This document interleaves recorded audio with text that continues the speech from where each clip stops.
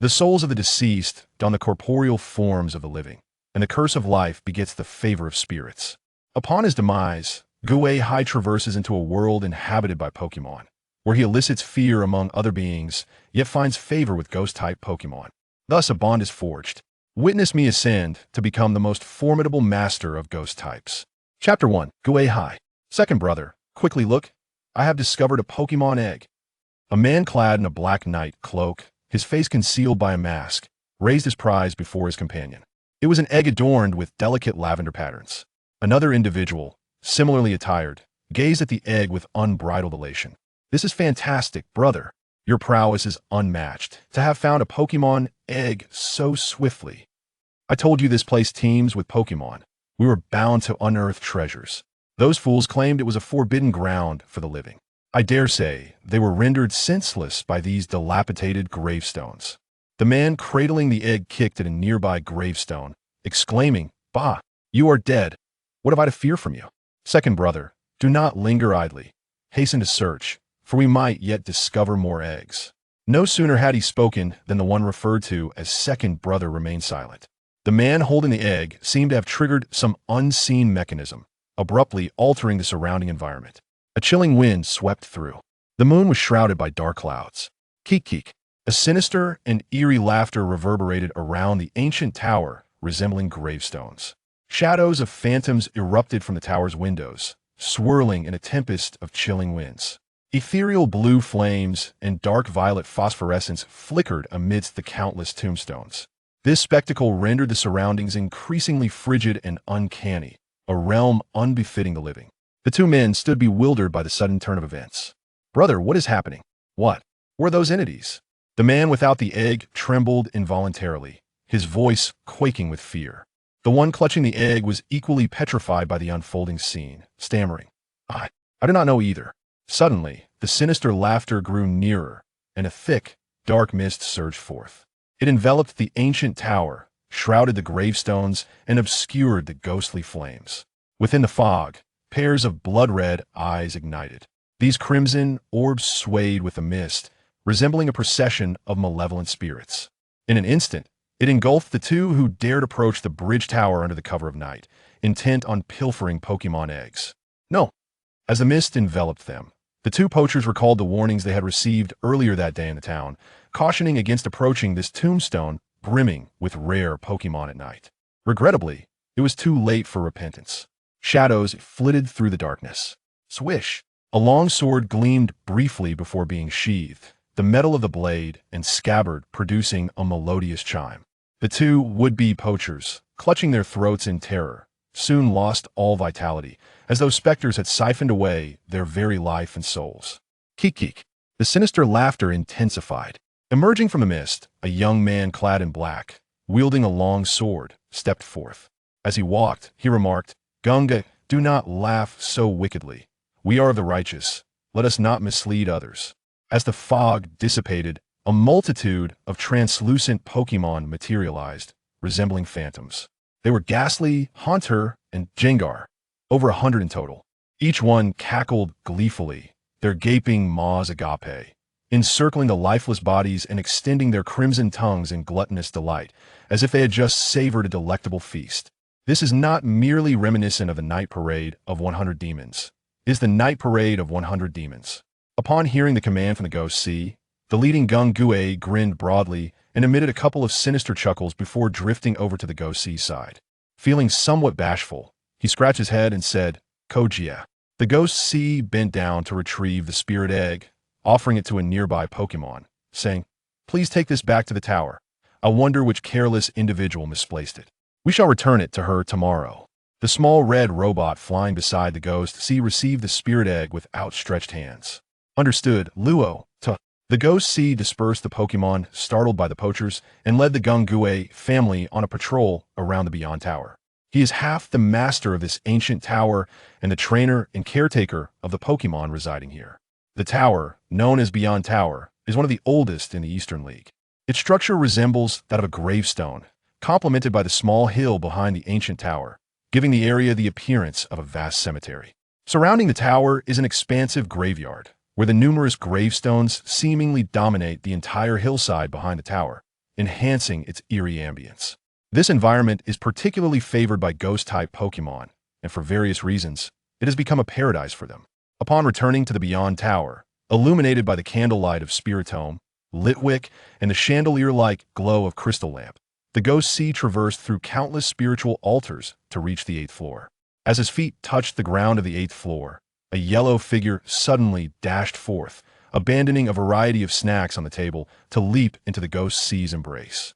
The pale yellow Pikachu plush emitted rustling sounds beneath its fabric, as if confiding secrets to the Ghost C. Embracing the Mimikyu, the Ghost C listened to its rustling while glancing upstairs. "Is Grandma looking for me? Gui Hai, have you taken care of everything?" Suddenly, a voice, gentle and kind, echoed from behind the Ghost C, reminiscent of a ghostly whisper. Despite its unexpectedness, the voice did not startle the Ghost C. After all, over the past 16 years, he had witnessed his adoptive grandmother's uncanny ability to materialize in the most unforeseen places.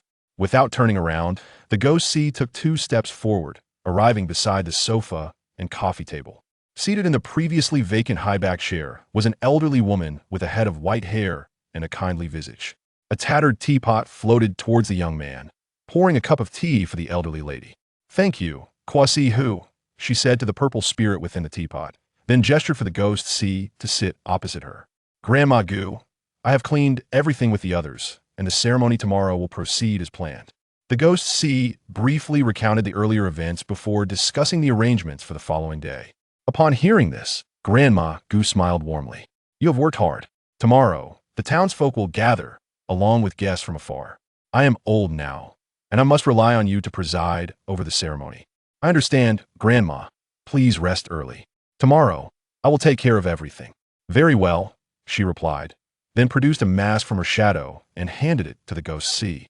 "This is entrusted to you." The Ghost C squinted slightly as he accepted the mask. The material of the mask was neither metallic nor plastic, but resembled the shell or scales of some creature. Its form depicted a ghastly visage, somewhat terrifying, evoking an inexplicable chill in the hearts of those who beheld it.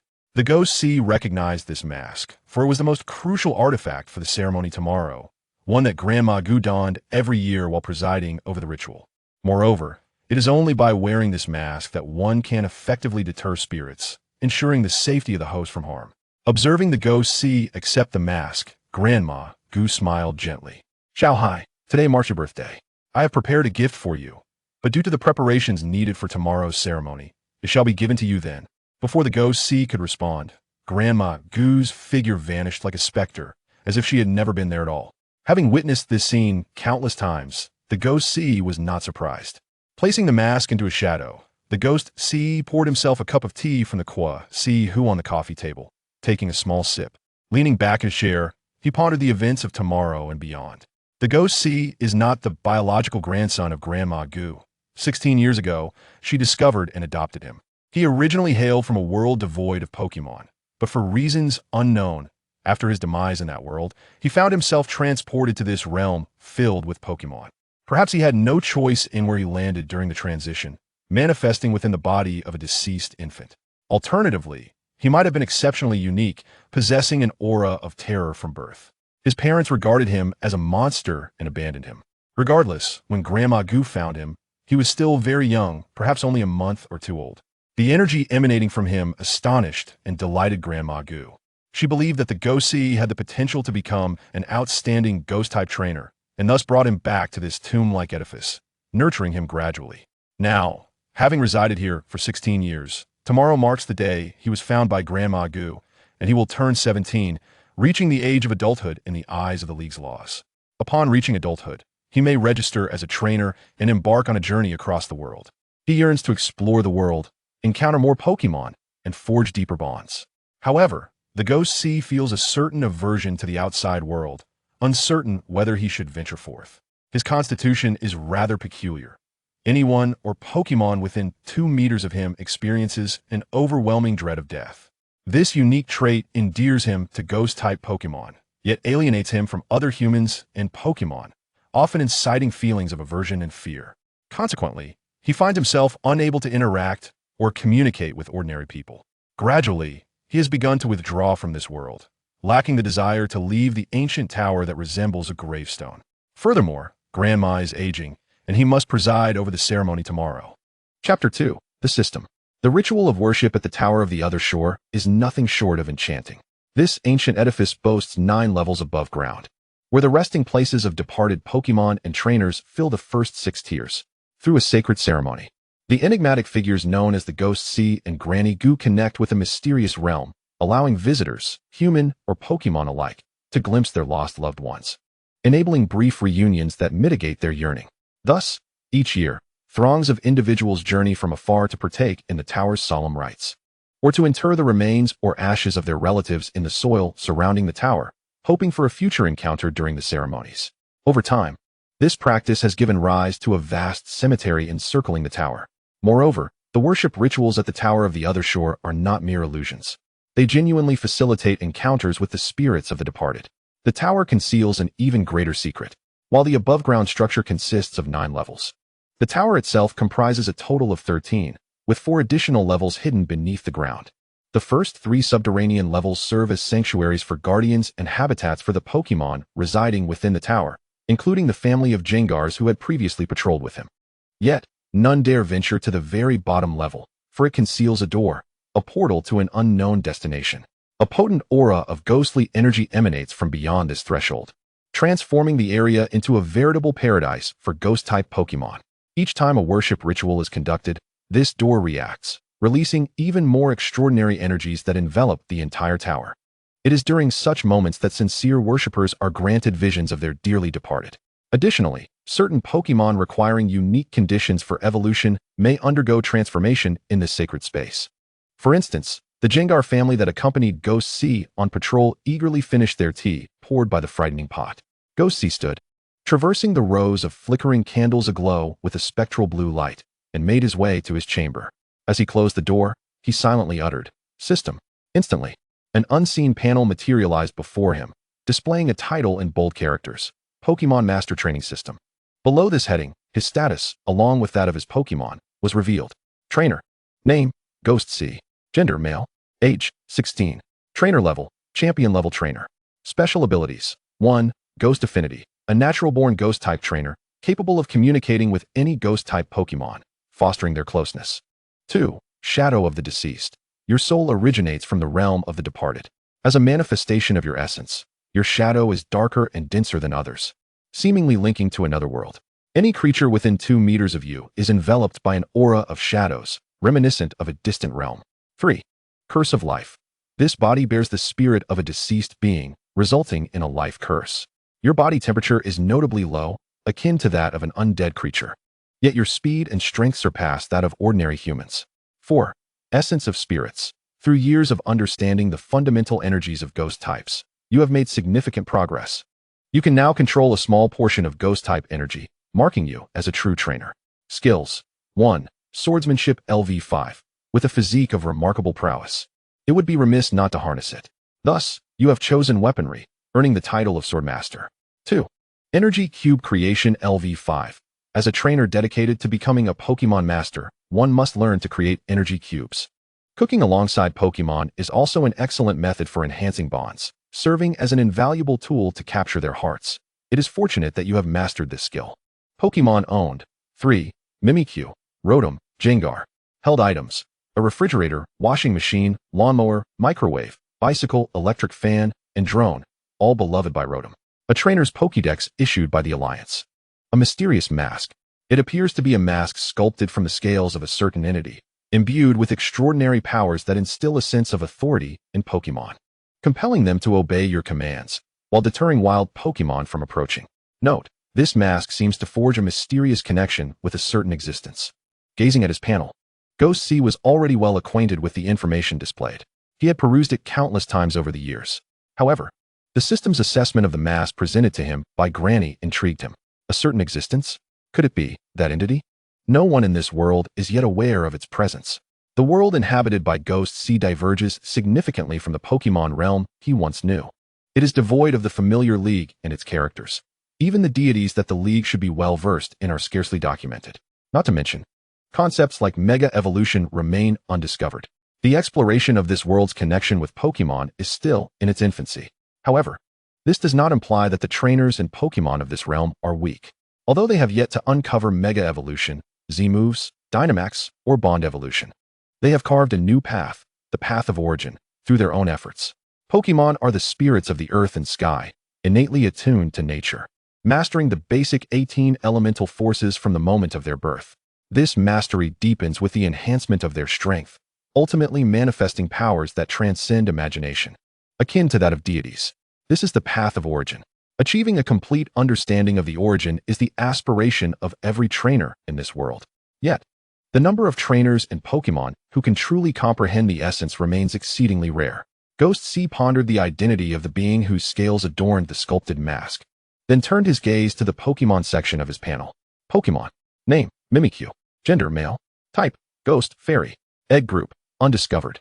Ability, Disguise, cloaks its body with a disguise, allowing it to withstand a single attack. Level, 89, champion level Pokemon. Progress of Essence Mastery, 49, Ghost. Held item, Cursed Mark, a bizarre and eerie talisman that enhances the power of Ghost-type moves when carried. Skill moves, Swords Dance, Shadow Claw, Play Rough, Shadow Sneak. Evaluation, a meticulously trained Pokemon. It is a nightmare for all Pikachu. Name, Rotom. Rotom and Rotom Pokédex. Gender, none. Type, Electric, Ghost. Egg group, undiscovered. Ability, Levitate, floats above the ground, rendering it immune to ground-type attacks. Level, 84, champion level Pokemon. Progress of Essence Mastery, 20, Ghost. Held item, Rotom Catalog, contains records of Rotom's preferred appliances, enabling it to inhabit or detach from them. Skill moves, Thunderbolt, Discharge, Shadow Ball, Volt Switch, Trick. Evaluation, had it not been for its incessant inclination towards idleness and play, it would have evolved into a far more formidable Gengar. Name, Gengar. Gender, male. Type, Ghost, Poison. Egg group, Amorphous. Ability, Cursed Body. Upon receiving an attack, it occasionally transforms the opponent's move into a status condition of paralysis. Level, 91, Elite level Pokemon. Mastery of Origin Progress, 55, Ghost. Held item, Toxic Orb. Upon contact, it releases a toxic orb, and while held, it inflicts a toxic status during battle. Moveset, Thunderbolt. Thunder, Shadow Ball, Volt Switch, and more. Evaluation, a rather intriguing Ghost. Its trainer has invested immense effort into its training. It aspires to reciprocate the dedication of its trainer by striving to become stronger. Currently, Gui Hai possesses these 3 Pokemon, each of which is a remarkable companion. Through years of rigorous training, they have all ascended to the ranks of elite-level Pokemon. In their full power, they could even instigate or avert a natural calamity. Nevertheless, apart from these 3, Gui Hai has no other Pokemon. Although within this tower, which resembles a tombstone, aside from the Pokemon born before Gui Hai awakened the system at the age of 12, all others aspiring for strength have been trained by him. However, Gui Hai has not captured them, but has meticulously selected these 3 Pokemon, reserving 3 slots for himself. Due to the inherent dangers and peculiarities of Pokemon, the alliances in this world impose stringent regulations on Pokemon trainers. The alliance classifies Pokemon levels in detail from 0 to 120 based on the quantity and quality of energy within them, as well as their utilization of that energy. Correspondingly, trainers are categorized into 6 levels: novice trainers, professional trainers, elite trainers, gym trainers, champion-level trainers, and elite champions. Chapter 3, The Ritual of Worship. To become a Pokemon trainer, one must first reach adulthood, which is defined as being at least 17 years of age. Following this, registration with the Alliance is required, along with the purchase of specialized Pokeballs. These Pokeballs, embedded with identity records, are used to capture the Pokemon of one's choice. Novice trainers constitute the most populous tier and initially may possess only 1 Pokemon. Only when this Pokemon surpasses a level of 10 in energy and skill, as assessed by the Alliance, can the trainer capture a second Pokemon. Trainers boasting 3 Pokemon above level 20 qualify as professional trainers, at which point they may possess up to 6 Pokemon, forming a complete team. Attaining 3 Pokemon over level 40 designates one as an elite trainer. Should a trainer's team contain 3 Pokemon exceeding level 60, they ascend to the rank of gym-level trainer. At this tier, the Alliance no longer restricts the number of Pokemon that can be captured and even encourages trainers to cultivate larger teams. As for the higher echelon of champion-level trainers, possessing 3 Pokemon at level 80 qualifies one as such. However, the number of champion-level trainers in each alliance is fewer than 100. Each individual at this pinnacle must possess not only sweat and inspiration, but also a modicum of fortune. Currently, Gui Hai has reached this level. Granny Gu is also among them. Yet her advantage lies in her extensive experience, rendering her significantly stronger than Gui Hai. Of course, Gui Hai has yet to register with the Alliance, leaving Granny Gu as the sole person aware of his prowess. Within this modest tombstone, there exist 2 champion-level trainers. Additionally, the title of champion-level trainer should not be equated with that of the Alliance champion. Only exceptionally distinguished champion-level trainers can be referred to as Alliance champions. Upon achieving this status, one gains a degree of authority over certain Alliance affairs, with no more than 10 champions typically designated in each Alliance. As for the title of champion, it cannot be determined merely by rank. The sole path to becoming a champion is to defeat all the champions of the Alliance and gain their recognition, or to vanquish the previous champion and earn his endorsement. Naturally, those who ascend to the championship rank must possess at least 6 Pokémon at level 100 or higher. Above the champions exists a title that transcends rank, based solely on battle prowess and contributions, known as Pokémon Master. To attain this title, one must not only meet the requirements of maximum battle strength, but also gain the acknowledgement of champions from other alliances. To Gui Hai's knowledge, there exists no Pokémon Master among the 6 Alliance's strongest contenders. The last trainer to hold the title passed away long before Gui Hai's arrival. This does not imply that there are nameless masters concealed from the public eye, as such a scenario is implausible. The growth of champions is invariably subject to public scrutiny. To become a master, one must first ascend to champion status and subsequently have their battle prowess recognized by the Alliance. Individuals of this caliber are simply unable to remain hidden. Presently, the champions across the 6 alliances are relatively evenly matched, though some may be weaker. However, it is improbable for anyone to garner the unanimous recognition of the other 5. Thus, the concept of a Pokémon Master remains non-existent. Gui Hai's aspiration is to become the Pokémon Master of Ghost-Type Pokémon, to showcase the strength and allure of the ghostly realm to the world. The journey to becoming a Pokémon Master is indeed a formidable challenge. Gui Hai murmured to himself, contemplating the name of the system. Yet, isn't this precisely what constitutes a challenge? Perched upon his shoulder, Mimikyu seemed to sense Gui Hai's contemplations and called out to him twice. Mimikyu, Mimikyu. Gui Hai affectionately patted the little belly of his Pikachu outfit. Let us strive together. However, the most pressing matter at hand is to rest, for tomorrow holds significant tasks. A night devoid of conversation ensued. The following dawn, before the sun had breached the horizon, Gui Hai awoke, having enjoyed a sufficient slumber, his eyes fluttering open in his bed. This is one of the benefits bestowed upon him by his understanding of the origin. He requires very little rest to recuperate his expended energy. The comprehension of the origin is a process that all elite trainers must undergo to ascend. All Pokémon are spirits of the earth, cherished children of nature. Yet, not all Pokémon possess the formidable strength akin to that of legendary beasts. For the average Pokémon to progress further, they must traverse a phase of enlightenment through nature. During this process, elite-level Pokémon begin to perceive the natural world, gradually mastering the foundational forces of existence.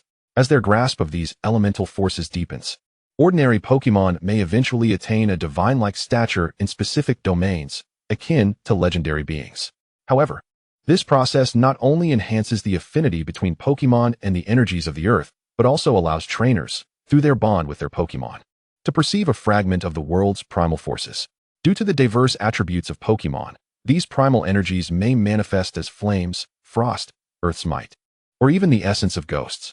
Gui Hai stands as a perceiver of the essence of ghostly powers, capable of harnessing a portion of ghost-type energy akin to that of ghostly Pokémon. Rising from his slumber, Gui Hai gently parted the curtains and gazed downwards.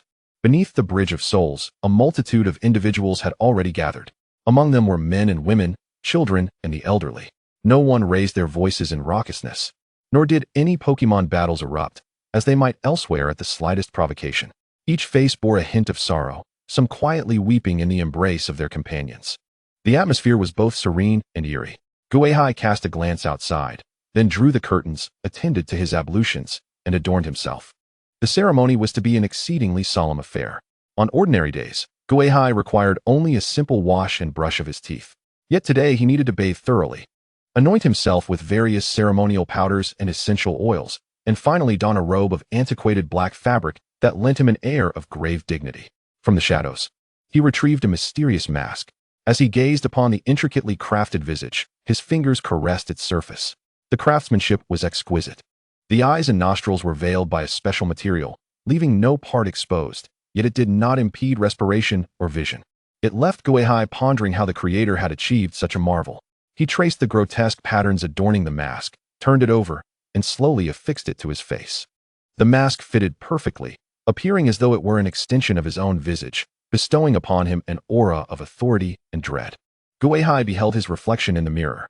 He called forth the leader of the Gung ghosts, who had earlier led the family in a cacophony of eerie laughter. Gung, do assist by instructing the clay doll to open the door and ensure that our guests remain quiet. We shall commence the ceremony precisely at dawn. The Gung ghost floated in the air, a smirk curling at its lips, and upon receiving the command, it dove into the ground, vanishing from sight. At that moment, Rotom also roused itself from Gui Hai's bed, rubbing its sleepy eyes as it appeared before him. Upon seeing the mask upon Gui Hai's face, it jumped in surprise, its lightning-shaped arms flickering with energy. In an instant, it transformed from its drowsy state to an upright, valiant stance, akin to a warrior from a television drama.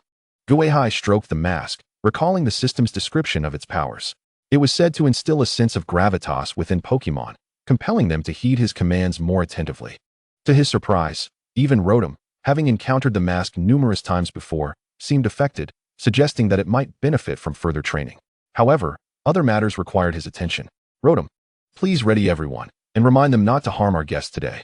Rotom saluted Gui Hai, as if a soldier receiving orders. It melded into Gui Hai's shadow, from which a drone emerged, swiftly taking flight.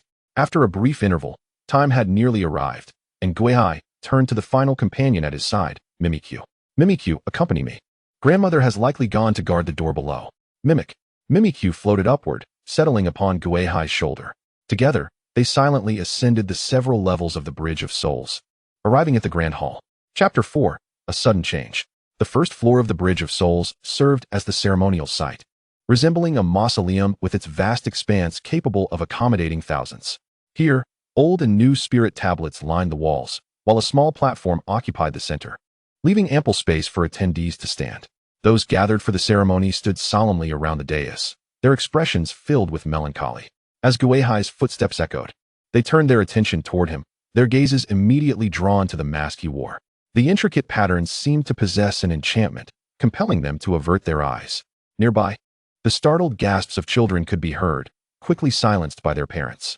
As Gui Hai advanced amidst nearly 500 pairs of eyes, anyone who entered his 2-meter radius instinctively shivered and recoiled, distancing themselves from him. To them, he appeared not as a mere human, but as a specter. Ignoring the fearful glances, Gui Hai, with Mimikyu on his shoulder, proceeded to the center of the hall. Just as he took his position, a beam of golden light streamed through the window, illuminating his mask. At that moment, one half of the Bridge of Souls was bathed in the sunrise's golden hue, while the other lay cloaked in the darkness of night, symbolizing the boundary between life and death. Gui Hai stood at the central dais, arms outstretched, and emitted an unusual, ancient syllable from his throat. The sound resonated, effortlessly reaching the ears of the hundreds present. As Gui Hai's chant ascended in pitch, ghostly Pokémon began to emerge from the shadows, gracefully assembling above the crowd. The cadence of his incantation grew more fervent, and the Pokémon's movements synchronized in a mystical dance. Waves of peculiar energy reverberated throughout the Bridge of Souls, cascading over the praying humans and seeping into the depths below, where it converged upon the enigmatic door on the 4th subterranean level. There, Grandma Gu was clad in a ceremonial garment akin to Gui Hai's, her face adorned with a fearsome mask. Surrounding her were Gung ghosts, Frostlass, Drifloon, Spiritomb, and 6 other ghostly Pokémon. As the mysterious door emitted a surge of energy, Grandma Gu began to chant that same ancient, peculiar syllable, her Pokémon joining in a rhythmic dance. The syllables and movements acted as guiding messengers, leading the released energy upward. On the 3rd subterranean level, the Gung Ghost clan resided. Today, they refrained from mischief, instead joining the dance alongside Gui Hai and Grandma Gu's Pokémon.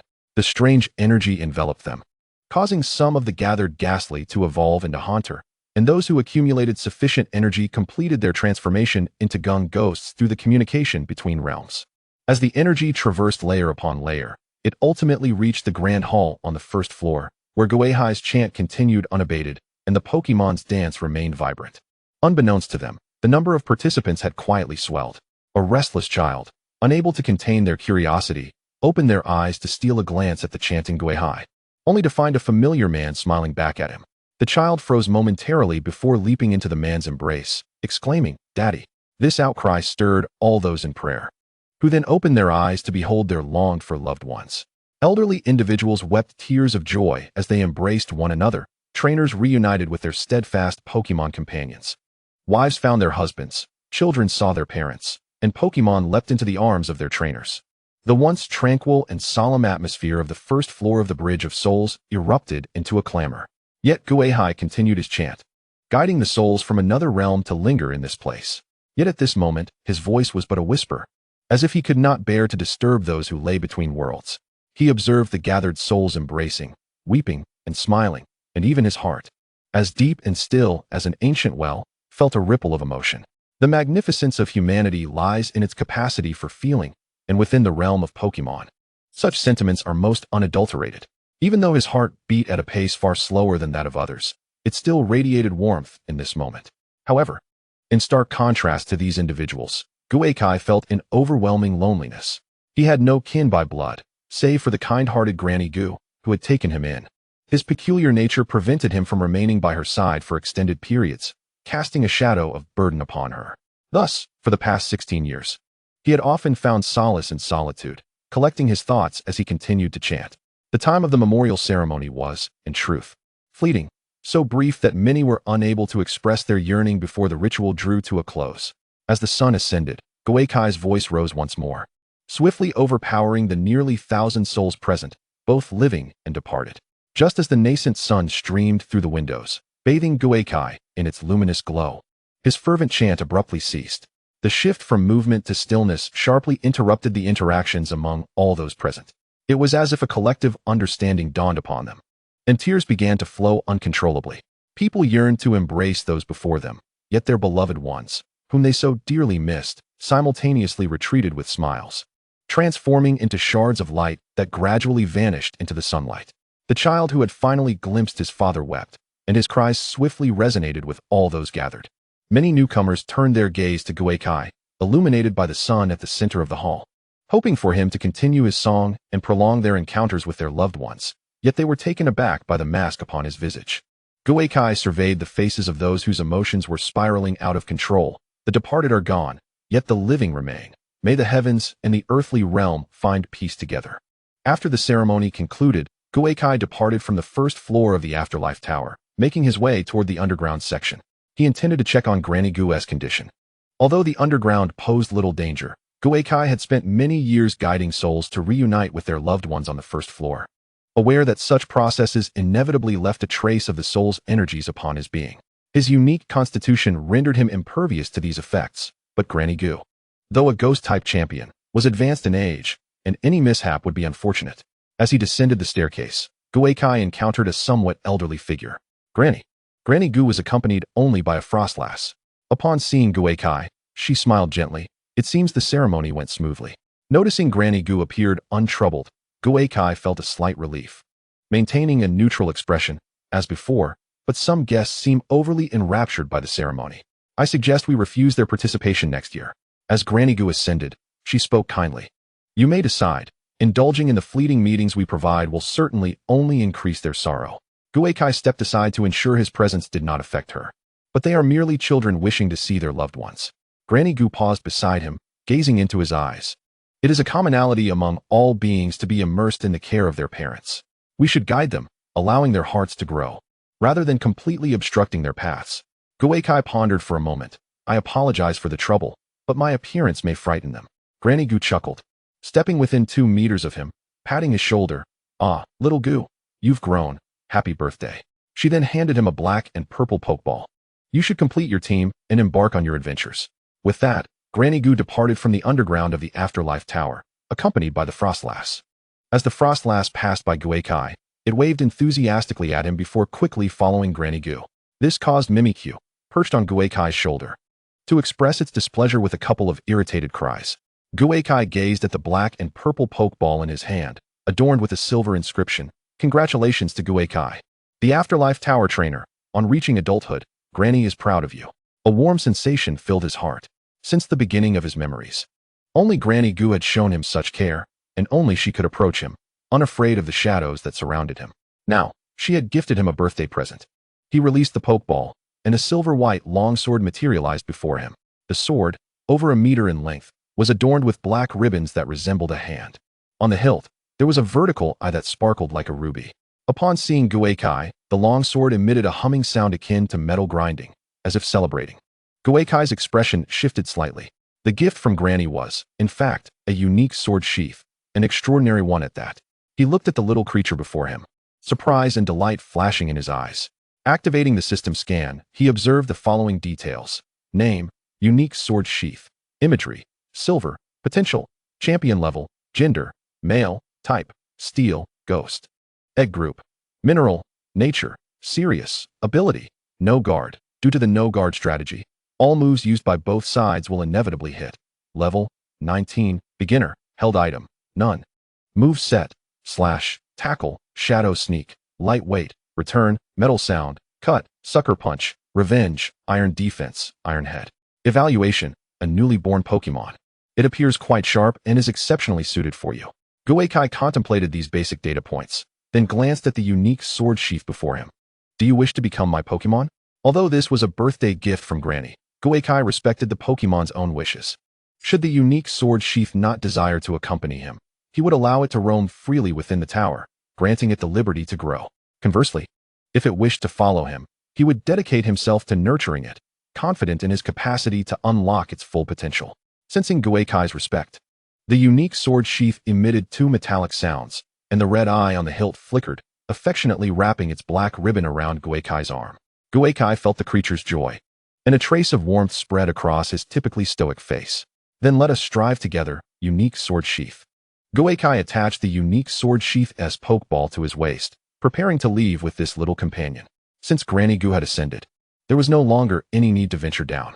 However, just as he took a step, a terrifying explosion reverberated from above, the shockwave surging into the basement and whipping up a fearsome wind. Simultaneously, Granny Goo's voice echoed through every corner of the Afterlife Tower. It turns out that you lot are merely the rats lurking in the sewers. Your arrival has truly sullied the air here. As Granny Goo finished her words, a coarse male voice echoed from below. Haha, we are indeed the rats, but it is you selfish individuals who have tarnished this place. With a rallying cry, they surged forward, proclaiming their intention to seize control, ensuring they could reunite with their loved ones each day. Not long after this declaration, a cacophony of footsteps reverberated through the air, seemingly racing towards the underground entrance. Frowning slightly, Gui Hai dashed to the surface, positioning himself directly in front of a group of figures clad in black. A brief glance at their distinctive attire revealed to Gui Hai the identity of the so-called rats in the sewers that Granny Goo had mentioned. Most inhabitants of the Pokemon world are amicable and benevolent. However, there are always a few nefarious elements.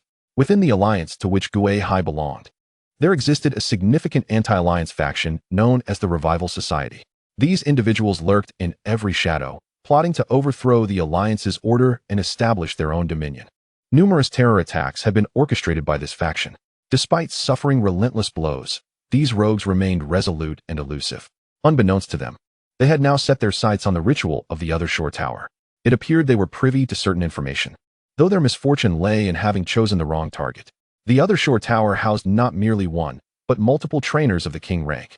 As the black-clad figures observed Gui Hai emerging from the underground entrance, they did not halt their advance. Gui Hai even overheard commands within their ranks. Eliminate that kid. Our time is limited. Following the order, the two foremost figures instructed their Beedrill to unleash its poison. Witnessing the cruelty of the encroaching figures and their Pokemon, Gui Hai resolved to respond in kind. He addressed the Mimikyu perched upon his shoulder. Mimikyu, we shall show no mercy. Thunderbolt, intercept them. The Mimikyu, adorned in a Pikachu costume, leapt from Gui Hai's shoulder, momentarily gathering energy in midair.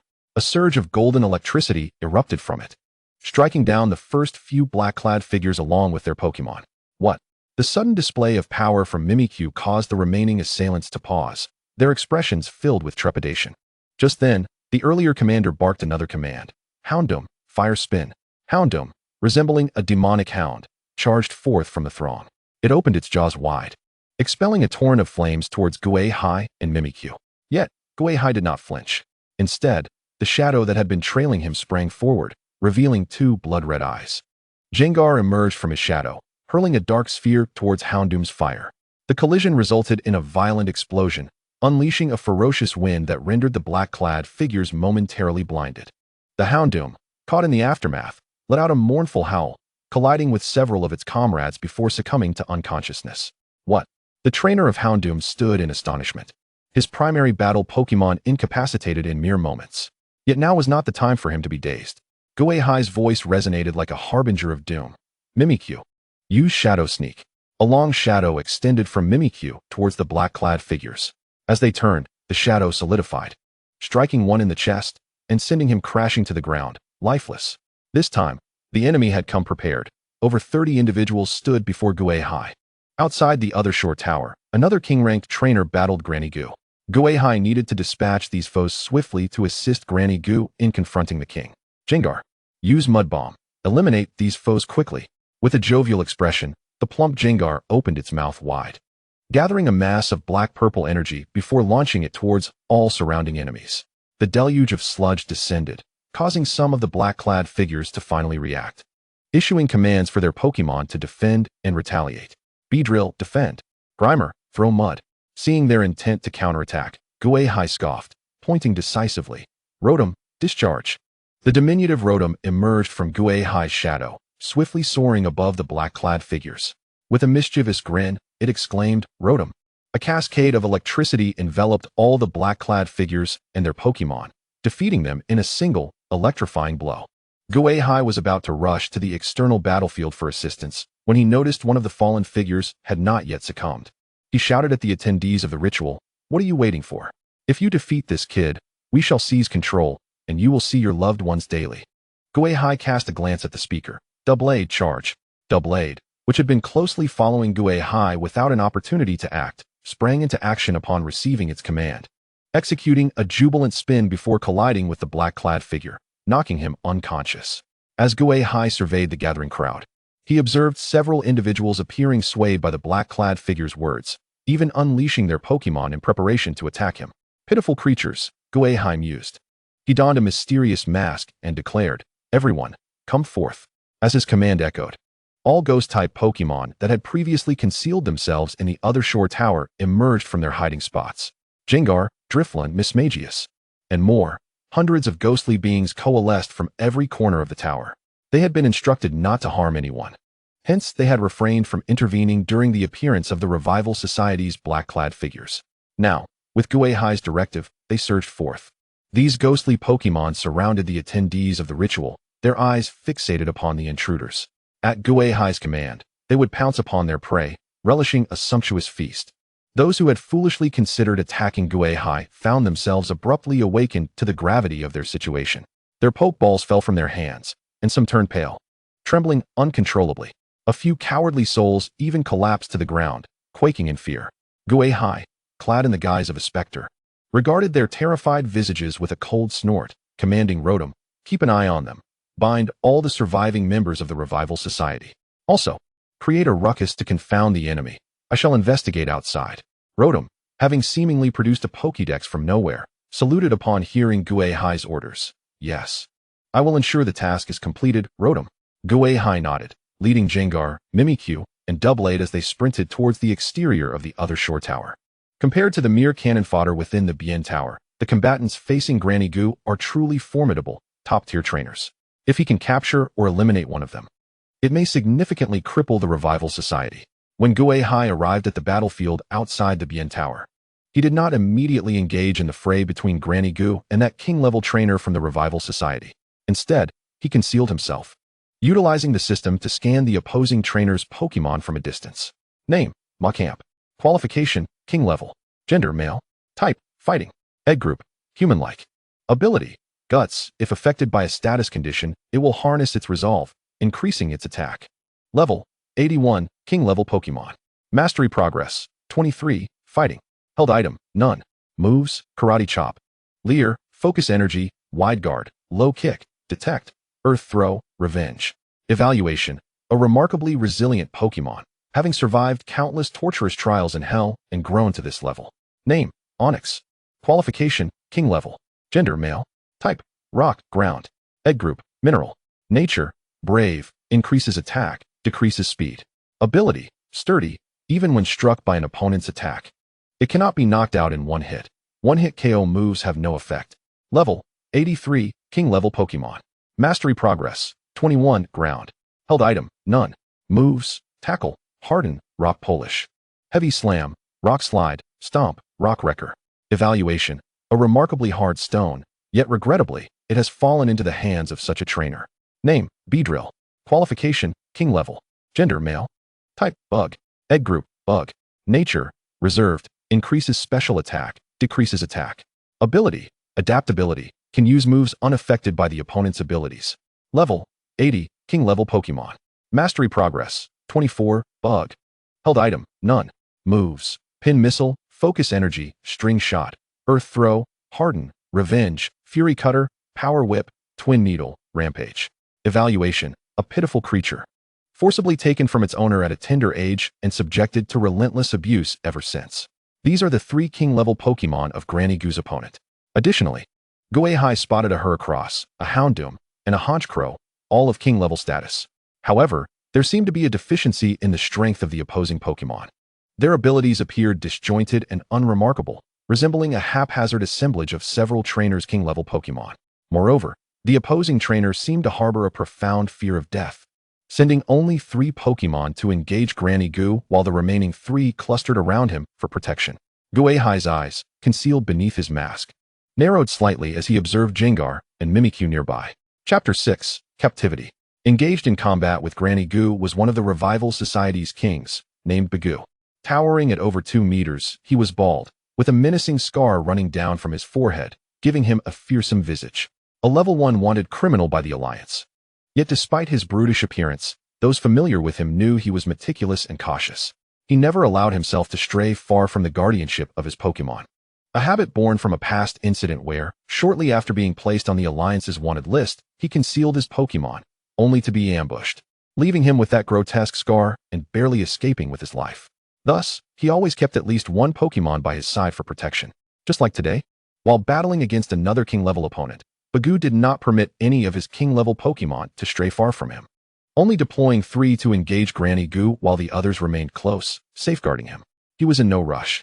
His current mission was to delay the King-level trainer guarding this location, ensuring she would not interfere with the chairman's objectives. However, unbeknownst to him, Granny Gu was equally unhurried in her approach. With 3 Pokemon battling against her, she deployed 4, keeping 2 of her main forces nearby for protection and ready to strike from the shadows, thereby diverting Bagu's attention. Granny Gu was acutely aware that none of the Pokemon Bagu had brought with him were a match for Gui Hai.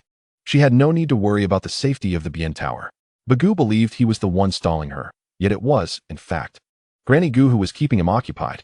Once Gui Hai dealt with the intruders in the Bien Tower, he would swiftly converge on Bagu, effectively sealing his fate. However, Bagu was a cautious and paranoid individual, and Granny Gu knew that to keep him occupied, she had to exert considerable effort, crafting a convincing act to mask her true intentions. Thus, she feigned urgency, unleashing powerful moves without regard for her Pokemon's stamina, placing Bagu's Machamp, Onix, and Beedrill in precarious positions. Occasionally, Granny Gu would glance back at the situation within the Bien Tower, her wrinkled face displaying signs of anxiety. It must be said, age has its advantages. Granny Gu's acting was commendable, successfully deceiving Bagu, who remained oblivious to the anomalies occurring at the Bien Tower. Of course, she also deserved commendation for the ruckus created by Rotom inside the Bien Tower, which served to further mislead. As the sounds of battle within the Bien Tower began to wane, Granny Gu, with a grim expression, commanded Gengar to unleash Dark Pulse to intimidate the enemy. She then directed Mimikyu to execute a Phantom Force, seemingly intent on taking down one of Bagu's Pokemon in a desperate bid. Hearing the sounds of battle diminish further, Bagu, unperturbed, laughed heartily, instructing the Beedrill struck by Mimikyu's Phantom Force to endure, preparing to exchange 1 for 1. Just as Beedrill was gravely injured but not yet defeated, he recalled it and sent forth Heracross into the fray. Although Bagu now had 1 less Pokemon, Mimikyu was momentarily unable to act. A 1 for 1 exchange was not a loss for Bagu. At that moment, as Bagu prepared to hurl taunts to disrupt Granny Gu's command, a pale yellow Pikachu suddenly appeared not far from him. Its tail shimmered with light as it launched a powerful iron tail directly at Bagu. Upon seeing the Pokemon resembling a Pikachu approach, Bagu's eyelids twitched, and he commanded his Houndoom, Bite it. The dark hellhound growled fiercely and charged at Mimikyu, jaws wide, attempting to bite it. The iron tail and bite clashed, resulting in a standoff as Houndoom and Mimikyu broke apart and continued their battle. Bagoo suddenly sensed that something was amiss. This newly appeared Pokémon evidently possessed king-level strength. It seemed like an ambush, and Bagoo dared not gamble. In a desperate bid to seize the talons of the crow leader and ascend to the heavens, a stout figure cloaked in shades of purple and black sprang forth from the shadows below, unleashing a wave of malevolent energy that struck the crow leader squarely. The crow leader was instantly engulfed in a state of trepidation. Observing this unnerving sight, Bagoo's misgivings intensified. He cast his gaze towards the battlefield involving his Pokémon and the elderly Granny Goo, discovering that her Jengar was still locked in combat with his own golem. A chilling dread enveloped Bagoo's heart as he recognized this as an ambush. "Return quickly and guard me," he commanded loudly, urging his Pokémon to shield his side. However, he soon realized that all of his Pokémon were ensnared by opponents of equal caliber, rendering them incapable of disengaging from the fray in time. At that moment, Granny Goo's Darkrai regained its mobility and soared towards Bagoo. Panic coursed through him as he hastily retrieved the Pokeball containing his Beedrill once more. If Beedrill could withstand the onslaught for a brief interval, he might endure until his Pokémon could disengage and return to his side. Although he might lose a Pokémon in the process, in the face of his own survival, Pokémon were merely tools. Moreover, this Beedrill was one he had appropriated. If it perished, so be it. The same applied to his other Pokémon. As long as he could survive, they could be replaced. After all, it was not solely the elite trainers who possessed elite Pokémon. With determination, Bagoo hurled Beedrill's Pokeball towards the approaching Darkrai. He then produced 2 more Pokeballs, releasing the Pokémon contained within. While these Pokémon lacked formidable strength, they would serve as a semblance of defense, offering him greater safety than remaining exposed at the battlefield's edge. Having executed his plan, Bagoo sprinted toward the periphery of the battlefield. The tumultuous clash between Mismagius and Houndoom was generating shockwaves that threatened to engulf him. He was no superhero. Even a glancing blow from the residual energy could spell his demise. Unbeknownst to Bagoo, however, there awaited another adversary ahead. After covering a distance of merely a few meters, his Beedrill suddenly brandished its stinger towards the front. With a resounding clang, Beedrill's stinger collided with a gleaming silver sword, sending sparks flying. The metallic clash startled Bagoo, prompting him to pivot and flee in another direction. But as he turned, an ominous visage materialized before him. The sight of this ghastly face filled Bagoo with dread, rendering him frozen in place, forgetting to escape. Seizing this opportunity, the ghostly figure commanded its Jengar and Doublade to exchange their battlegrounds. Doublade advanced to confront the crow leader, while Jengar appeared beside Bagoo. In an instant, Jengar unleashed a tongue lick upon Bagoo's bald head, activating a paralysis effect. Bagoo's towering frame stiffened, his eyes widening in horror. His Beedrill and Golem attempted to rush to his aid, but were swiftly subdued by Jengar's hypnosis. In a mere moment, Bagoo became the captive of the ghostly figure and Jengar. Meanwhile, the crow leader, upon encountering the seemingly feeble Doublade, sought to dispatch it swiftly and return to Bagoo's side. Yet once again, the battlefield's exchange released yet another adversary, this time Granny Goo's Jengar. Without the guidance of a trainer, the crow leader was momentarily dazed and was met with a wave of malevolent energy, plunging it back into a state of fear. Unbeknownst to it, the Frostlass that had been lurking near Granny Goo seized the moment, launching an ice beam that encased the crow leader in ice. In the main battlefield, Bagoo's Machoke, Hercross, and Golem all succumbed to the onslaught of Granny Goo's Pokémon. With Granny Goo's assistance, the Mismagius from the ghostly figure's side also concluded its battle with Houndoom. The ghostly figure approached Bagoo, unbuckling his belt of Pokeballs and returning all of Bagoo's Pokémon to their respective capsules. "Jengar, take him. We must depart," it commanded. Jengar, eyeing the incapacitated Bagoo, grinned widely. With another lick to Bagoo's bald head, it secured him tightly with a rope from its dimensional pocket, binding him like a dumpling, even adorning his head with a bow. Together, they approached Granny Goo's side. "Granny, are you unharmed?" The elderly woman appeared somewhat fatigued, but maintained a spirited gaze as she shook her head. "It's nothing, merely exhausting to play along with this fellow. I feared he might flee." As she surveyed Bagoo, now ensconced in his bindings, a triumphant smile graced her lips. "Bagoo, were you not so cautious? How is it that you have fallen into the hands of our duo?" Bagoo could only emit muffled sounds, the paralysis still rendering him incapable of coherent speech.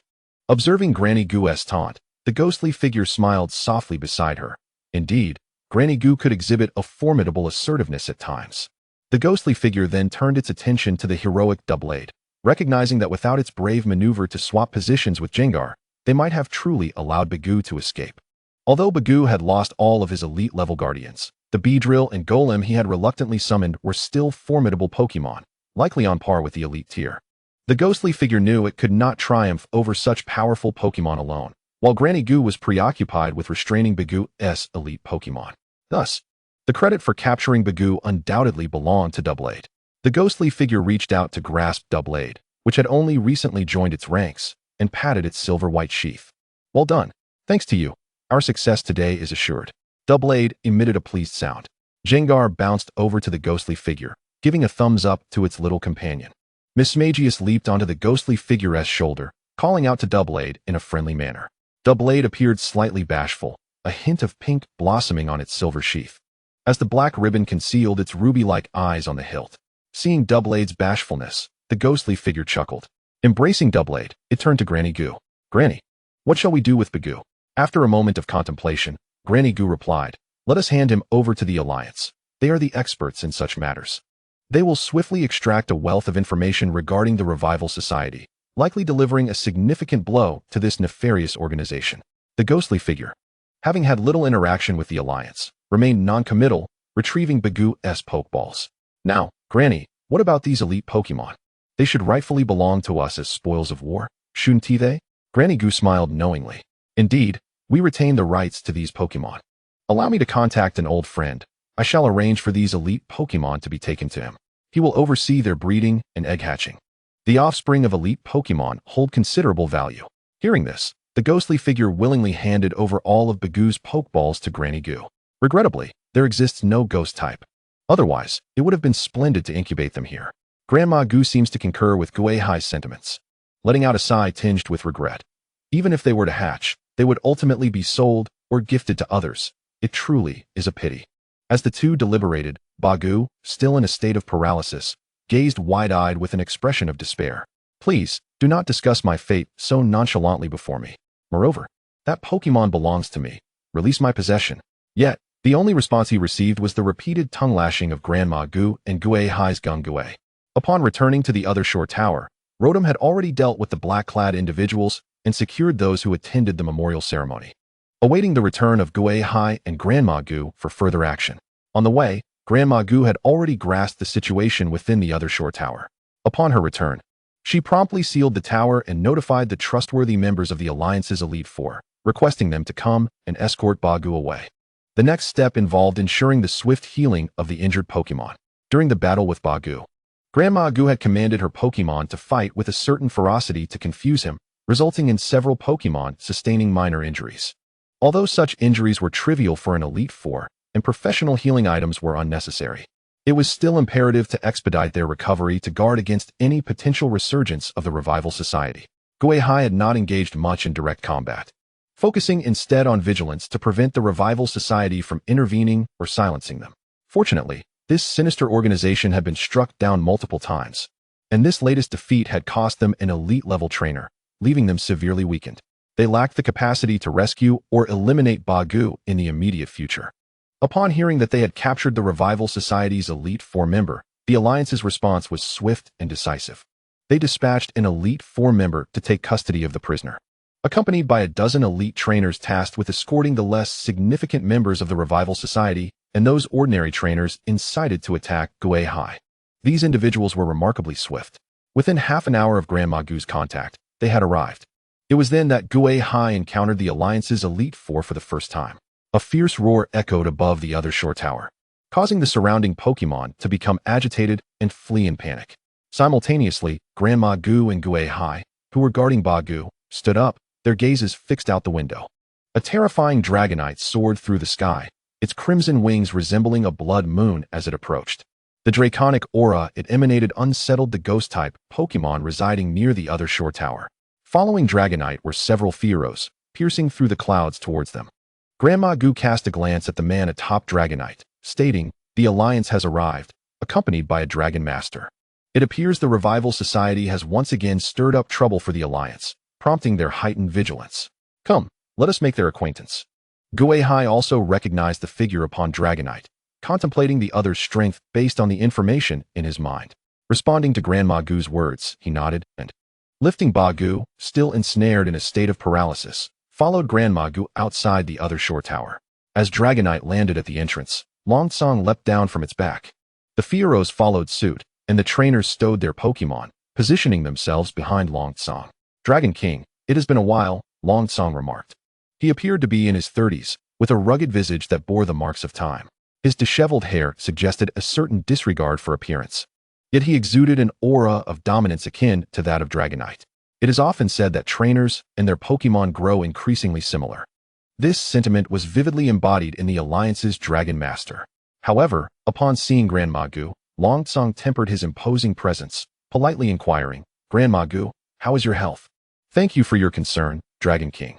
I am still quite robust," Grandma Gu replied with a smile. "That is reassuring. We are grateful for your assistance in capturing the Revival Society's Elite Four member. It seems they have exhibited signs of resurgence recently.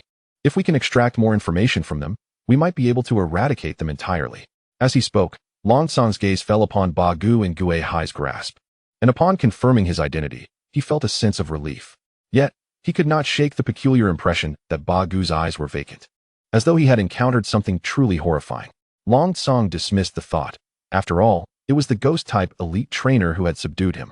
As he inadvertently cast a glance at Gui Hai, his pupils narrowed slightly. Perhaps an ordinary trainer, maintaining distance from Gui Hai, would fail to perceive anything amiss. However, as an Elite Four member, Longsong sensed a unique aura emanating from Gui Hai, one that only elite trainers possess, a resonance with natural forces, an effortless fusion with the environment in every movement. It was a hallmark of the elite. Moreover, Longsong perceived a shadow within Gui Hai, a shadow that all living beings recognize, the shadow known as death. Longsong's eyes flickered momentarily before he resumed his composure, gesturing for his subordinates to take custody of Ba Gu. "Grandma, is this young man your grandson? He appears to be on the verge of adulthood." Longsong inquired about Gui Hai's status, realizing that the aura surrounding Gui Hai could not be concealed from the Alliance's elite. Grandma Gu understood that there was no need for subterfuge. In fact, it was a matter of pride. "Which of your descendants can compare to my grandson? A 17-year-old elite trainer should be regarded as a prime candidate for cultivation anywhere." Thus, Grandma Gu's smile grew even more radiant as she addressed Longsong. "He just turned of age today. I gifted him a novice Pokemon, and I believe his future accomplishments will surpass my own." Longsong pondered for a moment before responding, "I see. In that case, he likely has not registered yet. Why not allow him to accompany me to the Alliance for registration? It would provide him with some guidance along the way, and given your significant contributions this time, the Alliance will offer rewards. Choosing them personally would be more meaningful than our random allocation." Understanding Longsong's intentions, Grandma Gu glanced back at Gui Hai. "What do you think, Xiao Hai?" Gui Hai, having transferred the still paralyzed Ba Gu to the elite trainers of the Alliance, stepped back 2 meters behind Grandma Gu, observing the Elite Four and Dragonite. Upon hearing Grandma Gu's query, he replied directly, "Grandma, I have no objections." Grandma Gu smiled at his response. Turning to Longsong, "Then I shall trouble the Dragon Master." Longsong regarded Gui Hai, saturated with ghost-type energy. "The Alliance will not disappoint you."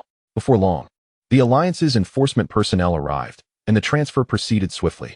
The elite trainers placed handcuffs on the black-clad individuals subdued by Gui Hai and escorted out the ordinary trainers who had been incited to attack him.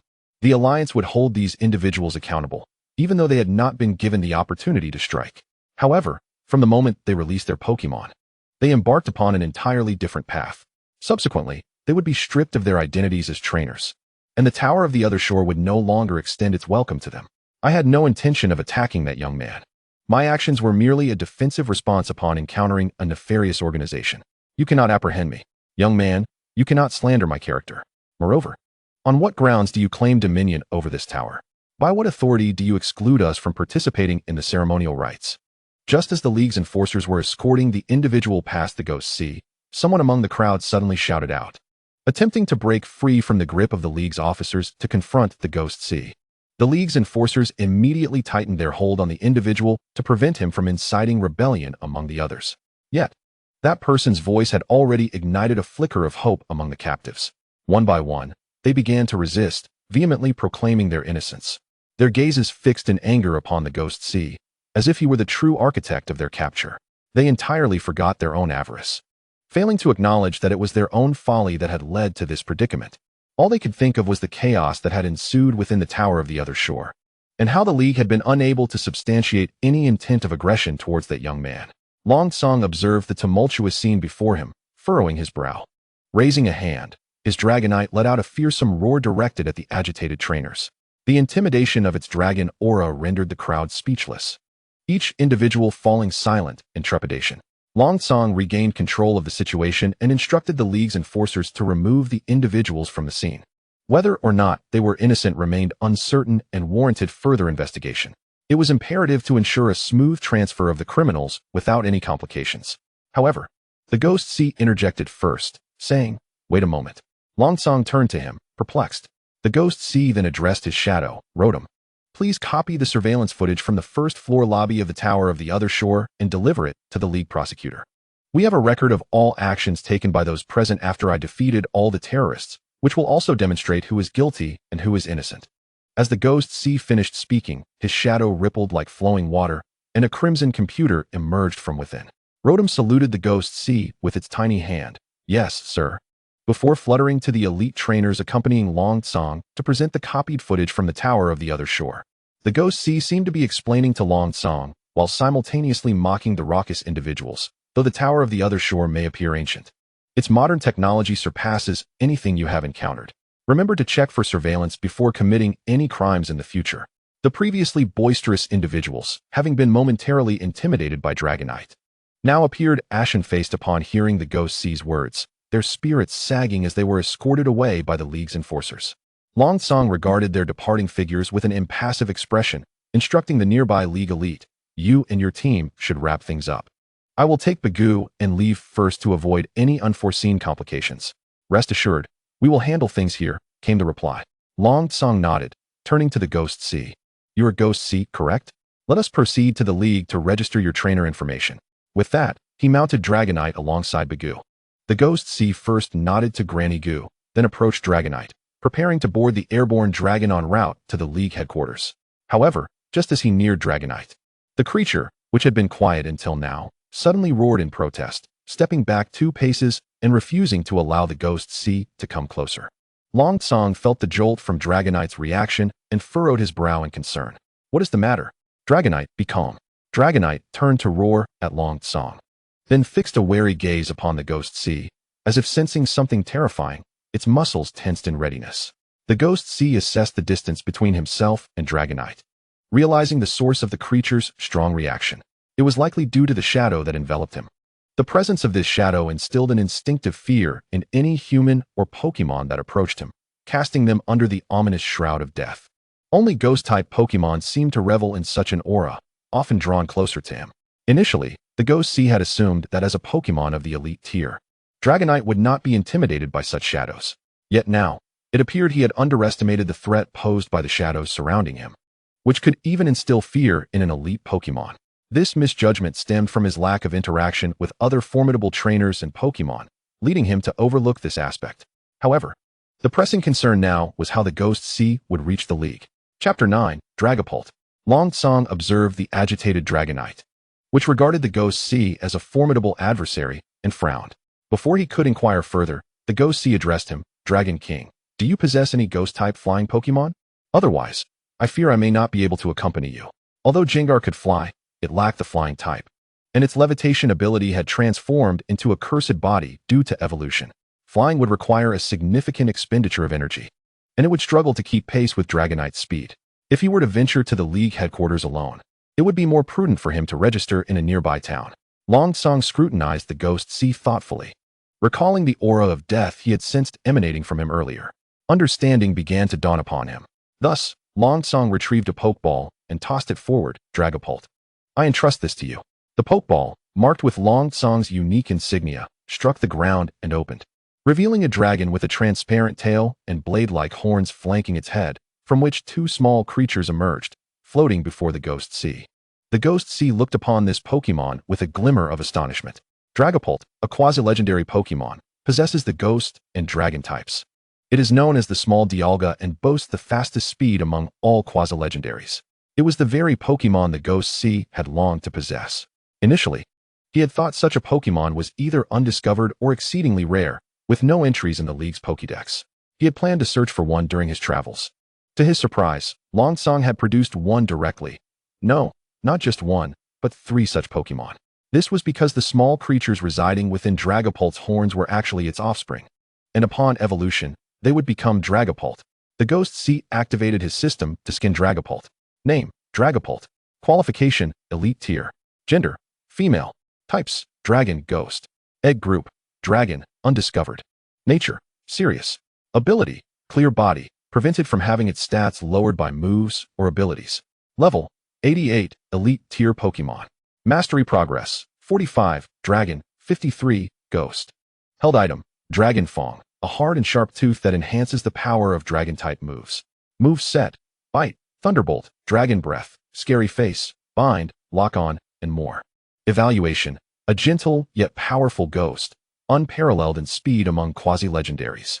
The Ghost-Type observed Dragapult's level and move list, along with the system's final assessment, nodding slightly in approval. Truly, an elite of the league. Without delving into his other Pokemon, this singular Dragapult is capable of confronting the 3 king-level Pokemon of Bagoo alone. Remarkably, this Dragapult has even grasped the dual essence. As a fellow king-level Pokemon who has also comprehended the essence, Gui Hai is acutely aware of the inherent challenges and the formidable power that understanding this energy brings. This mastery equates to an absolute command over one of the 18 natural energies, significantly augmenting one's utilization and comprehension of energy. It enhances moves of the same type, imbuing even ordinary techniques with tremendous might. However, judging by the system's evaluation and Gui Hai's own perception, the Ghost-type essence this Dragapult has comprehended surpasses that of the Dragon-type. Furthermore, the nearby Dragonite seems to have also grasped an essence that is stronger in Flying-type than in Dragon-type. Is this alliance leader, Longsong, not a dragon tamer? Why do his Pokemon seem to excel in essences of other types? Or is it that every dragon tamer is, in essence, a master of other types? Observing Gui Hai's rapt gaze upon his Dragapult, Longsong remarked, "You seem quite fond of Dragapult. How about this? If you defeat me, I shall gift you a Dragamisia." Gui Hai's eyes flickered for a moment as he reined in his emotions for Dragapult, responding calmly, "Thank you, champion. I shall strive earnestly." Noticing Gui Hai's apparent discomfort with social interaction, Longsong opted not to linger, stating, "Time is of the essence. Let us return to the alliance and discuss further." With that, Dragonite soared into the sky, stirring up a cloud of dust. Gui Hai gently patted Dragapult, which had drawn near, seemingly sensing his aura, and said, "I appreciate your assistance, Dragapult." He then mounted the Pokemon's back. Dragapult let out a joyful cry and ascended into the skies. As Gui Hai lay upon Dragapult's back, he felt the fierce winds whipping past him, reigniting his yearning for Dragapult. However, rather than receiving one from Longsong, he yearned to capture one himself. For the past 17 years, apart from Ghost-type Pokemon, only Granny Goo was willing to approach him. This lifestyle had instilled in him a natural reluctance to engage with others, even accumulating a sense of indebtedness. Thus, he found Longsong's enthusiasm somewhat disconcerting.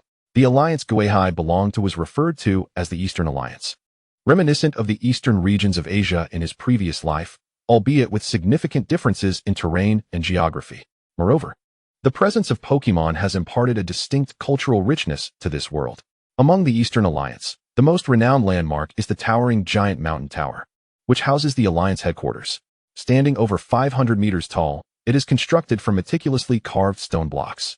Its exterior exudes majesty, while the interior is resplendent, serving as the core of an ancient royal palace.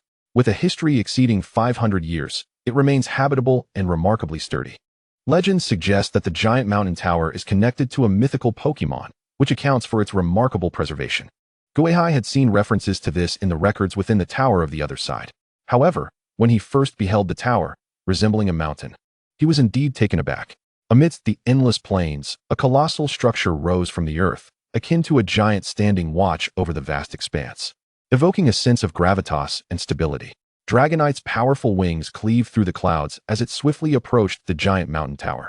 Gui Hai, riding Dragapult, followed closely, slicing through the air like a sharpened arrow.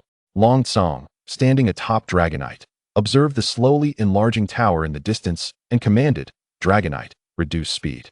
Let us land at the entrance." With a mighty roar, Dragonite slowed and gracefully descended onto the plaza in front of the giant mountain tower. Dragapult floated over, similarly hovering at the entrance. The imposing presence of the champion Pokémon sent the wild Pokémon leisurely occupying the plaza fleeing in panic, causing a commotion. Gui Hai dismounted from Dragapult, gazing up at the mountain-like edifice. The area bustled with activity, appearing quite lively. Many individuals were accompanied by various Pokémon, such as Meowth, Oddish, and Eevee.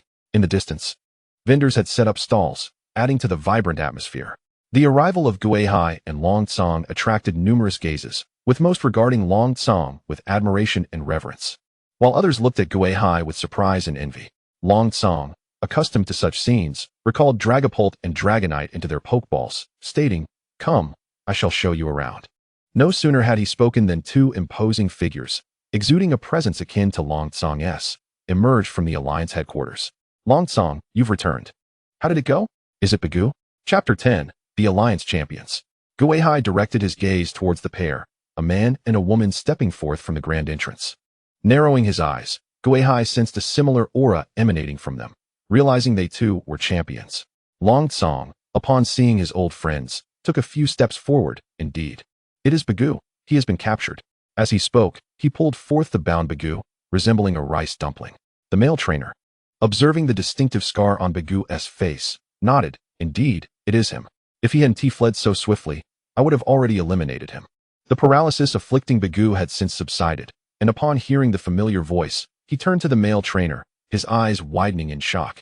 It's you, that's the man. Noticing Bagoo's expression, snorted derisively. It is I. It seems you have not managed to escape this time. Let me inform you of something. I will be the one to greet you next. Bagoo's expression hardened, a wave of agitation washing over him. He was acutely aware of the methods employed by this man named Vance. Being in his clutches would be worse than dying outright, prompting thoughts of escape or even self-harm. However, just as he began to struggle, a small, purplish-black creature floated beside him, its crimson tongue flicking over his bald head. The paralysis triggered once more, and Bagoo succumbed to the incapacitating state again. Witnessing Bagoo's wide-eyed despair, Gengar gleefully flew back to Gui Hai's side, letting out a cheerful sound before diving into Gui Hai's shadow. The two champions beside Long Tsong turned their attention to Gui Hai, a flicker of surprise crossing their faces. Long Tsong introduced, "This is Gui Hai, the grandson of Granny Gu, who has just come of age and is here to register as a trainer." He turned to Gui Hai. "Xiao Hai, this is Vance, the Poison-type champion. You may seek his guidance on Poison-type moves." Long Tsong introduced the male champion, who appeared somewhat frail, yet possessed piercing eyes, reminiscent of a Weezing. Vance regarded Gui Hai's shadow, recalling the earlier Gengar, and smiled. "Your Gengar is quite well trained.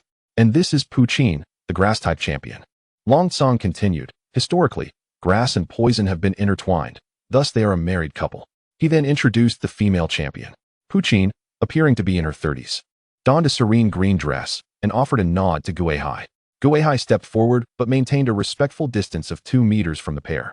"Greetings to the two esteemed kings. I am Ghost-C, and I hope to have the opportunity to seek your guidance in the future." Both Tan-C and Puccin discerned the peculiarities surrounding Ghost-C and refrained from approaching hastily. They exchanged glances, each reflecting shock in their eyes. They could hardly fathom that someone could attain such heights at this tender age. They were left to ponder the extraordinary potential Ghost-C might reach in the future. Nevertheless, being kings themselves, they quickly regained their composure. Tan-C's eyes sparkled with enthusiasm. "Excellent. We shall have the chance to spar. I have also trained a Gengar. Let us proceed inside. This place is not suitable for idle chatter." Long Tsong interjected. Tan-C surveyed the trainers around them before nodding. "Leave Bagoo to me. I have been prepared since receiving the notification." Long Tsong nodded in agreement and entrusted the incapacitated Bagoo to the Poison-type king of the Alliance. Subsequently, Ghost-C was escorted by several prominent figures of the Alliance, taking a tour of the central edifice. Some matters that were originally confidential were not withheld from Ghost-C. Rather, he sensed that the individuals seemed eager to involve him, perhaps in hopes that he would one day succeed them and assist with their endeavors. After an arduous 2 hours, they finally found a moment of respite. Seated in a lounge, Long Tsong summoned an attendant from the Alliance to bring beverages for himself and Ghost-C. "So, Young Hai, what do you think? Are you interested in a position within the Alliance? The benefits are quite substantial, and there are considerable discounts on resource procurement." Ghost-C gazed at Long Tsong, who was languidly sprawled on the sofa, feeling a slight disillusionment with the king's image in his mind. At present, I have no such intentions. My team is not yet complete, and I wish to continue focusing on my training. Long Tsong sighed, a hint of regret in his tone. That is understandable. Given your talent, prioritizing training is wise. However, should you ever wish to join the alliance, do let me know, and I shall make the arrangements. Ghost-C accepted the orange juice handed to him by the attendant. Thank you, King Long. A knock at the door interrupted them, as Tan-Si, who had separated during the tour, pushed the door open and announced, Old Long, the champion has summoned us for a meeting. Long Tsong rose. Did Bagu say anything? Tan-Si's expression grew serious as he nodded. Yes, and the situation appears dire.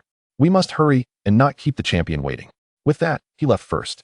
Long Tsong downed his drink in one gulp and addressed Ghost-C. I shall attend the meeting. Your trainer registration will be ready shortly. Please wait here for a while, and I will take you to select your rewards for capturing Bagu.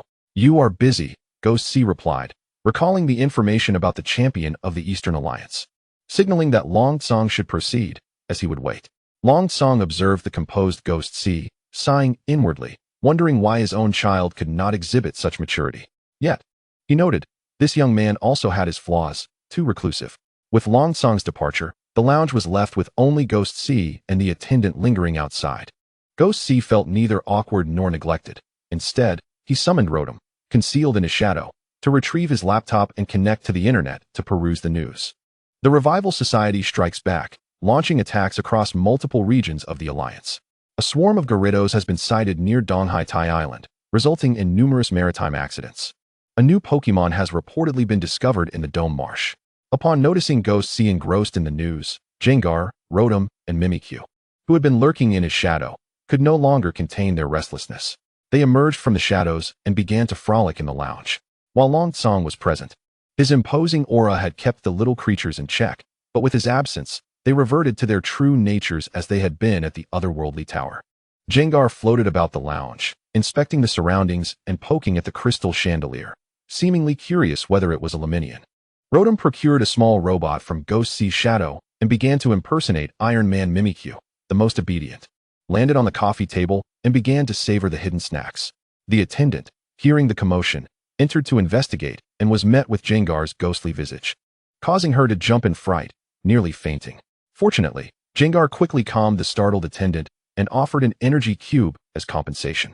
Although she was not anyone's Pokemon, merely an employee of the Alliance, she often received energy cubes as tips from the kings or other trainers.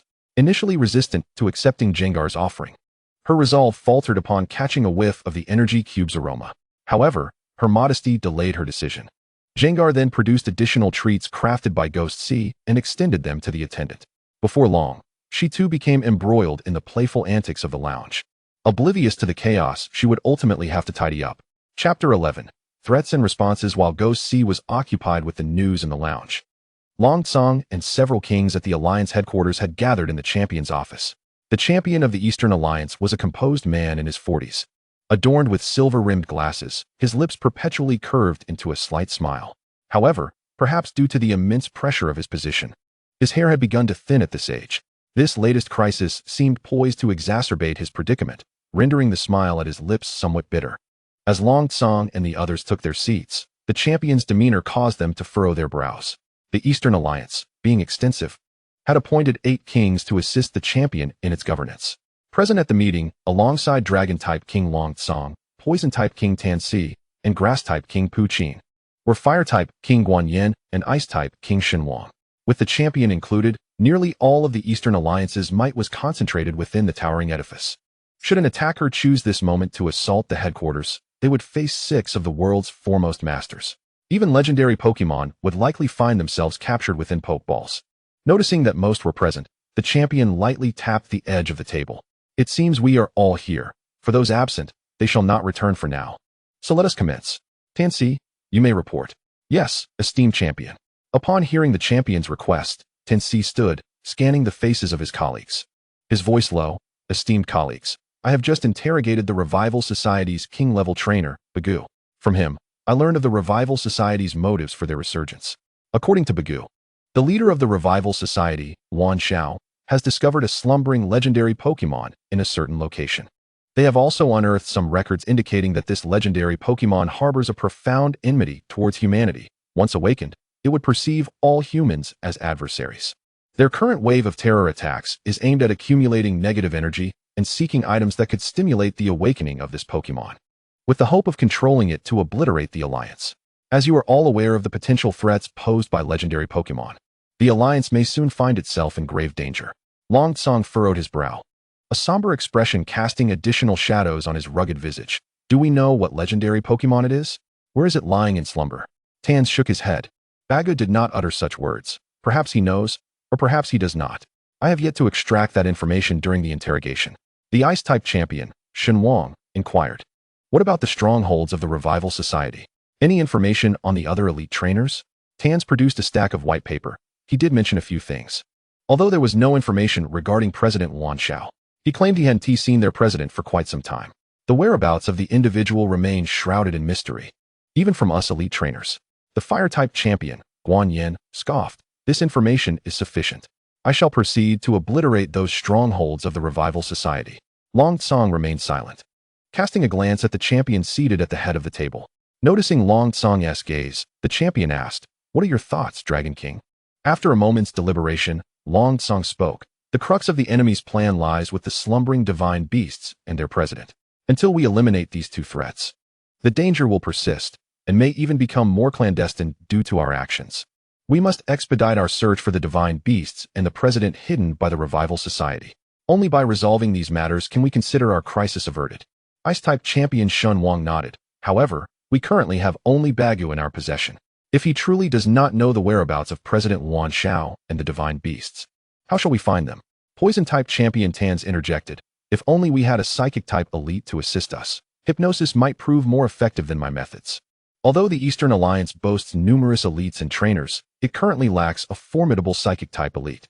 What about ordinary psychic-type trainers? Guan Yin inquired. Tans shook his head. Bagu is an elite in his own right. The natural powers he wields will not vanish entirely with the loss of his Pokemon. Ordinary psychic-type trainers would struggle to penetrate such primordial powers through hypnosis. What then shall we do? We cannot remain idle, Guan Yin urged, a hint of urgency in his tone. Long Tsong pondered for a moment before addressing the champion. Champion, we can approach this issue from 3 angles. All eyes turned to Long Tsong. He continued, firstly, we should continue seeking breakthroughs from Bagu and solicit assistance from other alliances. The threat posed by the Revival Society and the Divine Beasts endangers all alliances. They would not refuse our plea. Secondly, we can target the strongholds divulged by Bagu. We shall dismantle a portion while covertly surveilling the remainder. This may lead us to more of their personnel, perhaps even the elite and the president. Lastly, did Bagu not mention that the Revival Society is seeking items that could stimulate the awakening of the divine beasts? We might pursue this angle, which could potentially reveal the divine beasts they have located and their whereabouts. The others, having contemplated Long Tsong's 3 suggestions, nodded in agreement, recognizing their feasibility. However, the grass-type champion, Pu Qin, who had been silent until now, remarked, the first and third points are manageable. We can investigate those swiftly. However, the second point, dismantling part of a terrorist organization while leaving some remnants, could very well create unforeseen hazards. We need to devise a more detailed plan to ensure our negligence does not lead to irrevocable losses. The champion, having listened to the deliberations of the elite trainers, nodded in affirmation. Let us proceed according to the Dragon King's plan. However, we must also act quickly to raid those strongholds of the Revival Society, lest they learn of Bagu's capture and relocate. Upon hearing this, the Fire-type champion immediately stood. Leave this matter to me. I will ensure those scoundrels are caught in one fell swoop. The Ice-type champion also rose. I shall aid you, and simultaneously investigate the opposing elite trainers and their president. The champion nodded. I appreciate your assistance, both of you. Without delay, the 2 elites accepted the materials handed to them by Tans, opened the window, and leapt out. A Charizard and a Pidgeot soared into the sky, heading towards the strongholds of the Revival Society. The Alliance champion and the elites observed their departure, continuing to deliberate other details. Which alliance shall we seek for assistance? The champion pondered. I shall communicate with the champions of the other alliances. We shall first arrange to search for items that can stimulate the awakening of the divine beasts. The meeting did not last long, given the pressing need for time. It concluded in roughly an hour. Tans and Pu Qin departed together, resuming their interrogation of Bagu. Just as Long Tsong intended to leave, the champion called out to him. Dragon King, hold on a moment. There are some matters I need to discuss with you. Long Tsong had just risen when he was compelled to sit once more. Please. Go ahead. The champion, with a hint of optimism in his demeanor, smiled and said, Grandma Gu just contacted me, expressing her desire for our assistance. Chapter 12. The Systems Task. Gui Hai scrolled through the recent news of the Alliance, only to find Gui and Rotom frolicking with Iguanshur, resulting in a delightful chaos within the room. Gui, Rotom, this is not our home. Kindly tidy up, he admonished. Gui and Rotom surveyed the disarray, cushions strewn about, snack wrappers, and crumbs littering the floor. Scratching their heads, they began to clean. At that moment, Iguanshur also realized the state of the lounge and immediately burst into tears, simultaneously crying and cleaning up. Jia, Rotom. Gui and Rotom exchanged glances and promptly joined in. Gui Hai had intended to assist, but refrained upon seeing Iguanshur's distress, fearing that proximity might startle her. Nevertheless, Gui Hai found other tasks to occupy himself. He retrieved the Pokeball gifted by Grandma Gu and released the slumbering Dojin Xiao within. The silvery long sword opened its ruby-like eyes, and upon recognizing Gui Hai, emitted a sound akin to blade against blade, brimming with excitement. Gui Hai grasped the hilt of Dojin Xiao and positioned it upon his lap. He activated the system. The data for Dojin Xiao materialized on the screen. The system panel revealed the following information: name, Dojin Xiao qualification, elite level gender, male type, steel, ghost egg group, mineral group nature, serious ability, no guard, due to the no guard tactic. All moves from both sides are guaranteed to hit. Level 19, novice level, held item, none skills, triple slash, tackle, shadow sneak, lightness, quick attack, metal sound, cut, critical hit. Revenge, iron defense, iron head. Evaluation, a newly hatched Pokemon. It appears remarkably sharp, making it a perfect fit for you. This marks his 4th Pokemon. The first 3 have reached elite level, their potential fully realized. Now, the focus lies in comprehension and mastery of their essence. Gui Hai now needs to nurture this Pokemon that recognizes him, unlocking its potential as well. Gazing at the sword resting on his knee, Gui Hai instructed the system. Formulate a training plan for Dojin Xiao. Beep. Plan in progress. Completion of generation. As Dojin Xiao is a Steel Ghost Pokemon, resources can be utilized to solidify its foundation based on these 2 attributes. For the Steel type, it is recommended to utilize items such as metal membranes to enhance its hardness. Subsequently, one should employ resilient rocks and ores to refine its sharpness. Note: the system possesses the most suitable sword polishing stones for the Dusk Blade, which not only sharpens the blade but also fosters intimacy between the Pokemon and its trainer. Regarding the Ghost type, it is advisable to harness the energy from Ghost Gems to nourish and augment the ghostly essence within the Dusk Blade. Note: the host shadow harbors a significant amount of ghostly energy, making it an ideal dwelling for Ghost-type Pokemon to reside and train. Ding! The Steel Ghost attributes of the Dusk Blade are doubly susceptible to Dark, Fire, Ground, and Ghost types. Resources can be utilized to bolster resistance in these areas. It is recommended to create energy blocks using Qualot berries, citrus berries, Baloo berries, and spooky berries to fortify against these weaknesses. Note: the system contains all rare and precious berries. Ding! For the time being, the recommended new move for the Dusk Blade is Swords Dance, a vigorous dance that raises its momentum and significantly boosts its attack power. Note: the system has a Swords Dance learning machine available for selection. Gui Hai nodded slightly at the cultivation plan for the Dusk Blade displayed on the panel. Strengthening its inherent attributes lays a solid foundation for future comprehension of its essence. Increasing resistance is crucial for safeguarding against Pokemon that counter its attributes. Lastly, mastering the most suitable moves will enhance its combat prowess.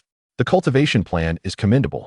However, the persistent nudges to utilize items from the system are rather unwelcoming. Gui Hai's system is remarkably comprehensive, encompassing nearly everything related to Pokemon. It can scan Pokemon information, provide potential evaluations, devise corresponding cultivation plans, identify weaknesses of opponent Pokemon, and sell various Pokemon items, among other functions. Gui Hai can even purchase a brand new Pikachu costume for Mimikyu within it, though he prefers to craft his own. Moreover, the items in Gui Hai's system do not require currency for exchange. Everything he needs can be directly obtained from the system. However, despite being cost-free, all items are pre-priced within the system. While the system can supply any needed items, it requires Gui Hai to complete specific tasks for the items. For instance, currently, Gui Hai needs the Steel-type item, the metal membrane. He can directly request it from the system, which will provide it for use with the Dusk Blade. Nevertheless, the system will assign him a specific task related to the item, which must be completed within a stipulated time frame. Failure to do so would result in punishment from the system, such as continuous electric shocks. If he continually neglects the task, he would be subjected to relentless shocks until death. Thus, although the system is highly convenient, Gui Hai had tried to avoid exchanging for items readily available in the outside world until today. After all, some tasks can be quite cumbersome. As a minor and still relatively weak individual, he is unable to traverse the world to complete peculiar tasks. However, following today, it seems Gui Hai can attempt to acquire more Pokemon items from the system, as he will soon become a registered trainer within the league, able to traverse the various regions independently and, naturally, undertake a myriad of tasks. Gui Hai accessed the item page of the system, locating the metal membrane, sword polishing stone, and various berries mentioned earlier. After some contemplation, he first exchanged for a metal membrane, a complete long sword maintenance kit, and the exclusive sword polishing stone for the Dusk Blade. Previously, when it was mentioned that the Dusk Blade could capture Bagon, he had not yet decided on an appropriate reward for the little one. Now that a cultivation plan has been established, these items serve perfectly as incentives for the little creature. Ding! Exchange successful. Metal Membrane. One of the most favored items for Steel-type Pokemon, enhances the power of Steel-type moves upon use. Long Sword Maintenance Kit. An assembly of all necessary items for maintaining long swords, produced by the system. It is an asset worth possessing. Exclusive Sword Polishing Stone for the Dusk Blade, upon use. It enhances the blade's sharpness and increases its intimacy with the trainer.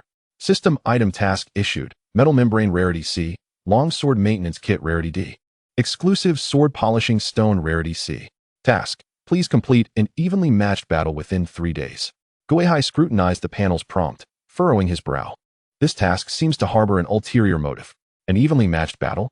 It appears the system is urging him to challenge other elite trainers, or even the league champions. The system must be aware that he is in the league's center, surrounded by several champions. However, a battle with champions hardly qualifies as evenly matched. It would simply be a lopsided affair, wouldn't it? Chapter 13, The Challenge. Nonetheless, with the task assigned and items in hand, Gui Hai had no choice but to accept the challenge. Moreover, he was eager to test his mettle against the league's champions to gauge the disparity in their strengths. Years of solitary training had left him somewhat oblivious to the capabilities of external trainers. It was the perfect opportunity, considering he was now in the league center, to ascertain his standing in this world. Calming his mind, Gui Hai retrieved the recently exchanged metal membrane, long sword maintenance kit, and polishing stone from his shadow. His shadow bears similarities to Jengar's dimensional pocket, capable of storing numerous items and serving as a haven for Ghost-type Pokemon, who seem to relish their time within, finding it quite comfortable. According to the system's description, his shadow appears to be rather extraordinary. However, Gui Hai has yet to discover other uses for it. Utilizing it merely as a personal space for now, he discarded the oil and polishing stone from the long sword maintenance kit back into his shadow, replacing them with the metal membrane and the exclusive polishing stone for the Dusk Blade. With a gentle touch, Gui Hai began to care for the Dusk Blade. Initially, the Dusk Blade was somewhat unaccustomed to Gui Hai's touch, occasionally wriggling about. However, as Gui Hai continued with the maintenance, the Dusk Blade's ruby eyes gradually softened, relishing the attention and becoming increasingly languid. Gui Hai himself is a master swordsman. Before the age of 12, Grandma Gu had forbidden him from training Pokemon, fearing for his safety. During that time, he sought something to occupy himself and dedicated his efforts to mastering the art of swordsmanship. After turning 12, when Grandma Gu no longer restricted him from training Pokemon, he maintained his swordsmanship practice diligently. His proficiency in long sword maintenance is remarkable, polishing, sharpening, and applying oil. In no time, Gui Hai completed the care for the Dusk Blade. Gently patting the Dusk Blade's black and white ribbon, he sheathed the long sword within it. The Dusk Blade, as if awakening from a dream, floated up in a daze, swaying its ribbon while rubbing its eyes. After a moment of confusion, it recalled the pleasant sensations it had just experienced. Elated by the comforting feelings, the Dusk Blade circled around Gui Hai, akin to a child in delight. Gui Hai stored the long sword maintenance kit and lightly flicked the handle of the Dusk Blade. Now, quietly absorb the energy from the metal membrane. This is the optimal time for absorption. The Dusk Blade's ruby eyes blinked obediently as it settled beside Gui Hai, absorbing the energy from the membrane applied to its blade, while watching Jengar and the others tidy up the entire lounge. Click. At that moment, Longsong pushed the door open and entered. Upon seeing Gung Gui, he was momentarily taken aback as Rotom and Iguanshi were tidying up the lounge. He then remarked, "Xiao Hai, you can leave this to Iguanshi. There's no need for you to concern yourself with it." Gui Hai hesitated, Feeling somewhat embarrassed to admit that Gui had coerced Guanxi into helping disrupt the environment of the lounge, he could only respond, "It's fine. Gui and the others are quite adept at these tasks, so let them handle it." Long Tsang glanced at the diligent little chubby one and the industrious Iron Man, nodding in agreement. Then, recalling something, he addressed Gui Hai. "Xiao Hai, there is a matter I wish to discuss with you." "What is it?" Gui Hai inquired, somewhat puzzled. Long Tsang's expression turned serious. "The champion wishes to meet you." Gui Hai also assumed a serious demeanor. "The champion wants to see me? Now, is he going to question me about my illegal training?" Long Tsang shook his head with a smile. "Not at all.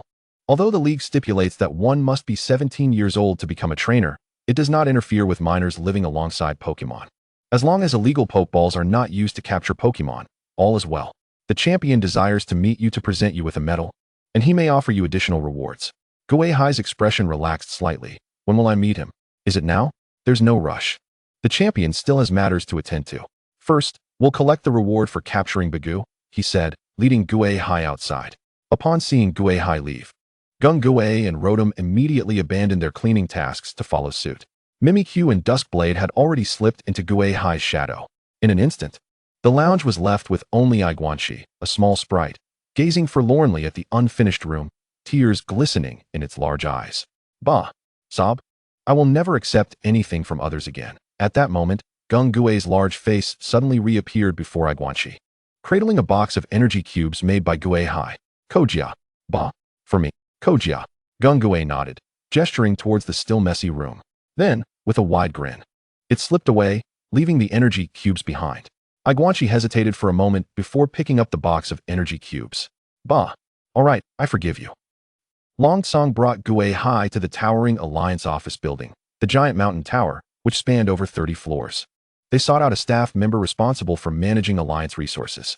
"Alin, please provide me with the inventory list for storage room number 3, and also retrieve the bounty for Bagoo." Alin appeared quite young, as if he had only recently started working. Nonetheless, his capabilities were evident in his position at the Alliance headquarters. He acknowledged Long Tsang and swiftly handed over 2 sheets of white paper. "Long Tianwang, here is the inventory list for storage room number 3. I will need to head to finance for the bounty." Long Tsang waved his hand, passing the inventory list to Gui Hai. "You can choose from this list for now. The bounty for Bagoo will take a little longer to obtain." Gui Hai glanced at the items on the list, most of which were tools or resources useful to Ghost-Type Pokemon, such as Ghost Gems or Ghost-Type Move Tutors. He found little interest, as he could exchange these items through his own system. Thus, he asked, "Long Tianwang, does Bagoo still have a bounty? Approximately how much?" Having never ventured far or had any need to spend money, he had little currency on hand. The mention of a bounty piqued his interest. Long Tsang pondered briefly. "Not much, perhaps 1 to 2 million. After all, we do not encourage ordinary trainers to capture dangerous criminals like Bagoo. The price is merely a deterrent against their formidable nature." Gui Hai felt a tinge of disappointment upon hearing that a powerful trainer like Bagoo was valued at only 1 to 2 million. After all, he needed over 200,000 just to purchase a quality metal film. To think that a top-tier trainer was worth only a fraction of that. However, he understood the context. 1 to 2 million was substantial for an ordinary trainer, and a criminal of such caliber would indeed be formidable. Yet not so formidable as to provoke a trainer of Bagoo's level. Long Tsang gestured toward the inventory list in Gui Hai's hands. "Of course, if someone manages to capture Bagoo, the Alliance will not neglect them. You may select 5 items from this list. Additionally, the champion will present you with a medal, and you may even receive his guidance. Such opportunities cannot be purchased." Gui Hai nodded, though he felt little need for these items. Granny Gu also shared this sentiment. They had the mysterious door beneath the other shore tower, reducing their reliance on other resources. As for the champion's guidance, Gui Hai possessed a system that rendered such advice unnecessary. Granny Gu's vast experience often offered insights that surpassed the champion's understanding. Though her battle prowess might not match his, she had no need for the champion's guidance in training Pokemon. Thus, Gui Hai regarded the list and turned his gaze toward Long Tsang. "Long Tianwang, might we exchange for something else? We do not particularly require these items." Long Tsang looked into Gui Hai's eyes, initially taken aback before a knowing smile spread across his face. "Do you desire a Dragapult?" Gui Hai and Long Tsang locked eyes. "Long Tianwang, is that possible?" Long Tsang contemplated for a moment, stepping within 2 meters of Gui Hai, meeting his gaze. "I previously stated that upon your victory over me, I would gift you a Dragapult. However, there are no Dragapult eggs in the Alliance's reserves." Gui Hai, standing so close to the seemingly unperturbed Dragon-type champion. Felt an intense aura, akin to facing a powerful Dragonite. His eyes flickered. This was the second person, apart from Granny Goo, who had entered his 2-meter range without any discernible disturbance. Unconsciously, Gui Hai took a small step forward, closing the distance to Long Tsong. Looking into Long Tsong's unwavering eyes, he asked, then, Uncle Long, may I challenge you now? Chapter 14, The Battle. Gui Hai's shift in address brought a subtle smile to Long Tsong's lips. He sensed that stepping into the young man's peculiar aura had, in an intangible way, bridged the gap between them. Upon hearing Gui Hai's challenge, he felt a surge of satisfaction. Recalling Granny Goo's request, he nodded earnestly at the young man's face. Very well. As he spoke, Long Tsong felt an exhilarating rush. It had been ages since he had engaged in a purely spirited battle. His days had been consumed with endless administrative duties or combating criminals.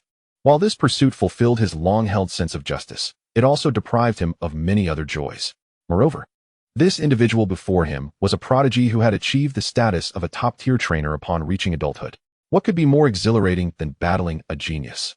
Thus, Long Tsong readily accepted Gui Hai's challenge.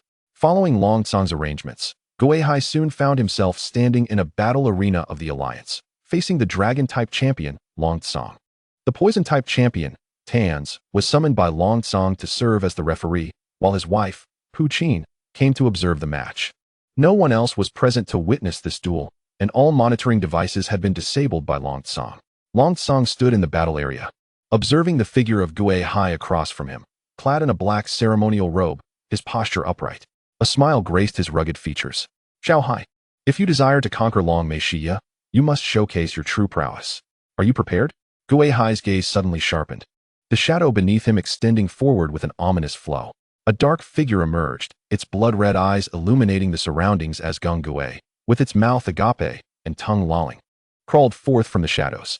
Upon its appearance, Gung Gui fixed its intense stare upon Long Tsong, exuding a palpable ghostly energy. The battlefield grew tense, the temperature dropping as the specter loomed. Long Tsong was thoroughly satisfied with the fighting spirit emanating from Gui Hai. He withdrew a pokeball from his waist and hurled it onto the battlefield. Dragonite, go forth. With a roar, the pokeball opened, releasing the Dragonite previously witnessed by Gui Hai, its crimson wings unfurling like a blood-red crescent. The overwhelming ferocity of its dragonic presence filled the arena, colliding with Gung Gui's aura and creating ripples in the air. Gui Hai's system began scanning Dragonite's data. Ding. Name, Dragonite. Qualification, champion level. Gender, male. Type, dragon, flying. Egg group, dragon group. Nature, serious. Ability, intimidate. Upon entering, it intimidates foes, reducing their attack. Level, 99, champion level Pokemon. Mastery progress, 65, dragon, 89, flying. Held item, Dragon Fong, a hard and sharp tooth that boosts the power of Dragon-type moves when held. Moves, Roost, Flamethrower, Dragon Tail, Body Slam, Dragon Claw, Protect. Evaluation, a ferocious and terrifying dragon, the king soaring through the skies. Tans and Pu Qin stood at the edge of the battlefield, arms crossed, observing the two with keen interest. Then, raising his right hand, he brought it down decisively. Champion Long Tsong versus champion-level trainer Gui Hai, a 1v1 match, commenced. Gung Gui, use Icy Wind. Gui Hai opted for a preemptive strike, knowing the opponent's strength surpassed his own. He could not afford to fall into his adversary's rhythm. Gung Gui cackled ominously, its wide mouth releasing a chilling breath. A fierce wind howled, freezing the moisture in the air into crystalline shards, forming a terrifying ice storm that engulfed Dragonite. Long Tsong observed the approaching icy gale, a smile curling at the corners of his lips. Dragonite, unleash a fire blast. We'll confront them head-on. Dragonite, heeding Long Tsong's command, exhaled a torrent of flames. The fire expanded in the air, forming a massive character that spiraled to collide with Gung Gui's icy wind. In an instant, the icy gale dissipated, the crystalline formations evaporated by the fiery onslaught, transforming into vapor that enveloped the battlefield. Both combatants found their vision obscured, only shadows visible to one another. Seizing the moment, Gung Gui channeled its energy for a dazzling light. It emitted a powerful beam that pierced through the mist, aimed at Dragonite. Simultaneously, Long Tsong reacted, commanding Dragonite, defend with Protect, then prepare a meteor shower. A barrier enveloped Dragonite, shielding it from Gung Gui's attack, while fiery meteors began to materialize above. Gui Hai's eyes narrowed. Dragonite could unleash a meteor shower while simultaneously employing Protect. This seemed somewhat unfair. However, we are not so easily trifled with, champion, Gui Hai mused.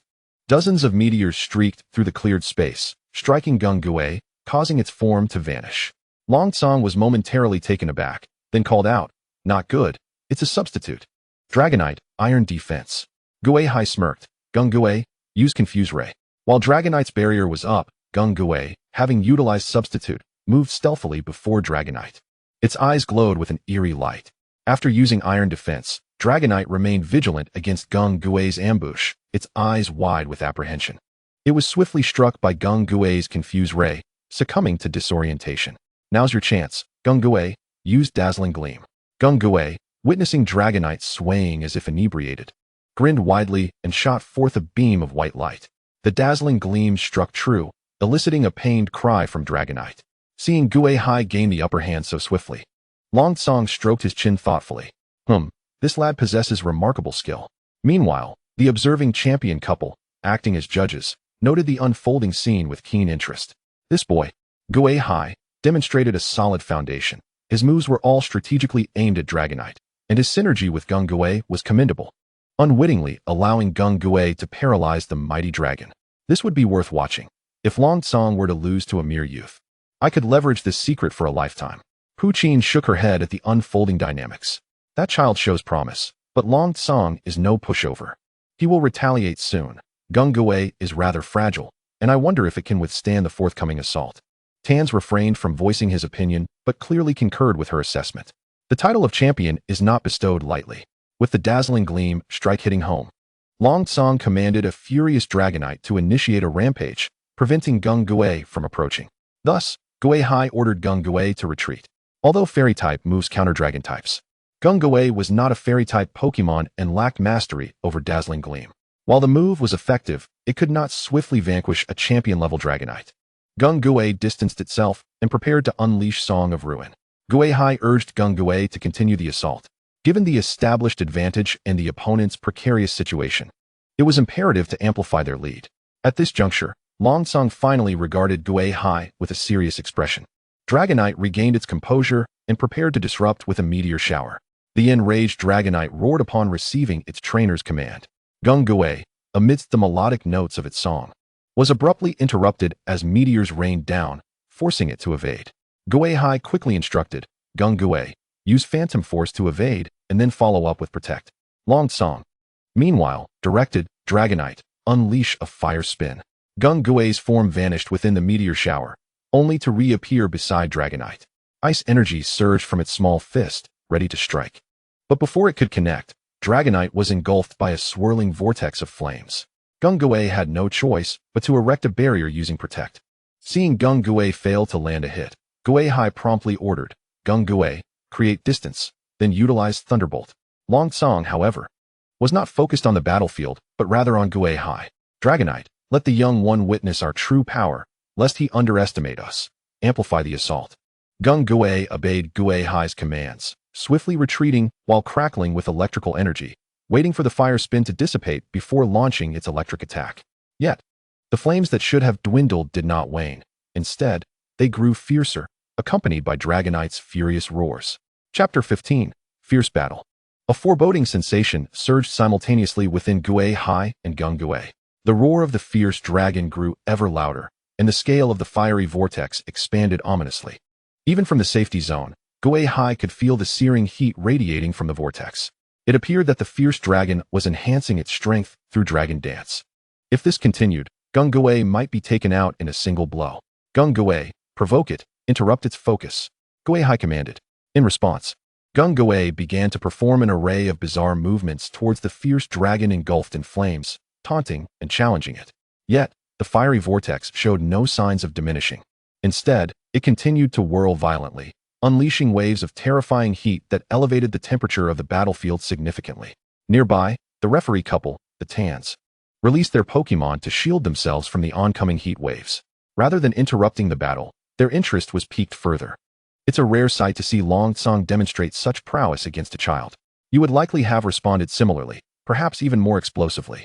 This young one's foundation is remarkably solid, and his tactics are commendable, One could easily be drawn into his rhythm of battle, Tan reflected.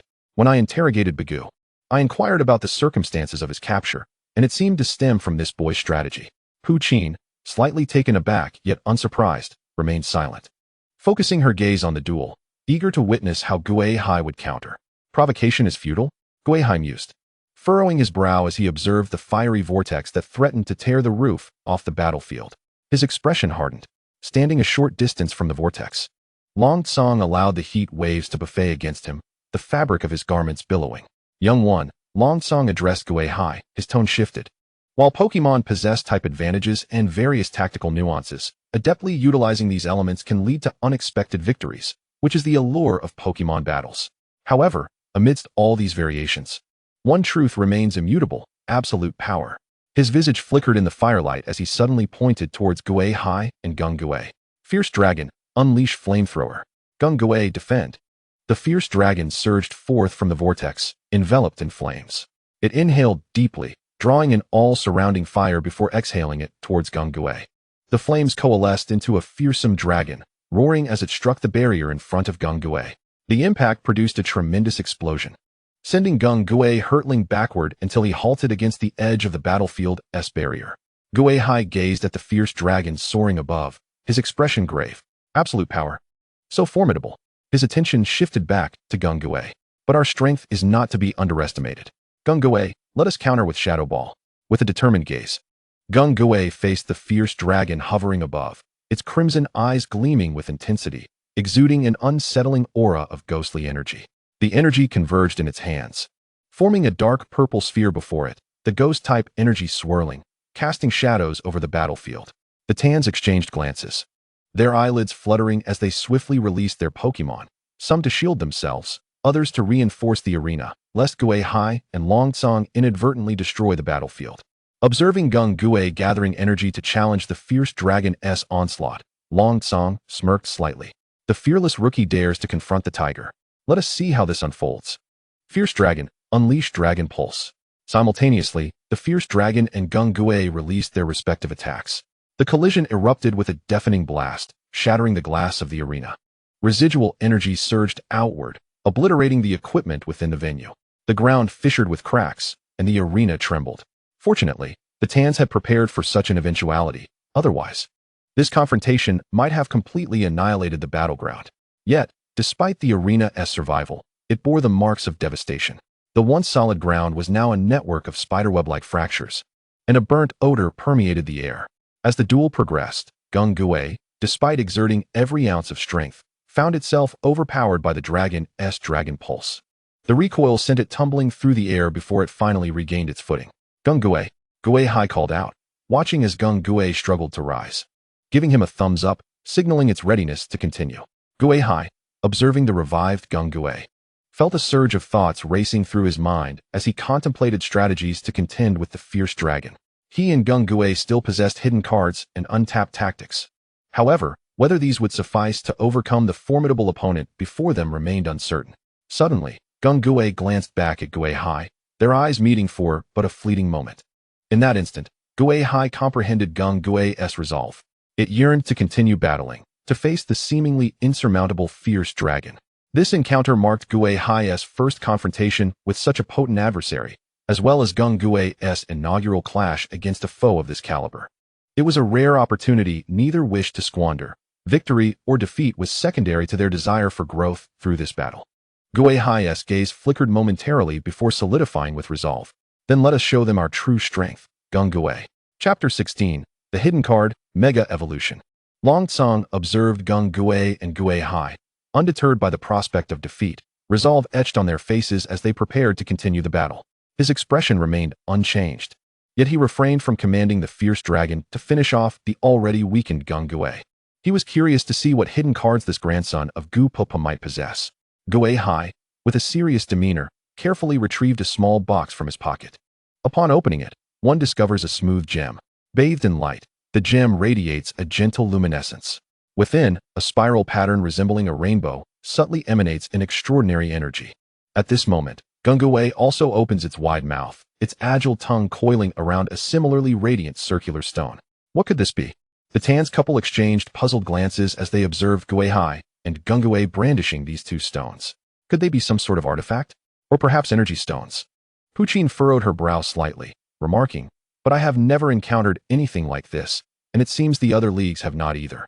As Tans watched Gui Hai retrieve the keystone from the small box, cradling it in his hand, he sensed the energy emanating from the stone from a considerable distance. "I do not know, but it appears that stone is resonating with the one worn by Gingawei. Moreover, the stone worn by Gingawei seems to possess potent stimulating properties. Could this be a method of stimulating Pokemon, which the League forbids?" As a referee, Tans felt compelled to harbor such suspicions upon witnessing a trainer produce an unfamiliar item. However, Puchin halted him, suggesting, "Let us wait and see. I believe that child would not resort to any means that could harm Pokemon." After a moment's contemplation, Tans chose not to halt the match, opting to observe further. Gui Hai gazed thoughtfully at the keystone in his hand. This world had yet to discover Mega Evolution and was unaware of this method to enhance a Pokemon's capabilities. Perhaps someone had caught wind of something, but as of now, there was still no established research framework. Unlike others, Gui Hai was aware of this evolutionary method and possessed a system capable of acquiring Megastones and Keystone. Thus, he had begun training Gungawei for Mega Evolution long ago. Today's battle marked their first unveiling of this mysterious trump card to outsiders. Gui Hai believed that from this day forth, the world would tremble because of them. "Gungawei." Gui Hai raised his hand, clasping the keystone, calling out to his companion. "Gungawei." Gungawei confidently responded, its megastone coiled upon its tongue. The two stones emanated dazzling light, a testament to the bond between Gui Hai and Gungawei. Mega Evolution. A rainbow-like glow connected the keystone and megastone, wisps of white light enveloping Gungawei. A surge of energy swept across the already ravaged battlefield. The flickering lights that had survived the earlier explosion dimmed and then extinguished completely. The arena was engulfed in shadows, rising a mist of purplish black. Half of Gungawei's form concealed in the shadow below, sharp spines sprouted from its body. A third entrancing eye opened upon its forehead, its crimson gaze fierce and menacing. Akin to a demon. Mega Gungawei. Chilling energy surged around, causing ripples in the protective barriers surrounding the Tans couple's Pokemon. What? The expressions of the Tans couple, once contemplative, morphed into wide-eyed disbelief. They never anticipated such a transformation could occur between Gui Hai and Gungawei. Moreover, the previously battered Gungawei appeared to have grown stronger, almost to the level of Long Tsong's Dragonite. Even more astonishing to the Tans couple was Long Tsong, Gui Hai's opponent. He had merely intended to guide Gui Hai at the request of Grandma Gu, while also offering some advice to a promising junior. He did not expect such a commotion to arise. In that moment, Long Tsong felt an overwhelming pressure emanating from Gui Hai and Gungawei, as if they were no longer mere friends and juniors, but rather equals in strength. This sensation was one he had only experienced against the League's champions and elite. Furthermore, Mega Evolution? This appeared to be an entirely new, undiscovered power. This young man possesses such a hidden strength. He is truly remarkable. Long Tsong's expression grew solemn as he regarded Gui Hai with sharp eyes. Then let me see just how formidable this new power can be. Dragonite, Dragon Pulse. Simultaneously, Gui Hai sensed the connection with Gungawei and pointed towards Dragonite. "Gungawei, let us confront it head-on with Shadow Ball." Roar. Gungawei unleashed a confident cry, while Dragonite, with a furious roar, opened its massive jaws and released a shockwave directly at Mega Gungawei. Gungawei, surrounded by a surging energy, manifested a blackish-purple Shadow Ball that collided head-on with Dragonite's Dragon Pulse. Boom. This explosion was even more tremendous than the previous two. Visible cracks resembling a spider web appeared along the walls of the League's battle chamber, as if the very room would be obliterated by the forces of the two Pokemon's clash. Yet the battle raged on. "Dragonite, Dragon Dive." Long Tsong commanded loudly. "Gungawei." Magical Shine. Dragonite spiraled in the air before diving towards Gungawei. The very air around it trembled, the resulting gusts imposing an unparalleled intimidation upon Gungawei. Nevertheless, Gui Hai had long cultivated Gungawei's resistances. Although it had little practical combat experience, it had ample resources. Thus, Gungawei braced itself against the formidable pressure from Dragonite's Dragon Dive and unleashed a radiant beam toward the descending Dragonite. Roar. Magical Shine struck Dragonite. Gungawei's enhanced special attack making the move particularly effective, delivering a significant blow. However, Long Tsong, as a champion, was not easily daunted. The Dragonite he had trained would not succumb to such an attack without putting up a fight. Even heavily injured, it accelerated towards Gungawei using its gravity and wings. "Gungawei." Hold firm. Gui. A barrier appeared before Mega Gui as Dragonite crashed into it. With a resounding thud, the ground fractured. The collision point where Dragonite struck Mega Gui created a large crater, shrouded in dust.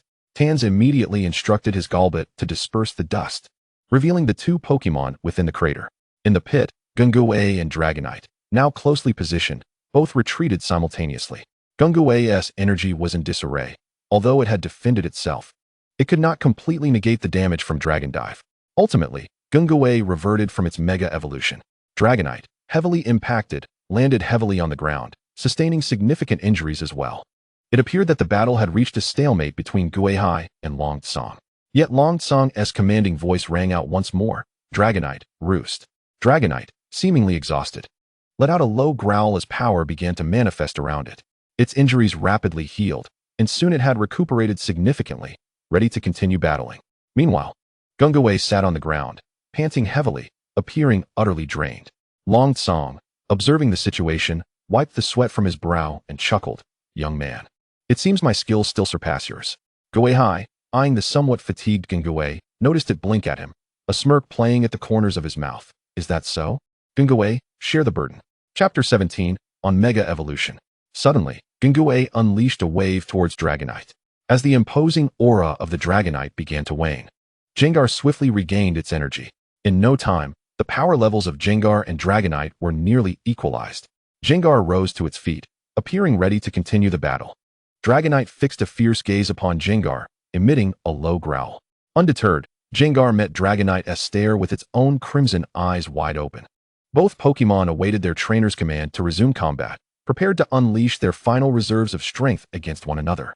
However, Long Tsong and Gui Hai exchanged a glance and simultaneously declared, "Let us call it a day." "You've done well, Dragonite." "Return," Long Tsong stated, promptly recalling the battle-worn Dragonite into its Pokeball. Gui Hai then leaped into the arena, casting his shadow over Gengar while applying a healing spray to its wounds. "Well done, Gengar," he praised, as the Pokemon, though similarly battered, grinned widely and playfully licked Gui Hai. The Tans couple approached, observing Gui Hai skillfully tending to Gengar, with numerous questions bubbling in their minds. Yet, they hesitated to voice them, not wanting to intrude upon the tender moment shared between the two companions. The most beautiful aspect of this world lies in the bond between trainers and their Pokemon. The success of these Elite Four members is inextricably linked to their Pokemon, which makes them cherish their comrades who fight alongside them all the more. Witnessing the closeness between Gui Hai and Gengar, the Tans instinctively acknowledged Gui Hai as a worthy trainer, despite having just met him. Once Gui Hai had tended to Gengar's injuries, Long Tsong turned to him and remarked, "You've done remarkably well, considering you've only just become a trainer. You already possess the capability to challenge the Elite Four." Gui Hai gently patted Gengar's head, encouraging it to rest within its shadow, before standing to face the three elite members. However, a victor had yet to be determined. Reflecting on the recent battle between Gengar and Dragonite, Long Tsong surveyed the disheveled arena and mused, "By all accounts, I should have lost." Gui Hai's eyes sparkled momentarily, but Long Tsong quickly added, "However, since you say there was no clear victor, let us consider it a draw." Gui Hai raised an eyebrow regarding Long Tsong. In response, Long Tsong, with a sly smile, replied, "Young one, you have yet to truly defeat me. When the day comes that you genuinely best me, I shall gift you a Dragonite bred from my own lineage." Gui Hai was taken aback by Long Tsong's teasing, a champion of the league resorting to playful banter. Yet, he recognized the truth in Long Tsong's words. He had not truly bested him. Initially, Long Tsong had fought without full commitment, allowing Gui Hai to gain the upper hand. However, as the battle progressed, the stakes compelled him to reveal his trump card. Ultimately, had it not been for that one move, which shared the pain, both he and Gengar would have faced defeat. If they had chosen to persevere, Gengar would have had no chance against Long Tsong's Dragonite. Long Tsong's assertion of defeat stemmed from the fact that Gui Hai, being significantly younger, had pushed him to such a point. Theoretically, he had lost. However, that remained merely theoretical. In Pokemon battles, the ultimate measure is the outcome between the two opponents. Thus, Gui Hai quickly regained his composure, gazing earnestly at Long Tsong. "That day is not far off." Long Tsong burst into laughter. "Ha ha ha! Excellent. I eagerly await your challenge. But next time, I hope to see you standing before me as a challenger to the elite." Gui Hai nodded affirmatively. "I will." The Tans exchanged glances, reminiscent of the champions of yore. Tan Si, Seizing the moment, interjected, Gui Hai, what was that state you just allowed Jengar to enter? It appeared to be a completely new energy form. Gui Hai pondered for a moment, then looked at Long Tsong, retrieving the keystone from his pocket. When the bond between a trainer and their Pokemon reaches a certain level, their emotions can unleash astonishing power. Mega Evolution is a manifestation of such feelings. With the possession of a keystone and its corresponding Mega Stone, a Pokemon can undergo Mega Evolution. Long Tsong scrutinized the Mega Stone in Gui Hai's hand, recalling Jengar's surge of power. Bonds. Mega Stones? He had not anticipated that Pokemon could possess such a mode of combat. Puchin looked at Gui Hai and inquired, Gui Hai, could you elaborate on this megaform? This evolution is truly marvelous and holds significant research value. Observing his wife's enthusiasm, Tansy recognized her scientific fervor and swiftly added, Gui Hai, if you are willing to share, our league will offer you substantial rewards. Even if you desire a semi-divine team, we can accommodate that. Of course, if you prefer not to, that is perfectly fine. We will not pressure you. We will certainly conduct our own research upon witnessing it. Gui Hai contemplated for a moment, about to speak, but Long Tsong interjected, wait. This is not the place for such discussions. Let us return to the league headquarters to converse. Gui Hai nodded in agreement, while the Tans were not disappointed. Such matters warranted careful consideration before proceeding. The group departed from the battle arena and returned to the giant mountain tower. Long Tsong found an excuse to send Tansy and Puchin away, allowing him to converse privately with Gui Hai in the previous lounge. At that moment, Guanxi had tidied up the lounge and, upon seeing Gui Hai and Long Tsong return, thoughtfully prepared a glass of juice for each of them. Once the door to the lounge closed behind them, Long Tsong took a hearty sip of his juice and smiled at Gui Hai. Tansy and his wife are a bit eccentric. One is a research fanatic, and the other is rather impatient. Don't take it to heart. Some decisions are best made after careful consideration. Rest assured, they are trustworthy individuals. Tansy's Jengar was obtained from the Beyond Tower. Gui Hai also lifted his glass. Taking a large gulp, after the intense battle, he was indeed parched. Setting the cup down, he replied, there's really no need for hesitation. Mega Evolution is merely a form of power in this world. I simply discovered and utilized it first. Even without my discovery, it would inevitably be found and employed sooner or later. Furthermore, since I have harnessed this power today, I may very well use it again in the future. Thus, Mega Evolution shall no longer be a secret. It would be prudent to exchange it for new strategies. Long Tsong regarded Gui Hai thoughtfully. So you are willing to make public this evolutionary method you have discovered? Gui Hai met the gaze of the rugged, yet somewhat carefree Dragon Master. Not exactly public, but I am willing to share this discovery with the League. In return, I seek to acquire greater resources to ascend to loftier heights. Chapter 18, Recognition. Through these few hours of interaction, Gui Hai developed a sense of recognition towards Long Tsong. This recognition blossomed from the moment Long Tsong calmly stepped into his shadowed realm, a sensation he had never before encountered. The recent battle only deepened this sentiment. Sometimes, trainers need not exchange many words. A single battle can convey everything. Moreover, from the very beginning, this esteemed champion harbored goodwill towards himself. Gui Hai was somewhat reclusive, reluctant to engage with outsiders. However, this was primarily due to the fact that nearly everyone he encountered was filled with trepidation towards him, regardless of their familiarity. They never dared to approach him closely. This sense of distance rendered him solitary. Now that someone had ventured into his space, Gui Hai was willing to converse with them. Long Tsong also detected the kindness in Gui Hai's words, and a hint of softness emerged on his otherwise stern visage. Shaking his head, he gently reminded, since you are willing to disclose the method of Mega Evolution, you ought to contemplate how to maximize the benefits from this achievement. As a champion of the League, whatever you present to the League will ultimately reach me. There is no need to express such things to me. Gui Hai, noticing Long Tsong's demeanor seemed genuine, nodded in agreement. Very well then, Uncle Long, shall we discuss Mega Evolution matters? Long Tsong paused momentarily, then smiled and nodded, certainly. But do not expect to exchange for more Dragonite from me, as the League truly lacks resources in that regard. Gui Hai, filled with curiosity, inquired, then, Uncle Long, where does your Dragonite come from? Long Tsong replied with a mysterious smile, my Dragonite Baruto hails from my family. The Dragon Master family? Gui Hai raised an eyebrow, silently contemplating why this organization seemed to be omnipresent. Long Tsong affirmed, indeed, it appears you have heard of our lineage. For generations, our family has excelled in breeding Dragon-type Pokemon, mastering numerous breeding techniques, which gradually culminated in the establishment of our current family. Most Dragon-type Pokemon in the League have been bred by us. Among them, Dragonite was the first we discovered and successfully propagated into a population, though their numbers remain scarce. Thus, nearly all the Dragonites within the league originate from our family. While there may be wild Dragonites in the wilderness, none exist within the league. Gui Hai nodded in realization. It was no wonder Long Tsong stated that the league lacked Dragonite. All known specimens indeed belonged to his family. Furthermore, Long Tsong's claim of being the first to discover such Pokemon seemed entirely plausible, as Dragonite could very well be the essence of souls of deceased dragons. It was not surprising for a family of dragon masters to uncover the souls of fallen dragons. However, Gui Hai pondered a question and voiced it. Uncle Long, why is there no entry for Dragonite in the league's Pokédex? Upon hearing this, Long Tsong sighed. Alas, this matter touches upon the relationship between my family and the league. Sensing Long Tsong's reluctance to delve deeper into the topic, Gui Hai refrained from pressing further, simply expressing a sigh. Regardless, Uncle Long, please prepare a Dragonite for me soon. I shall be taking it home shortly. Long Tsong smiled, remaining silent. Returning to the subject of Mega Evolution, Gui Hai produced the keystone from his possession. Gazing at the stone acquired from the system, he remarked, Mega Evolution is not particularly arduous for some, as long as the corresponding keystone and megastones are obtained. It suffices. However, for others, it poses significant challenges, as it derives from the resonance between Pokemon and their trainers. If your Pokemon is stolen, although you may successfully tame it to fight for you, it may never respond to your call, nor achieve Mega Evolution. Long Tsong contemplated thoughtfully. So it requires two conditions for Mega Evolution.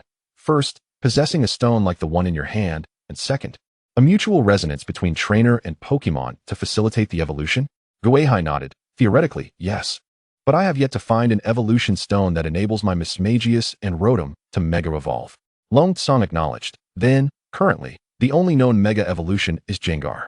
Gui Hai glanced at Long Tsong and remarked, according to my research, there are also Shuppet and Duskull among ghost types that can Mega Evolve. Long Tsong expressed surprise. Then why not train a Shuppet and Duskull? That way, you would possess 3 Pokemon capable of Mega Evolution. Gui Hai's cheek twitched slightly. Could he admit that the task of acquiring the Megastones was far too daunting for him? After all, the Megastone for Gengar had taken him a month of electric shocks as punishment to procure. The memory of that excruciating experience still lingered vividly in Gui Hai's mind. Observing Gui Hai's peculiar expression, Long Tsong inquired with concern, Xiao Hai, are you unwell?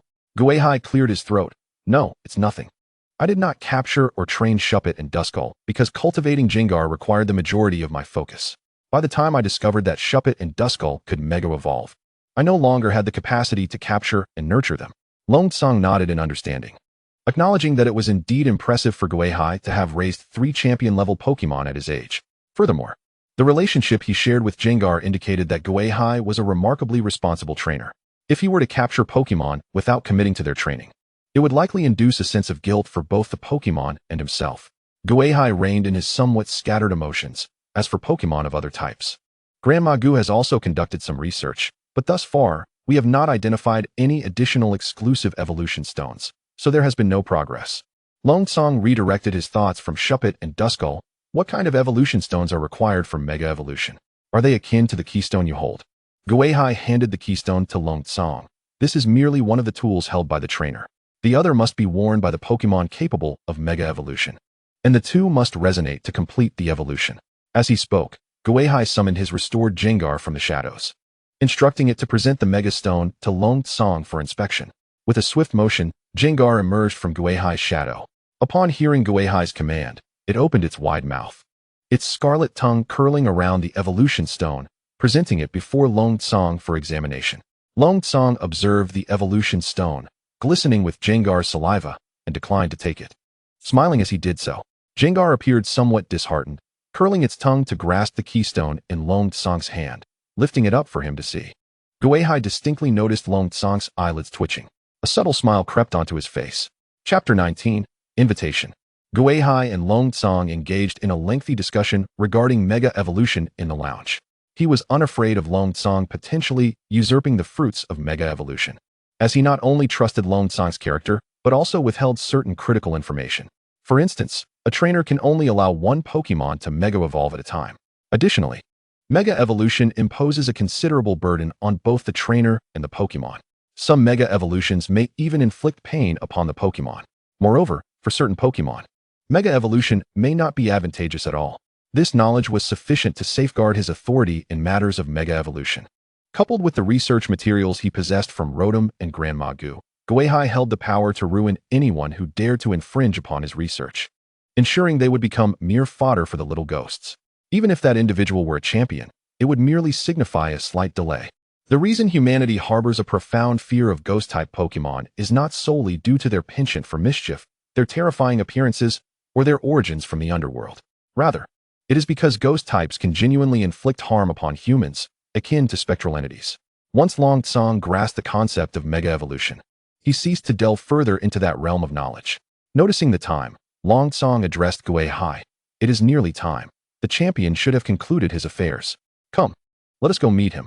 Gui Hai's expression flickered.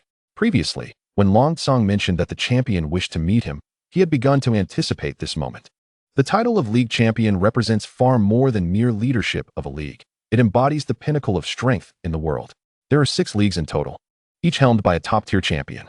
Soon, he would encounter one of these 6 formidable figures, although it was not yet time for a battle. This would be their first meeting, which still filled Gui Hai with expectation. Long Tsong escorted Gui Hai to the door of the champion's office. After confirming with the secretary that the champion was currently free, Long Tsong knocked on the grand door of the Eastern League's champion's office. Please, come in. A steady voice emanated from within. Long Tsong nodded to Gui Hai and pushed the door open. The champion looked up from his paperwork upon seeing Long Tsong enter with a young man, immediately recognizing him as the grandson of Granny Gu. A rather reclusive yet exceptionally talented trainer, Gui Hai. This recent capture of Bagu was attributed to his tactics and adventurous spirit. Additionally, he had heard from Tans that this boy had uncovered a novel evolutionary method for Pokémon. He was indeed a prodigy, a talent necessary for the region's development. The champion offered a slight smile to Gui Hai. You must be Xiao Hai. Please have a seat. He then instructed the secretary at the door to bring tea. Long Tsong guided Gui Hai to a sofa designated for meetings, and the champion took a seat as well. After exchanging pleasantries, the champion promptly shifted to the main topic. We are immensely grateful to you and Granny Gu for the successful capture of Bagu. Therefore, I have decided to award you both the League Medal on behalf of the League. As he spoke, the champion retrieved a small box from his pocket and opened it. Inside lay 2 medals, shimmering in hues of gold and crimson, each engraved with the names of Gui Hai and Granny Gu. Observing the medals, the champion added with a hint of regret. However, given that the revival faction has not been entirely eradicated, it is inconvenient to hold a formal award ceremony for the time being. I hope you can understand.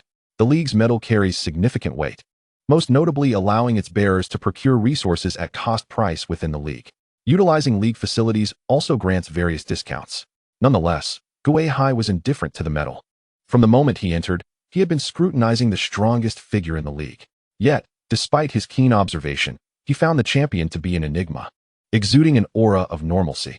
Unlike Long Tsong and Tans, the champion did not radiate the same formidable presence. Instead, he appeared remarkably composed, as if nothing could disturb his tranquility, akin to an immovable mountain. Upon hearing the champion state that they could not publicly present the medals, Gui Hai felt no discontent. He accepted the medals with gratitude, his gaze still fixated on the champion. In response to Gui Hai's scrutiny, the champion smiled. In the League, the champion is a target, watched, pursued, and challenged. It is the champion's fate. Thus, he bore no aversion to being observed directly. In fact, he welcomed the prospect of challengers who would dare to measure themselves against him. As Gui Hai accepted the medals, the champion began to scrutinize him in earnest. Previously, he had represented the League champion. Now, he stood as a trainer, akin to Long Tsong and Tans. The champion too felt the pressure emanating from Gui Hai's prodigious talent. He recalled when he himself had been Gui Hai's age, only just acquiring his first Pokémon, training amidst wild ones in the forest. Yet here was Gui Hai, already a champion-level trainer, evenly matched with the League's strongest through the extraordinary mega evolution. Such accomplishments imposed considerable pressure even on the champion himself. Perhaps in a few years, this young man would stand before him, issuing a challenge. Gui Hai and the champion engaged in mutual observation. At a certain moment, their eyes met, and a flicker of understanding passed between them. They promptly averted their gazes. Now was not the time. The atmosphere in the champion's office grew somewhat silent. Even Long Tsong refrained from speaking. Ultimately, it was the champion who broke the silence with a chuckle. Well, Xiao Hai, may I call you that? Are you interested in taking up a position within the League? Gui Hai pondered for a moment. I do not have any such plans at present, and I intend to travel soon. I may not have the time to work within the League. The champion's smile remained unchanged. Oh, but working for the league need not confine you to the office. We also have field work. Long Tsong seemed to have an epiphany, his eyes glinting. The champion continued, recently, with the revival factions activities, certain poaching groups have begun to stir. Our personnel are currently engaged in a plan and lack the time to combat them. Since you have travel plans, it would be an opportune moment to address these poaching gangs. If you agree, the league will ensure you are well compensated. As he spoke, the champion glanced at Long Tsong, who immediately understood, launching into an introduction of the league's benefits. Gui Hai, the perks of our league are quite substantial. Not to mention, the basic salary annually equates to a bounty for a Bagoo. Furthermore, league inspectors can purchase various training resources at reduced prices, which is exceptionally advantageous. Most importantly, if you join the league, your prowess would grant you the title of senior inspector. Senior inspectors hold equivalent authority to gym leaders, possessing the ability to challenge the league champions at will, without waiting for the quadrennial league conference. In conclusion, Long Tsong raised an eyebrow at Gui Hai. Gui Hai's lips twitched as he glanced between Long Tsong and the champion. Why did it seem as though two peculiar uncles were attempting to lure him into employment? However, waiting 3 years to challenge Long Tsong felt excessively prolonged. Moreover, the benefits of becoming a league inspector appeared quite appealing. There were many items available for purchase within the league that would render the system unnecessary. Considering the tasks assigned by the system, having only recently purchased a metal membrane, he was already being urged to challenge the league champion. If he desired more precious items, would the system require him to defeat the league champion? Furthermore, there was the matter of his discovery regarding Mega Evolution. If he were a part of the league, many matters would undoubtedly become significantly more convenient for him. Simultaneously, one could also utilize certain resources from the Alliance to delve into this matter. Therefore, after contemplating the suggestions from Long Tsong and the champion, Gui Hai deemed it worth a try. Should any limitations arise, he could simply withdraw from the endeavor. After all, he was a master-level trainer, not a novice to be easily bullied. Thus, under the slightly expectant gazes of Long Tsong and the champion, Gui Hai nodded slightly. All right then, I shall give it a try. However, I will prioritize my own training. Long Tsong and the champion exchanged glances and smiled subtly. The champion confidently assured him, rest assured. All you need to do is to combat crime during your travels. Consider it a part of your training. Besides, you will inevitably clash with other trainers on your journey. Won't you? When facing others, one must be cautious. But with poachers, there are no such constraints. You can strike as fiercely as you wish, as they are not protected by the Alliance's laws. As he spoke, the champion inexplicably produced a document, signing and sealing it in front of Gui Hai. The document was then thrust into Gui Hai's arms. Upon opening it, Gui Hai read, Alliance Prosecutor Certificate. Name, Gui Hai. Photo, NAHNA. Position, Senior Prosecutor of the Alliance. Lacking a photo, it merely bore a name and position, accompanied by the champion's signature and seal, appearing so rudimentary that it seemed counterfeit. Nonetheless, this document granted Gui Hai immediate employment within the Alliance, elevating him to the status of senior prosecutor, empowering him to investigate various cases and organizations throughout the Alliance. Once the document was tucked into Gui Hai's arms, the champion seemed to have fulfilled all his intentions, promptly ushering both Gui Hai and Long Tsong out of the office, leaving Gui Hai with a sense of having boarded a pirate ship. Long Tsong, being more accustomed to the champion's working style, noticed Gui Hai clutching his certificate with a hint of existential doubt and patted him on the shoulder. The champion genuinely values you. He's just been rather busy lately. Hence his haste. You needn't overthink it. Gui Hai, gazing at the champion's signature, remarked, but the signature section merely states champion. Doesn't that raise suspicions of forgery? Long Tsong cleared his throat. That is indeed the champion's style. If you ever see a document bearing the name champion instead of the champion, rest assured, capturing the individual is the right course of action. Hearing this, Gui Hai could only stow the certificate away. Well then, if I'm aboard this ship, I might as well embrace it. As long as I can challenge Long Tsong eventually. He added, I must capture a Drakazalt. Let us proceed. You missed the opportunity to choose a reward previously, so now we shall review it again. This time, I'll provide you with several lists to select from. As for the Mega Evolution reward, we shall wait until you confirm that this battle style can be widely disseminated within the Alliance. Long Tsong then led Gui Hai to Alan's location. Upon their arrival, Alan, without uttering a word, handed over the lists and the bounty for Baku. Gui Hai was not particularly interested in the resources listed, but selected a few nonetheless. If it was complimentary, he would take it. After all, Baku's bounty was modest. A mere 5 million. Gui Hai even suspected that the alliance intentionally set this price to annoy Baku. Just as Gui Hai finished selecting his items, one of Long Song's subordinates delivered Gui Hai's trainer registration materials. Along with it came the uniform for the alliance prosecutor, equipment, and an internal Pokédex. Observing the black Pokédex in Gui Hai's hands, Long Song remarked, "This Pokédex contains far more comprehensive Pokémon data than the average one. For instance, it includes details on Dracosalt. It also contains information about gyms across the Alliance and a detailed map, which will greatly assist you in your travels." Gui Hai briefly skimmed through the Pokédex, confirming Long Song's assertions. However, he found the mapping function to be the most useful, as he had a system that was far superior for other information. After securing the Pokédex, Gui Hai entrusted the uniform and resources to Gung Gui, instructing it to store them within the shadows, concluding all his affairs at the Alliance's headquarters. Noting that nightfall was still some time away, Gui Hai bid farewell to Long Song. Long Song, busy with numerous responsibilities as a member of the Elite Four, did not detain him, as today was unusually quiet due to hosting Gui Hai, releasing Dracosalt to escort Gui Hai home. The two parted ways before the imposing giant mountain tower. As Gui Hai departed, Long Song returned to the champion's office. "Champion, that lad has left." The champion, glancing at the documents in his hands, sighed softly. "Indeed, heroes emerge from youth. In comparison, we seem aged." Long Song stroked his stubble. "It's not that dramatic, is it?" The champion chuckled. "What is your impression of this boy, Gui Hai?" Long Song organized his thoughts before responding. "Let us not speak of strength. He is undeniably formidable. His foundational skills are solid. It won't be long before the Alliance boasts yet another master. However, what impresses me most is his character. Gui Hai is quite reclusive, but his solitude stems not from self-doubt. Rather, it is a solitude born from a lack of recognition by others. In other words, it is not the world that isolates him, but he who isolates himself from the world. When I first interacted with him, he appeared very polite. Yet there was an inherent sense of detachment. The only exception seemed to be Granny Gu. However, when I heard Granny Gu's request and attempted to breach the barrier of his aura, his perception of me began to shift. It wasn't necessarily a closeness, but in that moment, I felt he placed me on an equal footing, as if he acknowledged me. It was this acknowledgement that led him to confide in me about Mega Evolution. The champion listened intently until he finally inquired, "So, if we can find individuals willing to approach Gui Hai and gain his recognition, we can fulfill Granny Gu's request?" Long Song pondered for a moment, then nodded, albeit with a shake of his head. "Indeed, that is the case. As long as one possesses the courage to approach him, they will earn his recognition. However, few will be unafraid of the shadows he casts."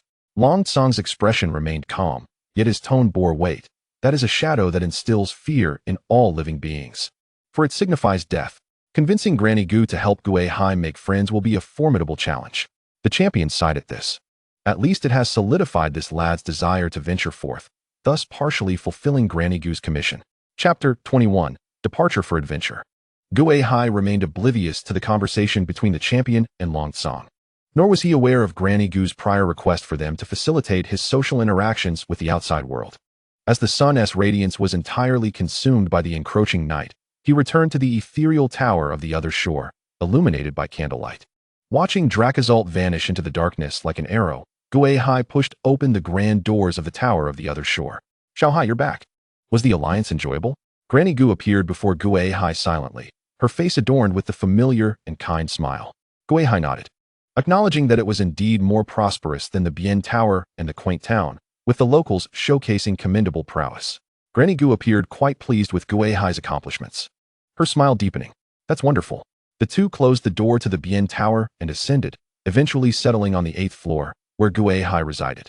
The eerie teapot floated over, pouring tea for the two. From the shadow of Gui Hai, Mimikyu emerged, snuggling near his teacup, comfortably sipping the tea. The plushie, resembling Pikachu, squinted its tiny eyes in delight, seemingly relishing the brew from the teapot.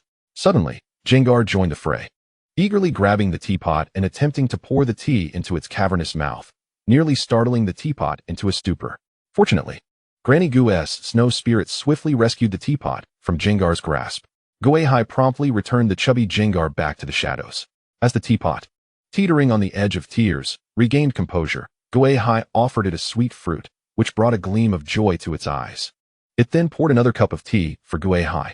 "Thank you, teapot," Gui Hai said, accepting the fresh brew. Granny Gu set down her teacup, her face radiating warmth as she gazed at Gui Hai. "Xiao Hai, You are now a registered trainer in the Alliance. What are your plans moving forward? Gui Hai pondered for a moment before responding gently to Granny Gu. I wish to venture out. This marked the first time he expressed a desire to explore beyond the confines of the Bien Tower. Over the past 17 years, although he had left the tower on occasions, it was merely for brief errands, always returning promptly. Today, however, his declaration indicated he might depart for an extended period, akin to the trainers who embarked on journeys filled with battles, uncertain of when he would return. Granny Gu's smile remained steadfast, understanding her child's innermost thoughts after nurturing him for 17 years. Observing Gui Hai train with Gengar and Mimikyu, she sensed his deep affection for Pokemon and his fervent aspiration to become a formidable trainer. Now that he had matured, it was indeed time for him to explore the world. Furthermore, young trainers in the Alliance typically commenced their journeys upon turning 17. She wholeheartedly supported her child's desire to engage with the outside world. Consequently, she had even contacted the champion to request guidance for Gui Hai, hoping he might witness the strength of the Alliance's elite. It would be even better if Gui Hai could forge new friendships along the way. It seemed that both the champion and Long Tsong held her in high esteem, facilitating some form of dialogue with Gui Hai. When do you plan to leave? Do you require anything from Granny? Gui Hai contemplated before replying. I intend to set off tomorrow. I don't need much. I have all the essentials. Granny Gu nodded thoughtfully. I see. Do you have any specific goals? Any places you wish to explore? Not really. Do you have any recommendations, Granny? After a moment's thought, Granny Gu suggested, then head north. The competitive atmosphere for Pokemon battles is far more intense there than in the south. If you wish to grow stronger during your journey, the north is the place to be. Gui Hai was somewhat aware of this. The northern region posed harsher survival conditions for Pokemon, with trainers placing greater emphasis on the strength of their Pokemon, primarily aspiring to become powerful trainers.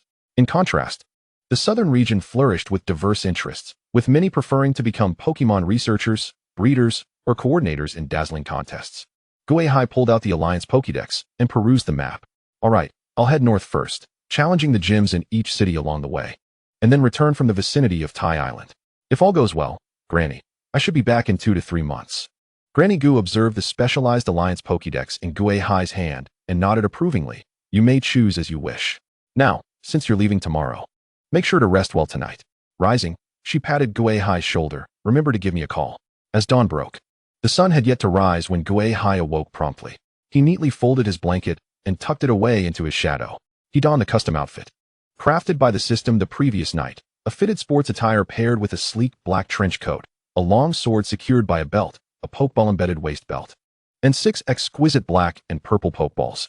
All of Gui Hai's Pokemon resided within his shadow, and these Pokeballs were designated for gym battles. He intended to temporarily house Gengar and the others within them during the gym challenges before releasing them afterward. Additionally, Gui Hai needed to augment his team, as these Pokeballs could also capture wild Pokemon. Securing the buttons of his trench coat, Gui Hai affixed the mysterious mask gifted by Granny Gu to his shoulder clasp for easy access, useful for warding off wild Pokemon on his journey. His long sword hung at his waist, ever ready for action. Once he had gathered all his essentials, his shadow stirred, and his 4 Pokemon emerged from within. Mimikyu perched on his shoulder, nuzzling its Pikachu-like head against Gui Hai's face, while Rotom floated beside him, possessing the Alliance Pokédex. Gengar stood behind him, clutching the small sword sheath. Gui Hai and his Pokemon took one last glance at the home they had known since birth, a wave of nostalgia washing over them. Yet, this sentiment quickly transformed into a renewed sense of determination, a driving force that would propel them back here after enduring battles. Gui Hai gently patted Mimikyu's small belly. Let us go. We'll return in 2 months to challenge the champion. With that, Gui Hai vanished from the room in an instant, much like Granny Gu, reappearing outside the Bien Tower. Granny Gu moved with such silence that he too could achieve the same, even more stealthily. The rising sun cast a golden beam upon the tower, which had resembled a tombstone in the night, now adorned in a warm hue. Gui Hai turned back to gaze at the pinnacle of the Bien Tower, where the curtains had been drawn back, revealing a silhouette. He waved and strode forward, embracing the dawn. Chapter 22. Camping. The sword-wielding youth, clad in a black trench coat with a long sword at his waist and a ghostly mask draped over his shoulder, commanded his silver-white sword in battle against a Geodude. The shimmering blade danced through the air, striking true, leaving a deep gash on the Geodude's rocky surface. The Pokemon was sent hurtling backward with immense force, crashing against a boulder and creating a ripple effect. With a swift motion, the sword returned to its sheath, circling back to Gui Hai, who praised, "Well done, your sword dance has become quite proficient." Jengar emerged from the depths of Gui Hai's shadow. Spraying a healing mist on the injured onyx, he then gave it a swift kick, sending it tumbling back into the cave. "What a nuisance," he muttered. "Disturbing our meal and still expecting treatment. What a loss." The onyx, awakened by the kick from Jengar, dared not return for trouble and scurried away in dismay. Returning to the campfire, Gui Hai glanced at the nearly cooked dinner and called out, "All right, Jengar, it's time to eat." In an instant, Jengar appeared before Gui Hai, as if teleporting. Already holding its enormous meal box, Mimikyu floated down and perched on Gui Hai's shoulder, fixated on the pot of food. A glimmer of drool dripped from Gui Hai's coat. Thankfully, his attire was custom-made by the system, waterproof and fireproof. Otherwise, he would have had to wash it. Gui Hai gently patted Mimikyu's little belly, setting it down on the picnic cloth where its small bowl awaited. Seizing the opportunity, Jengar lifted the pot lid and filled its meal box with a generous serving. Mimikyu, watching anxiously, finally relaxed when Gui Hai instructed Jengar to fill Mimikyu's small bowl first. Content: Mimikyu received its portion while Gui Hai retrieved energy cubes from his supplies to share with the two little companions. Only then did he serve himself from Rotom's rice cooker, drenching his meal in a rich berry soup before indulging. Gui Hai had been on the road for a week, heading north along the most efficient path laid out by his Pokédex, preparing to challenge the nearest gym in the city of Rock City to hone his skills. Today, he and Jengar had not found an inn, thus opting to rest in the wilderness. Initially, Gui Hai found camping a bit uncomfortable, but he soon adapted to the experience. However, just as he settled down, wild Pokémon approached, either attempting to drive them away or attracted by the aroma of Gui Hai's berry soup, yearning to snatch a bite. Fortunately, they unwittingly fell into Gui Hai's bowl. The training partner, Doublade, was in need of opponents, so he utilized the wild Pokémon to sharpen Doublade's combat techniques. It is worth mentioning that Gui Hai's culinary skills were rather average. Although his dishes were satisfactory, they were not enticing enough to attract wild Pokémon. The only reason the wild Pokémon were drawn to him was due to his mastery in crafting energy cubes. This time, he had used his skills to prepare the berries, combining them with other ingredients to create a delightful berry soup, much to the surprise of his companions, who were typically not lacking in snacks. It even attracted some rather formidable wild Pokémon seeking to raid their meal. Gui Hai sampled his creation and mused, "Not bad at all. Perhaps I could consider a career in cooking?" Shaking his head, he continued to eat. Unfortunately, Rotom and Doublade lacked mouths to enjoy the meal. With a disheartened expression, they watched. Nevertheless, Gui Hai did not neglect his two companions, preparing a super battery for Rotom sufficient for half a month's use, and providing Doublade with a portion of liquid metal to enhance its abilities.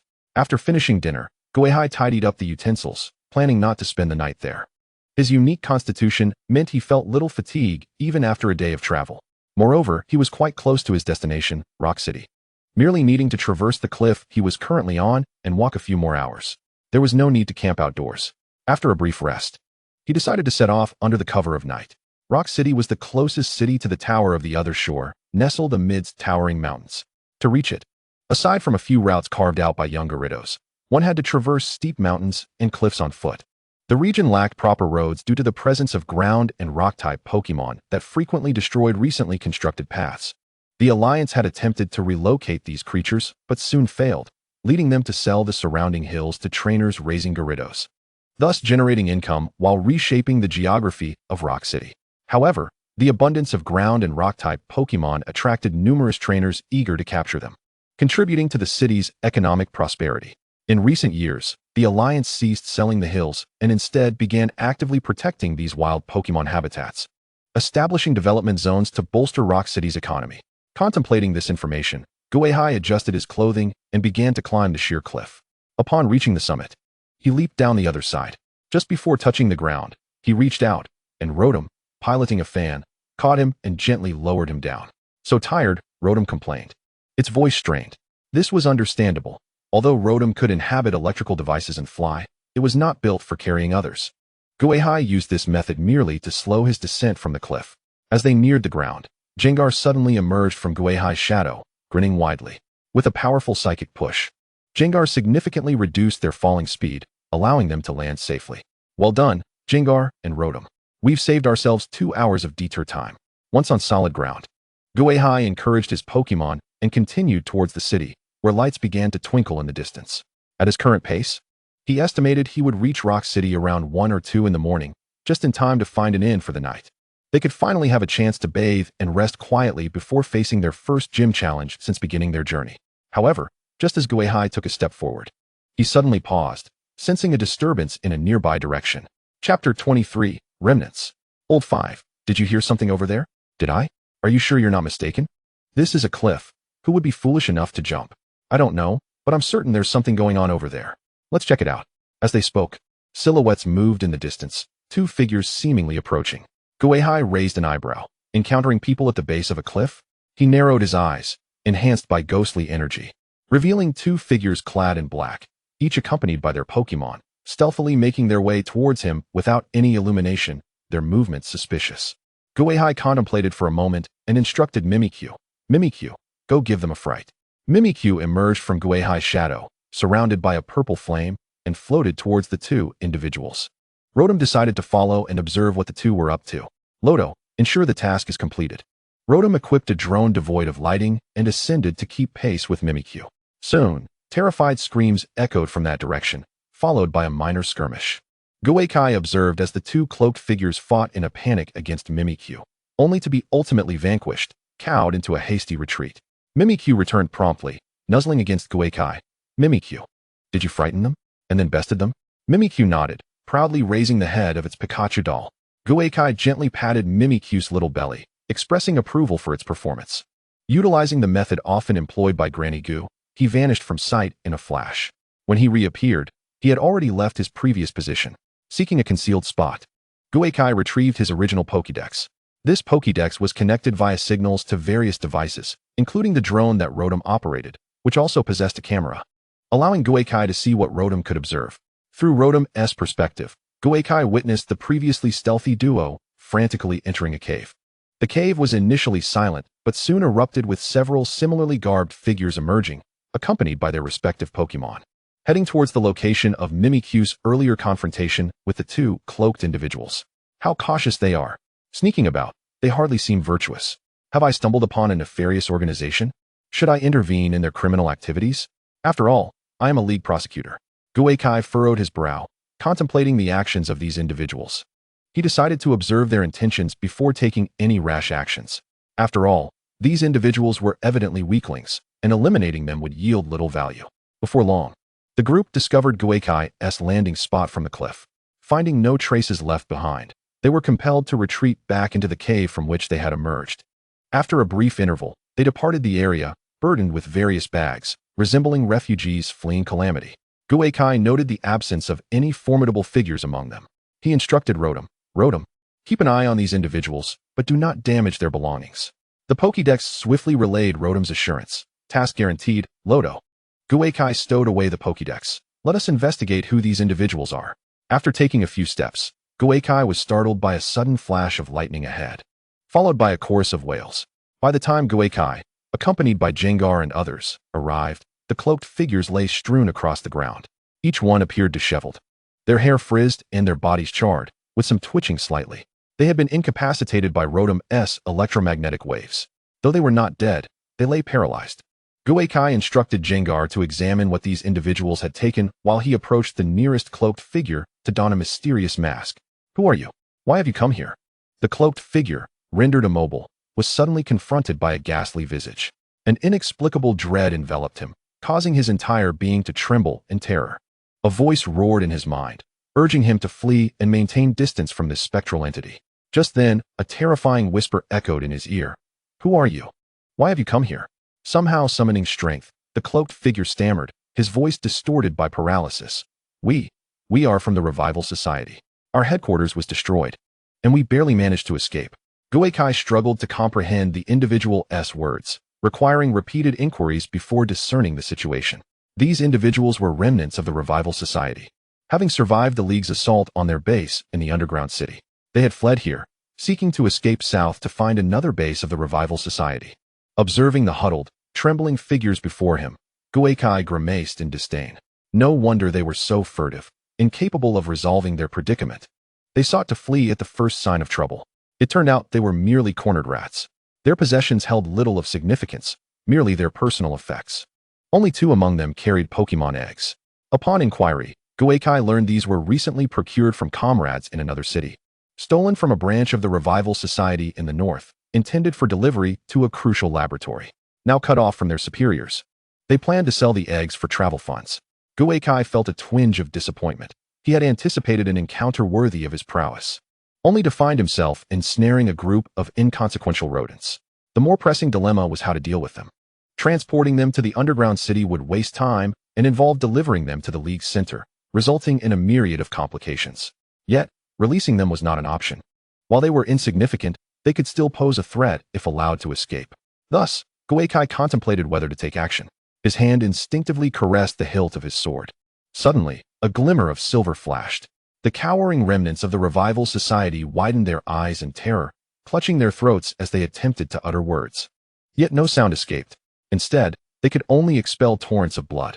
A few, slower to react, failed to cover their throats in time, resulting in a fountain of crimson spraying forth. In a swift motion, Gui Hai sheathed his sword and approached Jengar.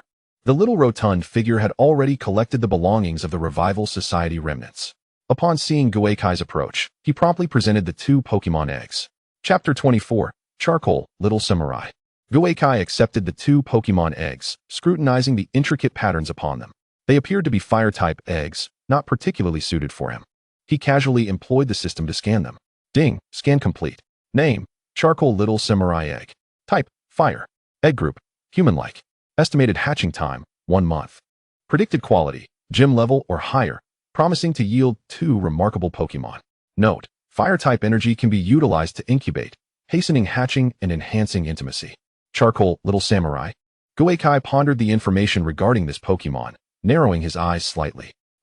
This seems to be a newly released Pokemon of the 9th generation, apparently possessing 2 evolutionary forms. Though some details eluded him. System, retrieve data on Charcoal Little Samurai. However, it matters not. The Ghost-C possesses a system. The repository of the system contains comprehensive information about all Pokemon, including their evolutionary forms, various moves, and the items required for evolution. Ding, information retrieval complete. The data on the panel has been updated. Name, Charcoal Squire. Description, Charcoal Squire, the little Firestar Pokemon. Its life resides within burning charcoal, transforming it into a Pokemon. Even when faced with formidable foes, it confronts them with unwavering fiery spirit. Gender ratio, 1:1. Type, Fire. Egg group, human-like. Abilities, 1. Blaze. When struck by a Fire-type move, it absorbs the flames, enhancing its own Fire-type moves. 2. Flame Body, hidden ability. It causes opponents that make contact to become burned. Base stats, 255. Charcoal Squire Evolution Stage 1. Crimson Armored Knight. Description, Crimson Armored Knight, the Fire Warrior Pokemon. This form evolves from the armor worn by valiant warriors who have achieved numerous feats, embodying a Pokemon of unwavering loyalty. Gender ratio, 1:1. Type, Fire Psychic. Egg group, human-like. Abilities, 1. Blaze. When struck by a Fire-type move, it absorbs the flames, enhancing its own Fire-type moves. 2. Shattered Armor, hidden ability. If damaged by a physical move, its defense decreases while speed significantly increases. Base stats, 525. Evolution method. Have Charcoal Squire use the Armor of Celebration. Charcoal Squire Evolution Stage 2. Azure Flame Blade Demon. Description, Azure Flame Blade Demon, the Fire Swordsman Pokemon. Its fiery swords for arms burn with the vengeful spirit of a swordsman who perished before achieving glory. Gender ratio, 1:1. Type, Fire Ghost. Egg group, human-like. Abilities, 1. Blaze. When struck by a Fire-type move, it absorbs the flames, enhancing its own Fire-type moves. 2. Shattered Armor, hidden ability. If damaged by a physical move, its defense decreases while speed significantly increases. Base stats, 525. Evolution method. Have Charcoal Squire use the Armor of Curses. As Ghost-C perused the data on Charcoal Squire, his initially bored expression gradually transformed into one of anticipation. Upon reaching the final evolutionary form of Charcoal Squire, his eyes gleamed with excitement. A Ghost-type? Azure Flame Blade Demon. Base stats of 525? A commendable configuration indeed. The abilities are also impressive. Both Blaze and Shattered Armor are remarkable traits. Moreover, the appearance of this Azure Flame Blade Demon is undeniably striking. Of course, Crimson Armored Knight is also commendable, but alas, it is not a Ghost type, which would naturally instill a sense of trepidation within me. Ghost C gazed at the two charcoal squire eggs, his eyes shimmering. Ultimately, he treasured them and carefully tucked them into the pocket of his cloak. Since we are destined to meet, let me welcome your arrival. From now on, whether you evolve into Crimson Armored Knight or Azure Flame Blade Demon shall be your choice. With that said, Ghost C patted the two Pokemon eggs on his chest and prepared to head towards Rock City. However, as he took his first step, he suddenly realized that his current appearance presented some issues. Ghost C attempted to look down, only to discover that he could not see his toes. Reluctantly, he exchanged for two portable incubation devices from the system, strapping the Pokemon eggs onto his back, patting the straps on his shoulders. He mused, "Let us first acclimate to the power by my side. I hope you will come to enjoy the ghost type as well." With that, Ghost C summoned Jengar and the others back, and the group of 1 human and 4 ghosts set off towards Rock City. Ding. Item exchange complete. Task issued. Incubation device rarity. C. Task. Please proceed to the breeding center in Rock City and serve as a volunteer for a day. Task duration, 3 days. Regarding the system's tasks, Ghost C was not inclined to ponder them at this moment. He merely wished to enter the city swiftly and find an inn that was still open for rest. He raced onward. By around 2 in the morning, Ghost C finally arrived at Rock City and located an inn that was still welcoming guests. Although his attire and the shadows surrounding him may have startled the attending clerk, Jengar promptly facilitated communication with the front desk, allowing him to complete the check-in process. Jengar sighed, "This place lacks my style." The soothing cascade of water washed over him, cleansing the grime of his journey and dispelling the odors that had accumulated over the past week. Ah, how refreshing. Ghost C reveled in the gentle caress of the water, while a shadow within the steam emitted a cozy, enigmatic sound. He picked up the Pikachu costume that Mimikyu had discarded and stored it in the shadows, intending to clean it tomorrow. He placed a freshly prepared Pikachu costume beside the sink for Mimikyu. "Mimikyu, your outfit is here.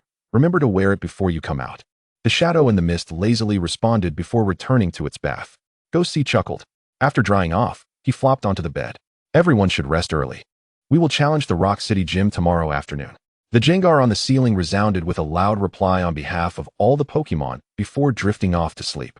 Ghost C glanced at the Dusk Blade and Rotom beside him, smiled faintly, and closed his eyes as well. Meanwhile, outside the cliffs of the city, several individuals clad in League Inspector uniforms, accompanied by their partners, discovered the remains of the remnants of the Revival Society. "Captain, this." A young female inspector in her 20s gazed at the gruesome scene, covering her mouth and nose, her eyes wide with horror. A middle-aged inspector with a fast dog observed the surroundings, confirming there was no danger before crouching down to inspect the wounds on these individuals. He noted the deep gashes on their necks, furrowing his brow. A single strike to the heart, with no residual energy. The assailant must be a trainer skilled with a sword. Another inspector beside the captain, gazing at the array of corpses, appeared unsettled and asked, "Captain, why did they engage in battle? Was it a case of black on black?" The belongings and pokeballs of these individuals were missing. The captain stood up, removing his bloodstained gloves. "It seems unlikely. These individuals display signs of terror, as if they had been interrogated. They all perished at the hands of a human, not resembling a sudden attack of black on black. It appears more akin to an encounter between the two parties, followed by murder post-interrogation. Then, Captain, based on your assessment, the perpetrator must be heading to Rock City?" one of the inspectors proposed. However, the captain shook his head. "No need. Our mission was solely to apprehend these individuals. Now that they are dead, our task is effectively complete." "But Captain, the one who struck is also a murderer. Shouldn't we be concerned?" The captain smiled at his 2 subordinates. "If that individual had killed ordinary people, we would undoubtedly pursue the matter. However, these are terrorists. There is no need for us to take risks on their behalf." Chapter 25, Rock City. Ghost C remained oblivious to the events unfolding beneath the cliffs. Due to fatigue and late nights, he did not awaken until the sun had fully risen. By that time, the little ones had already stirred. Gui, unbeknownst to anyone, donned an entire Pikachu costume and sat alongside Mimikyu, engrossed in watching television. Meanwhile, Rotom produced its diminutive robot, merging with it to perform aerial maneuvers reminiscent of Iron Man amidst the furniture of the inn. Occasionally, it emitted arcs of electricity, seemingly engaging in combat, delighting in its play. On the other hand, Duskblade flitted about in a nearby open space, diligently practicing its moves. Gui Hai splashed some water on his face and declared, "Let us venture forth and explore the culinary delights and amusements of Geoyan City." "Chirp," Mimikyu responded. "Rotom," chimed in Rotom. Suddenly, the room erupted into a cacophony of excitement. Gui Hai entrusted the inn's bellboy with the task of laundering the soiled garments of his Mimikyu. After changing into a fresh outfit from the system, he stepped outside with his little companions. Following the map, the group soon found themselves in the bustling market district of Jioyan City. Jioyan City is not particularly renowned for its culinary offerings, predominantly inhabited by ground and rock-type Pokémon. It is home to only a smattering of creatures of other types. Consequently, the local delicacies largely consist of various minerals, rocks, or sands, which are not particularly suited to Gui Hai's Pokémon. However, the city does boast a plethora of entertaining attractions. Numerous stalls line the streets, selling an array of rock-related products, such as Pokémon sculptures, statues of the Elite Four and champions, and bizarrely shaped minerals. Sculptures of all kinds stand proudly along the roads, with the occasional rock-type Pokémon disguised among them, startling unsuspecting passers-by when they spring to life. Gui Hai and his Pokémon wandered leisurely around these stalls, each clutching a bucket of energy cubes that Gui Hai had crafted for breakfast. Naturally, it was primarily Gung Gui that roamed, as Gui Hai stood at a distance, keen to avoid causing any undue trouble for the pedestrians. Chirp! Gung Gui floated back, donning an enormous mask carved from rock that nearly obscured its entire face. Yet, the mask had an opening at the mouth, allowing Gung Gui to extend its tongue. Gung Gui danced before Gui Hai, extending its crimson tongue to point at the mysterious mask on Gui Hai's shoulder, then gesturing to itself. Chirp. Gui Hai comprehended Gung Gui's intent. It was inquiring. Do I resemble you? Can you assist me in acquiring this mask? With a smile, Gui Hai tossed his wallet to Gung Gui, saying, enjoy yourselves, but do not overspend. Our journey has only just begun. Gung Gui eagerly accepted the wallet and, adorned in the mask, darted toward a nearby stall. Mimikyu and Rotom followed suit, selecting their preferred trinkets. Duskblade, however, remained attached to Gui Hai's waist, hanging alongside his longsword, motionless. Gui Hai reached down to caress the hilt of his sword, suggesting, why not explore a bit? There might be something beneficial for steel types here. Go take a look. With a metallic grinding sound, Duskblade indicated its disinterest. Gui Hai, not wishing to press the matter, acknowledged that most items here were of inferior quality, and Gung Gui and the others were primarily in search of amusement. If they were to acquire any valuable resources, it would be more prudent to procure them from the League or exchange them directly through the system. As Gui Hai ambled, endeavoring to avoid casting his shadow over the fragile ordinary folk, he unwittingly approached the roadside. At that moment, a large sculpture resembling a rock snake suddenly came to life, its massive form shifting and producing a cacophonous clattering as it thrust its rocky head toward Gui Hai, attempting to startle him. However, as it neared, it abruptly froze, a look of terror replacing its mischievous demeanor. Its stone-like body trembled uncontrollably before it dove into the ground with a resounding crash, burrowing away in panic. Gui Hai, mid-bite of an energy cube, found himself momentarily at a loss as to how to react. What is the point of a rock snake pulling such a prank? Do you think you're Gung Gui? He pondered. He also wondered if he would be held liable for any damages to the ground. The commotion attracted the attention of several onlookers, who regarded Gui Hai with puzzled expressions, unsure how he had managed to frighten the rock snake. Known for its penchant for posing as a statue, the disturbance soon caught the eye of the market staff. A market administrator, donning an armband, approached, surveying the sizable hole in the ground before glancing at Gui Hai. As he prepared to approach, he halted, stating, let us discuss this over there. Noticing the two swords hanging from Gui Hai's waist, the administrator opted not to advance any closer. Sir, could you explain what transpired here? In response, Gui Hai called out Rotom. The Rotom, previously merged with its robot, zipped over from a nearby stall, transforming into the Pokédex form. Utilize my authority to access the surveillance footage for him. Understood, Rotom, came the reply. Rotom, now in the guise of the Black League prosecutor's Pokédex, retrieved the nearby surveillance footage for the administrator's review.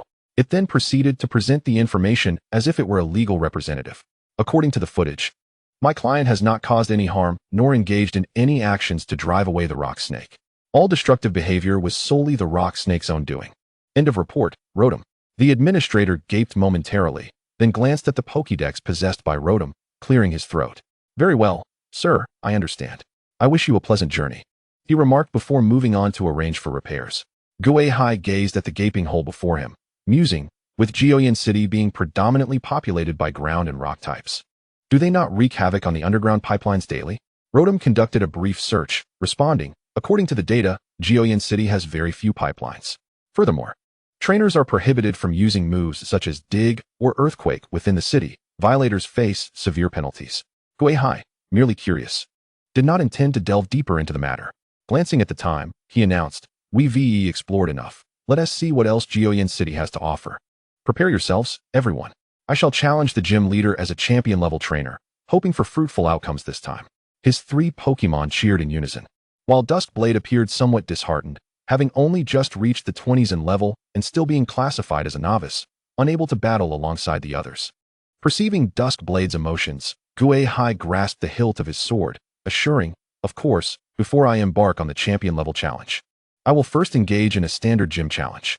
I will rely on you then, Duskblade." Duskblade's ruby-like eyes suddenly gleamed with excitement, producing a metallic chime in response. Chapter 26, The Geoyan Gym. The League has established a dedicated gym in every city, primarily managed and operated by trainers of gym leader caliber. Naturally, there are also those who have 3 or more Pokemon reaching level 80 or above who serve as gym leaders. These gyms do not typically oversee the city's administration. Rather, they open their doors daily to welcome various trainers' challenges, providing guidance and oversight as needed. Furthermore, should the challenger earn the gym leader's recognition, they shall be bestowed with the gym badge. Collecting all 8 badges grants one the opportunity to partake in the Quadrennial League Conference. Moreover, the primary responsibility of a gym leader lies in safeguarding the city, ensuring its stable and prosperous development through the exercise of strength. In instances where matters arise that the various league inspection departments cannot resolve, the gym leader will take charge and utilize their Pokemon to eliminate threats. Thus, the gym leader of each city is implicitly regarded as the strongest individual within that locale.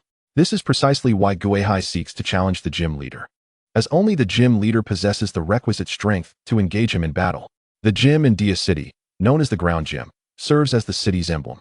Its leader, Shirley, is a trainer of elite status. Much like Gui Hai, he possesses merely 3 Pokemon that have attained levels exceeding 80, thus qualifying him as an elite trainer.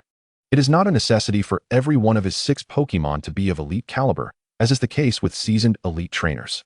Nonetheless, Shirley is significantly older than Gui Hai and has immersed himself in the realm of rock-type Pokemon for many years, granting him a deeper comprehension of their essence than Gui Hai.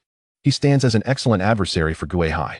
Shirley is a man in his 40s, bearing the marks of time's passage, yet he remains as unyielding as rock. His unwavering pursuit of strength persists.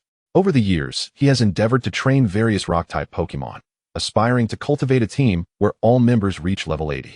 However, such cultivation demands time and resources, and he has yet to produce a satisfactory Pokemon. Recently, he discovered a particularly promising Onix and has been dedicating resources to its training. Consequently, he only accepts challenges from trainers in the morning, reserving the afternoons for the training of this Onix. After once again defeating a challenger, Shirley offered a few brief pointers before preparing to rest.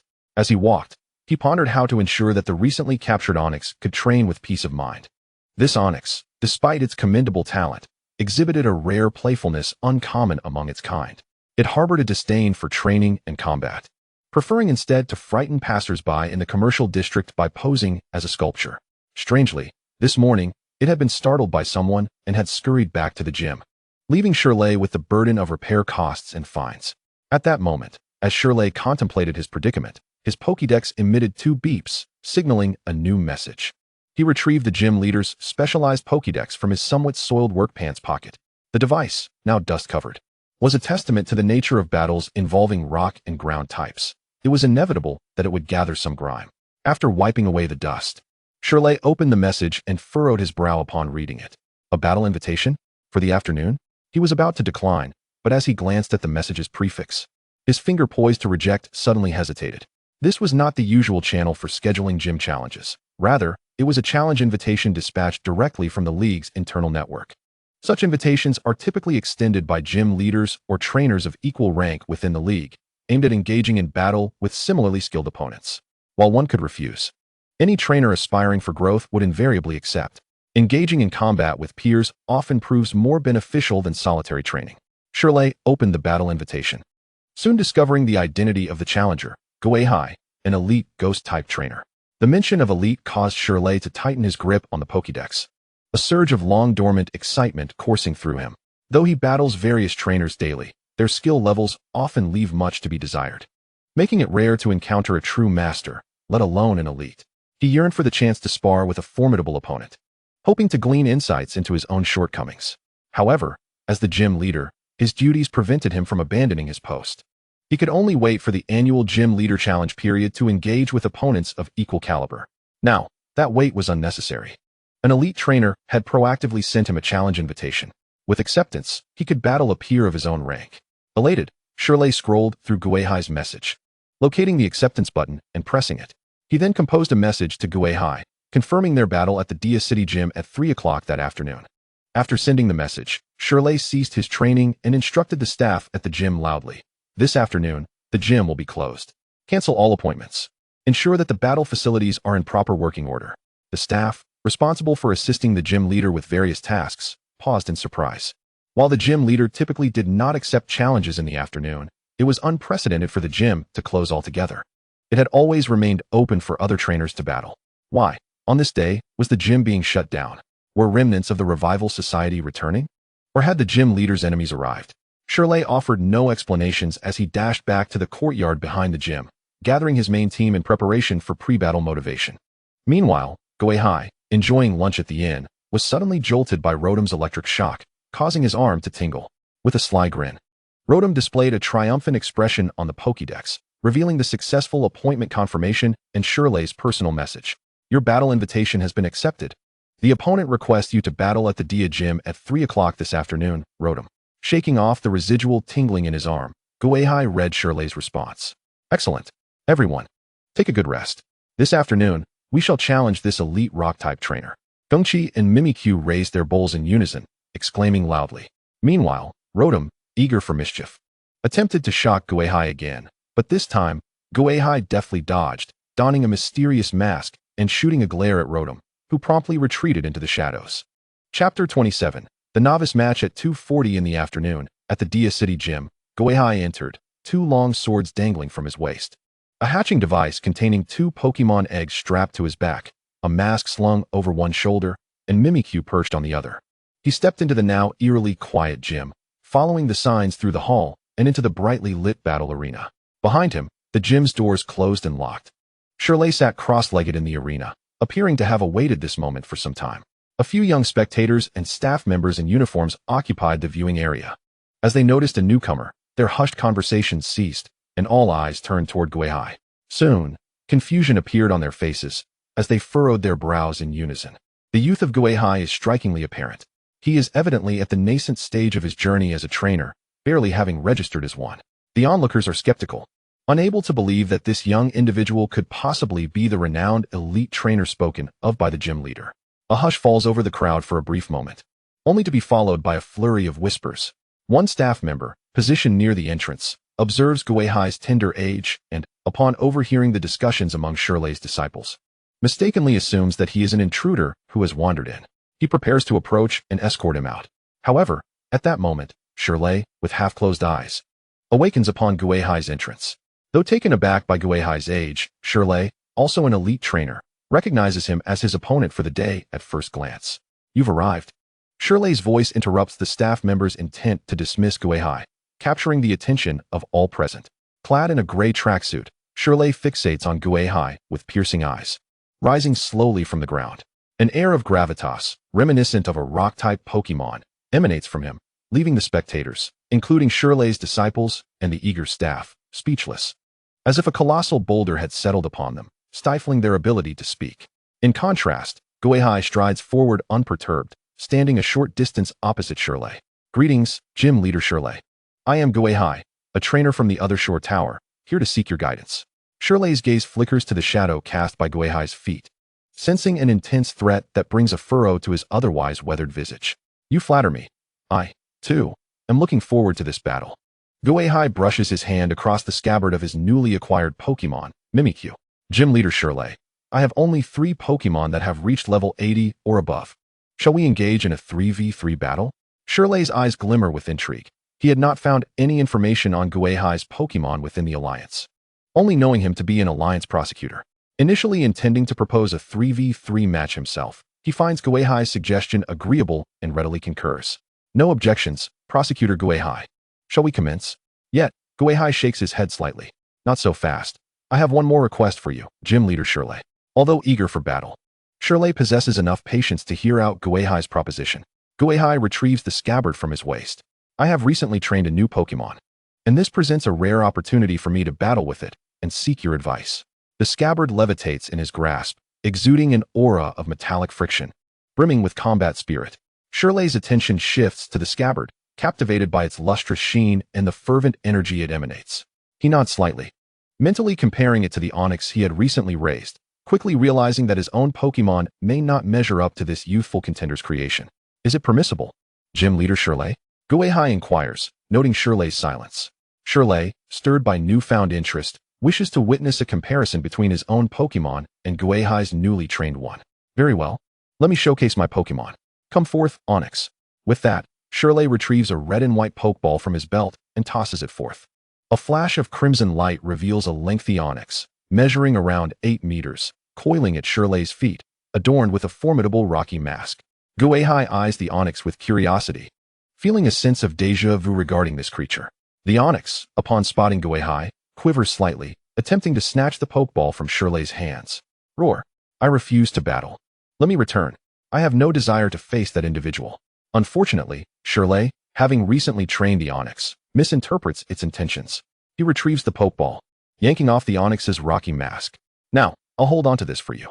If you manage to win, I'll treat you to your favorite mineral. The Onix gazes desperately at Shirley, witnessing the removal of its mask, and can only tremble as it turns to face Gui Hai and his Pokemon. Gui Hai, recalling an encounter that morning with a menacing Onix, squints slightly, contemplating whether this could be the very creature that startled him. This gesture, perceived by the Onix, evokes a chilling memory of the fear it felt from the human.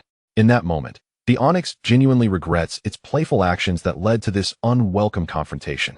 Shirley, observing the Onix's inertia, barks a command. Onix, greet your opponent. Gui Hai glances at the formidable rock serpent and, tapping the ribbon of his scabbard, signals it to enter the fray. The Onix reluctantly moves toward the battleground's center, reassured by the apparent frailty of its opponent, a mere metallic figure, believing it need not confront the fearsome human and his dangerous companions. Shall we begin, Prosecutor Gui Hai? Gui Hai observes the lack of combat spirit in the Onix and contemplates warning Shirley that such an approach is futile. However, Shirley has already activated the battle barrier, and the referee blows the whistle to signal the start of the match. Onix, rock throw. The Onix, still somewhat intimidated by Gui Hai, flicks its tail, sending a boulder hurtling toward the scabbard. The action is executed with remarkable precision, as if rehearsed countless times. Simultaneously, the moment the battle commences, Shirley's Onix undergoes a transformation, shedding its earlier timidity and adopting a serious demeanor, as if the playful creature moments ago was a mere figment of imagination. Gui Hai, taken aback by the Onix's sudden seriousness, instructs his scabbard, slice through the rock, then returns swiftly. The scabbard unsheathes with a swift motion, effortlessly cleaving the boulder in half and darting toward the Onix. Delivering a swift strike to its head, a deep gash is left in the Onix's sturdy form. Chapter 28, The Official Battle. Onix Dig. Shirley, witnessing the ease with which Gui Hai's scabbard neutralizes his initial strike, commands his Onix to employ its signature move to evade. Now's your chance, scabbard. Dance of the sword. The massive Onix burrows into the ground with a thunderous rumble, disappearing from view. Meanwhile, the scabbard takes to the air, gracefully maneuvering as it enhances its own abilities. Shirley's brow furrows as he realizes the gravity of the situation. Onix, use rock Polish underground. The sounds of disturbance intensify from beneath the surface, yet the Onix remains hidden. Scabbard, emit a metallic sound to draw it out. The scabbard twirls in the air, producing a cacophony of metallic friction that reverberates underground, creating a chaotic din. Unable to withstand the piercing noise, the Onix, being double weak to steel-type moves, attempts to surface. But by then, the scabbard is poised for a flurry of strikes. Although Shirley did not place much significance on this minor skirmish prior to the formal battle, he was nonetheless unwilling to allow Gui Hai to dominate the atmosphere before their official confrontation. With a slight narrowing of his eyes, he commanded, Onix, use Protect. Then strike down the opponent. A barrier illuminated before the Onix, surging from the ground and kicking up a cloud of dust. Its tail swept across, sending a rock flying toward the airborne Doublade. Doublade retaliated with a flurry of slashes, akin to a barrage of arrows, slicing through the rock that had been launched and leaving a series of sword marks on Onix's protective shield. Alas, it did not inflict any damage upon Onix itself. However, Doublade had successfully forced Onyx to expend its Protect. Now came Doublade's moment of absolute devastation. Onyx, Iron Tail. Doublade, Shadow Sneak. Onyx swung its tail, but Doublade's shadow had already materialized before it, delivering a decisive strike that interrupted Onyx's attack. Seize this opportunity. Doublade, continue with Fury Cutter. The air was filled with rapid slashes as Doublade descended upon Onyx. Ultimately, Onyx could bear the onslaught no longer, staggering backward, battered and unable to continue. Observing this, Gui Hai commanded Doublade to halt and turned to the referee. The referee, aptly, blew the whistle. Onyx is unable to battle. Doublade is the victor. Shirley could only recall Onyx, casting a contemplative glance at Gui Hai. Prosecutor Gui Hai, your Doublade has been cultivated exceptionally well and is quite obedient to your commands. Gui Hai gently stroked the ribbon of his Doublade floating beside him. Your Onyx is commendable as well. However, it seems to possess an aversion to training. Shirley scratched his head. Indeed, it has potential, but its temperament is rather playful and disinclined toward rigorous training. This calls for more patience and guidance. If a trainer provides ample care, the Pokémon will respond in kind, Gui Hai remarked. Shirley nodded and then nonchalantly added, All right, Prosecutor Gui Hai. You have triumphed in the recent novice Pokémon skirmish. Shall we commence our formal battle now? With fervent eyes fixed on Gui Hai, he clutched a hefty Pokeball in his hand. Noticing Shirley's eagerness, Gui Hai felt a spark of competitive spirit ignite within him. Having anticipated this moment for quite some time, he retrieved a Pokeball from his belt and tapped it against his shadow. In that case, I find myself equally impatient. Gym Leader Sure, let us begin. The referee, observing that both elite trainers were prepared, raised a hand to signal the start of the match. The trainer from the other shore tower, Gui Hai, versus the gym leader of the Rock Path, Shirley, in a 3v3 format. Now commence. With a sharp whistle, the battle commenced. Come forth, Rampardos. Let us go, Rotom. The two Pokeballs landed simultaneously in the arena, unleashing vibrant red light. A formidable armored rhinoceros emerged, while Gui Hai's Rotom took the form of a washing machine, manifesting its washing form upon the battlefield. Gui Hai, upon witnessing his opponent's Pokémon, activated his system scanner. Ding. Scan complete. Name, Rampardos. Aptitude, elite level. Gender, male. Type, ground, rock. Egg group, monster group, field group. Nature, brave, increases attack, decreases speed. Ability, solid rock, reduces damage from super effective attacks. Level, 86, elite level Pokemon. Mastery progress, 34, rock. Held item, assault vest, allows the holder to survive a potentially lethal attack with 1 HP, provided their HP is full. Move set, tackle, rock slide, head smash, earthquake. Rock blast. Assessment, a brave and resilient Pokemon, battle-hardened with extensive combat experience, requiring special attention. Upon seeing the Pokemon Gui Hai had sent out, Shirley's eyelid twitched slightly. However, he could not voice any objections and steeled himself to continue the fight. Gui Hai surmised Shirley's thoughts. Rock types are weak to water types, and ground types are also vulnerable to water. Rotom, possessing the washing machine form, had transitioned from electric ghost to electric water. With Rampardos, which had a fourfold vulnerability due to its dual typing of rock and ground, the dynamics of the battle had shifted. Though both Pokemon were of similar levels, and ghost types do not inherently counter ground or rock types, the introduction of Rotom's washing form altered the stakes. Even if Rampardos triumphed, it might ultimately succumb to exhaustion due to the water type's advantage. Yet, the actual threat posed by Gui Hai's Rotom to Shirley's Rampardos was not as dire as Shirley believed. Prior to the Pokemon mastering their elemental sources, the washing Rotom would indeed have held a fourfold advantage. However, now that both Pokemon were over level 80 and had grasped certain elemental powers, Rampardos had mastered the rock source, while Gui Hai's Rotom had grasped the ghost source, a type it no longer possessed. Thus, the increase in strength was not as significant. And in fact, if the opponent were an elite trainer, the effectiveness might diminish. Although the fourfold disadvantage still existed, it was not as exaggerated as Shirley presumed. It was more akin to a little over double the effectiveness. Nevertheless, now that the battle had commenced, Gui Hai felt no need to explain further to Shirley. After all, in battle, how can one progress without revealing one's full potential? Rotom, let us greet our opponent with Water Gun.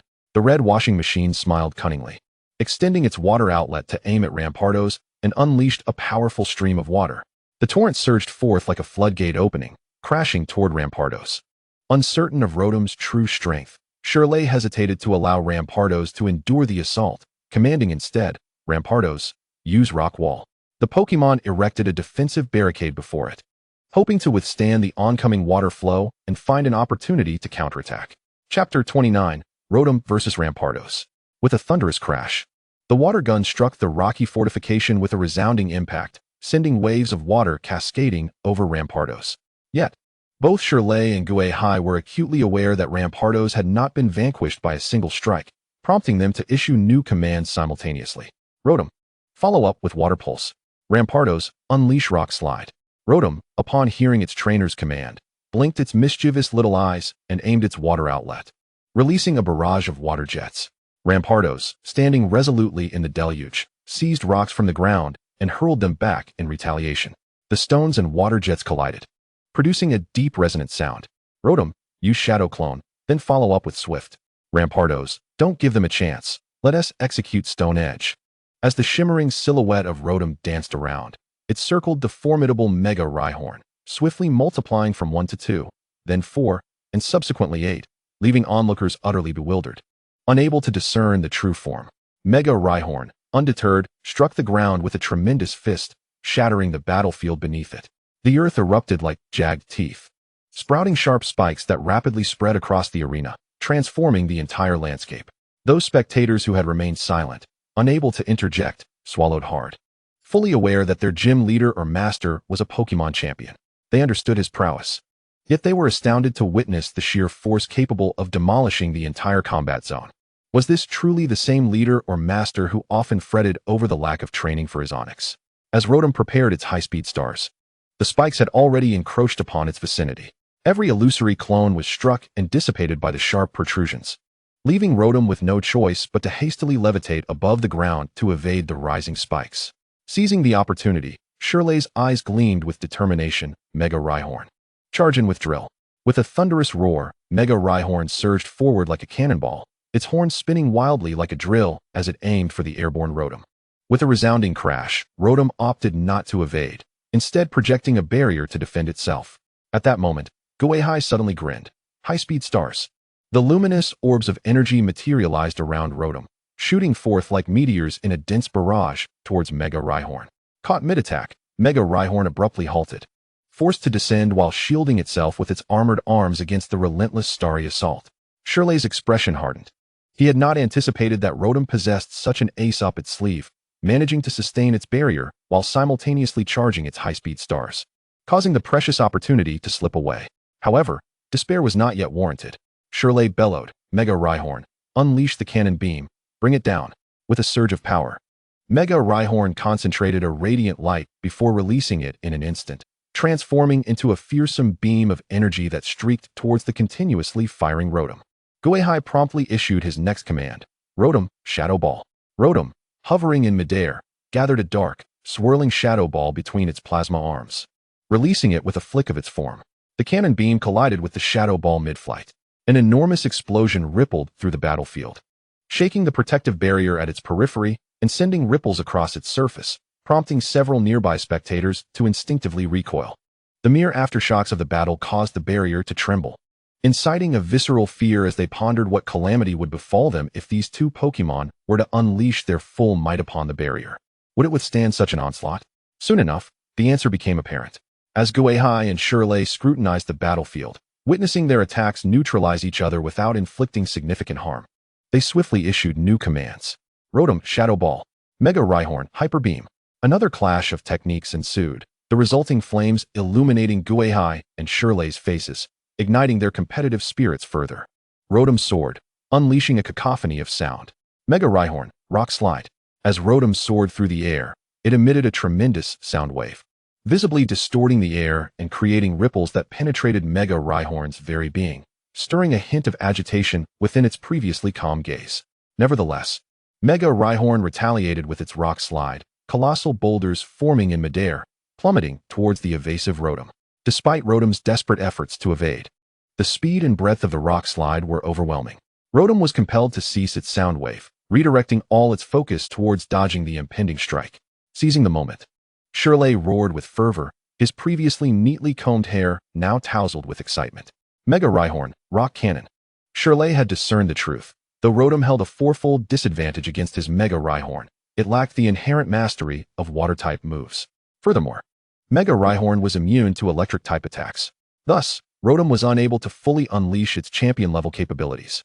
Shirley resolved to capitalize on this fortuitous opportunity to secure victory over Gui Hai's Rotom.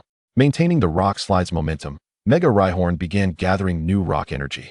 Two massive stones the size of millstones rolling in its grasp, radiating a faint brownish glow. If struck, even if Rotom were not vulnerable to rock-type moves, it would be forced to yield. With a thunderous roar, Mega Rhyhorn released the rock cannon, the massive stone hurtling through the air like a cannonball. Rotom, preoccupied with dodging the rock slide's damage, barely had time to react upon halting, facing the imminent threat. Fortunately, Gui Hai's voice outpaced the speed of the rock cannon. Rotom, substitute. Though flustered, Rotom instinctively executed the substitute move at the instant of Gui Hai's command. The rock cannon obliterated Rotom's doppelganger, crashing into the protective barrier of the battlefield. With a deafening roar, the barrier shattered like glass, fragments dissolving into luminous energy as the rock cannon blasted a gaping hole in the ceiling of the rock gym. The spectators, witnessing this spectacle, were left wide-eyed and breathless, a chilling realization washing over them. Had this attack been directed at the audience, they would have surely met their demise. As the crowd marveled at the power of Shirley's Mega Rhyhorn, concern for their own safety intertwined with awe. Yet, Gui Hai's voice resonated once more across the battlefield. Rotom, Shadow Ball, send Mega Rhyhorn packing. The mischievous Rotom had stealthily approached Mega Rhyhorn, the dark purple Shadow Ball fully charged and ready to unleash. A cold sweat suddenly trickled down Mega Rhyhorn's brow. Without the need for its trainer's command, the battle-hardened creature instinctively generated a barrier before it, hoping to defend itself. However, Rotom suddenly vanished. It was a shadow clone. Mega Rhyhorn swiftly retracted its barrier, preparing to burrow into the ground to evade. But Rotom's voice echoed above it. Rotom, I've got you in my sights. As Mega Rhyhorn turned to activate its barrier once more, it faced the daunting reality that repeated uses of the move carried a significant risk of failure. Fortune, however, did not favor Shirley and Mega Rhyhorn. The Shadow Ball descended, yet the barrier failed to materialize. A resounding crash echoed through the dojo, causing the entire arena to tremble. The battleground of the rock ground gym, already in disarray, was enveloped in a cloud of dust that obscured everyone's vision, rendering it impossible to discern the situation within. Both Shirley and the referee gazed eagerly at the center of the dust cloud, hoping to catch a glimpse of the still-standing figure of the Mega Executor. Meanwhile, the audience members, along with Shirley's apprentices, descended from the stands to stand behind the referee, their eyes intently fixed on the unfolding battle. Why did they seek refuge here? It was because this area boasted the thickest barriers, providing some measure of protection from the aftermath of the battle. With the referee positioned to absorb the brunt of any residual energy. At the center of the arena, only Gui Hai maintained a calm demeanor, already aware of the battle's outcome. His connection with Rotom confirmed that he would emerge victorious. As the dust settled, two Pokémon emerged into view. One, a crimson washing machine, and the other, a Mega Executor sprawled on the ground, its eyes swirling like those of a hypnotized creature. The referee dutifully blew his whistle and announced the results of the match. The Mega Executor had lost its ability to battle. In the first round, Gui Hai emerged victorious over Shirley. The referee then requested Shirley to send forth his second Pokémon. Despite having mentally prepared himself, Shirley couldn't help but feel a pang of disappointment at the sight before him. He had believed that the Mega Executor's robust rock-type characteristics would see it through, yet it had ultimately fallen short. In truth, Gui Hai had consciously avoided triggering any adverse effects, instructing Rotom to finish off the Mega Executor with a non-super effective move to prevent a critical hit. Nevertheless, the power of the Shadow Ball, derived from Rotom's mastery of Ghost-type energy, was sufficient to vanquish the Mega Executor. Having faced numerous battles, Shirley remained composed despite the setback. He recalled his unconscious Mega Executor into its Pokeball, whispering, "You've worked hard, old friend." He then retrieved his second elite-level Pokemon. "Let us go, Scyther." As the Pokeball opened, a Pokemon resembling a mantis emerged from the crimson light. Unlike the airborne Scyther, this creature was entirely encased in a brown, rock-like exoskeleton, lacking wings and wielding a pair of scythe-like arms that gleamed ominously under the arena's lights. Gui Hai, upon witnessing Shirley's second Pokemon, initiated a system scan. Ding. Scan complete. Name, Scyther. Rarity, Elite. Gender, male. Types, rock, water. Egg groups, water 1, water 3. Nature, brave, increases attack, decreases speed. Ability, battle armor, protected by a hard shell. Immune to critical hits. Level 84, Elite Pokemon. Mastery progress 30, Rock. Held item, Hard Stone, an unbreakable stone that enhances the power of Rock-type moves. Move set, Cut, Grab. Mud Slap, Absorb, Harden, Cut, Stone Edge, Night Slash. Evaluation, a powerful and ancient hunter, beware its scythes. Noticing Scyther's attributes, Gui Hai raised an eyebrow.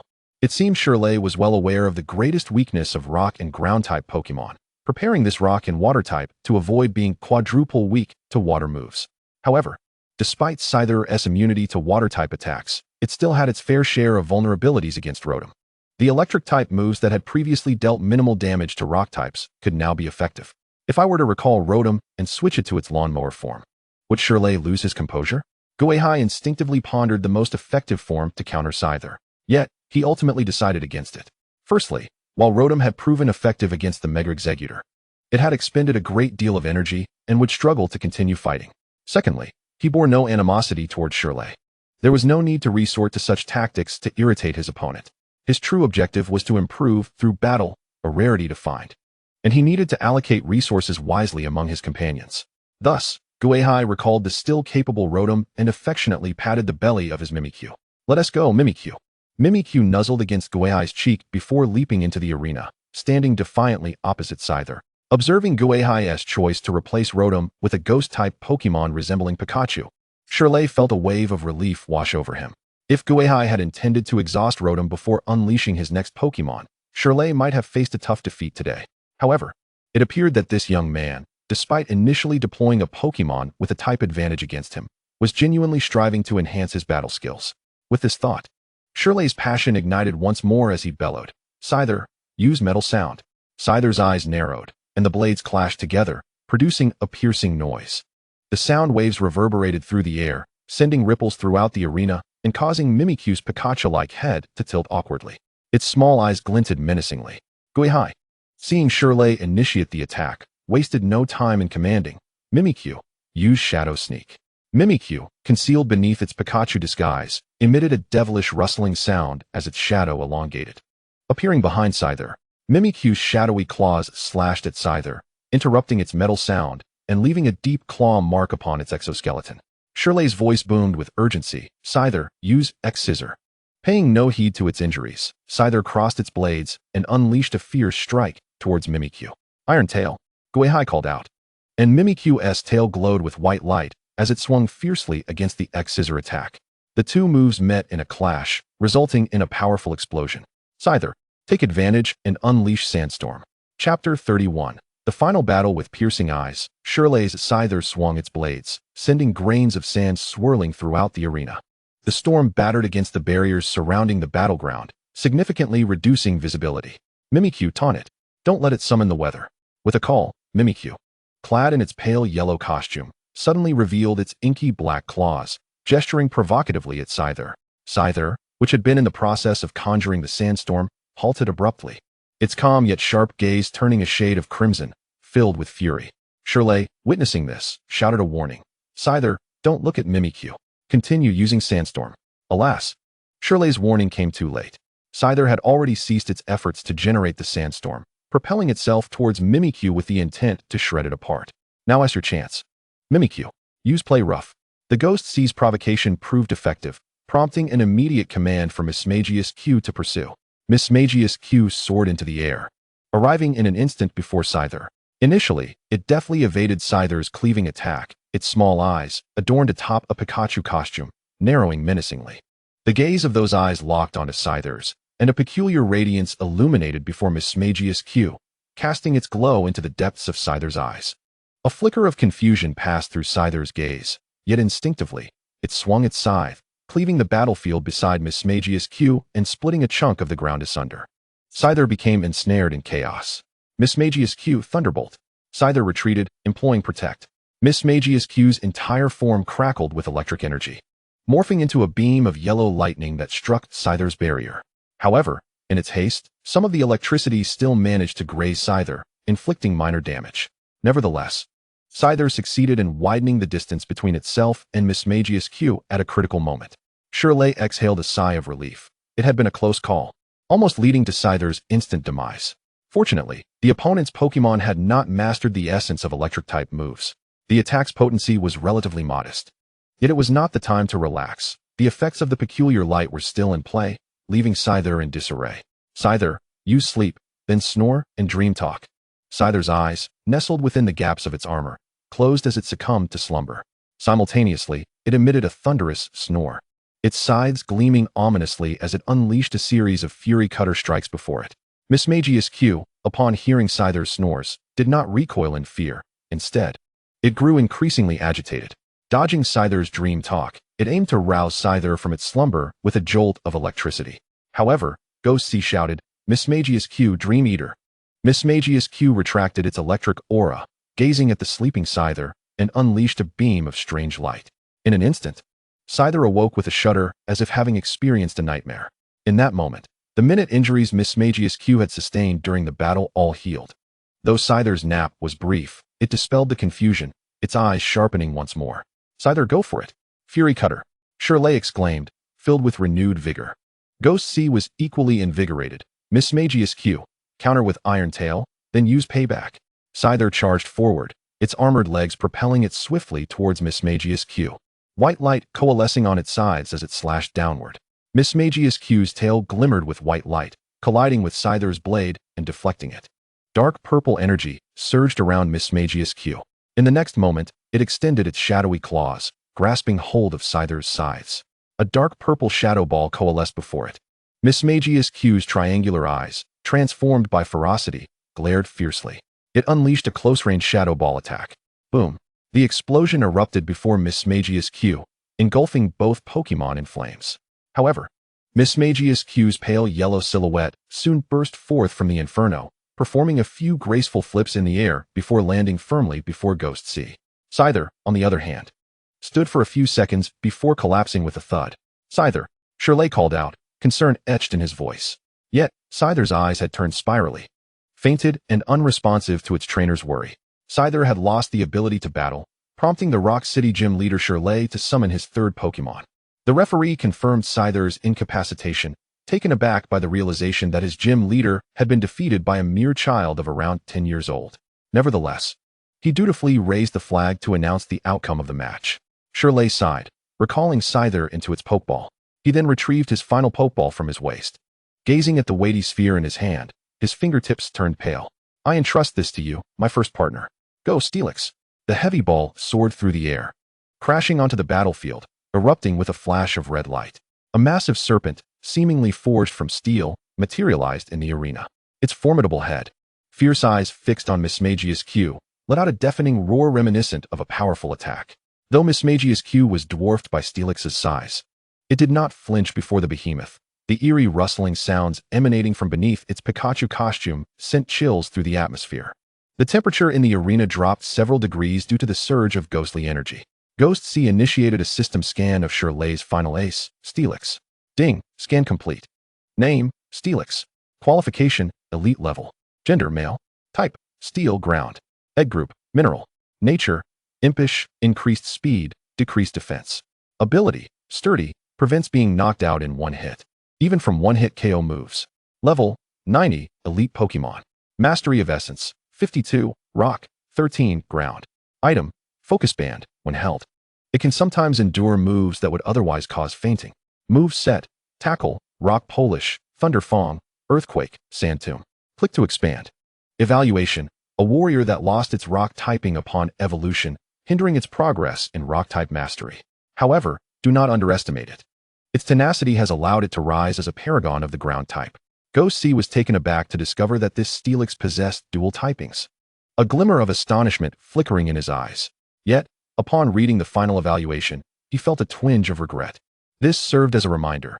One must carefully plan the evolution and growth of Pokemon. He resolved not to repeat the mistakes made by Shirley and Steelix. Summoning Mismagius Q back, Ghost C tapped his Pokeball against its shadow, then forcefully hurled it into the arena. Gengar, let us face the foe together. Chapter 32, The Song of Annihilation. With a pop, the purple-black little chub emerged from the Pokeball, swiftly taking to the air.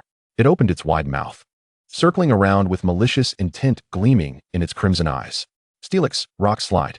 The moment Gengar appeared, Shirley opted for an all-out assault. He was unaware of how well Ghost-C had trained his Gengar, but after the first 2 battles, he had gained some understanding of Ghost-C's capabilities. Thus, he did not dare underestimate Gengar, the final Pokemon Ghost-C had summoned. Steelix, gazing at the floating chub, slammed its tail down onto the battlefield, dislodging several massive boulders, which it then swept towards Gengar. Ghost-C refrained from issuing commands. Gengar reacted instinctively. Like a strong man showcasing his muscles, Gengar struck a pose and swung its short arms, punching back the 2 approaching rocks. Simultaneously, purple phosphorescent flames ignited around it. Gengar flashed a toothy grin and pointed at Steelix. The phosphorescent flames surged forth, following closely behind the rocks as they charged towards Steelix. Steelix was doubly weak to fire, fighting, and ground-type moves, while also being doubly weak to water. Its vulnerabilities were manifold. However, Gui did not rely on Gui Hai's commands and almost instantaneously executed the appropriate moves. Upon witnessing Gui's series of maneuvers, Shirley's gaze sharpened as he scrutinized Gui Hai, realizing that he indeed was not issuing commands, leading to a serious expression on his face. The Steelix, utilizing Magnet Rise to evade those attacks, then unleashed Iron Tail. Lacking a system, Shirley was unaware of Gui's true capabilities. Yet, observing the current scene, he had begun to grasp Gui's formidable prowess. The opponent was undoubtedly a seasoned combatant, capable of independent battle without constant guidance from a trainer. To secure victory in this match, there was but one approach: to act swiftly. The aim was to eliminate the relatively fragile Gui at the fastest pace possible, rendering any subsequent strength of the opponent futile. Upon hearing this, Steelix was enveloped in concentric waves of energy. Its hefty form began to levitate under such energy and then accelerated abruptly, its massive tail sweeping menacingly towards Gui. Gui Hai, witnessing the overwhelming assault of Steelix, promptly instructed, evade the opponent's attack and retaliate with Aura Sphere from a distance. Gui floated in midair, employing Shadow Clone to dart towards several locations. Steelix, unable to discern the true form, randomly collided with one of the illusions, only to realize it struck a mere decoy. At that moment, both Gui's true self and its clones had already coalesced Aura Spheres in their grasp. Shirley, witnessing this, roared, "Steelix, dig underground," and upon emerging, use Bite. Steelix urgently pivoted in midair and plunged towards the ground, just a second before Gui's Aura Sphere could hit it. With a thunderous crash, Steelix suddenly erupted from beneath the earth, jaws agape, targeting the Gui that had just revealed itself by releasing the Aura Sphere. Gui absorbed punch. Gui could not evade in time. Upon receiving the command, its small fist was enveloped in fighting energy, launching a punch at the Steelix barreling towards it. The impact produced a resonant clang akin to metal striking metal, sending Gui soaring backward like a projectile until it finally halted at the edge of the battlefield. Nonetheless, Steelix's assault was also thwarted and could not pursue further. Steelix, Cannonade. Gui, Substitute, followed by Curse. The Cannonade obliterated Gui's substitute in an instant, shattering one side of the battlefield's barrier and creating yet another gaping hole in the rock gem. Meanwhile, Gui emerged from the side of Steelix, its fists radiating with the energy of fighting-type moves, and swiftly unleashed a barrage of punches upon Steelix's metallic form. Each strike produced a thunderous metallic resonance, leaving distinct impressions upon Steelix's body. In pain, Steelix let out a furious roar and retaliated with a sweeping tail strike, executing Iron Tail. A protective barrier flared to life before Gui, blocking the attack as it quickly distanced itself from Steelix, then made a playful face at its opponent. Steelix, though enraged, maintained composure and conjured another cannonade towards Gui. Gui's crimson eyes gleamed as it gathered a shadow ball before it. With a resounding clash, both Pokemon unleashed their attacks simultaneously, resulting in a cataclysmic explosion that sent ripples through the already weakened barrier of the battlefield, which had suffered from 3 consecutive battles. The 2 previously shattered barriers, although restored, now bore new cracks, as if on the brink of collapsing again. Observers, who had been steadfastly watching from behind the referee, witnessed this spectacle and released their Pokemon to shield themselves in case of stray attacks. If the assaults veered off course, these Pokemon might absorb the impact, sparing their trainers from potential harm. However, they were equally unwilling to depart, compelled to endure the unfolding battle. The referee, noticing the influx of Pokemon, deliberated and decided to deploy his own golem, wary of the potential fallout from the 2 elite trainer strikes. The situation on the battlefield escalated dramatically. Steelix soared through the air, successfully employing weightlessness to enhance its speed. Gung Gui, having taken a brief respite, restored some of its vitality. Steelix, Quicksand Abyss. Gung Gui, Trick, followed by Doom Song. Steelix descended to the ground, rolling to conjure a massive sandstorm that engulfed Gung Gui within. However, Gung Gui's form trapped within the Quicksand Abyss was swiftly torn to shreds and vanished. The true Gung Gui had already stealthily approached the edge of the battlefield, releasing a chillingly demonic melody. The sound pierced the air like a hellish rock anthem, prompting Gui Hai to wince. The spectators, despite being separated by the battle barrier, instinctively covered their ears, their expressions grim. Shirley was also affected by Gung Gui's doom song. Yet he could not shield his ears and could only bellow commands to Steelix. Steelix interrupted. Use Dragon Pulse. Unable to withstand Gung Gui's haunting melody, Steelix opened its jaws and unleashed a powerful wave. Gung Gui, caught off guard, received the full brunt of the attack. Chapter 33, Victory. Gung Gui, do not cease your song.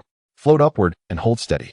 This was the real world, not a game where only one move could be unleashed at a time.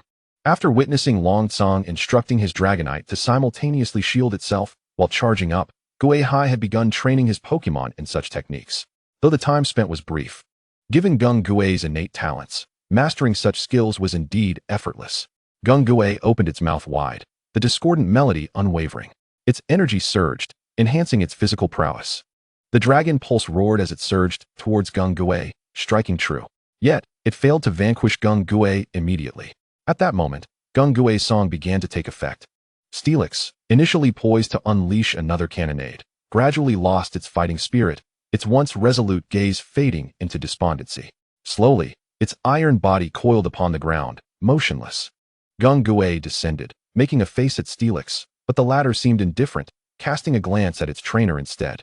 The referee observed Steelix's condition and raised his flag. Steelix has lost its will to fight.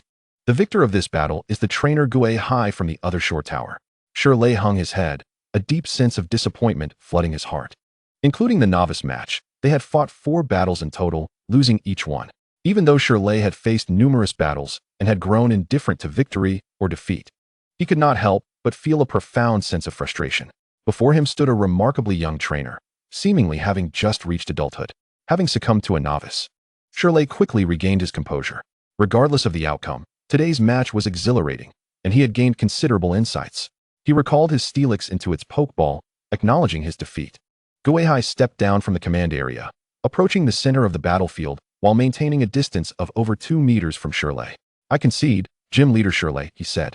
Shirley moved toward the center of the battlefield as well, intending to shake Gui Hai's hand, but paused in confusion when he noticed Gui Hai suddenly halt. It was instead Jengar, who had remained after the battle, that cheerfully took Shirley's hand in a handshake. Shirley glanced at the enthusiastic Jengar, and then at Gui Hai, standing a short distance away. Gui Hai did not approach and said, I apologize, my circumstances are rather unique, making it inconvenient for me to engage. I hope you can understand. Uncertain of the sincerity behind those words, Shirley soon set aside his doubts. I may have been outclassed, but I genuinely enjoyed our battle. I discovered numerous issues and learned a great deal, for which I am immensely grateful, Prosecutor Gui Hai. Gui Hai replied, the pleasure was mutual. I hope to battle you again in the future. At that moment, the referee and the previous spectators approached Shirley, their expressions somewhat peculiar as they observed the ravaged battlefield. They glanced at the seemingly innocuous Mimikyu and its trainer not far away, swallowing hard in unison. He appears to be around our age, doesn't he? But isn't it a bit disrespectful? My master is a champion-level trainer after all, muttered one of Shirley's disciples softly. Though his voice was barely audible, it was clear to everyone present. Shirley turned and glared at his disciple, then spoke with a tone that blended admonition and reflection. The trainer Gui Hai is even younger than you all. Look at him. Anyone who dares to slack off in training will see how I handle them. Shirley's disciples all recoiled slightly, seemingly intimidated by their master's training regimen. Turning back, Shirley rummaged through his work pants and presented a grayish-white badge to Jengar in front of him. I apologize, my disciple lacks awareness. You need not hold it against him. Additionally, the gym will award badges to those who triumph in battles, though you may not require such a token. Nevertheless, I can only offer this. Please accept it. Jengar's eyes sparkled upon seeing the badge. It glanced back at Gui Hai, and seeing no objection, promptly took the badge and pinned it to its chest, striking a pose and letting out a mischievous laugh. Gui Hai observed Shirley offering the badge and did not decline. This was a reward from their journey with his companions. However, Jengar's laughter had an oddly villainous tone. Shirley found Jengar's antics amusing, similar to his own Steelix. At least Gui Hai's Pokemon was obedient.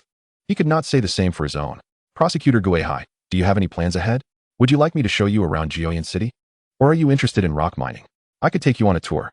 Gui Hai pondered the introduction to Geoyan City provided in the Alliance Pokédex.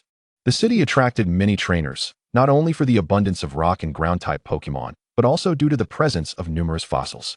Every year, fragments of Pokemon fossils were discovered in the vicinity of Geoyan City, which, through Alliance technology, were revived into fossil Pokemon. For instance, Shirley Scyther originated in such a manner. However, he had not heard of any significant mineral deposits or particularly interesting gems, which deterred mining enthusiasts from visiting. After a moment of contemplation, Gui Hai shook his head. There's no need for such formality. Just call me by my name. Thank you for your hospitality. But I must visit the breeding house in Geoyan City next, so I won't be able to join you. The breeding house? Shirley glanced at the 2 Pokemon eggs Gui Hai carried on his back, nodding thoughtfully. I happen to have a good relationship with the administrator of the breeding house. Let me help introduce you. Concerned that Gui Hai might decline again, Shirley continued, having battled you, I gained a lot. Consider it my tuition fee. Gui Hai found it hard to refuse, especially since he was not at ease interacting with ordinary people. However, he needed to complete his system task promptly. If someone could introduce him to the administrator of the breeding house in Geoyan City, it would save him a great deal of trouble. Shirley instructed his disciples to contact a renovation team to repair the gym while he led Gui Hai out of the somewhat damaged gym and directly to the Pokemon Center. The damage incurred today was not limited to the gym's structure. Shirley's main battle Pokemon also sustained injuries, although there were healing items in the Pokeballs to hasten recovery.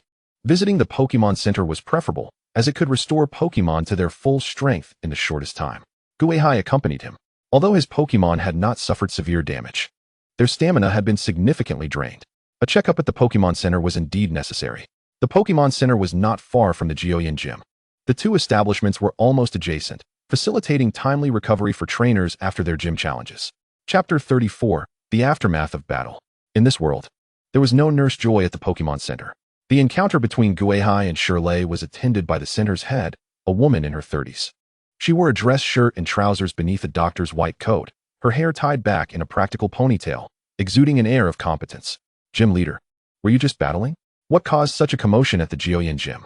Could it be that those ruffians from the Revival Society have launched another attack? The head, known as Director Lin, was accompanied by a pink Happiny, which looked at Shirley with curiosity and concern, awaiting his response. Shirley smiled and shook his head. No, I'm merely engaged in a battle. Director Lin, rest assured, I have dismantled the Revival Society's stronghold in Geoyan City, leaving only a few small fry to flee. They can't stir up any trouble. A battle? Director Lin, the head of the Pokemon Center, was momentarily taken aback, then expressed surprise. What sort of battle could cause such destruction to your gym? If it weren't for the battle occurring at Geoyan Gym and remaining within controllable limits, this place would have been surrounded by the inspectors by now. As she spoke, Director Lin pointed outside at the vehicles bearing the Alliance insignia. Look, the elite squad of the Alliance has been dispatched. Following her gesture, Shirley noticed that the inspectors waiting outside seemed to have spotted him and were approaching. Shirley suddenly recalled that he had been so engrossed in battling Gui Hai that he had forgotten to inform the Alliance inspectors beforehand, leading them to believe there was another crisis. Prompting the dispatch of an elite squad for precaution, he ran a hand through his hair, offering an apologetic smile. I'm sorry. The battle was rather exhilarating and caused you concern. Just then, 3 inspectors clad in the Alliance's black uniforms approached, 2 men and a woman. It was precisely the team that had previously been pursuing the remnants of the Revival Society, which had been brutally eliminated by Gui Hai. They had just taken a day's rest when, this afternoon, they abruptly received a directive from their superior, instructing them to assess the battle details at the Rock Gym. The matter was of utmost concern for the safety of Geoyan City. Upon their swift arrival, however, they discovered that the Rock Gym was entirely sealed off. They were unable to gain entry, and no one responded to their attempts to relay messages. Consequently, they could only temporarily cordon off the surrounding roads while remaining vigilant with Director Lin of the Pokemon Center for any potential dangers. It was fortunate that the Rock Gym was situated near the city's edge, beneath a rocky hill, where few residents lived. Otherwise, the commotion would have already caused a panic. At last, Shirley emerged, bringing a sense of relief to the team. However, they were soon engulfed in confusion regarding the combat fluctuations that had emanated from the Rock Gym. They could not fathom what had transpired to nearly lead Shirley to demolish the gym. Gym leader, what has transpired? Are you injured? The team leader, upon seeing Shirley's somewhat disheveled appearance, inquired with concern.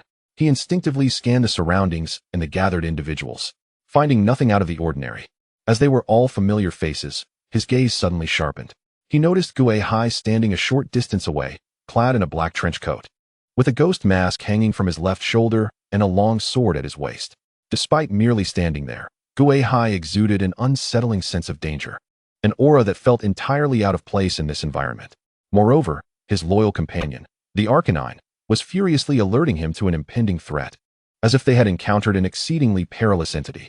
Upon noticing the team leader's attention towards Gui Hai, Shirley chuckled lightly and took a couple of steps in Gui Hai's direction. However, just as he was about to step within 2 meters of Gui Hai, he abruptly halted. Although he was unsure of the situation regarding the league prosecutor, his affinity with nature, as a member of the Elite Four, had already alerted him to something amiss. Coupled with Gui Hai's previous warning, he deemed it unnecessary to approach any closer. Thus, he stood a couple of meters away and introduced the head of the Pokémon Center, along with the elite team, stating, "Today's events stemmed from my oversight, which led to a misunderstanding. I was merely engaged in a battle with a friend and did not anticipate such a commotion. I sincerely apologize. The individual I battled is Mr. Gui Hai, the league prosecutor, and also a member of the Elite Four." Elite Four? League prosecutor? Gasps of astonishment echoed from the elite team members, a male and a female, who seized upon different aspects of Shirley's revelation. Their expressions prompted a furrowed brow from their captain, who glanced at the long sword at Gui Hai's waist, as if an epiphany had struck him. Gui Hai nodded at the league team and Director Lin, producing the Pokédex given to him by Long Tsong upon becoming a league prosecutor, thus validating his identity. Subsequently, amidst the astonished and incredulous gazes of the crowd, he retrieved his Pokeball and requested, "Could you please assist us in healing our Pokémon?" Although Director Lin was somewhat taken aback by Gui Hai's youth and was puzzled about how he had managed to battle Shirley, she diligently prepared to take the Pokeball from him, intending to have Chansey facilitate the healing. Just as she was about to step forward, Gui Hai took a step back, releasing his Jengar to transfer the Pokeball to Chansey. Director Lin was momentarily stunned, quickly attributing it to Gui Hai's apparent aversion to human contact, and thus did not dwell on it. She proceeded to lead Shirley and Gui Hai's Pokémon for recovery. Seizing this opportunity, Shirley succinctly explained to the 3 prosecutors that he had not been attacked, but was merely engaged in a battle. The trio listened intently, their eyes occasionally flickering towards Gui Hai, as if imprinting his visage in their memories. Such a youthful Elite Four trainer was a sight they had never even dared to imagine. Yet here he stood before them, rendering them somewhat bewildered. The sole female member discreetly pinched her thigh to ensure she was not dreaming. Just as Shirley was preparing to converse with the mayor of Dian City, a small, rotund figure of deep purple floated out from the Pokémon Center, cradling a nutrition egg produced by Chansey, with several purple Pokeballs hovering nearby. It approached Gui Hai, extending a scarlet tongue to lick his cheek. Gui Hai chuckled, stowing away the Pokeballs, and turned to Shirley, saying, "Gym leader, I must take my leave for now. We shall engage in further battles another time." "Very well, I have already contacted the breeding house. If you wish to visit, simply mention my name," Shirley replied. After Gui Hai expressed his gratitude, he prepared to depart the Pokémon Center with Jengar. However, the team leader called out to him suddenly, "Wait, Elite Four Gui Hai, I have a matter I wish to inquire about." Gui Hai turned, his expression one of curiosity as he regarded the team leader. The latter immediately stated, "Last night, we discovered several bodies of the Revival Society's remnants on the outskirts of Dian City. May I inquire if you were responsible for their elimination?" The look of puzzlement in Gui Hai's eyes dissipated as he replied, "I happened upon them, and, upon confirming their affiliation with the Revival Society, eliminated them. However, I had no time to dispose of the bodies." The team leader appeared relieved, as if a burden had been lifted. "As long as it was you, we can conclude this matter. I shall report this to my superiors. Thank you for your assistance." After speaking, he returned to Shirley's side, indicating that he had no further inquiries. Gui Hai offered a slight nod to Shirley before turning to leave. Observing Gui Hai's retreating figure, the expressions of the team members varied. Captain Suddenly, the only female member of the team, softly called out to her captain. Both he and another member turned their gazes towards her. The female member continued to observe Gui Hai's silhouette. "Captain, doesn't this young prosecutor appear to have just reached adulthood?" The other male member, misinterpreting her remark, jested, "What? Are you smitten? Though, he might not be interested in you." The girl shot him a glare, her expression somewhat peculiar as she stated, "Captain, I remember you saying that the individuals we discovered last night were all slain by trainers, correct?" The captain and the other member began to grasp what she was implying, their expressions shifting. He was so young, so powerful, and yet a cornerstone of the league. Why, then, did I find this young prosecutor so fearsome? The captain exchanged glances with his fellow team member, their expressions laden with various emotions. As the battle concluded, the sky had begun to darken. The System-S task required Gui Hai to volunteer at the breeding house for a day, but given the current hour, that was no longer feasible. Thus, Gui Hai first returned to the hotel, where he was temporarily residing with Jengar and the others. Retrieving the energy cube maker from the shadows, he processed the berries accordingly.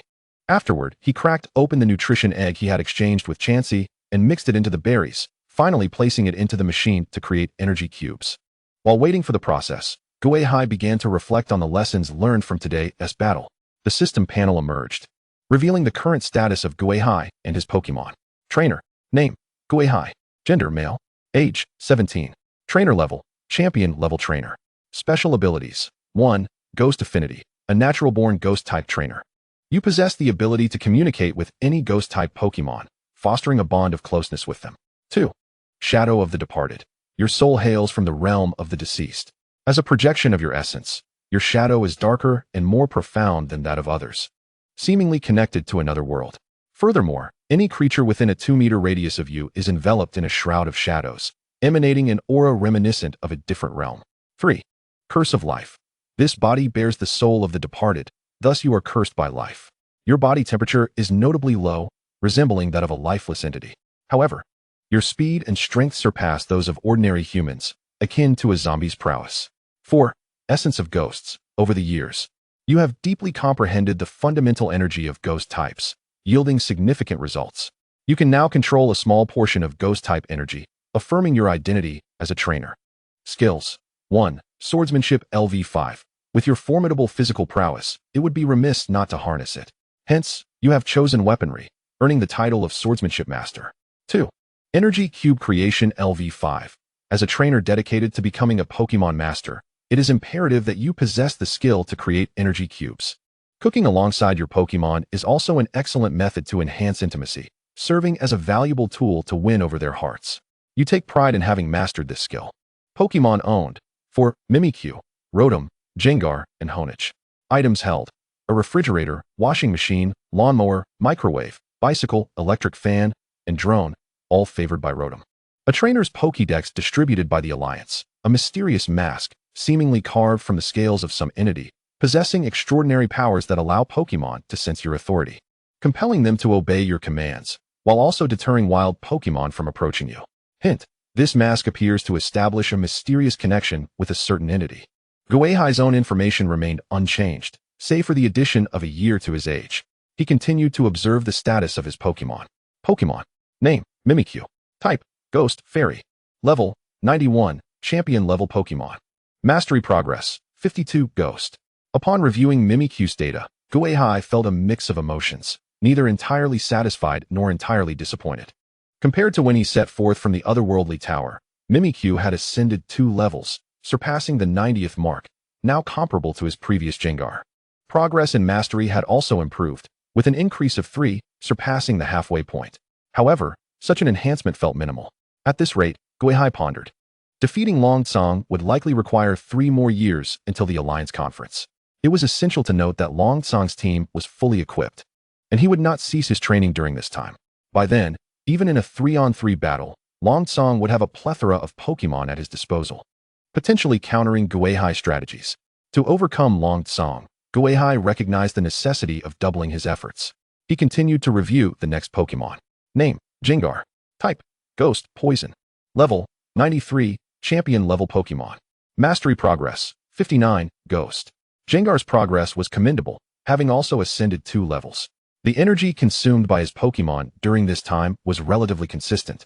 Thus, the parallel elevation in levels was expected. In terms of mastery, Jengar evidently surpassed both Mimikyu and Rotom, nearing 60% and currently standing as Gui Hai's most formidable ally.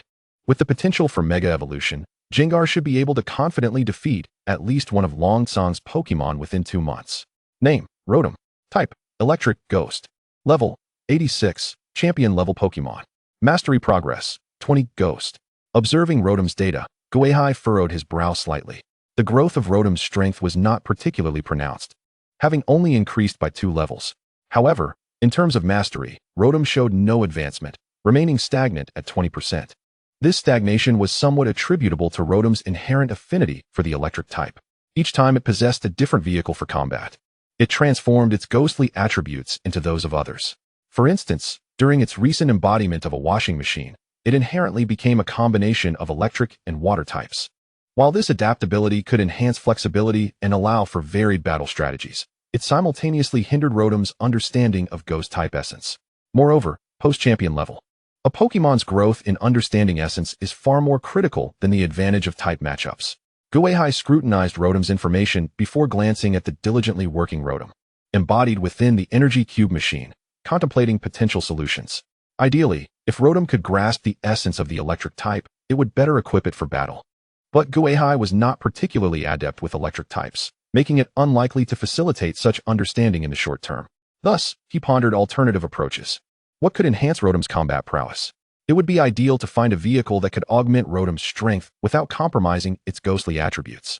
Gui Hai's mind raced through the various battle forms Rotom frequently employed, only to find none that could boost its combat capability while preserving its ghostly nature. He felt a twinge of disappointment. Would he have to send Rotom into battle without any vehicle at all? However, this would squander Rotom's inherent abilities. Suddenly, a flash of inspiration struck Gui Hai. System, do you possess any vehicles that maintain Rotom's ghostly attributes while allowing for its transformation? Ding, query complete. The system does not contain any such vehicles. Gui Hai narrowed his eyes slightly. Can you custom make a Pokemon vehicle? Ding, affirmative.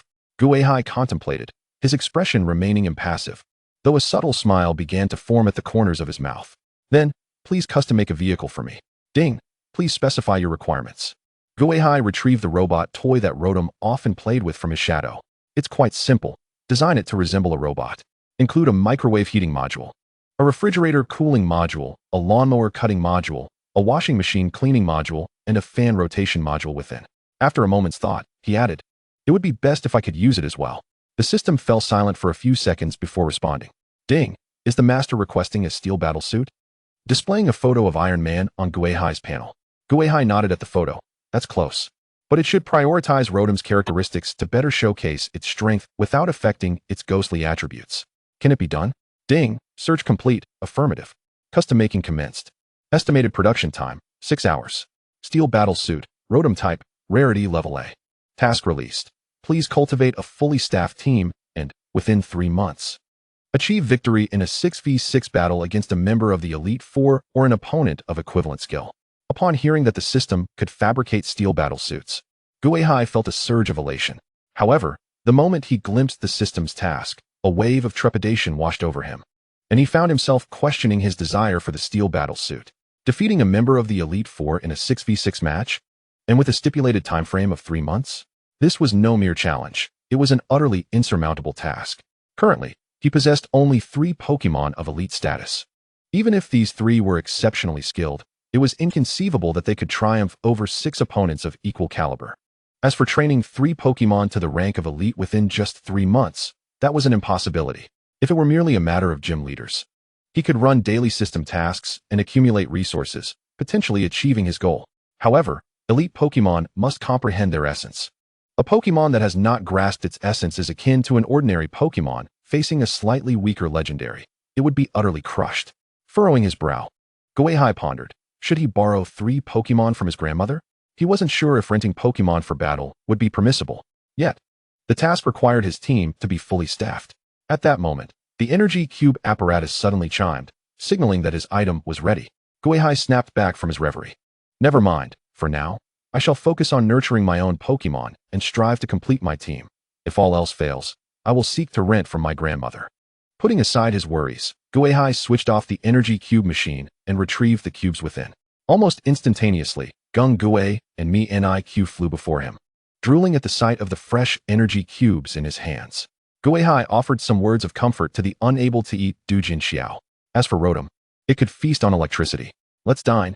Tomorrow, we shall visit the nursery. The following morning, Gui Hai briefly organized himself and Gung Gui.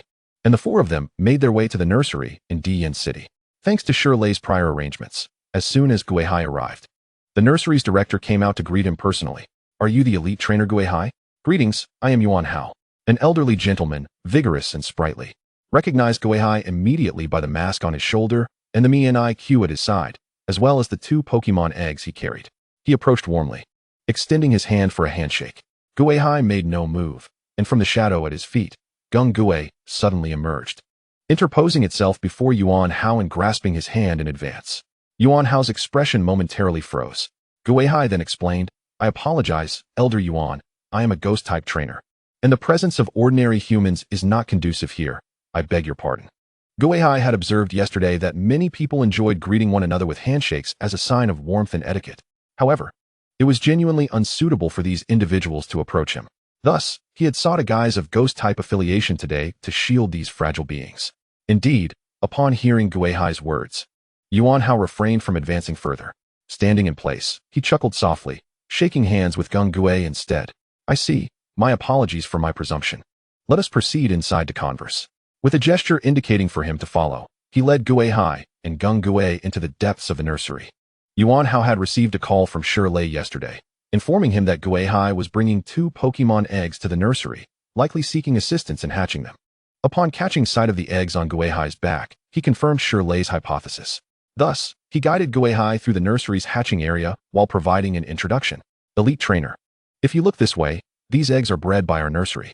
Their quality is commendable, and some even belong to gym-level offspring. Over there, you can see the eggs we collected from the wild. According to our instruments, their condition is excellent. Over here, elite trainer, this is our hatching room." With that, Yuan Hao brought Gui Hai to the entrance of the hatching chamber, where they observed through the bright glass the ongoing activities within. Numerous Pokemon eggs were placed in incubation chambers, with varying energies infused, causing the life energy within to continuously rise. Soon, several eggs began to crack, on the verge of hatching.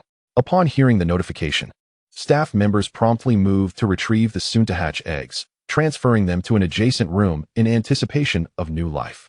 Gui Hai watched as a sandshrew emerged from its shell, small and cradled by the staff. Yuan Hao's lips curled into a gentle smile at this sight. Another Pokemon had been born into this world. This was his favorite moment. Life seemed to blossom anew with the arrival of each new being. After observing for a while, Yuan Hao turned to Gui Hai and said, "Elite trainer, I heard from Sure that you currently possess 2 Pokemon eggs. Would you like us to assist with their hatching? Our techniques are quite proficient." Gui Hai understood why Yuan Hao had not inquired about his purpose before showing him around. It was apparent that Shirley had inferred from the Pokemon eggs he carried. However, he was not there to request assistance with hatching. He had come to volunteer for the day. He bore no ill will towards Shirley. Anyone who saw a trainer carrying Pokemon eggs to a nursery would naturally think of hatching. The nursery's hatching technology was evidently superior to that of an average trainer, and the equipment was more comprehensive. Nevertheless, Gui Hai did not require the nursery's assistance. He possessed both experience and capability in this regard. He also had no shortage of equipment. The reason he carried the eggs without utilizing fire-type energy to hasten their hatching was that he wished for the Pokemon to acclimate to the ghostly energy and shadows emanating from him while still in the egg, fostering a bond with him so they would become his Pokemon in the future. This was commonly referred to as prenatal education. Thus, Gui Hai offered Yuan Hao an apologetic expression. "Elder Yuan, you may simply call me Gui Hai, but I am not here to hatch eggs. I would like to volunteer for a day. I hope I am not causing you any inconvenience." Yuan Hao appeared slightly taken aback. "A volunteer? Not for hatching?" Gui Hai nodded affirmatively. Chapter 37, The Volunteer. Yuan Hao suddenly found himself at a loss for words. While the nursery often welcomed volunteers, it was unusual for an elite trainer to take such time to assist at a nursery. However, with Gui Hai already having spoken, could he refuse?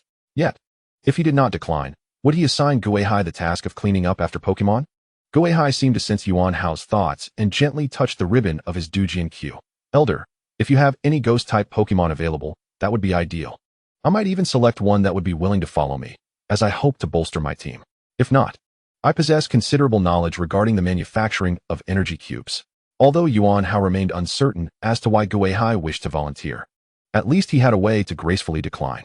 After careful consideration, he ultimately shook his head regretfully.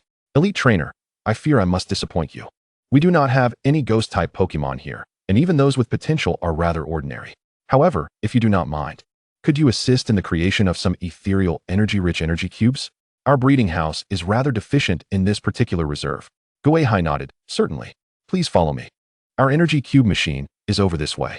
An hour later, Gui Hai, wielding the scabbard of his sword, executed a series of slashes, deftly slicing the fruits from the breeding house into uniformly sized pieces before blending them with other materials and stuffing them into the energy cube machine.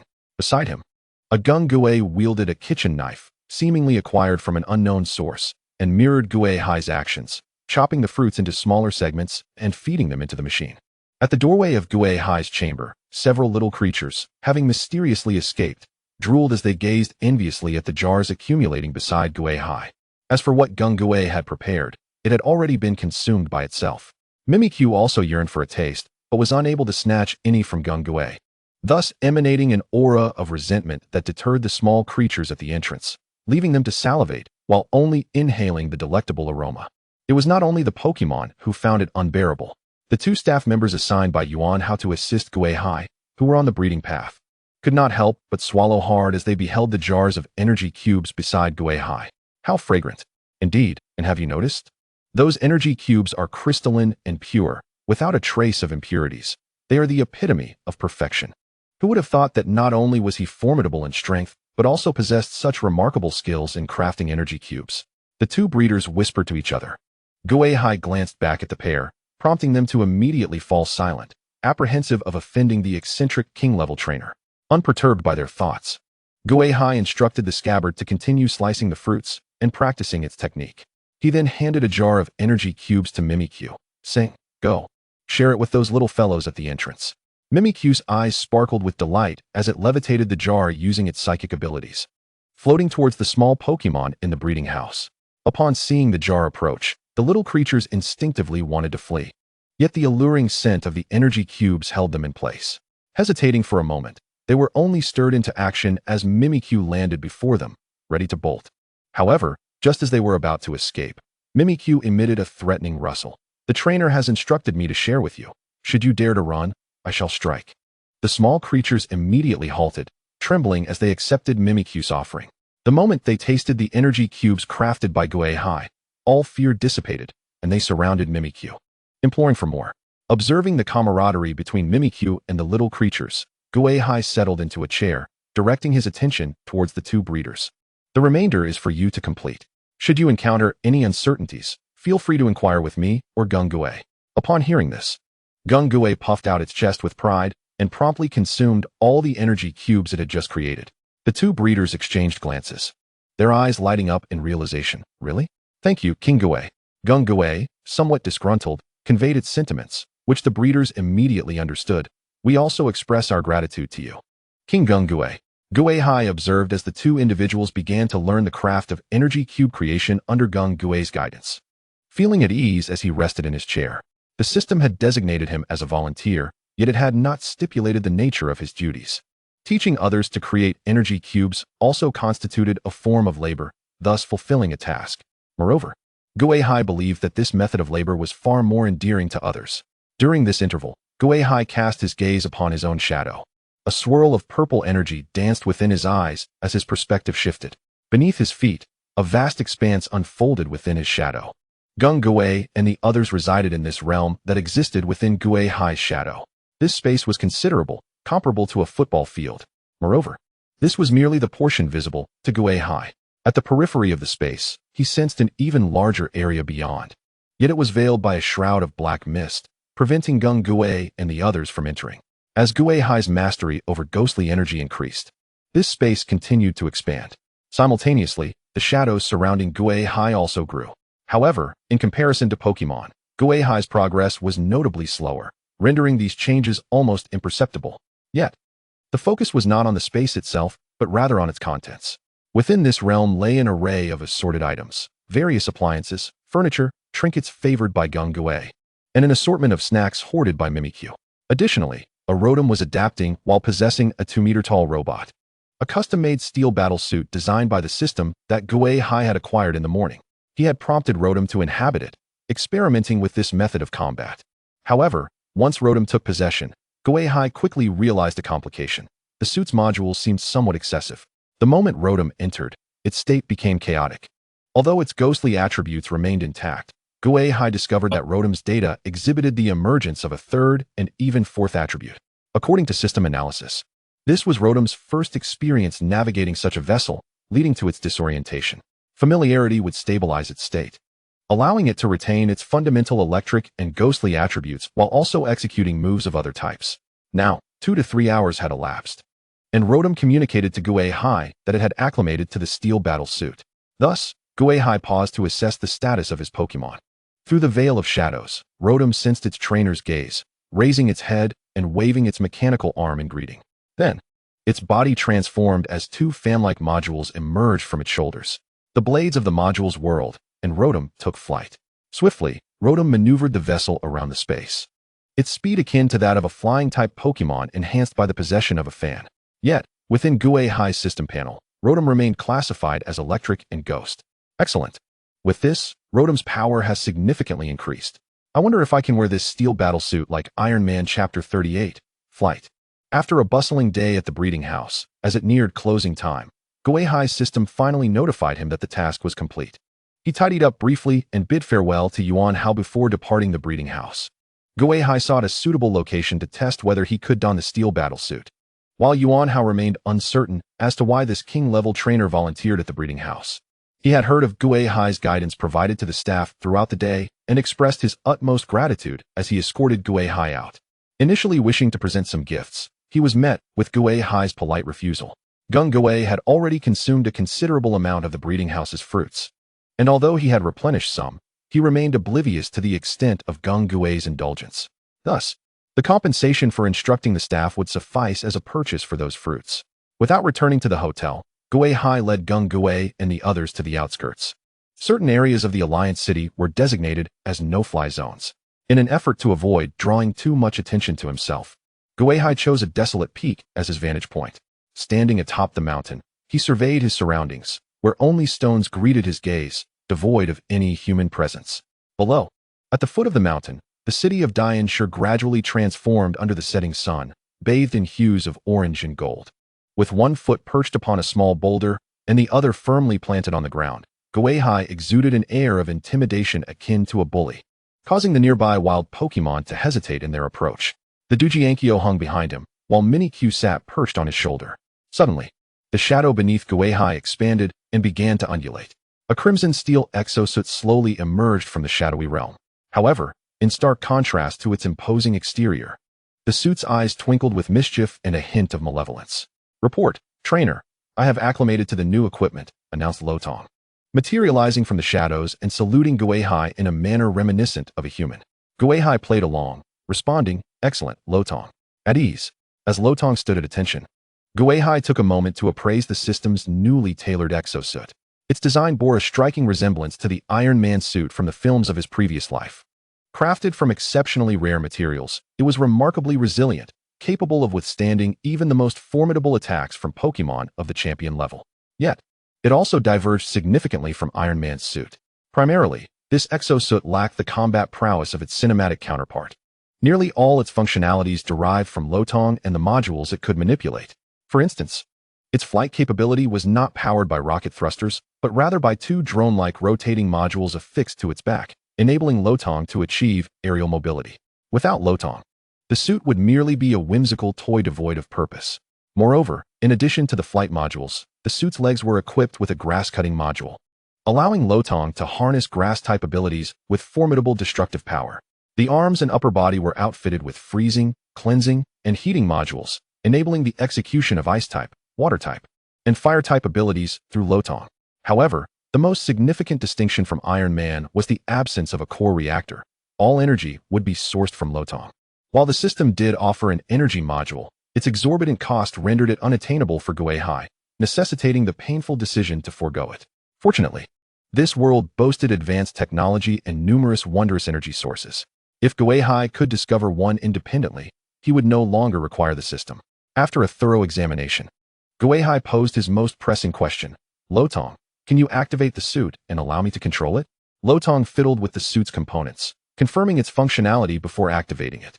"It appears feasible, Lotong," Gui Hai observed as the exosuit unfolded before him.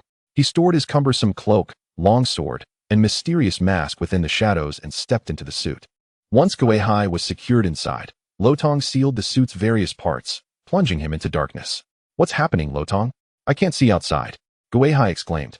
Lotong scratched its head, perplexed. "No issues detected, Lotong." Gui Hai, compelled to follow suit, tapped the exterior of the armor.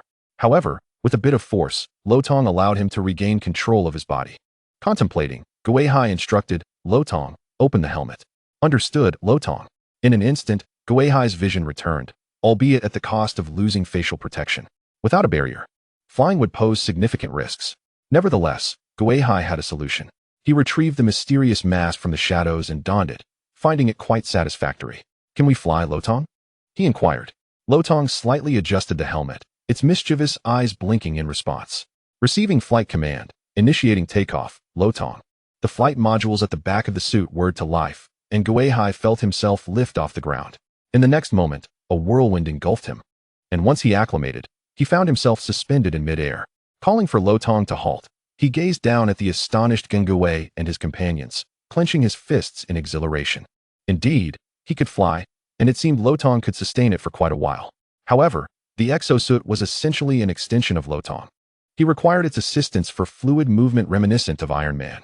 Thus, if he wished to engage in battle while donned in the steel suit, a greater synergy between himself and Lotong was imperative. Fortunately, the bond he shared with his Pokémon had been nurtured since childhood, running deep. A bit of fine-tuning would suffice. Additionally, the mysterious mask would enhance Lotong's responsiveness to his commands, allowing him to partake in perilous confrontations without issue. At that moment, the rotund Gui, accompanied by Mini Q and Dujiankyo, soared into view. The little creatures circled around Gui Hai and Lotong, their eyes filled with curiosity. After a brief contemplation, Gui Hai instructed Mini Q to perch on the right shoulder of the exosuit, while returning Dujiankyo to the shadows. "Gui, let us test the combat capabilities of this suit." Gui's eyes sparkled with excitement as it floated back, creating distance from Gui Hai. Turning to Lotong and Mini Q on his shoulders, Gui Hai declared, "Lotong, we shall engage in combat. Mini Q, should any unforeseen circumstances arise, employ Psychic to safeguard us." "Understood, Lotong." Mini. Gui Hai first acclimated to the sensation of flight before stating, "Lotong, let us commence with the cleansing module's attack." With that, Gui Hai raised his arms and aimed at Gui. Water gun. The suit shifted slightly, revealing the cannon within, which gathered pale blue energy before releasing a jet of water. Gui, undeterred, conjured a clump of thick, black sludge, intercepting the water gun and nullifying its impact. Gui contemplated Lotong's water attack with a serious expression, nodding in acknowledgement of its strength. Gui Hai then instructed Lotong to prepare the heating module. "Lotong, unleash a fiery blast." However, as Gui Hai held his arm aloft for an extended period, no flames emerged from the cannon. Puzzled, he glanced at Lotong on his shoulder. Lotong mirrored his confusion. "Skill not found, Lotong." Realization dawned on Gui Hai. Lotong was incapable of producing flames, rendering that command futile. He quickly pivoted, "Lotong, use flame burst." Lotong complied, conjuring a ball of fire in its palm. Gui Hai hurled the flame toward Gui, who, in turn, formed an icy blue energy around its fist, striking the flame burst and dispersing it. Following the encounter, Gui shook its head in disappointment, as if to indicate, this technique needs more practice. Subsequently, Gui Hai explored Lotong's other abilities, finding most to be quite effective. Not only does it showcase Rotom's ability to gain various attribute enhancements when paired with different vehicles, but it also ensures that Rotom's ghost-type essence remains undiminished. However, there are certain moves that are particularly suited to this battle attire configuration that Rotom has yet to learn, necessitating further study. Under the moon's zenith, Rotom's stamina wanes. Descending with Ghost Sea, it sheds its steel armor, and Ghost Sea removes its mask. Nodding in satisfaction at Rotom. "Keep it up, Rotom. I hope you become even stronger next time." In response, Rotom stands tall and salutes Ghost Sea. "Yes, Rotom." After resting for a while on the rocks, Ghost Sea gazes at the distant Joyan City. "It seems there is little reason for me to linger here." His primary objective in Joyan City was to battle with Shirley, advancing both himself and his companions. With that goal achieved, and having acquired 2 spirit eggs from the Coal Minion, his journey has been fruitful. There is no compelling reason for him to remain. Do you, Gui, have anything else you wish to do? Or shall we stay here and play for another couple of days? Ghost Sea inquires of his companions. Gui, having exhausted itself in aerial combat alongside Rotom and Ghost Sea's steel armor, clutches a large canister of energy cubes for a snack. Upon hearing this, the chubby one scratches its cheek. Kojia, you can't think of anything else. And what of the others? Mimikyu is solely interested in food and battle, and finds this place a culinary desert for Pokemon. It longs to depart. Rotom, on the other hand, is adaptable to any environment, having finally realized its long-held desire to possess a combat-capable robot. Eager to face new adversaries, it supports the notion of continuing onward. Dusknoir, currently at a weaker level, is determined to catch up with its elder siblings and also wishes to engage in further combat. After a brief deliberation, Ghost C concludes, then let us depart. Night is actually more suitable for travel. A crimson figure streaks across the clear night sky, only to lose its momentum and plummet towards the ground. Fortunately, at the last moment, a psychic force envelopes the red figure, allowing it to descend gently. Disengaging the steel armor, Ghost C removes his mask, observing the somewhat lethargic Rotom. He retrieves a super battery from the shadows to recharge it. After conferring with Gui, they set off from Jioyan City under the cover of night. With Rotom now able to facilitate swift flight for Ghost C, avoiding mountainous detours, they managed to traverse the surrounding peaks of Jioyan City in merely half a night, arriving at the current forest. However, since all the energy for the steel armor relies on Rotom, the previous experiments combined with the ensuing journey caused the previously exuberant Rotom to abruptly lose power. This nearly led to Ghost C nosediving from the sky. Thankfully, Mimikyu was perched on Ghost C's shoulder, using its psychic might to stabilize both him and the steel armor, gently returning them to the ground. Ghost C notices Rotom relishing the electric currents and checks his Pokédex for the time and location. Rotom, in its steel armor, is not slow, having covered the distance from Jioyan City's mountains in 3 hours. However, such consumption is substantial. Typically, when Rotom inhabits other vehicles, it can fly for a day without abruptly losing power. It seems prudent to avoid such rush travel in the future. Kojia, Gui taps Ghost C's arm, pointing at Rotom. Only then does Ghost C realize that in the span of merely a minute, a battery capable of sustaining Rotom for an entire week has been entirely depleted. And Rotom appears insatiable. Electricity is not inexpensive. Ghost C exchanges for 2 additional batteries from the system, providing Rotom with a recharge. Fortunately, this item is not considered particularly precious by the system, often dispensing tasks in bulk rather than one at a time, akin to berries, where a certain quantity must be amassed before a couple of tasks are issued. Well done, Rotom, you should return and rest properly. Handing the batteries to Rotom, he allows it to control the steel armor back into the shadows for some well-deserved rest. Ghost C assesses the direction. Let us continue our journey. There is a small town ahead where we can take a break. Dusknoir emerges from the shadows, handing Ghost C his cloak, then attaching itself to the belt where Ghost C typically hangs his longsword. Ghost C pats Dusknoir's ribbon, gripping the sword's hilt as they advance. Upon reaching the ground, they continue their nocturnal journey. Soon, Ghost C encounters an onslaught of wild Pokemon. Yet, he refrains from commanding Mimikyu to unleash its aura or don a mysterious mask to deter these experience-giving creatures. Instead, he wields Dusknoir as one would a sword, engaging in combat. Having previously collaborated with Rotom's steel armor, Ghost C has developed new ideas. Due to his unique physical constitution and years of attuning to the essence of ghost types, he can manipulate a degree of ghost-type energy, akin to a Pokemon of level 20. He can execute some basic Pokemon moves, but he still lags behind in growth compared to Pokemon. The wilderness is perilous, and Ghost C enjoys fighting alongside Pokemon. Thus, he aims to explore whether he can further synchronize his combat with his Pokemon, stepping beyond mere commands and allowing them to take the stage. His earlier desire to master the steel armor stemmed from this very reason. Now, Dusknoir, seemingly jealous, has withheld Ghost C's longsword, presenting him with a second opportunity for practical application. With a swift strike, Ghost C repels a wild Arbok. He then brandishes Dusknoir, simultaneously unleashing a sword's dance. Suddenly, Ghost C feels a surge of power coursing through him, enhancing both his strength and speed. With newfound clarity, he strikes at the approaching Arbok, cleaving through it. The creature emits a pained cry and collapses unconscious. Chapter 40. Ghost C's Path to Prosperity. Ghost C senses a change within himself after several battles, realizing that he has indeed grown a fraction stronger. This is reflected in the subtle expansion of the shadows surrounding him. Yet, with his control, these shadows seem to revert to their original size. Could this combat style indeed bolster my strength? He gazes at Dusknoir, which regards him with its ruby-like eyes. A gentle smile graces his lips. Dusknoir, we shall strive for greater synergy from now on. Dusknoir wraps its ribbon around Ghost-C's wrist, its ruby eyes blinking in acknowledgement. Then let us proceed. Ghost-C leaps onto the treetops, using his sword to fell a lurking Spinarak. Gui Hai follows closely behind, clutching several empty Pokeballs, capturing Pokemon with promising potential.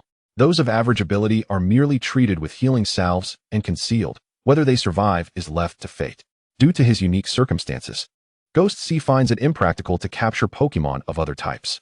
Nevertheless, he refrains from recklessly harming them. Even the Pokemon of those he deems as terrorists are spared, conditions permitting. This is not out of kindness, but rather because these Pokemon represent a form of asset. While there are many trainers in this world, the majority are of the academic variety, those who learn about Pokemon in schools and seek suitable companions through various means. In moments of vulnerability, one should never forsake the city in pursuit of capturing Pokemon independently. It is during such times that it becomes imperative for someone to transport a selection of gifted Pokemon into urban locales. A single Pokemon of notable talent can command a substantial price. Encountering one of the starter trio or other rare specimens can yield a fortune. Thus, the profession of Pokemon hunter gradually emerged. While this vocation is not inherently illegal, it necessitates registration with the League and the capture of wild Pokemon within designated areas sanctioned by the League. Furthermore, during transactions, it is mandatory for the Pokemon to be examined by the League's exchange apparatus to ensure its legitimacy and to ascertain that it has not been acquired through nefarious means. Although this process may appear cumbersome, the assurance provided by the League's scrutiny instills confidence in the majority of the academic circles. The Pokemon hunter industry has thus flourished. Although Gui Hai has not registered as a Pokemon hunter, he serves as a high-ranking prosecutor within the League. This position grants him the privilege to sell Pokemon directly to the League. Even those Pokemon captured and trained by the Revival Society can fetch a commendable price within the League. Some Pokemon that can be recaptured may also bolster the ranks of the prosecutors, as such specimens are said to be particularly favored. Gui Hai is not in want of monetary resources. However, accumulating wealth is never a folly. Yet, within the realm of Pokemon hunters, legality is a spectrum, with some operating outside the bounds of the law. Among trainers exists a faction known as Pokemon poachers, who resort to various nefarious means to ensnare Pokemon. Some of these methods inflict irreversible harm upon the creatures. Moreover, they flout the League's protective laws by hunting within conservation areas, decimating populations of rare Pokemon and wreaking ecological havoc. The Pokemon captured by these poachers may find themselves sold to clandestine organizations for experimentation or become mere instruments of pleasure for unscrupulous individuals. The champions previously instructed Gui Hai to take action against these poachers, referring specifically to this ilk. Oftentimes, these individuals may appear as ordinary trainers or even legitimate Pokemon hunters, revealing their true nature only at opportune moments. Addressing these threats poses a significant challenge for the League's prosecutors, as these individuals may not necessarily be affiliated with any notorious organization. They could have been law-abiding citizens during their previous encounters with trainers. Yet, the allure of wealth can swiftly transform them into unscrupulous poachers. After 2 hours of relentless combat alongside his Doublade, dawn finally broke. Gui Hai's Pokédex indicated a nearby town where he could take respite. The system scanned Doublade's information: name, Doublade, aptitude, elite, gender, male, type, steel, ghost, egg group, mineral, nature, serious. Ability, no guard, ensuring that all moves used by both combatants will invariably hit. Level, 29, professional grade. Held item, metal coat, moves, night slash, tackle, shadow sneak, light screen. Aerial ace, metal sound, cut, critical hit, revenge, iron defense, iron head, swords dance. Evaluation, a nascent Pokemon, it appears exceptionally sharp and is ideally suited for you. Observing that Doublade had reached level 29, Gui Hai nodded in satisfaction. Truly, it was a testament to his training. In merely half a month since acquiring Doublade, it had attained professional status. He believed that with continued training and the completion of the next gym challenge, Doublade would soon evolve. Rest well, and when I set off, we shall fight side by side once more. Gui Hai sheathed Doublade and returned it to the shadows. Although Doublade's spirit was still vibrant, its body had grown weary. It nodded in acknowledgement and retreated to rest within Gui Hai's shadow realm. Upon seeing Gui Hai pause, Gengar captured the Beedrill and struck a dashing pose of capture. Well done, Gengar. You successfully captured Beedrill. Gui Hai applauded in agreement. Amid playful antics with Gengar, he caught sight of the town's architecture. At last, we've arrived. First, let us find a suitable place to rest, then locate a machine to transmit our captured Pokemon back to the League. The town, though modest in size, boasted a considerable population and an abundance of inns, suggesting a bustling atmosphere as many ventured here for exploration or Pokemon capturing. With Rotom assuming control of the Pokédex to facilitate negotiations, Gui Hai successfully checked into the tavern. Truth be told, Gui Hai longed to reside within his own shadow like his Pokemon. The furnishings would be ample and convenient, alleviating many burdens. However, though the Shadow Realm belonged to Gui Hai, he currently lacked the means to enter it, compelling him to either erect a tent or lodge in an inn at each new destination. Having just finished bathing, Gui Hai prepared to explore the town for delectable treats and engaging activities alongside his companions when his specialized Black League prosecutor's Pokédex unexpectedly chimed. A distress signal? Gui Hai retrieved the device and, upon activation, was taken aback. The prosecutor's Pokédex operates on a distinct system from ordinary ones, having eliminated numerous entertainment features while incorporating many practical functions. For instance, it enables the user to seek assistance from the nearest league prosecutor in times of trouble or to issue an emergency call in life-threatening situations. It also logs the most recent battle data and transmits it in real time, allowing the league to identify the perpetrators involved.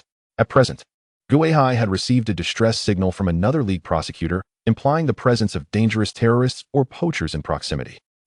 Yet another opportunity for business. Chapter 41, The Poachers. A crimson steel battle suit emerged from the shadows behind Gui Hai, enveloping him entirely. Subsequently, Gui Hai and the suit vanished like a specter. An explosive sound reverberated through the air above the town, yet the residents looked up only to find nothing amiss. Meanwhile, approximately 10 kilometers from the town, a perilous and brutal confrontation was underway. The majestic Arcanine surged forward, cloaked in roaring flames, leading the charge. Flanking it were an Electivire and a Shroomish, while across from them stood a dozen Pokemon of varying types. Among them were not only common Beedrill and Geodude, but also several rarer specimens such as Youngera and Scyther. Despite each of these Pokemon being individually weaker, their sheer numbers were overwhelming, their assault akin to moths drawn to a flame. Retreat was no longer an option. Behind them stood a league prosecutor clad in black combat gear, flanked by two individuals in similar attire, both pale and bloodied, clearly grievously injured. "Captain, I can't hold on much longer. You must flee without me," one of the less injured murmured, his voice barely above a whisper, as if he were on the verge of succumbing to unconsciousness like his fallen comrade, possibly never to awaken again. The captain paid him no heed, focusing instead on documenting the battle's details in his Pokédex, hoping that the League would ultimately comprehend the events that transpired here. Though he had sent out a distress signal, he held no hope that anyone would come to their rescue. There were no Alliance strongholds nearby, and the closest town had only a rudimentary security force, utterly incapable of confronting these poachers. As for fleeing, he had considered it, but after considerable internal turmoil, he ultimately relinquished the thought. Perhaps it was not worth it, but he simply did not wish to abandon the situation. After a moment's contemplation, Liam-O released his severely injured two Pokemon. Rather than allowing them to rejoin the fray, he pressed the release button on their Pokeballs. "Dejia Meowth, you must escape and survive," he urged, shooing away the two Pokemon he had just freed, hoping they could evade the poacher's relentless pursuit. Boom. Meanwhile, the Windspeed Dog had engaged in a fierce battle with the poacher's Pokemon.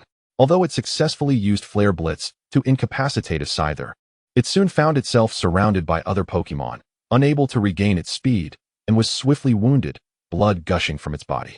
As for the Shroomish and Electrike, they were struck by multiple attacks in the initial clash, losing their ability to fight. Now, only the Windspeed Dog remained, valiantly attempting to thwart the poacher's Pokemon. On the opposite side of the battlefield, 5 or 6 poachers clad in camouflage and masked to conceal their identities observed the chaos below, directing their Pokemon to wear down the Windspeed Dog's stamina. They were unconcerned that the accursed prosecutor might escape. These thugs were cut from the same cloth. If one was unable to flee, the others would endure until death. With 2 of their number incapacitated, the last would surely follow suit. They merely needed to play it safe and exhaust the Windspeed Dog's energy to claim several elite-level Pokemon. Not to mention the Windspeed Dog itself, which was far more valuable than mere Beedrills or Butterfrees. Even if they could not tame it, they could still sell it to those lunatics at the Revival Society.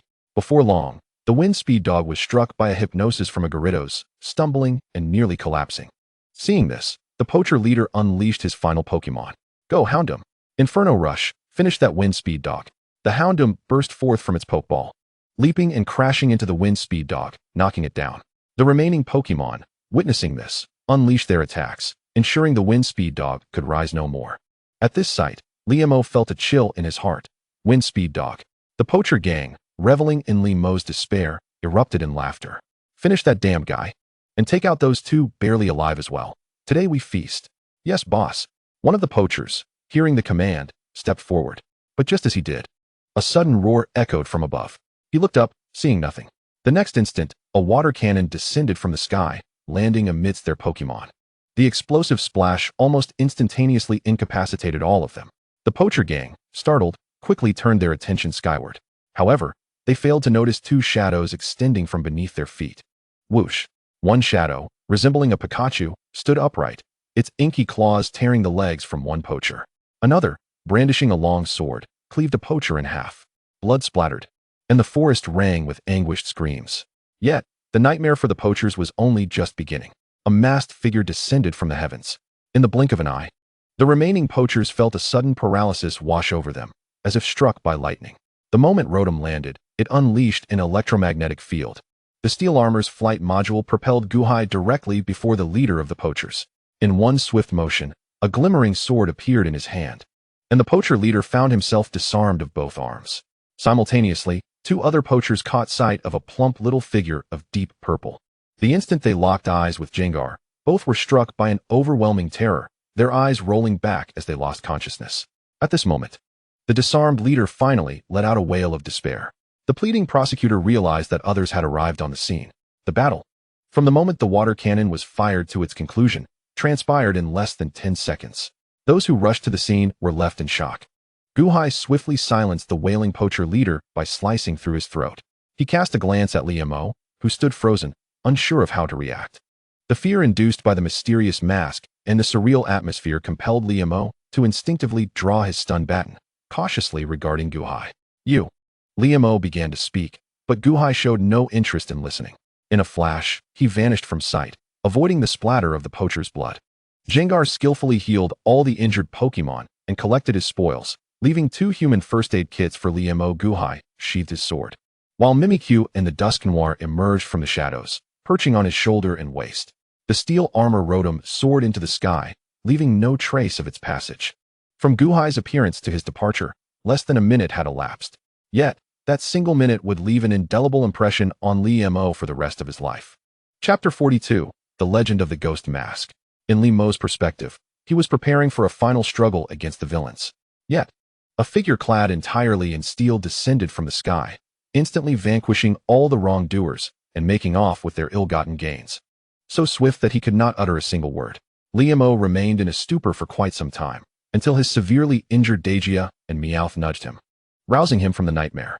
He hurriedly rushed to the side of the wind speed dog, discovering it was still alive, treated with Pokémon medicine, and not in any immediate danger. He let out a long sigh of relief. Noticing the 2 human first aid kits beside the wind speed dog, he wasted no time in retrieving his Pokémon, the wind speed dog, Electrike, and Shroomish, and dashed back to his companions, administering the life-saving potions contained within the kits. In this world, Pokémon medicine was advanced, and human medical supplies had also seen significant development. The life-saving potions in the first aid kits could sustain a person as long as they were not dead on the spot, keeping them alive until help arrived. Once Liamo saw that his companion's conditions had stabilized and were no longer deteriorating, he collapsed onto the ground, gasping for breath.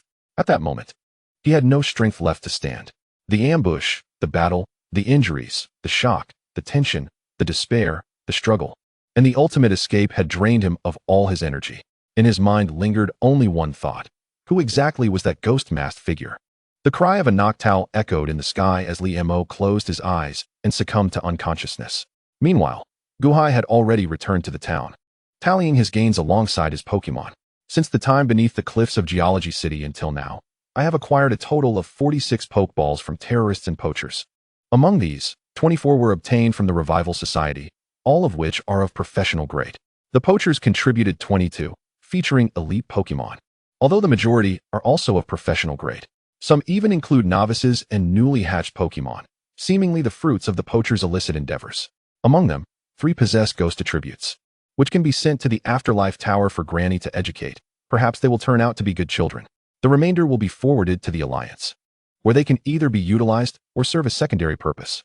Gui Hai contemplated the fate of these Pokémon, while Gui retrieved the Pokemon he had captured during their journey, totaling 16, all with commendable talents.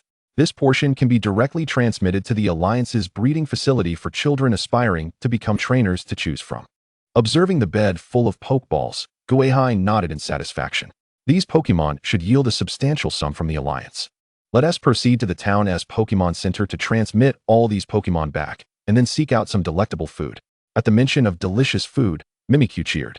However, Rotom and the Sword Blade expressed mild discontent due to their inability to partake in food. Yet, they understood that their trainer would prepare suitable meals for them. Gui Hai found it curious that Gui had not made a sound. Upon directing his gaze, he noticed Gui holding the 3 Pokeballs containing Ghost-Type Pokémon with reluctance. Gui, what troubles you? Gui, cradling the 3 Pokeballs, looked up with a hint of inquiry in his eyes. Do you wish to keep them? Gui Hai was somewhat taken aback by Gui's sentiment, but soon comprehended. Gui, being the Ghost King of all Ghost-Type Pokémon at the Afterlife Tower, shared a fondness for each of them, wishing to lead and protect them. Although the 3 Ghost-Type Pokémon, having fallen victim to unfortunate circumstances, could potentially change for the better, Gui Hai decided to send them back to the Afterlife Tower for Granny's assistance, while he continued his training. Gui, however, desired to take on this responsibility himself. As the King of Ghosts, he felt duty-bound to safeguard and guide his younger brethren. Gui Hai glanced at Gui and then at the Pokeballs in his hands. Let them choose for themselves, Gui. Gui's eyes brightened as he released the 3 little ghosts, a ghostly Galarian Mr. Mime, a novice Shedinja, and a male Drifloon. The moment the 3 Pokemon emerged, Gui eagerly prompted them to decide whether to remain by his side or venture to a place with many companions. Unexpectedly, as soon as they appeared, the Galarian Mr. Mime, engulfed in green flames, fainted, seemingly recalling the suffocating sensation of being overwhelmed by a champion. Shedinja was similarly startled by Gui's aura and promptly succumbed to unconsciousness. Gui, witnessing his 2 companions suddenly faint, was momentarily stunned. Drifloon, upon seeing its counterparts fall, pondered for a moment before also fainting. Seems they are not suited for our journey. Let them go to the Afterlife Tower. We will be able to see them again upon our return. Gui appeared somewhat disheartened, his lips drawn down. All right, let us move on. Perhaps we will encounter new little ghosts in the future. Organizing all the Pokeballs into different bags, Gui Hai led his Pokemon to the Pokemon Center to transmit them separately. He also made a phone call to Granny. Ultimately, he took the little ones for a stroll around the town, preparing to continue their journey to the next city, Fiery Rock City. That night, as Gui Hai relished the pleasures of travel, a photo of a ghostly mask quietly circulated within the circles of the Alliance's prosecutors. At the moment Gui Hai appeared, Liemo was documenting the battle scene with his Pokédex. Gui Hai's glance back at Liemo was perfectly captured, resulting in a photograph, along with subsequent reports from the rescue team detailing the gruesome scene and Liemo's personal account of the encounter. The eerie image of Gui Hai took on an added layer of chilling mystery. The photograph swiftly spread among various prosecutor groups. Today, an elite team in Geology City happened to be on break. With nothing to do, a member of the team, while perusing the group chat, recognized the familiar face in the photo.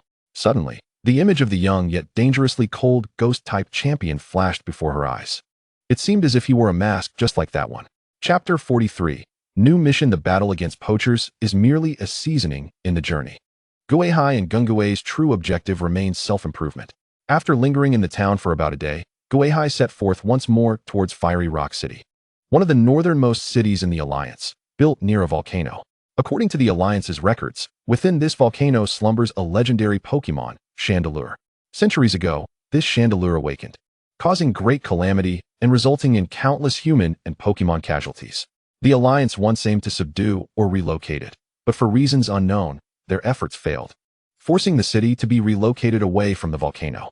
They assigned several veteran gym leaders to oversee the area, tasked with monitoring Chandelure while safeguarding the northern cities of the Alliance. Gui Hai's journey was marked by stops and starts, and by the time he arrived here, 2 weeks had passed. Along the way, he traversed numerous cities, though the gym leaders he encountered lacked the strength of a champion, prompting him to forego challenging them. Instead, he honed his skills with the Sword Blade and cultivated battle synergy with Rotom, reaping considerable rewards.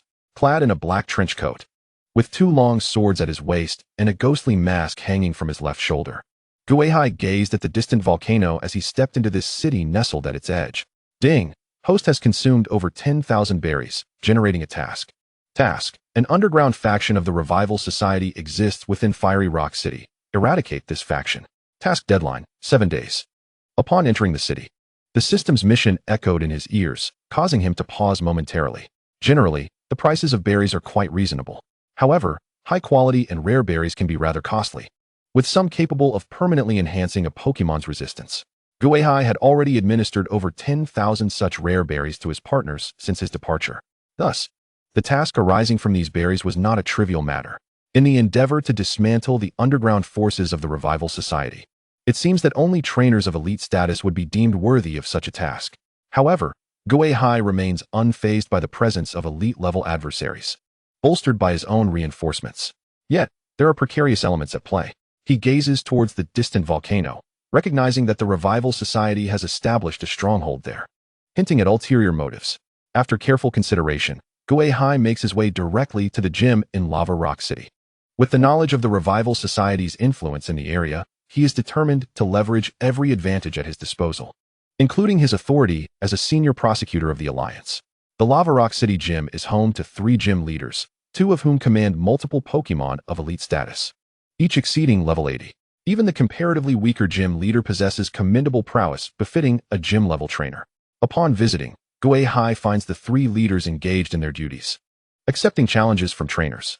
Each is stationed at a different battlefield, contending with distinct opponents. Gui Hai utilizes the internal network of the Alliance to send messages to the trio before settling onto a nearby observation platform, awaiting the conclusion of their matches while discreetly assessing their capabilities. He remains resolute in remembering his true purpose for traveling, to challenge the gym leaders and enhance his own strength. However, the challengers in 2 of the arenas appear to be mere novices, recently stepping into the professional ranks, rendering their abilities indistinguishable. Only in the central battlefield does a female trainer, battling against the gym leader, seem noteworthy. She skillfully commands a Psyduck in a back-and-forth engagement with the leader's Slugma, suggesting that her Psyduck is nearing elite-level strength, complemented by her commendable tactical acumen, although her success stems from a type advantage.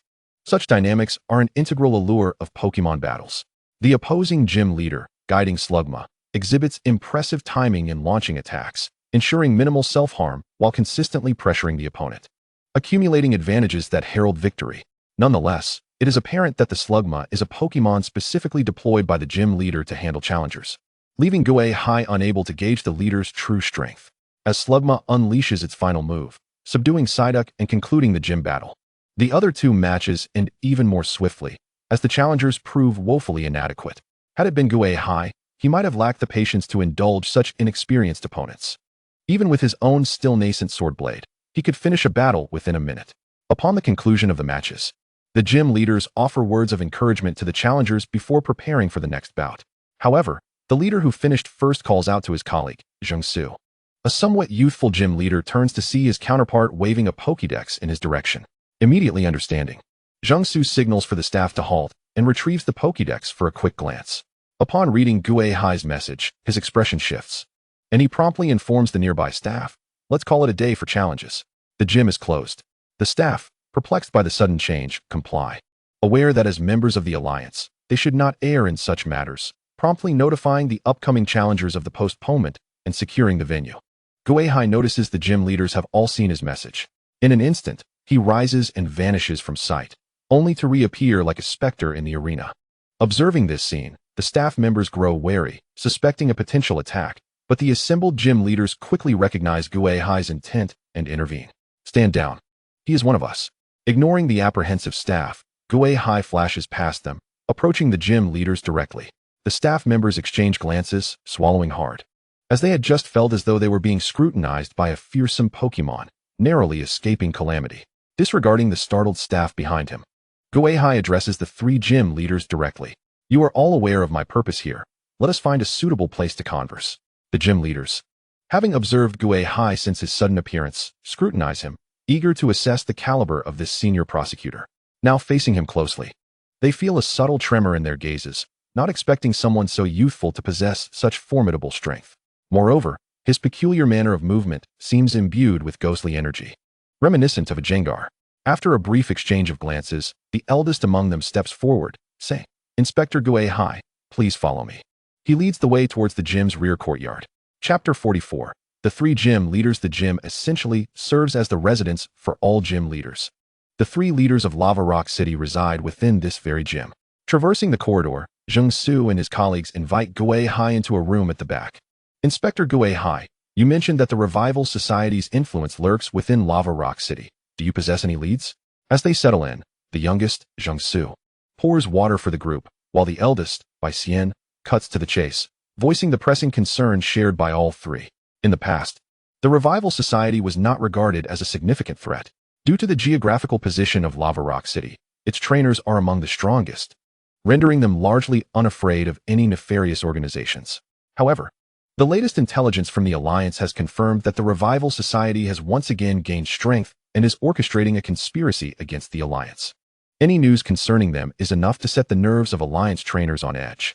Furthermore, with a formidable threat hidden within the city's volcano, should the Revival Society's target be here, Lava Rock City could face dire consequences. Consequently, there is no room for pleasantries among the three leaders. Their primary focus is the eradication of the Revival Society's presence within their city. Observing their eagerness, Gui Hai pauses momentarily. The mission was assigned by the system, which indicated the existence of the Revival Society here. He himself lacks any solid leads and has come to enlist the assistance of the three gym leaders in uncovering information. However, it appears that they are unaware of the Revival Society's lurking presence within the city and are now seeking leads from him. The three leaders are entirely captivated by the matter at hand. Gui Hai suspects that if he admits his lack of information, they might dismiss him as jesting, and more likely, they would refuse to cooperate with his subsequent actions. As his thoughts race, Gui Hai suddenly recalls something. From the shadow beneath his feet, he retrieves an incubator containing eggs of the charcoal Pokémon.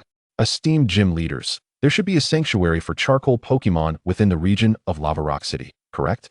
It seems that this is the only place in the entire Alliance where they can be found. The three leaders exchange knowing glances and nod in agreement.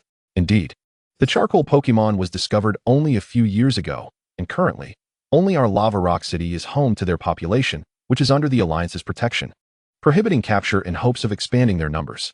Gui Hai acknowledges this and gestures towards the two charcoal Pokémon eggs within his incubator. The two Pokémon eggs I hold have been thoroughly examined. They are indeed the eggs of the Charcoal Guardian, which I acquired from a remnant faction of the Revival Society in the city of Dun. From their confessions, I have learned that there exists a significant Revival Society presence in Huiyan City. What? The three gym leaders simultaneously directed their gazes towards the Pokémon egg in Gui Hai's hands. Their expressions varied, yet all bore frowns of concern. The youngest among them, Jung-Soo, who appeared to be in his 20s, murmured while observing the egg. Previously, the head of the Charcoal Guardian Preserve reported to me that there had indeed been instances of Pokémon eggs going missing. At the time, we suspected it was due to other Pokémon. The elder, Bai Xian, pondered for a moment before nodding. I recall there was indeed such a document. But since we are not responsible for city management, we did not pay it any heed. The Charcoal Guardian Preserve is heavily guarded, prohibiting any unauthorized entry. Yet now that its egg has surfaced in the outside world, it is evident that the individual who managed to infiltrate and steal it must possess remarkable skills. The previously silent gym leader spoke, his words deepening the gloom on the faces of the three leaders. Regardless of whether the Revival Society's influence exists here, the fact remains that the preserve has been breached, and poaching has become an undeniable reality. Although it is not their responsibility, the presence of poachers operating under their very noses signifies a blatant disregard for their authority. The audacity of such individuals hints at formidable power. After revealing the Charcoal Guardian egg, Gui Hai fell silent, allowing Jung-Soo and the others to speculate. After a few minutes of silence, Jung-Soo abruptly stood and addressed Gui Hai. Prosecutor Gui Hai, we understand the situation now and will cooperate with your actions. However, we kindly request to see your credentials and to have the head of the Charcoal Guardian Preserve verify whether these two eggs are indeed the ones reported missing. After a moment of contemplation, Gui Hai nodded. That is acceptable. I also need to speak with the head of the Charcoal Guardian Preserve. Currently, this is my only lead, and I intend to delve into the Charcoal Guardian community thereafter. As he spoke, a small hand emerged from the shadows at Gui Hai's feet, presenting him with the Black Alliance Prosecutor's Pokédex and the credentials signed by the champion. Gui Hai opened the Pokédex and credentials, showcasing them to the three gym leaders.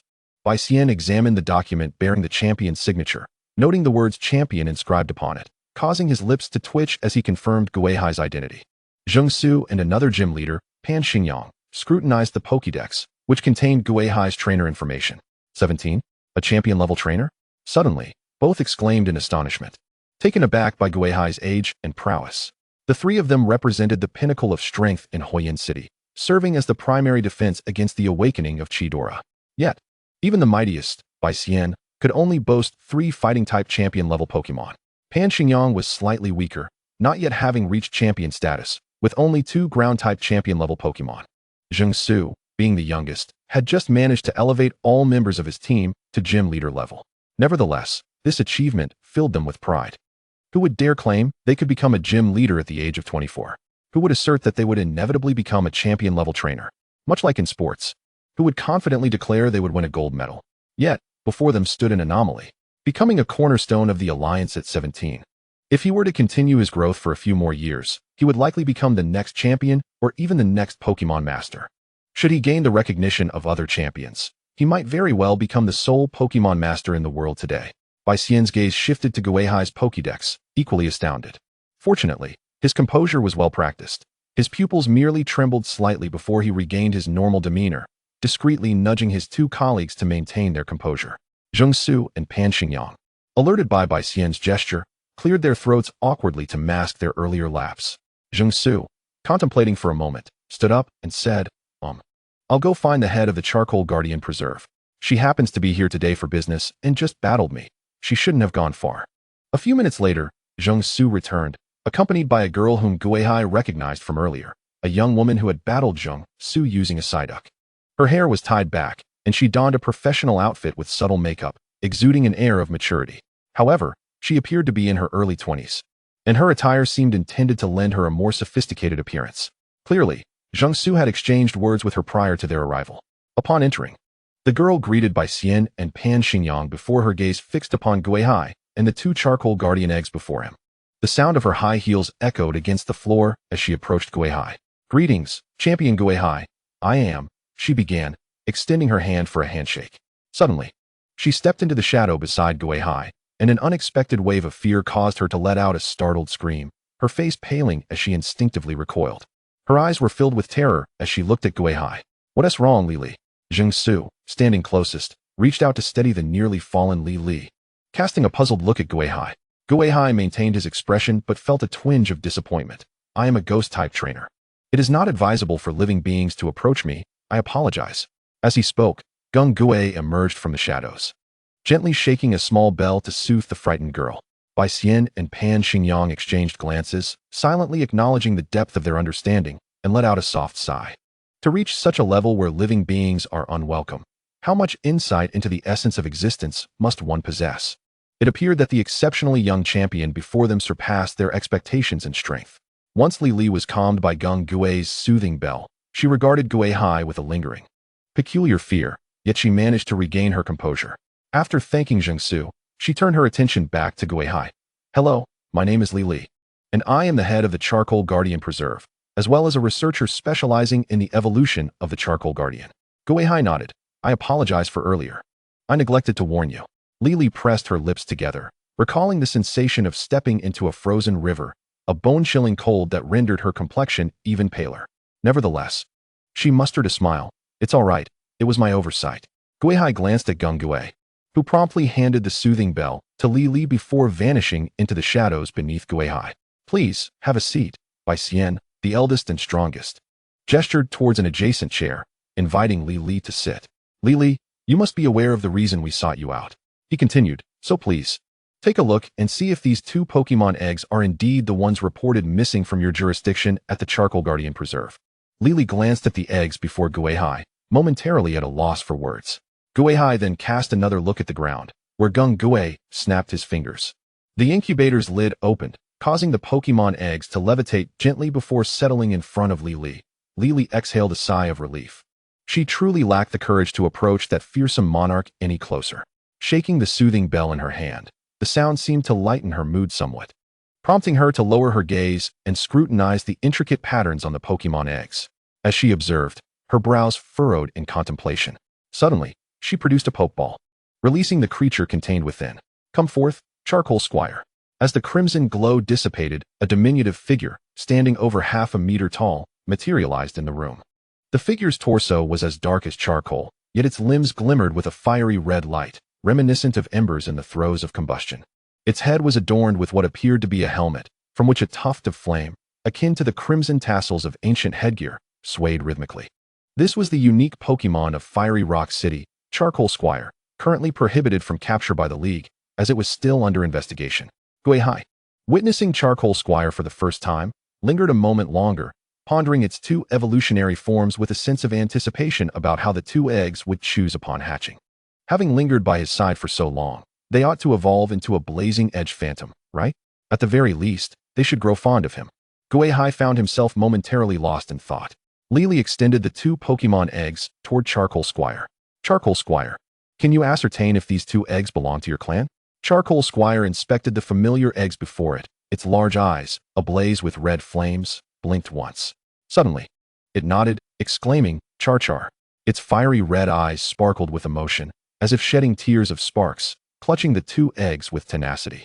Lily glanced at the powerful trainer. Gui Hai, present, and confidently declared, "This Charcoal Squire is the leader of its clan. It affirms that these two Pokémon eggs are indeed those lost from our Charcoal Squire sanctuary." Gui Hai maintained a stoic expression, but Zheng Su, Pan Xingyang, and Bai Xian wore grave faces. Sensing the shift in atmosphere, Lily turned to Zheng Su and quietly inquired, "Master Zheng, has something occurred?"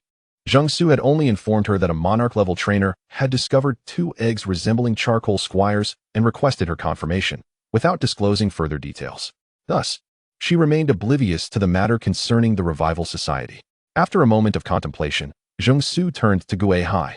"Perhaps it is best for you to explain this matter regarding the Ghost King." Gui Hai, intending to investigate the theft of Charcoal Squire's eggs as a lead toward uncovering the Revival Society's clues, had no intention of withholding information from Li Li. "Miss Li Li, the truth is, I acquired these two Pokémon eggs from remnants of the Revival Society.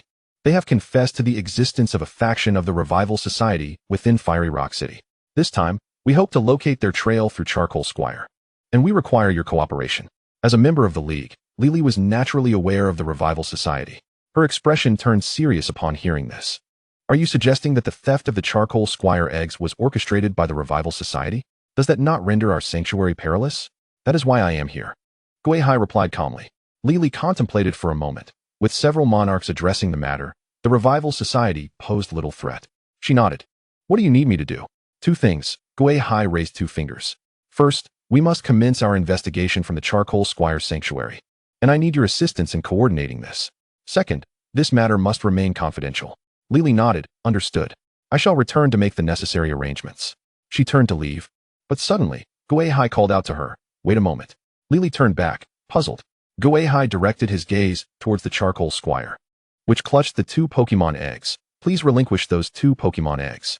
Lily paused, quickly comprehending the situation, yet felt perplexed. "Ghost King, the Charcoal Squires are not yet available for capture, and they are not particularly strong. Do you intend to capture them?" "Strength is not determined by your judgment," he replied coolly. Chapter 46, Conflict and Challenge. Gui Hai remained seated on the sofa, unmoved. However, the two Pokémon eggs that Charcoal Squire held slipped from its grip and returned to his possession. This caused Charcoal Squire great distress as it chased after the eggs, desperate to reclaim them.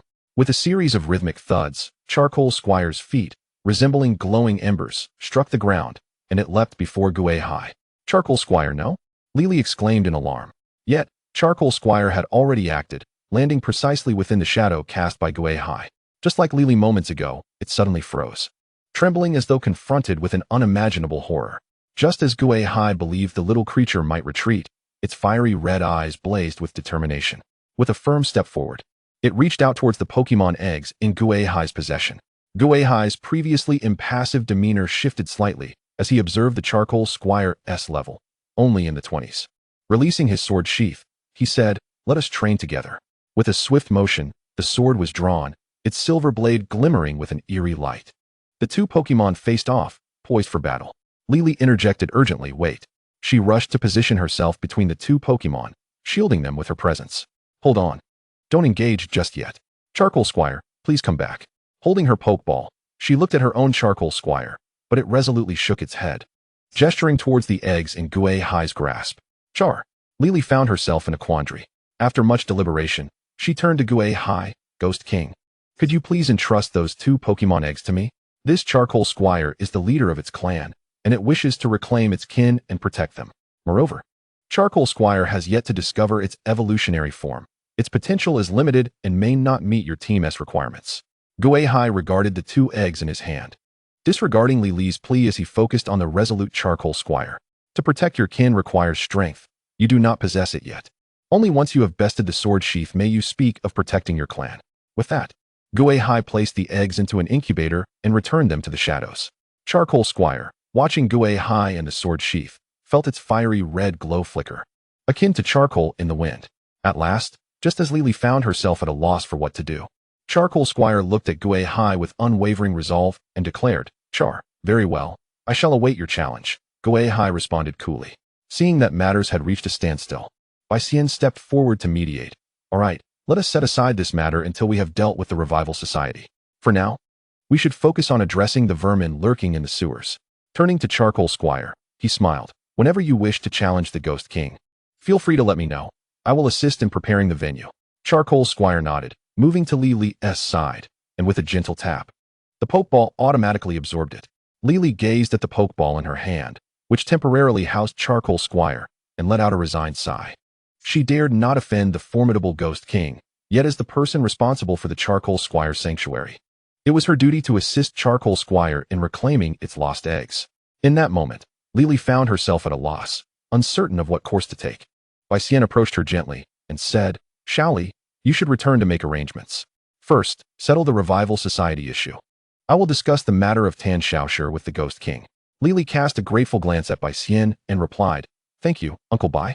Bai Xian nodded. "Go ahead." Li Li left the dojo to coordinate the search in the protection zone. Meanwhile, Gui Hai contacted the head of the Alliance prosecutor in Huiyin City through the Pokédex, seeking assistance from the elite team there. The elite prosecutor teams are standard in every city, comprising significant figures among elite trainers, such as the head of the Pokemon Center or the recently departed head of the Protection Zone, Li Li. Their formidable strength allows them to adeptly handle various potential issues that Pokemon might present, including riots, rebellions, or invasions by wild Pokemon. However, some trainers possess elite-tier Pokemon but lack the requisite number to qualify as elite trainers, rendering their talents underutilized in simpler tasks. This scarcity of elite trainers prompted the formation of special elite teams composed of professional trainers with elite Pokemon, enabling them to undertake tasks typically reserved for elite trainers. At times, they even perform better than a single elite trainer. Previously, Gui Hai encountered such a team in the Dia City. Now, he intended to leverage his authority as a senior prosecutor to mobilize the elite team from Huiyin City. These individuals not only possess extensive experience, but, as Gui Hai was aware, each elite team is typically equipped with 2 types of Pokemon. One is a Pidgeot, capable of swift flight, reconnaissance, and even escape. The other is a Houndoom, not only powerful but also versatile in executing various tasks, including searches. After seeing Li Li off, the 3 gym leaders returned just as Gui Hai hung up the phone. Bai Xian inquired, "Ghost King, when do you plan to commence the search for the Revival Society's whereabouts? How should we coordinate with you?" Gui Hai rose, adjusting his sword sheath. "I have already contacted the elite team. They have begun their investigation. During this period, there is no need for the 3 gym leaders to take any actions, or rather, you must not act overtly. You mean we should prepare in secret, and once you uncover the Revival Society's location, we will move?" Bai Xian understood. Gui Hai nodded. "You 3 are too conspicuous. If I were the Revival Society, I would certainly keep a close watch on you. The moment you act, they will surely flee." Pan Xingyang and Zheng Su nodded in agreement. Bai Xian pondered the dojo's closure today and turned to Gui Hai. "And what about you? If the Revival Society is monitoring this place, our meeting today may not escape their notice. After all, the dojo is an open venue, bustling with people. Your presence here, along with the meeting with the head of the Tan Shaoshi Protection Zone, could potentially arouse their suspicion." Gui Hai replied, "That is why I have instructed the elite team to investigate this matter. As for me, I am here to train, and conversing with the 3 of you serves as the perfect excuse." At that moment, Gui Hai exchanged a glance with Bai Xian, and an odd yet familiar atmosphere enveloped them. When the gazes of 2 trainers meet, it signifies that a battle is imminent. Chapter 47, Rotation. In the Huiyin Gym. At the central battle arena, Gui Hai and Bai Xian stood at opposite ends of the battlefield. Zheng Su and Pan Xingyang positioned themselves in the referee area. Once both sides appeared ready, Pan Xingyang raised his flag. The trainer from Bayan Tower, Gui Hai, faces off against the Huiyin Gym leader, Bai Xian. The The format is 3 versus 3. Victory is achieved by defeating all 3 of the opponent's Pokémon. Now, the battle begins. With that, Pan Xingyang waved the flag, and Zheng Su pressed the timer. Upon receiving the signal to commence, both Gui Hai and Bai Xian raised their Pokeballs and threw them onto the battlefield. Go, Mimikyu. I choose you, Conkeldurr. The 2 Pokeballs opened midair, revealing the Pokémon within.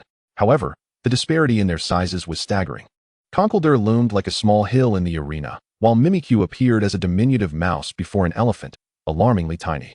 Yet, in Pokémon battles, size is not the sole determinant of victory. Mimikyu, move swiftly, use Shadow Clone, then unleash Play Rough.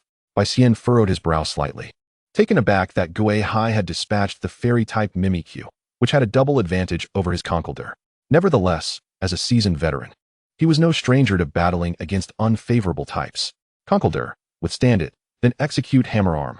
As the battle commenced, Mimikyu responded to Gui Hai's command, rapidly darting around. With each movement, its form multiplied, and soon, dozens of Mimikyu surrounded Conkeldurr. Almost simultaneously, all the Mimikyu began to glow. A beam of white light struck Conkeldurr, causing its massive body to sway.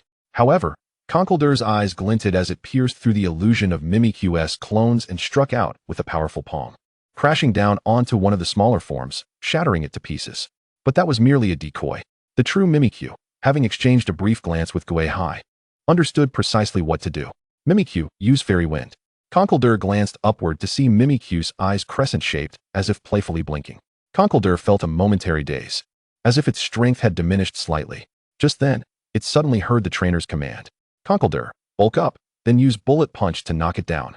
With renewed focus, Conkeldurr performed a couple of bulk-up moves before leaping into action, its fists clenched, unleashing a barrage of punches like bullets, aiming to bring Mimikyu crashing down from the air. Mimikyu, use Light Screen to absorb the impact, then playfully dodge. Mimikyu summoned a radiant barrier before it, just as Conkeldurr's relentless bullet punches rained down. Most of the strikes were absorbed by the light screen, with only a few landing on Mimikyu.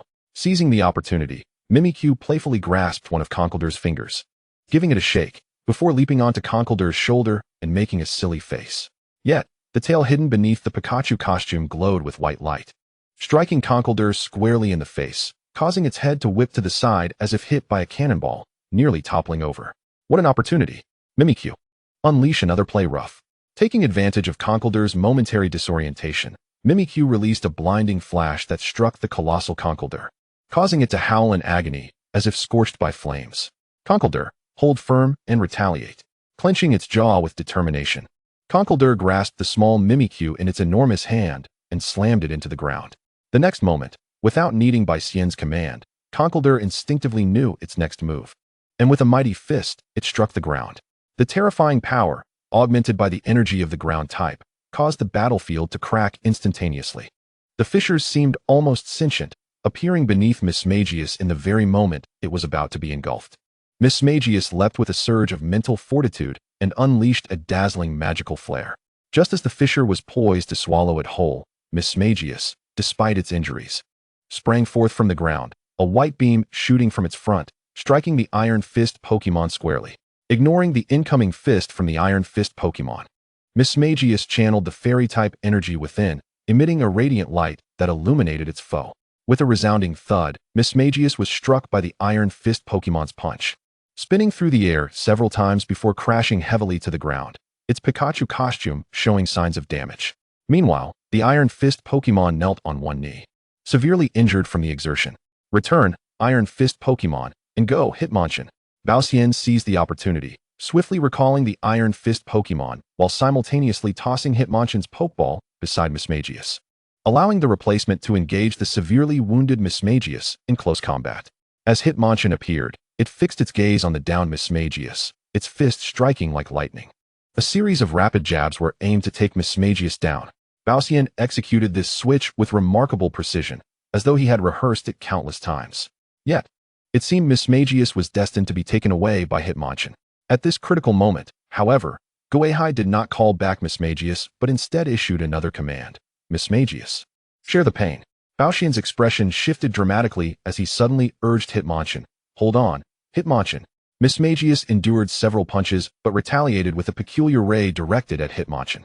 Although Hitmonchan managed to halt its assault in time, its momentum rapidly diminished, leaving it with only half its former vigor. In stark contrast, Mismagius, which had just expended significant energy, stood rejuvenated. Before Bao Xian could continue his commands, Gui Hai deftly recalled Mismagius with one hand while throwing another pokeball with the other. Jengar. Shadow Ball. Bao Xian narrowed his eyes, preparing to withdraw the battered Hitmonchan and reintroduce the Iron Fist Pokemon into the fray.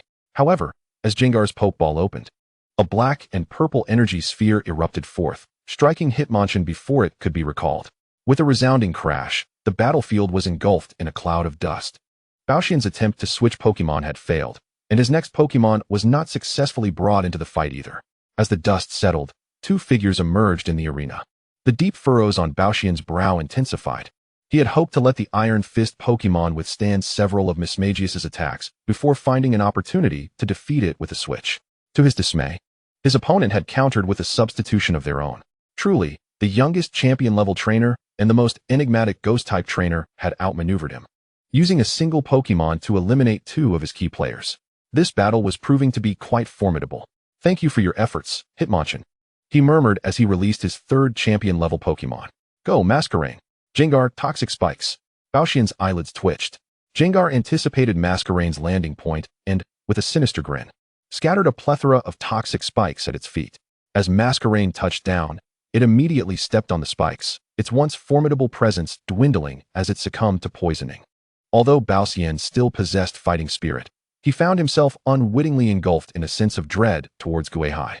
The opponent's Pokemon were not only exceptionally trained, but the way Mismagius had withstood multiple strikes from his Iron Fist Pokemon was astonishing. Moreover, Gui Hai's predictions regarding the battle unfolded with a chilling accuracy, landing each of his attacks on Bao Xian's most vulnerable points. Whenever Bao Xian sought to exploit a flaw or prepare a strategy, Gui Hai would unleash tactics that drove him to frustration.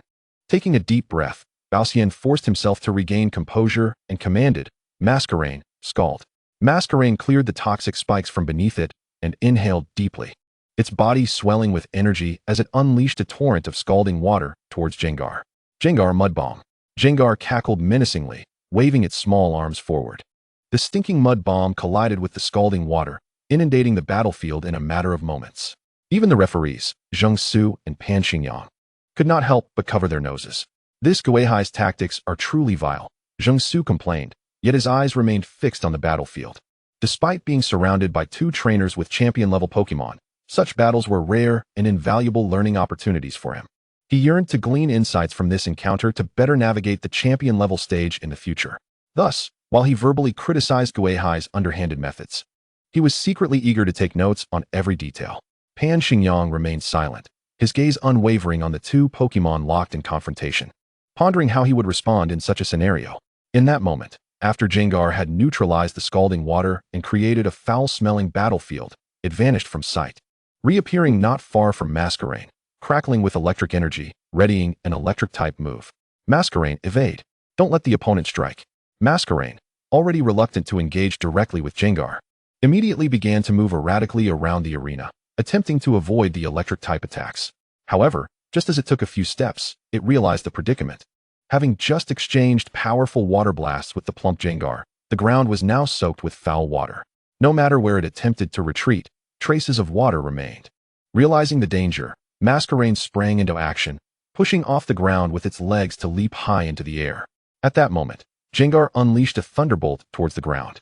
With a crackle, golden electric serpents surged across the battlefield, almost ensnaring Masquerain. Fortunately, Masquerain's battle experience allowed it to evade the attack. Yet, not being a flying type, it lacked a stable foothold in midair. Jengar grinned at the suspended Masquerain and hurled an acid bomb. Bao Xian's brow furrowed deeply. Nearing his twilight years, he bellowed, "Masquerain, use icy wind in the air to freeze the entire battlefield."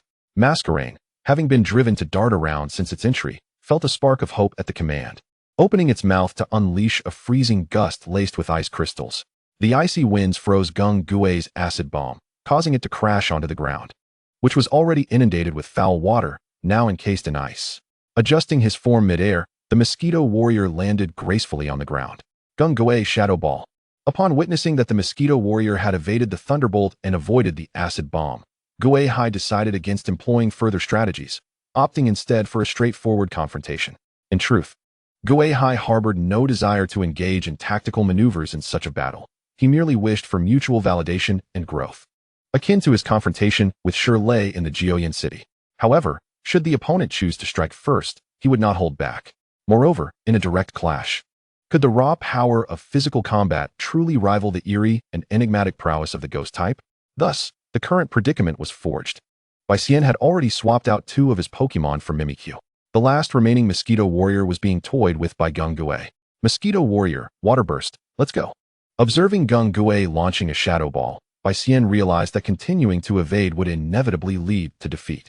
It was better to confront the opponent head-on, as there was a chance of overcoming Gung Gui's relatively frail defenses. Thus, he commanded the Water Burst. The Shadow Ball before Gung Gui was ready in mere moments. Reflecting his impeccable skill, the Mosquito Warrior was surrounded by surging waters as the Water Burst formed instantaneously. When the Shadow Ball collided with the Water Burst, it unleashed the most thunderous explosion of the battle. The shockwave reverberated, causing the barriers at the edge of the battlefield to tremble slightly. It was worth noting that the battle barriers here were exponentially more robust than those in Geoyan City, for 3 gym leaders were stationed here, ensuring ample resources and superior protective measures. The battle was far from over. Perhaps feeling the weight of being suppressed by Gui Hai, Bai Xian disregarded his image and roared loudly, "Mosquito Warrior, muster your courage and show them our Iron Fist. Ice Punch." Gui Hai, noticing Bai Xian's fervor, gestured to Gung Gui. "Gung Gui, since they wish to brawl, we shall oblige with a Thunder Punch." Gung Gui's spirit ignited, electric sparks dancing upon his fists.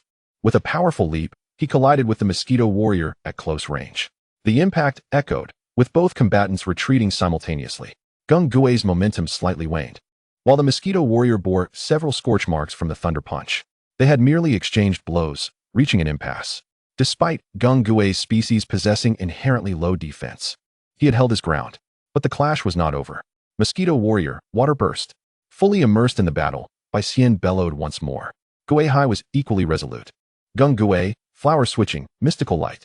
Gung Gui opened his mouth wide, exclaiming, and in an instant, he appeared before the Mosquito Warrior, his tiny fists colliding with the Water Burst. Simultaneously, a strange light emanated from Gung Gui's crimson eyes, striking the Mosquito Warrior. Bai Xian's heart tightened. "No, Mosquito Warrior. Hold on." The Mosquito Warrior was suddenly propelled backward as if struck by a cannonball. Its once resolute gaze now appeared dazed, as if ensnared by an illusion. Yet Gung Gui's onslaught was not finished. Fully harnessing his ghostly abilities, Gung Gui shadowed the retreating Mosquito Warrior, unleashing Thunder Punch after Thunder Punch upon its flower-patterned abdomen. Each strike resonating like thunder. Bai Xian roared desperately, urging the Mosquito Warrior to summon a shield. However, the Mosquito Warrior seemed oblivious, enduring Gung Gui's relentless blows without a hint of response. Eventually, though freed from Gung Gui's mystical light, it found itself gravely injured and unable to counterattack. Gung Gui, conclude this battle with a full-powered Shadow Ball. Gung Gui slammed the Mosquito Warrior into the ground, his figure floating above, hands raised high. Suddenly, a chilling wind swept through the battlefield as countless shadow energies converged between Gung Gui's hands. In a blink, a shadow ball the size of a grinding wheel materialized. "Stand up, Mosquito Warrior, use Protect." Bai Xian felt the dread and pressure radiating from Gung Gui, his voice becoming hoarse as he desperately encouraged his Pokemon. Despite its severe injuries, the Mosquito Warrior had not lost its fighting spirit. Thus, the battle could not be deemed over. Then, Bai Xian felt a jolt, as if struck by electricity. "Wait." Gui Hai, hearing the voice, paused momentarily. Bai Xian's lips quivered. We concede." With those words, Bai Xian deflated like a punctured balloon, his spirit waning. Beyond the physical exhaustion from the excitement, he felt a significant release of pent-up frustration. He was a champion-level trainer, wielding 4 elite Pokemon, the strongest gym leader of Huoyan City, a title he had always cherished. Yet today, that pride was utterly shattered before a newly minted trainer. The opponent, younger yet stronger, exhibited a tactical prowess that rendered Bai Xian's strategies mere vulnerabilities in their eyes. In both direct confrontation and tactical execution, he had been thoroughly bested. Upon hearing Bai Xian's concession, Gui Hai exchanged a glance with Gung Gui, who immediately understood. He tossed the already formed Shadow Ball into the air, swiftly conjuring another to collide with it. Boom!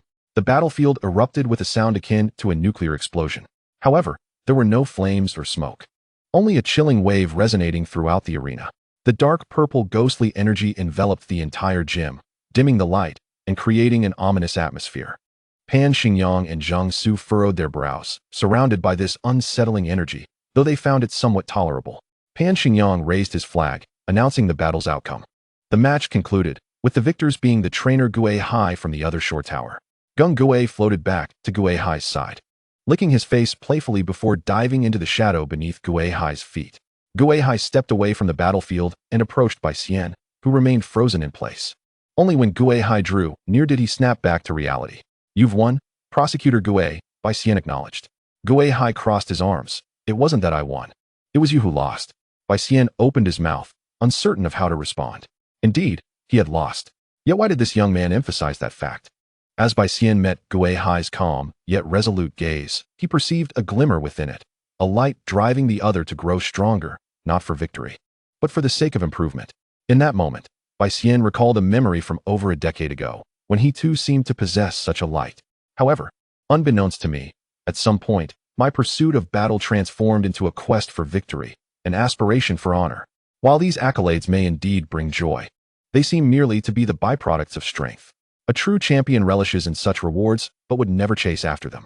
This time, while Gui Hai approached with a mindset geared towards improvement, I found myself fixated on victory. It is no wonder he proclaimed that I had lost, rather than he had triumphed. Bai Xian closed his eyes, inhaled deeply, and acknowledged, "Indeed, I have lost." Upon reopening his eyes, he appeared noticeably lighter. Locking gazes with Gui Hai, he expressed, "Thank you, Prosecutor Gui Hai." Gui Hai cast a nonchalant glance in his direction, although he was somewhat stronger than Shirley. He held the opinion that this kind of strength paled in comparison to the worthiness of that little carbonized servant. He then turned to face the approaching Pan Xingyang and Zhang Su. "Director Pan, I still have one Pokemon yet to battle. I would like to engage you in a one-on-one match, and I hope you will consent." Pan Xingyang was taken aback by Gui Hai's insatiable desire for challenge following his victory over Bai Xian. However, having witnessed the earlier confrontation between Gui Hai and Bai Xian, he too felt a surge of excitement and anticipation. Yet, he maintained a modicum of decorum. "Prosecutor Gui Hai, would you not prefer to rest for a moment?" Gui Hai, striding towards the battle area, replied, "No need. I am currently in peak form." Pan Xingyang glanced at his elder brother, Bai Xian, who nodded encouragingly. "Give it your all. This is a rare opportunity for growth. Today's champions often care about their reputation, and sometimes they do not fight with their full strength, always preoccupied with the idea of winning. Yet, there are those who are indifferent to such concerns." Pan Xingyang's expression sharpened. He solemnly nodded and stepped into the battle area, taking the position Bai Xian had just vacated. Zhang Su surveyed the surroundings before returning to the referee's area. "Then I shall officiate this battle." As he began to raise the flag, Gui Hai interjected, "Wait a moment." Zhang Su looked on with confusion. Gui Hai continued, "Let Bai Xian serve as the referee for this match. There are certain aspects that your eyes may not perceive, Director Zhang."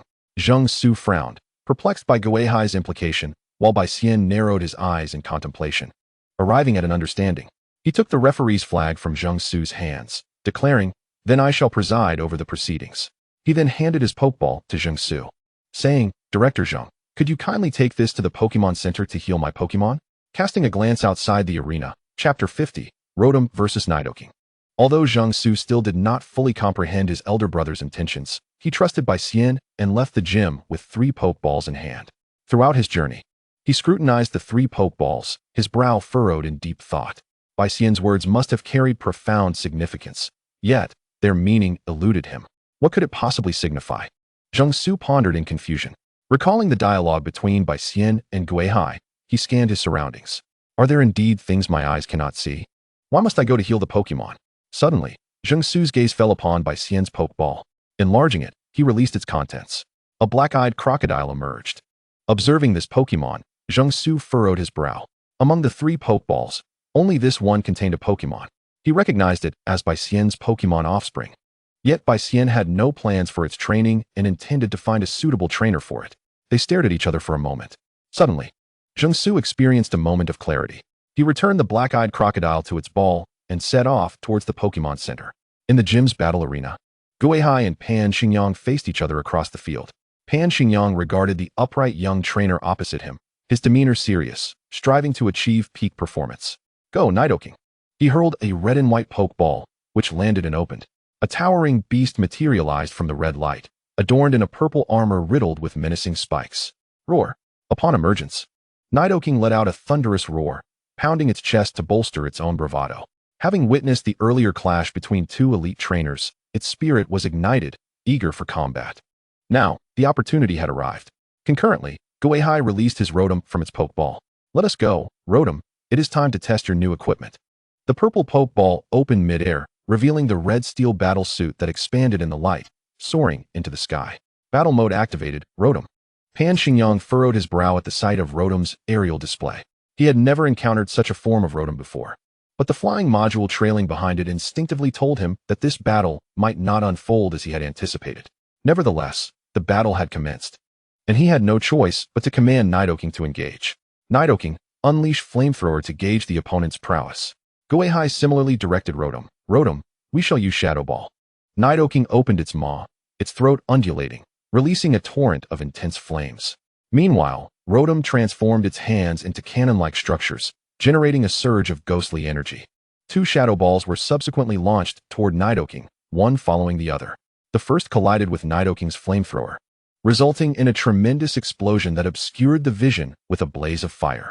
Pan Xingyang shouted, Nidoking, beware of the second Shadow Ball. Maintain your vigilance. Just as he finished speaking, a dark purple Shadow Ball erupted from the obscuring flames, hurtling toward Nidoking, with flames enveloping its fists. Nidoking struck the Shadow Ball with a powerful punch, dispersing it. The explosion engulfed its massive form in fire. At that moment, a red steel figure burst forth from the flames. Its hands transformed from cannon-like appendages back into palms, as the black and purple ghostly energy coalesced into claws. The steel-clad Rotom dashed through the flames, closing in on Nidoking, ready to strike with Shadow Claw. Boom! Nidoking raised its hand to block Rotom's attack, using the force to create distance. Nidoking, now is your chance. Abyssal Spike. Nidoking pounded its chest, roaring loudly as energy coalesced above its hands, forming a black, pointed spike that it launched at Rotom. Gui Hai remained calm as he directed, Rotom, defend yourself and use discharge to disrupt the opponent. Nidoking, do not focus on Rotom. Upon hearing Gui Hai's command for discharge, Pan Xingyang immediately cautioned Nidoking. Nidoking released the Abyssal Spike, then turned its gaze to the shadow of Rotom on the ground, deliberately ignoring Rotom's true form. However, it soon heard the sound of an incoming attack, accompanied by the startled cries of its trainer. Not good, a feint. Nidoking dodged quickly, but Rotom's assault had already arrived. Two consecutive Shadow Balls struck Nidoking, causing it to howl in agony as it rolled back to the ground. Rotom, once more. Shadow Ball. The small eyes on the steel suit of Rotom blinked. Its hands were formed, slightly smaller, yet now producing double the number of Shadow Balls, which formed in just a second. Pew pew pew pew. Rotom vocalized its own sound effects, unleashing 4 Shadow Balls in rapid succession, which soared toward the downed Nidoking. If this strike were to land, King Nido would have to withdraw from the battlefield. Yet, less than a minute had passed since the battle commenced. King Nido rose to his feet, employing Protect. Gritting his teeth, he summoned his strength and leaped from the ground, conjuring a barrier before him. Boom, boom, boom. 3 Shadow Balls struck the protective shield in rapid succession. However, the hastily erected barrier proved insufficient to withstand a 4th assault. After successfully blocking 3 Shadow Balls, it dissipated, leaving King Nido exposed to the 4th, which collided with his chest. Bang! Roar! The purple armor of King Nido shattered, and he fell to one knee, gasping for breath as droplets of blood seeped from the cracks in his armor. Rotom, we must press on. Misfortune does not come alone. Rotom. With feet firmly planted on the ground, Rotom transformed its arms into cannons, emerging from its shoulders. The foot modules activated, radiating light. In a dazzling display, multicolored energy coalesced within the various cannon barrels. Unleash your full power, Rotom. Whoosh. The cannons fired simultaneously. Shadow Balls and thunderbolts erupted from its hands, while water pulses and flamethrowers burst forth from its shoulders. From its feet, ice and storm energies coalesced, unleashing a blizzard and a leaf storm. King Nido gazed upwards, despair creeping into his eyes as he beheld the overwhelming onslaught. From the outset, he had failed to inflict any damage upon his adversary and had continuously been on the receiving end of attacks. Although this was tied to his own limitations, having just reached level 80 and barely scratching the surface of understanding his own power, his opponent was evidently several times stronger. Witnessing the full-scale assault, he felt a wave of hopelessness wash over him. King Nido, stand up and evade. Roar. King Nido did not heed his trainer's command. Though he rose, he did not dodge, but instead stared at the incoming barrage of vibrant energy, ready to engulf him. King Nito, Pan Xingyang called out urgently. Yet Rotom's attack had already arrived. Boom. Flames and smoke obscured King Nito's form on the battlefield, leaving only the sound of Rotom's steel armor thudding against the ground. Echoing ominously, each thud felt like a hammer striking Pan Xingyang's heart, chilling him to the core. Suddenly, a shadow burst forth from the smoke, colliding with Rotom's metallic frame, producing a resounding clang before crashing to the ground. Both Gui Hai and Pan Xingyang were momentarily taken aback. However, Gui Hai quickly regained his composure, while Pan Xingyang, after a few seconds of stunned silence, sighed and lowered his head. Yet, a slight smile tugged at the corners of his mouth. Well done, King Nito. Chapter 51, Clue. Gui Hai scanned the fallen King Nito, and a faint blue virtual panel materialized before him. Name, King Nito. Gender, male. Type, poison ground. Egg group, monster group, field group. Nature, impulsive, increases speed, decreases defense. Ability, rivalry, gains strength against same-gender opponents, but weakens against the opposite. Level, 80, elite Pokemon. Source mastery progress, 81. 3 ground. Held item, full restore, can restore Pokemon's HP, already used. Move set, protect, thunder punch, earthquake, final gambit. Evaluation, a Pokemon with a fierce fighting spirit, transformed through fear. Perhaps it shall never again cower before formidable foes. Choosing not to evade was a tactical decision to use the full restore, thus bracing itself against Rotom's 6 distinct energy assaults, ultimately pushing its own limits to unleash a final gambit. Gui Hai reflected on King Nito's actions and understood why it had not succumbed under Rotom's onslaught. Yet, he couldn't help but wonder if this constituted cheating. Silently dismissing the thought, he emotionlessly addressed Rotom. Return, Rotom. The final gambit was a normal type move, immune to ghost type attacks. Therefore, although King Nito, at the cost of severe injury, had struck Rotom's steel armor, it had inflicted no damage. The greatest loss for Rotom in this battle was the excessive energy expenditure. Everything else, including the paint on its armor, remained untouched. The overwhelming superiority was not merely due to the Pokemon's inherent strength, but also attributed to the prowess of the steel armor. Truly, a worthy investment. Simultaneously, Gui Hai scanned the 3 Pokemon he had deployed, assessing their growth. Pokemon.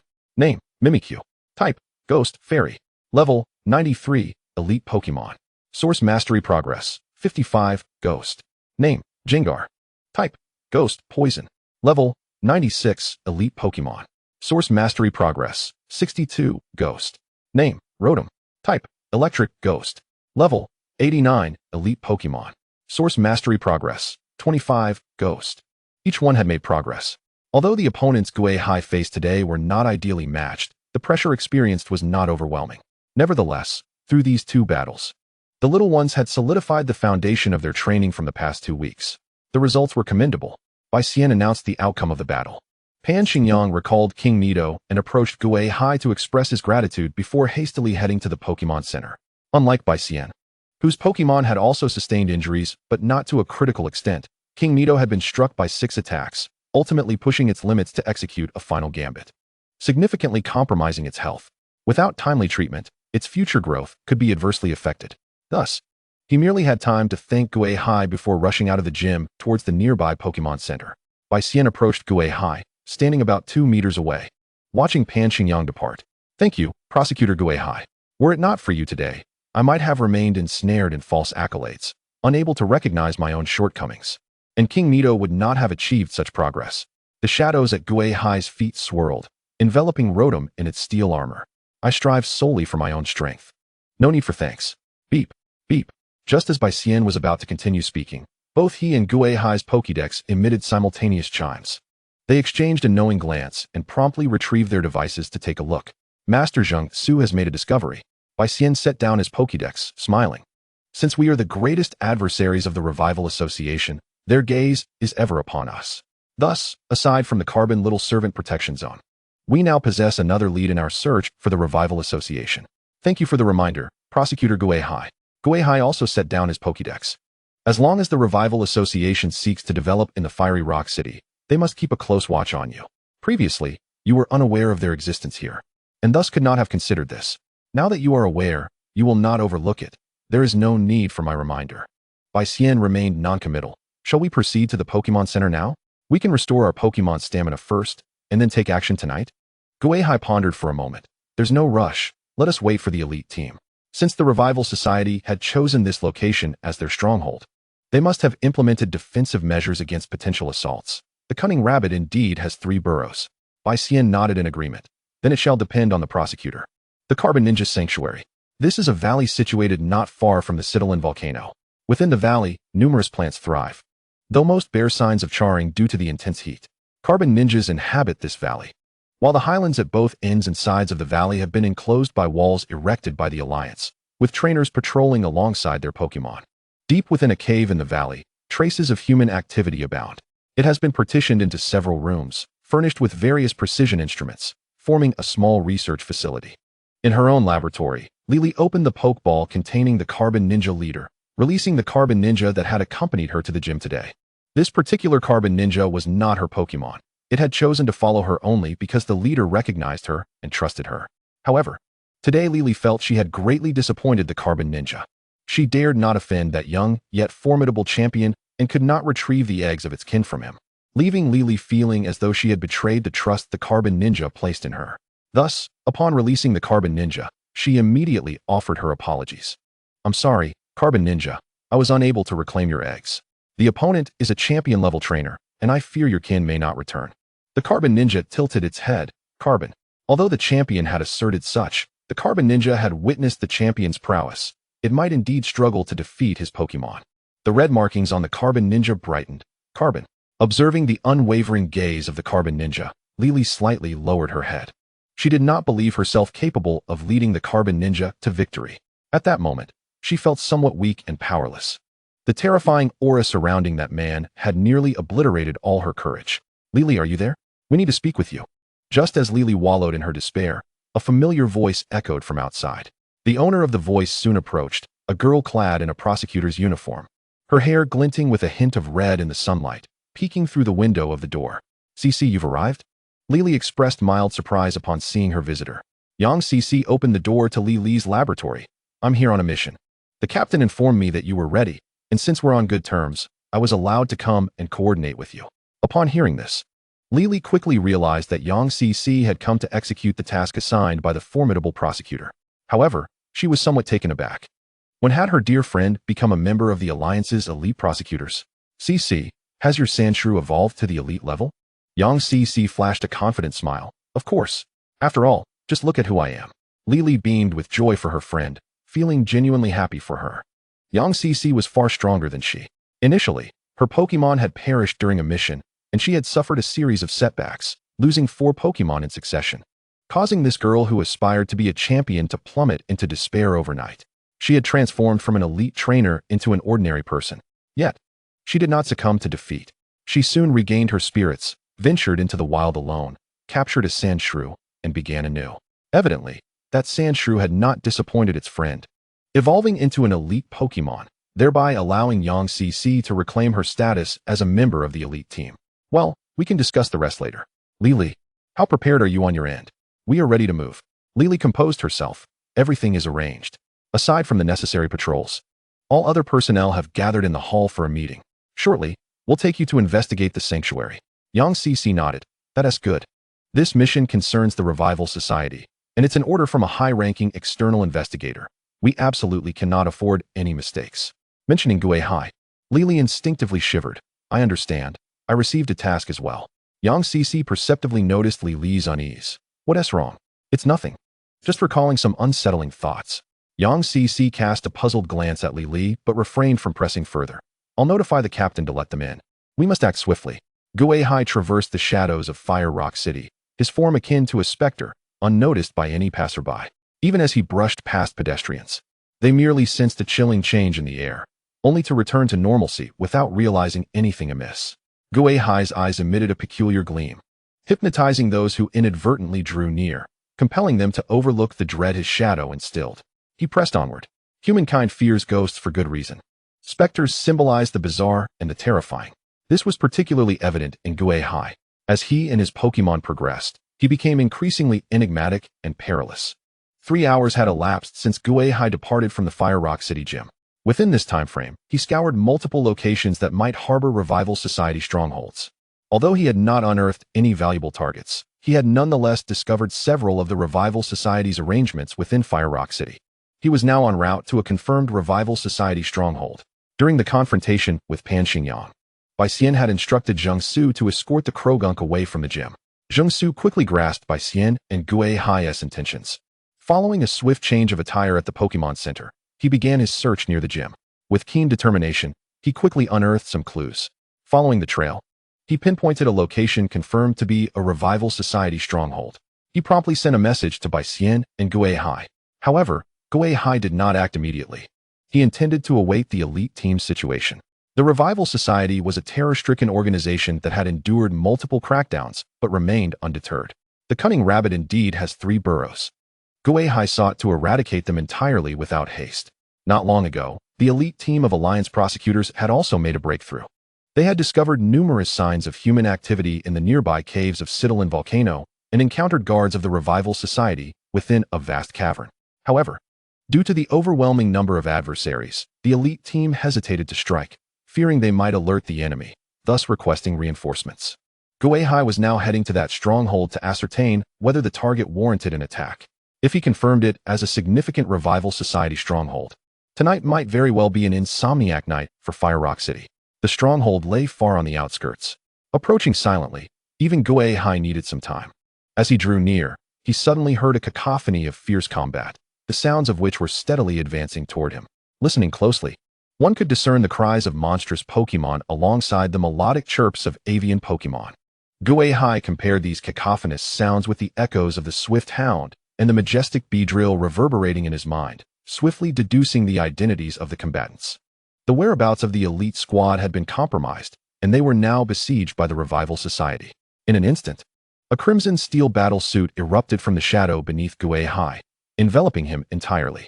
A tempest howled, leaving a thunderous sonic boom in its wake as he propelled himself forward, a white streak slicing through the fabric of space towards the site of the conflict. Within the battle suit, Gui Hai commanded Rotom to contact Bai Xian and his companions, instructing them to launch an immediate ambush. The exposure of the elite squad had thwarted Gui Hai's meticulous plan, necessitating a race against time. If the League could muster sufficient speed, there remained a substantial chance to eradicate the Revival Society from Huayan City. However, the League's preparations were far from adequate, and many formidable members of the Revival Society might evade capture. Contemplating this, Gui Hai's gaze hardened, urging the steel suit's Rotom to accelerate to its utmost limit. He was eager to uncover the stronghold that had led to such a lapse in the elite squad's operations. In the blink of an eye, Gui Hai beheld the fleeing parties below. Among them, he immediately spotted a robust swift hound sprinting along the path leading to the city, bearing 2 trainers upon its back. Above, a Beedrill flapped its wings, hastening its escape with 2 trainers aboard. In pursuit trailed a horde of figures clad in black, the very minions of the Revival Society. Those rodents dwelling in the sewers. At the forefront surged an elite trainer accompanied by a Scorpion King. Gui Hai refrained from closing the distance, instead commanding Rotom to unleash an attack. With full power, Rotom transformed its arms, reconfiguring into a formidable cannon. A barrel the size of a human head glowed ominously, coalescing a fiery projectile of a vivid crimson hue. Target acquired. It was launched. Rotom. The explosion resonated as the fiery orb surged forth, trailing flames, and detonated amidst the throng of Revival Society members. A small mushroom cloud ascended along the roadway, the shockwave sending the elite squad and Li Li, who were desperately fleeing, tumbling far away, their escape rendered chaotic. Chapter 53, Shadows of Fear. Li Li and Yang Cici lay prone on the ground, their bodies and hair smeared with mud. Their eyes squinted into mere slits, yet the astonishment etched onto their faces revealed their profound terror. Who could possess such formidable power? Surely, even some gym leaders could not unleash such a devastating move. Yet, amidst the chaos, a number of Revival Society members managed to rise to their feet. Yang Cici's expression betrayed her dissatisfaction. She lamented that the attack had not eradicated every last one of these scoundrels. If the one who had just unleashed that attack were to lose their combat capability, they would remain in peril. As Yang Cici pondered whether to linger behind to provide her teammates with an opportunity, a resounding thud announced the arrival of the steel battle suit. Gui Hai's hand gleamed with a silvery light as the unique sword scabbard materialized within his grasp. The mask adorned with a ghastly visage lifted slightly, revealing a menacing shadow behind him. The move, Nightmare Shadow, sent a tremor of dread through the hearts of those Revival Society members who had narrowly escaped the explosion. Their blood turned to ice as they beheld the grotesque mask and the ominous figure looming behind Gui Hai. Fear stripped all who witnessed this scene of their strength, rendering them motionless on the ground, oblivious to their fate. Yet one figure, enshrouded in black, remained standing. The mask obscured their features, rendering their gender indiscernible. They had averted their gaze just before Gui Hai unleashed his skill, narrowly escaping calamity. However, this was the limit of their fortune. With the sword scabbard in hand and clad in the steel suit, Gui Hai's form suddenly vanished. When he reappeared, it was behind the figure. The sword scabbard retracting on its own, Gui Hai cast a glance towards the direction from whence these individuals had come. The flight module behind the steel suit activated once more, propelling him forward. The individual he had just encountered was, astonishingly, a gym leader-level trainer. It was no wonder they had survived Rotom's full-force strike. It became evident that this stronghold of the Revival Society was far from ordinary. With this realization, Gui Hai resolved to act swiftly. After his departure, the elite squad and Lily finally managed to rise from the ground. They gazed at the lone Revival Society members still standing, their expressions still fraught with shock and gravity. In the next moment, a projectile the size of a human had ascended into the sky, unleashing a torrent of liquid. Lily, who had been assisting the team, shuddered involuntarily. The captain, in his 20s, stepped forward, accompanied by the swift hound. That figure looks so familiar. Have we encountered them before? Another team member compared a photograph from the Pokédex. Captain, it's the phantom face that circulated in our internal group a fortnight ago. They appeared in Shurjo Town and rescued one of our teams. It seems they are one of us. Yang CC, upon hearing this, also consulted her Pokédex, confirming the likeness. Indeed, but who exactly are they? Could they be a gym leader?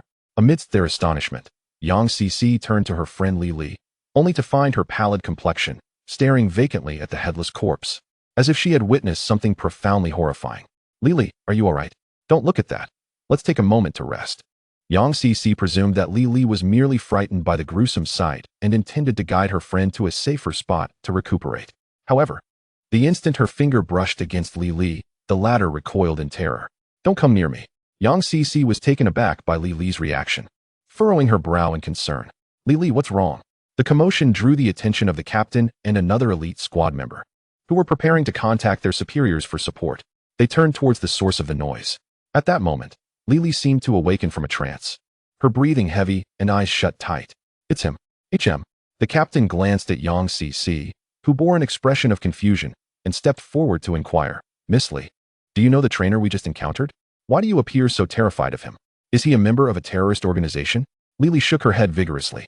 No, he is a member of the League. Then why do you react so strongly upon seeing him? Yang CC inched closer, gently grasping Lily's hands in a comforting gesture as she probed further. Lily shook her head, furrowing her brow as she sought the right words. CC, I do know that trainer. However, our interactions have not been pleasant, and he is not a gym leader. Rather, he is a senior inspector of the League. Today's operation is under his orders. A senior inspector? But you need not fear him so much, right? As the head of the protection zone, he cannot harm you, even if he dislikes you. Yang CC instinctively recalled various office scenarios. Realizing her explanation had been unclear, Lily was about to clarify when a sudden, violent tremor of battle erupted in the distance, shaking the very ground beneath them as if a powerful Pokémon had unleashed a cataclysmic attack. Let's postpone the discussion on this matter for now. Headquarters has issued orders for us to swiftly clear the battlefield and then provide support to that formidable trainer. Our reinforcements will arrive shortly. The captain interrupted the two who were about to speak, issuing commands. Indeed, while Yang CC was eager to uncover the identity of that terrifying trainer and yearned for a challenge, more pressing matters demanded attention, namely, the eradication of the scum from the Revival Society. With that thought, he proceeded to assess the condition of the Revival Society members taken down by Ghost-C, as well as to seal the Pokémon of those who were still alive. However, as Yang CC began his examination, he suddenly realized that the battlefield appeared unervingly clean. Captain, all their Pokeballs are missing, and there are no Pokémon corpses in sight, Yang CC immediately reported to the captain. Another member even checked the pockets of the fallen, noting, not only the Pokeballs, but all their personal belongings are gone as well. And there's clear evidence of a struggle. The captain frowned in contemplation. In that case, we should head to provide support. There are still strong opponents there. And that senior prosecutor may not be able to handle the situation alone. Upon hearing this, Lily involuntarily twitched her lips, but she had lost the desire to speak. She felt that some experiences were too profound to be articulated. Perhaps only through personal experience could one truly grasp the essence of such feelings. Stepping forward, Lily looked down, noticing a basketball-sized sphere at her feet. The eyes on the sphere reflected confusion and fear as they gazed up at her. Forever frozen in that moment, the thought of Ghost C's youthful visage caused his shadow to unwittingly take root in Lily's heart. Yet, this was merely the beginning. The events of today would cast a lasting shadow of fear from Ghost C upon certain individuals, one that they would find impossible to shake off. Chapter 54, The Assault. Upon receiving Ghost C's message, the 3 gym leaders of the Fiery Rock Gym immediately sprang into action. All the trainers within the gym assembled, marching in a grand procession toward the Revival Society's stronghold previously discovered by Jingsu. Simultaneously, the Alliance's prosecutors were also mobilizing under orders from their superiors, dividing into 3 teams. The first 2 teams were dispatched to support Ghost C and Jingsu in the outskirts. The final team dispersed into various corners of the city to maintain order and capture members of the Revival Society and other criminals. Bai Xian and Pan Xingyang, both possessing the prowess of elite trainers, chose to remain at the gym, prepared to provide support elsewhere. However, they were not concerned about their apprentices, as long as Jingsu, a gym-level trainer, was present. Unless they encountered an elite from the Revival Society, none would stand a chance against Jingsu. Meanwhile, as the Alliance orchestrated a large-scale mobilization of trainers, the Revival Society became aware of the brewing crisis. In one of the 2 strongholds that had remained undetected by the Alliance, a hawk-nosed man listened to his subordinate's report, his expression darkening. He hadn't anticipated that the Alliance would discover the Fire Rock City stronghold at such a critical juncture. Moreover, the pace of the Alliance's actions was alarmingly swift. Nearly as soon as whispers of their movements arose, 2 of his 3 pivotal strongholds in Fire Rock City had been dismantled. Lord Yi, what should we do now? Should we retreat? After delivering the report, the subordinate cautiously glanced at Yuya, hoping for a command to withdraw. Fire Rock City was not like other locations. While it was a crucial base for them, the Alliance's strength here was also significantly greater. If they didn't swiftly mitigate their losses and evacuate, this stronghold would inevitably be exposed, and they would find it impossible to escape. Frustrated, Yuya swept everything off his desk in one swift motion. Silence. Have you forgotten our mission? Where can we go if the mission remains unaccomplished? The subordinate recalled the task assigned by the chairman, his eyes reflecting a mixture of bitterness, fervor, and overwhelming fear. The chairman had personally issued the mission. Failing to complete it meant that it wouldn't matter whether they could escape the Alliance or not. The chairman would take matters into his own hands, eliminating anyone who failed, regardless of their status as elite trainers. What is the progress of the mission? Yuya paced the floor, suddenly inquiring. The subordinate pondered for a moment. The theoretical part should be fine. The lab has just produced the samples, but they have not yet undergone testing. Are the items ready? Have we completed our task? Not quite, as they are experimental products. Many components have issues. We estimate it will take over a month for adjustments and repeated experiments to truly create what the chairman requires. Yuya contemplated this, suddenly seizing his modified Pokédex. Examining the data within, his expression turning grave. Then, a fierce glint appeared in his eyes, revealing a blend of madness and a sinister grin. We will retreat. The subordinate looked at Yuya in confusion. Lord, what about our mission? Yuya showed his subordinate the information on the Pokédex. We will relocate to this location and continue our mission. The subordinate opened his mouth, hesitantly saying, But isn't this place very dangerous? He didn't finish his sentence as Yuya smiled. But it is quite suitable for our experiments, is it not? After saying this, Yuya's expression shifted, and he tucked away the Pokédex. Bring that sample here. I will buy you time while you evacuate swiftly. The sample? The subordinate recalled something. Glancing toward the nearby volcano, Yuya grinned widely. Let us leave some parting gifts for our Alliance friends. The subordinate immediately understood. Lord, I will arrange this at once. Please be careful. Unbeknownst to Ghost C, the upper echelons of the Revival Society were concocting their schemes. At present, he was engaged in battle against the elites stationed at the Revival Society's stronghold. The term battle was somewhat misleading, for it was more akin to a one-sided massacre, with Ghost C effortlessly overwhelming the members of the Revival Society.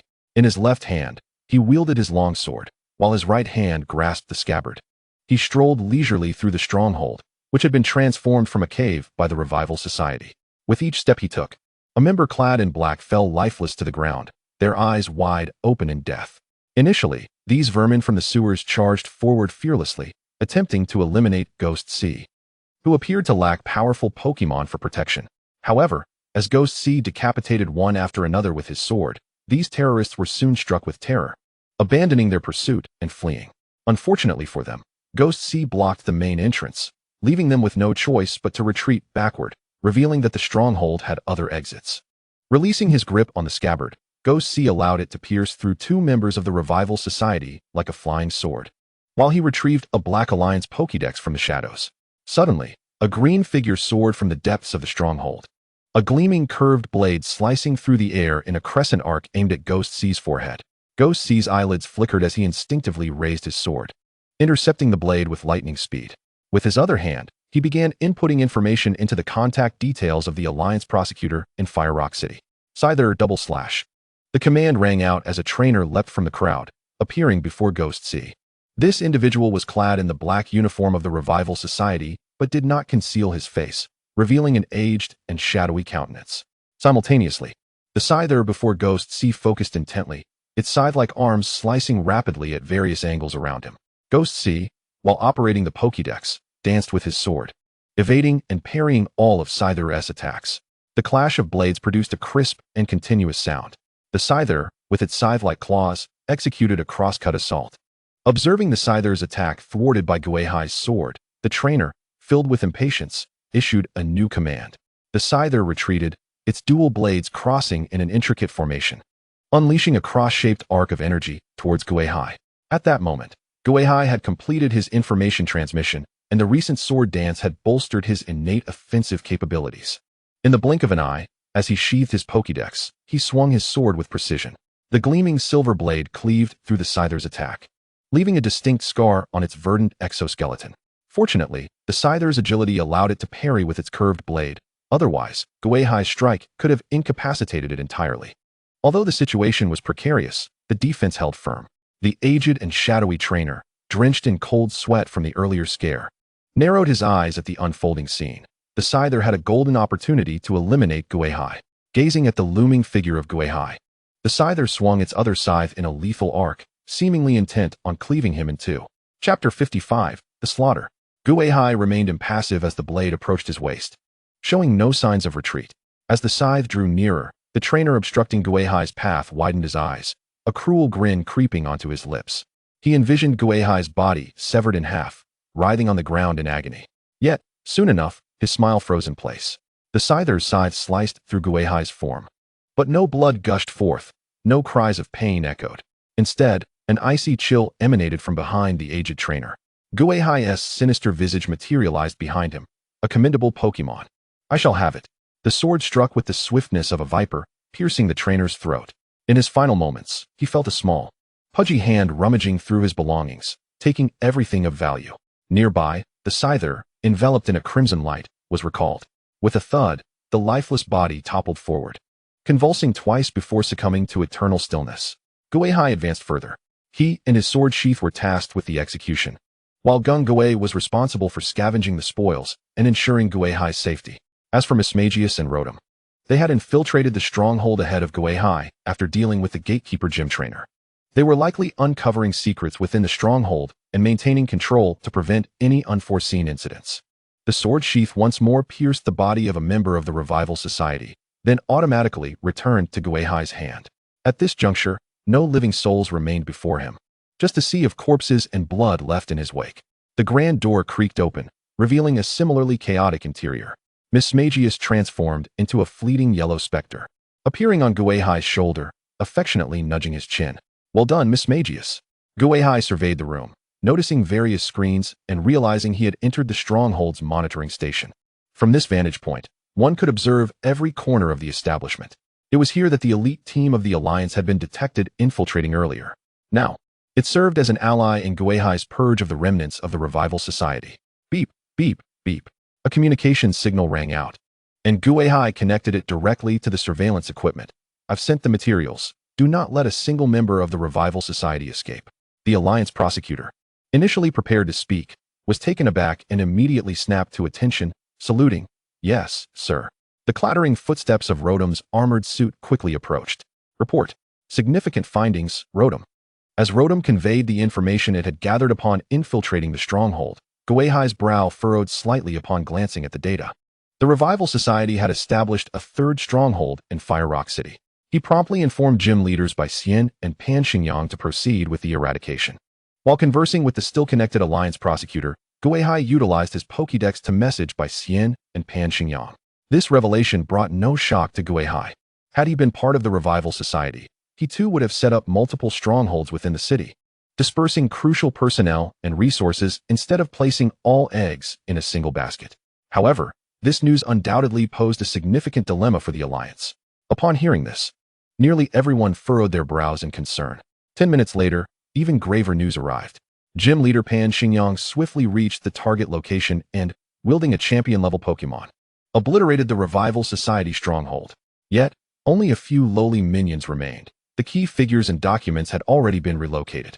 Most critically, during his on-site interrogation, Pan Xingyang discovered that the individual responsible for the Revival Society's activities in Fire Rock City was a champion-level trainer who seemed intent on wreaking havoc before making an escape. Before anyone could fully process this shocking information, Gui Hai's gaze shifted toward the direction of the volcano. He sensed something amiss with the energy emanating from that area. After a moment of silence, Gui Hai issued a third command through the Alliance prosecutor's communication: execute all captured members of the Revival Society. Everyone should return to Fire Rock City to organize civilian evacuations. The message swiftly reached both the prosecutors at his stronghold and by Xian, who was still at the gym. Before they could inquire further, the ground suddenly trembled. The dormant Cheeto Lawn volcano on the outskirts of Fire Rock City belched forth a plume of gray-white smoke. The haze quickly thickened, turning pitch black, obscuring the sky, while ominous rumblings resonated from beneath the earth, as if something monumental was brewing. Simultaneously, an enraged roar echoed around Fire Rock City. In that instant, without Gui Hai needing to elaborate, everyone comprehended the gravity of the situation. After a century of vigilance, the volcano was erupting, and the divine beast Cheeto Lawn was awakening. Moreover, this was not a natural occurrence, but rather the result of intervention by a nefarious organization. The most prudent course of action was for everyone to retreat to Fire Rock City, striving to minimize the impending disaster's toll. At such a critical juncture, attending to the captured members of the Revival Society would undoubtedly disperse the manpower necessary to confront the catastrophe. However, the command to execute all captured members caused hesitation among many young Alliance trainers, leaving them at a loss for how to proceed. They had consistently fought on the front lines against terrorism. In combat, they bore no psychological burden from inadvertently taking a criminal's life. Yet now, they were being ordered to execute all apprehended individuals, a directive that contradicted Alliance laws and clashed with their moral compass, resulting in their indecision. Gui Hai, however, had no time to counsel these idealistic youths. Donning his mask and activating his steel suit, he surged forth from the cavern stronghold in an instant. Outside, he found himself surrounded by trainers clad in Alliance prosecutor battle gear. All captured members of the Revival Society were gathered here, awaiting transport back to the city for trial. Upon Gui Hai's appearance, the sight of his mask and the aura of menace radiating from him compelled everyone to instinctively step back. This reaction was hardly surprising given the gravity of the moment. It was not merely the Ghost Sea and the Pokémon by his side that had claimed countless lives this time. As the impending battle loomed, an overwhelming aura erupted from him. The pressure of a king-level ghost type, coupled with a murderous intent, manifested in Ghost Sea's very being. This malevolent energy was conveyed through his mask to every individual present, compelling them to instinctively recoil. As he surveyed the assembled prosecutors and criminals, Ghost Sea recognized Li Li, whom he had encountered before. Accompanied by her Psyduck and Charcoal Knight, she was subduing several remnants of the Revival Society, evidently captured by her own hand. It was not surprising. Although the prosecutors of the League possessed commendable combat prowess, not all were elite. Li Li, having risen to the position of a protectorate leader, was undoubtedly among the elite, possibly the strongest of them all, effortlessly apprehending professional trainers. Ghost Sea approached the Charcoal Knight at her side, taking measured steps forward. Li Li hesitated, wanting to retreat, but as she lifted her leg, she held herself back, steeling her resolve to stand before Ghost Sea. "Ghost Prosecutor," she began.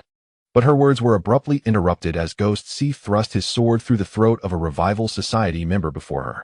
The sickening sound of steel-piercing flesh shattered Li Li's composure, causing her to retreat behind her Pokémon, unable to withstand the proximity to Ghost Sea. "Execute all remnants of the Revival Society, then return to Fire Rock City to organize the citizens' evacuation." Ghost Sea did not cast a glance at Li Li. his gaze sweeping over the prosecutors present. The prosecutors exchanged glances, and suddenly, a piercing scream echoed through the air, drawing their attention. They beheld a girl with slightly reddish hair commanding her sandshrew to impale a member of the Revival Society through the chest. Yet, this was not the end. She seemed poised to continue her slaughter. Do not waste time. The citizens are of greater importance, Yang Cici urged, instructing her sandshrew to carry out Ghost-C's orders. The assembly jolted into action, determination etched on their faces. Witnessing this, Ghost-C activated the flight module of his steel armor. A tempest of wind howled as he ascended into the sky. The arms of his armor transformed, unleashing a terrifying fireball that obliterated the last remnants of the Revival Society's stronghold.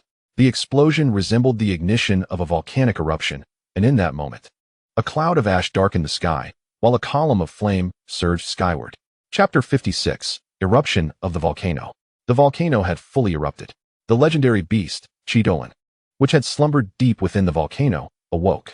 The sky was tinged with an ominous dark red as dense smoke billowed forth. The earth trembled violently, accompanied by a deep, thunderous roar, as the crater was violently torn open by an unseen hand.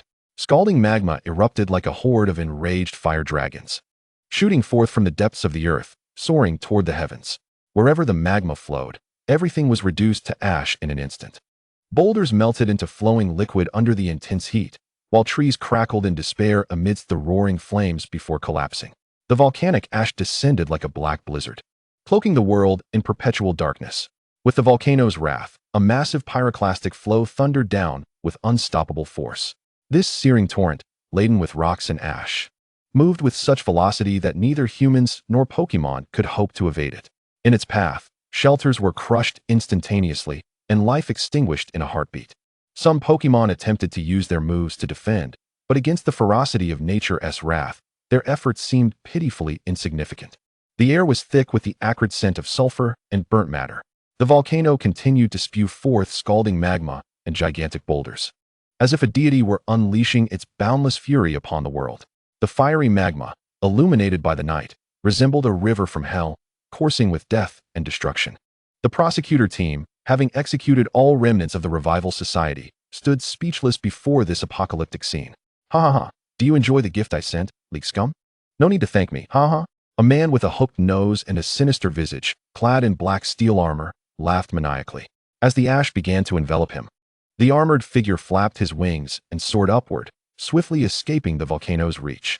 Such a natural disaster could be evaded or mitigated by a king level, provided it did not strike him head-on.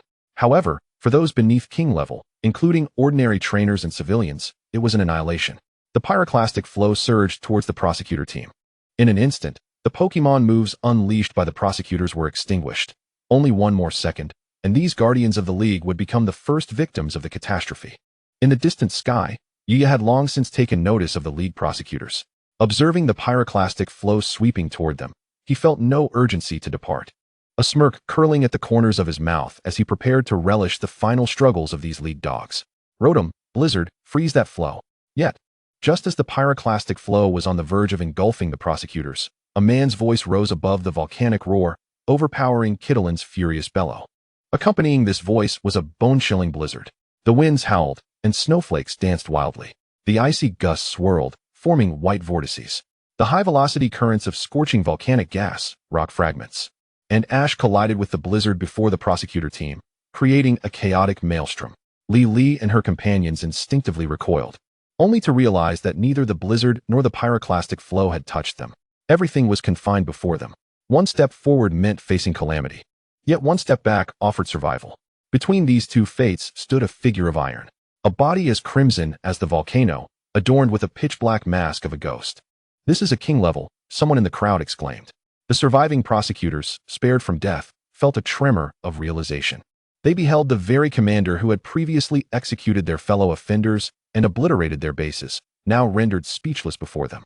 Among them, Yang Cici, standing beside Li, was the most astounded. Just moments ago, she had contemplated challenging this prosecutor. Now, she pondered if she had been overly ambitious. The opposing Pokémon could likely dispatch her Sandshrew with a mere finger. Yet, in the next moment, Yang Cici's determination rekindled. "I must challenge the prosecutor at least once. Regardless of the outcome, I will not give up." Li, however, was the least surprised. She understood Ghost C's power all too well. Yet, the fear he instilled in her stripped her of courage. Upon hearing her friend's resolve to confront Ghost C, she trembled slightly. At her side, a red light flickered. The charcoal knight emerged from its pokeball, gazing at the silhouettes of Ghost C and Rotom as they defied the pyroclastic flow. Its eyes sparkled with an ardent longing. Rotom, maximum power. Direct the blizzard toward the volcano. Ghost C was oblivious to the thoughts of the prosecutors behind him. He had already spotted the figure atop the volcano. The crimson figure, reminiscent of volcanic lava, roared with blood-red eyes fixed upon the distant city of Fire Rock. Received, Rotom. A flicker of light danced in the metallic mask atop the shoulder of the steel battle suit. The freezing module operated at full capacity, unleashing a blizzard that propelled the terrifying volcanic debris upward toward the summit. Sidolin, consumed by fury, suddenly felt a chilling gust that stifled its roar, forcing a cough from its throat, exacerbated by the frigid air that filled its lungs, reigniting its inner rage. Its scarlet gaze met that of the ghostly figure below. A confrontation of fiery intent, roar. A torrent of flame, akin to a fire dragon, erupted from Sidolin's maw, surging toward the ghostly figure. However, the ghostly figure, having already redirected the volcanic debris, did not relent. It commanded Gengar and Mismagius to unleash shadow balls upon Sidolin. The clash of their attacks canceled each other out halfway up the mountain, the ensuing explosion fracturing the mountainside and sending molten lava spewing forth. The ghostly figure did not turn back. Its voice resonated clearly to the League inspectors behind. Return to the city. Execute the orders. In that moment, the inspectors awoke from their stupor, each summoning their Pokémon to escort their companions away from this potential battlefield of divine conflict. In the distant sky, Yuga also caught sight of the ghostly figure. The slight upward curve of his lips was soon overshadowed by the tempest of snow conjured by the ghostly figure. His shadowy eyes brimmed with malice. He then glanced toward the rapidly approaching dust cloud, an indication of Bai Xian and Pan Xingyang, who were en route to assist the ghostly figure in subduing Sidolin. Crow's Head, execute a stealthy ambush. We shall intercept them. Chapter 57. Confrontation with Sidolin. The ghostly figure thwarted Sidolin's subsequent onslaught and instructed Rotom to ascend, positioning itself at the same level as Sidolin atop the mountain. Beside it, Gengar and Mismagius floated in anticipation. Roar. Upon seeing this challenger, who had not only survived its previous assault but now stood defiantly before it, Sidolin let out a furious roar and unleashed another cannon blast. The ghostly figure, along with Gengar and Mismagius, scattered to evade the attack. Seizing the opportunity, the ghostly figure employed a system scan on Sidolin. Name, Sidolin. Gender, male. Type, fire steel. Egg group, undiscovered. Nature, impulsive, increased speed, decreased defense. Ability, blaze. When hit by a fire-type move, absorbs the flames, enhancing its own fire-type moves. Level, 101, champion-level Pokemon. Mastery of Origin Progress, 100, Fire, Innate, 69, Steel. Item held, none. Moves, Flamethrower, Dark Pulse, Earthquake, Cannon Blast. Evaluation, a volatile deity dwelling within a volcano, awakened from slumber by filth, now engulfed in wrath. Caution is warranted. At level 101, Sidolin had fully mastered its fire type and had a significant grasp of its steel type, rendering it several times stronger than the formidable dragonfly that the ghostly figure had previously battled. This confrontation would be arduous. However, it was not merely a battle of strength. The ghostly figure had also enhanced its own abilities, making the endeavor daunting yet feasible. Gengar, the ghostly figure commanded. The purple-black little creature instantly comprehended the directive, extending its sanguine tongue to reveal a gem radiating with iridescent light. Simultaneously, the ghostly figure raised the keystone in its hand. Mega Evolution. The keystone resonated with Gengar's Mega Stone, enveloping the little creature in a shroud of white light. As the evolution light dissipated, Gengar's form expanded several-fold, adorned with menacing spikes and an additional yellow eye upon its forehead. Upon achieving Mega Evolution, Gengar promptly conjured a shadow ball to hurl at Sidolin. The ghostly figure issued its command. Mismagius, Rotom, generate a peculiar wind to disperse the volcanic ash, then summon rain. Mismagius and Rotom, floating in the air, immediately tapped into their ghostly energy to execute the commands, directing the volcanic ash away from the city while simultaneously invoking rain. Sidolin, possessing both fire and steel types, was doubly vulnerable to fighting and water types, and 4 times susceptible to ground types. These were not the ghostly figure's domains. However, Summoning rain would weaken Sidolin amidst the volcanic crater, its home turf. Thus, the ghostly figure aimed to diminish the opponent's advantages while amplifying its own. The peculiar wind and rain were perfectly suited for this purpose. Before long, the moves executed by the two elite Pokémon bore fruit. A chilling wind swept through, accompanied by ghostly apparitions that howled like banshees, rendering the volcano akin to the netherworld. Torrential rain cascaded down, quelling the oppressive heat in the air. Jengar pressed the attack. This is a rare opportunity to go all out. Shadow Ball. Jengar, partially concealed within a different dimension, elevated its form, gathering an immense shadow ball that dwarfed its own body. Harmonizing with the surrounding eerie winds. With a guttural sound, the shadow ball was launched towards Sidolin, descending like a meteor. Sidolin, sensing the threat emanating from the mega-evolved Jengar, felt its own power surge. It retaliated with a massive eruption, the fiery letters spiraling through the air, engulfing Jengar's shadow ball in a clash of titanic forces. As the eruption dissipated, Sidolin was entirely encased in crimson flames, shattering the shadow ball and propelling itself toward Jengar. Jengar, Shadow Claw. Rotom, unleash a powerful hydro pump. Mismagius. Shadow Claw. The trio coordinated their strikes, launching an assault. Jengar, wielding its darkened Shadow Claw, advanced toward the energy-laden Sidolin. It was not one to shy away from close combat. Through training and specialized resources, it could shred through any fighting-type adversary. With a resounding crash, their claws collided, causing both Sidolin and Jengar to recoil midair. Sidolin, unable to maintain flight, plummeted onto the volcanic rock wall, splattering lava in all directions. Before it could comprehend Jengar's defensive might and offensive prowess, a torrent of water surged forth, submerging it. In that moment, Sidolin heard a melodious sound that momentarily dulled its desire to battle the Pokémon before it. Yet, in an instant, Sidolin erupted with rage, shaking off the enchanting influence. Its heart brimming with malevolence. These humans had not only awakened it with their cursed devices, but had also attempted to seal it away years prior. Today, it would settle the score for both old and new grievances. Roar. With a cross-shaped paw, Sidolin shattered the lava solidified by the hydro pump, launching itself like a shooting star toward Jengar. Jengar braced itself, while Rotom executed a surprise attack, and Mismagius, alongside Jengar, unleashed the peculiar light. Boom. Sidolin's formidable charge was met with Jengar's protective barrier. In that moment of stalemate, Mismagius and Rotom appeared beside Sidolin. One fist cloaked in frost, and the other clawed in darkness, striking simultaneously against Sidolin. As Gui, Mimikyu, and Rotom simultaneously unleashed a peculiar light upon the enraged Sherdolin. A resounding impact echoed. Sherdolin plummeted to the ground, crashing into a fragment of rock that had miraculously survived the encroaching lava. Such is the fate of one who cannot soar. Proceed, unleash a full-force Shadow Ball, and obliterate it. Upon hearing this command, the three Pokémon from Ghost-Type collectively coalesced their Shadow Balls and hurled them towards Sherdolin, now engulfed in molten rock. The magma erupted as the three Shadow Balls detonated, revealing Sherdolin within. However, this attack bore no fruit. Sherdolin retaliated from the lava with an iron hoof beam, concentrating its entire metallic essence into a spear-like projectile that pierced through the trio of Shadow Balls, hurtling towards Ghost-Type. Hold your ground, Ghost-Type managed to shout. But within an instant, all three Pokémon, including Rotom enveloping Ghost-Type, were struck by the iron hoof beam and sent flying. Ghost-Type felt as if he had been struck by a powerful aura punch, every bone and sinew quaking in agony, his vision dimming momentarily. Just as he regained his composure, Sherdolin charged forth once more, its target set on Rotom, which shielded Ghost-Type. Witnessing the looming meteor, Ghost-Type bellowed, "Rotom, use substitute." Having endured the brunt of Shidolin's previous assault, Rotom was in far better condition than Ghost-Type, and with a flicker, it left behind a virtual image while its true form materialized in another location. Chapter 58, A Fierce Battle. The Mega Gingui, without needing further command from Ghost-Type, instinctively formed a Shadow Ball and launched it. Subsequently, it returned alongside Mimikyu to Rotom's side, inquiring with concern about Ghost-Type's injuries. "Are you all right?"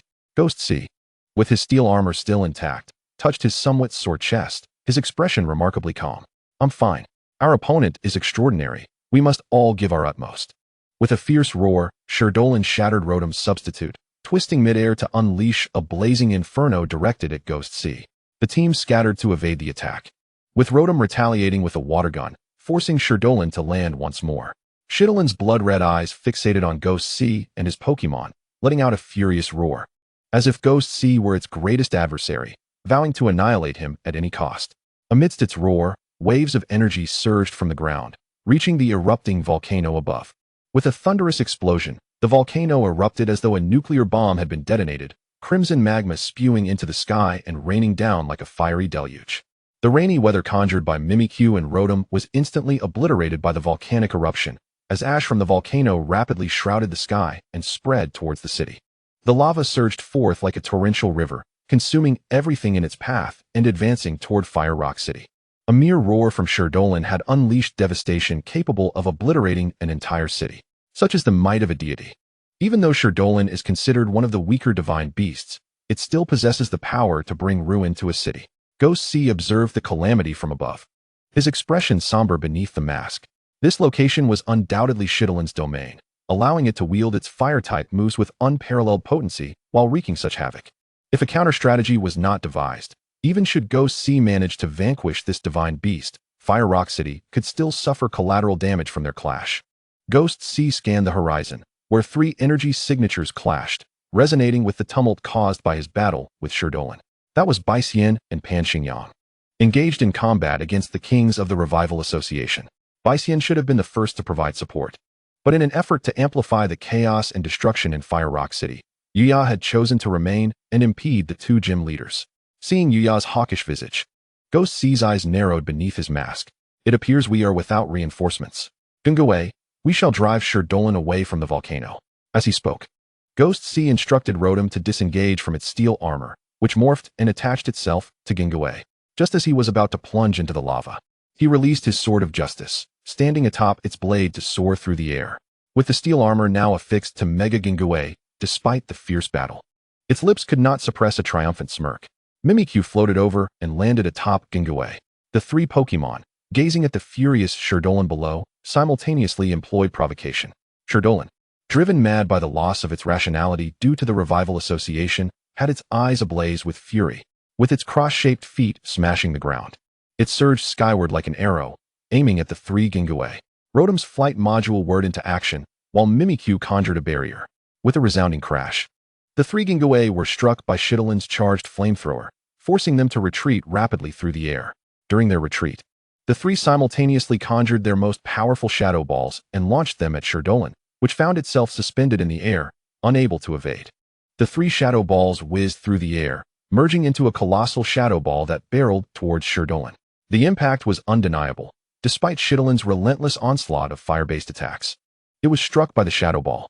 Unable to maintain its flight, Sherdolin was forced to ascend momentarily before crashing to the ground, shattering the rocks that had yet to be consumed by the lava.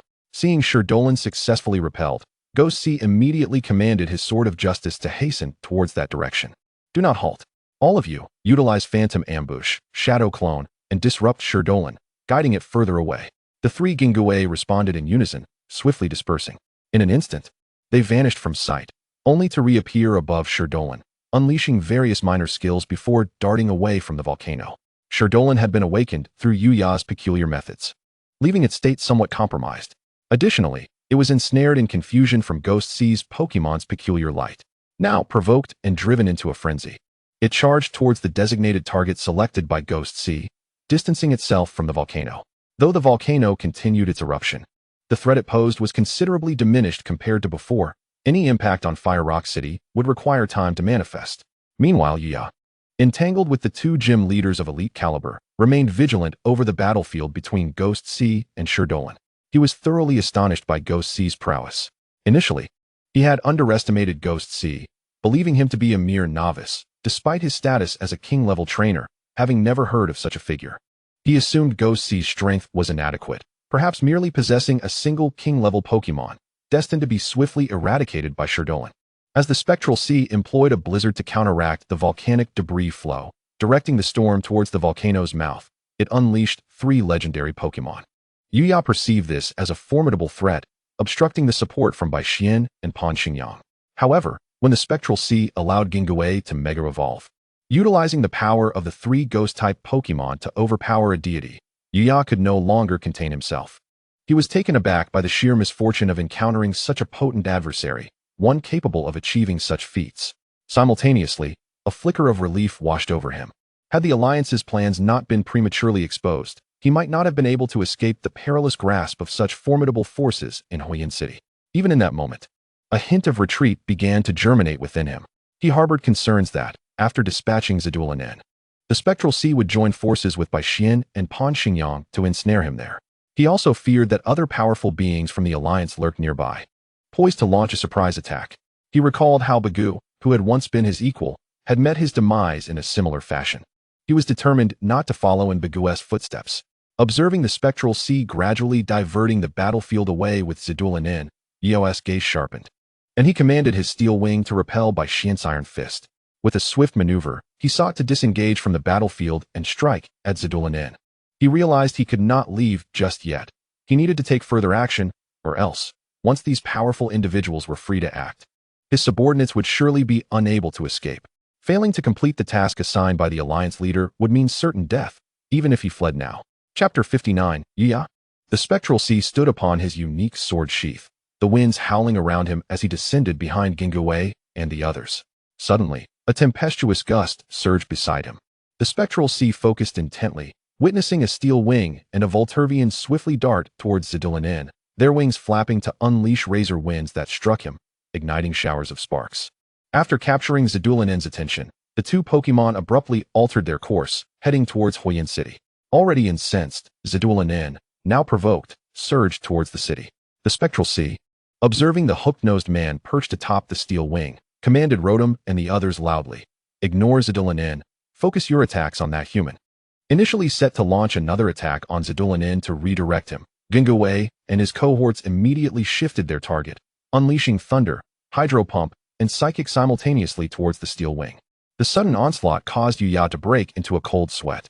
Fortunately, Gungui's hastily executed moves lacked precision and failed to hit him. Yuya dodged the successive strikes, his eyes narrowing with resolve. "Steel Wing, use Air Slash and attack that trainer," he commanded. The Volturvian, upon hearing his command, executed a sharp turn while flying alongside the Steel Wing. Skillfully evading the Mismagius and Rotom, it unleashed dozens of air slashes towards the Spectral Sea, weaving a colossal and terrifying net intended to shred him to pieces. However, Gungui suddenly materialized before the deadly net, his shadow claw equally sharp, effortlessly dispersing all the air slashes in an instant. Simultaneously, Rotom and Mismagius ensnared the Volturvian within an electric net. The terrifying currents and the shrinking confines made the Volturvian emit a mournful cry. Yet, just then, a suddenly appearing brave bird cleaved through the electric net, granting the Volturvian its freedom once more. Yuya, perched atop the steel wing, surged towards the Spectral Sea, shouting, "Perish, Steel Wing, Air Slash." With a cry, the steel wing flapped its wings, unleashing an air slash far sharper than the previous one from the Volturvian, aimed at the Spectral Sea, who stood defenseless beside the unique sword sheath. The unique sword sheath seemed to sense the imminent danger, continuously adjusting its flight path. However, the steel wing adeptly anticipated its movements, relentlessly targeting the Spectral Sea. After narrowly evading 5 or 6 strikes, just as Gingui arrived to intercept the steel wing, an air slash descended upon the Spectral Sea's head. The sharp air slash sliced through the air, poised to cleave the Spectral Sea in two. The unique sword sheath speed could no longer aid him in evading. The Spectral Sea appeared trapped in a certain death scenario. At that critical moment, a sound rang out, ding, as the air slash was abruptly neutralized. The unique sword sheath whisked the Spectral Sea away, leaving him unscathed. However, the long sword in his grasp was now riddled with cracks. After a brief distance, it shattered entirely, leaving only the hilt in his hand. The Spectral Sea's arm trembled slightly. That last attack had indeed been perilous. Had it been someone else, they might have perished. Yet for him, it was merely a taxing blow that could be countered. It was simply a pity for the finely forged sword crafted from tempered steel, which he had acquired after completing a C-rank mission in exchange with the system. Discarding the hilt, the Spectral Sea prepared to show Yuya a taste of his wrath when the enraged Zidulanen roared once more, unleashing flames towards the two who had just arrived, Bai Xian and Pan Xingyang. They had not prepared flying-type Pokémon, hence their arrival was slightly delayed. Thankfully, their Iron Fist, Fast Kicker, Mosquito Warrior, and Nidoking stood firm against the advancing Zidulanen. The Iron Fist held steadfast, while Fast Kicker approached to unleash Bullet Punch, with Mosquito Warrior providing cover with Hydro Pump. Nidoking unleashed Earthquake, demonstrating their prowess. The two commanded their Pokémon to engage Zidulanen. and the ensuing battle ravaged the surroundings in an instant, transforming the battlefield into a scorched land riddled with cracks. The spectral sea no longer needed to concern himself with Zidulan, his keen gaze fixed upon Yuya, who hovered in the air. "Unleash flames and thunder. Bring that avian down," he commanded. Mega Gingue had long been prepared, simultaneously releasing Thunder and Shadow Ball at Yuya. Yuya was compelled to maneuver the Steel Wing to evade. At that moment, Rotom's Flames and Thunder struck as well. "Damn it, Steel Wing, hold firm. Brave Bird, charge." As Yuya issued his orders, Miss Magius, clad in a somewhat tattered Pikachu costume, appeared beside the Steel Wing. With a rapid execution of Dark Pulse, it struck Yuya after Rotom's Flames and Thunder had depleted the Steel Wing's protective barrier. The Dark Pulse's attack power was not particularly strong, insufficient to slay even a Caterpie. Thus, it couldn't obliterate Yuya, a champion-level trainer. However, upon hitting Yuya, it immediately instilled a state of trepidation within him, causing him to hesitate in issuing commands. "Steel Wing, we must flee." A shadow of fear flickered in Yuya's eyes, and after a moment's hesitation, he chose to let the Steel Wing carry him away. At that moment, Miss Magius used Terrain Swap, and the Spectral Sea, standing upon the unique sword sheath, appeared before Yuya. Though he had lost his long sword, it did not signify that the Spectral Sea had relinquished his capability to capture a member of the Revival Society's elite. A peculiar light flickered in the Spectral Sea's eyes, and as Yuya met his gaze unexpectedly, his form froze abruptly. The Spectral Sea lunged forward, colliding with Yuya and knocking him off the Steel Wing. The unique sword sheath descended rapidly, poised to pierce Yuya with a single strike. The Steelix Raven closely pursued, intercepting the attack from the single sword sheath and deftly batting it away with its wings. Suddenly, the Mimikyu appeared, launching its Shadow Ball to strike the Steelix Raven. And thus, the two formidable Pokémon commenced their solitary battle. The single sword sheath spiraled in the air before rapidly trailing after Gui Hai and Yuya as they descended. Just as they were about to land, the single sword sheath found itself still at a distance. Suddenly, a flash of red light illuminated the scene.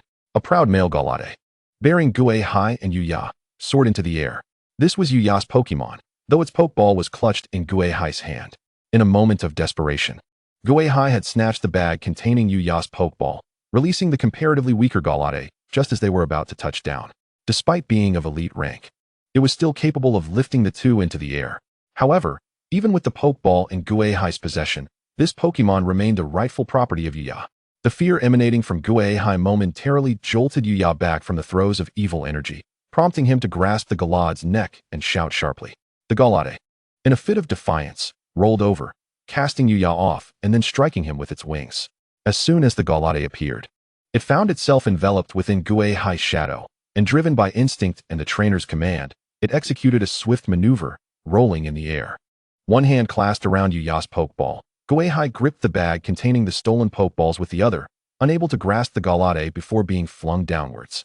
Just as the Galade prepared to strike Gui Hai with its wings, a glinting sword descended from above, radiating a pure white light. Chapter 60. The Evolution of the Single Sword Sheath. Upon witnessing the white glow enveloping the single sword sheath, Gui Hai's gaze sharpened. He tossed the Pokeball and bag into the air, freeing his hands. Channeling energy akin to that of a professional Pokémon, he conjured a small orb of dark purple energy and hurled it at the Galade.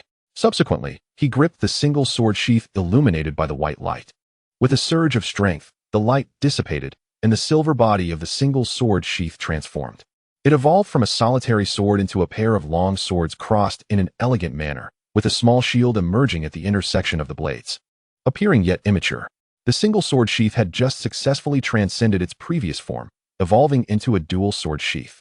With a swift motion, Gui Hai seized the dual sword's hilts, drawing forth two long swords. The crossed sheaths flew behind him, resting on his back.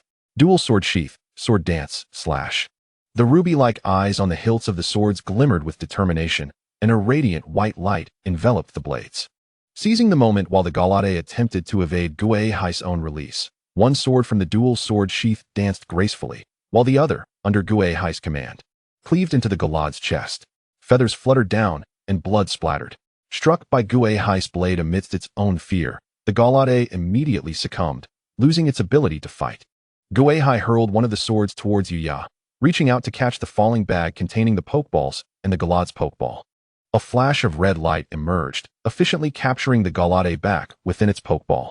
Yuya once again found himself deprived of flight, plummeting towards the ground.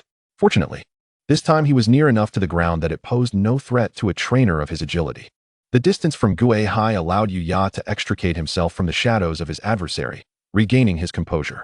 With a caw, the Steelix Raven, having sustained injuries yet driven by its will to survive, broke free from Gung Gui's grasp and soared back to Yuya, deflecting the long sword aimed at him.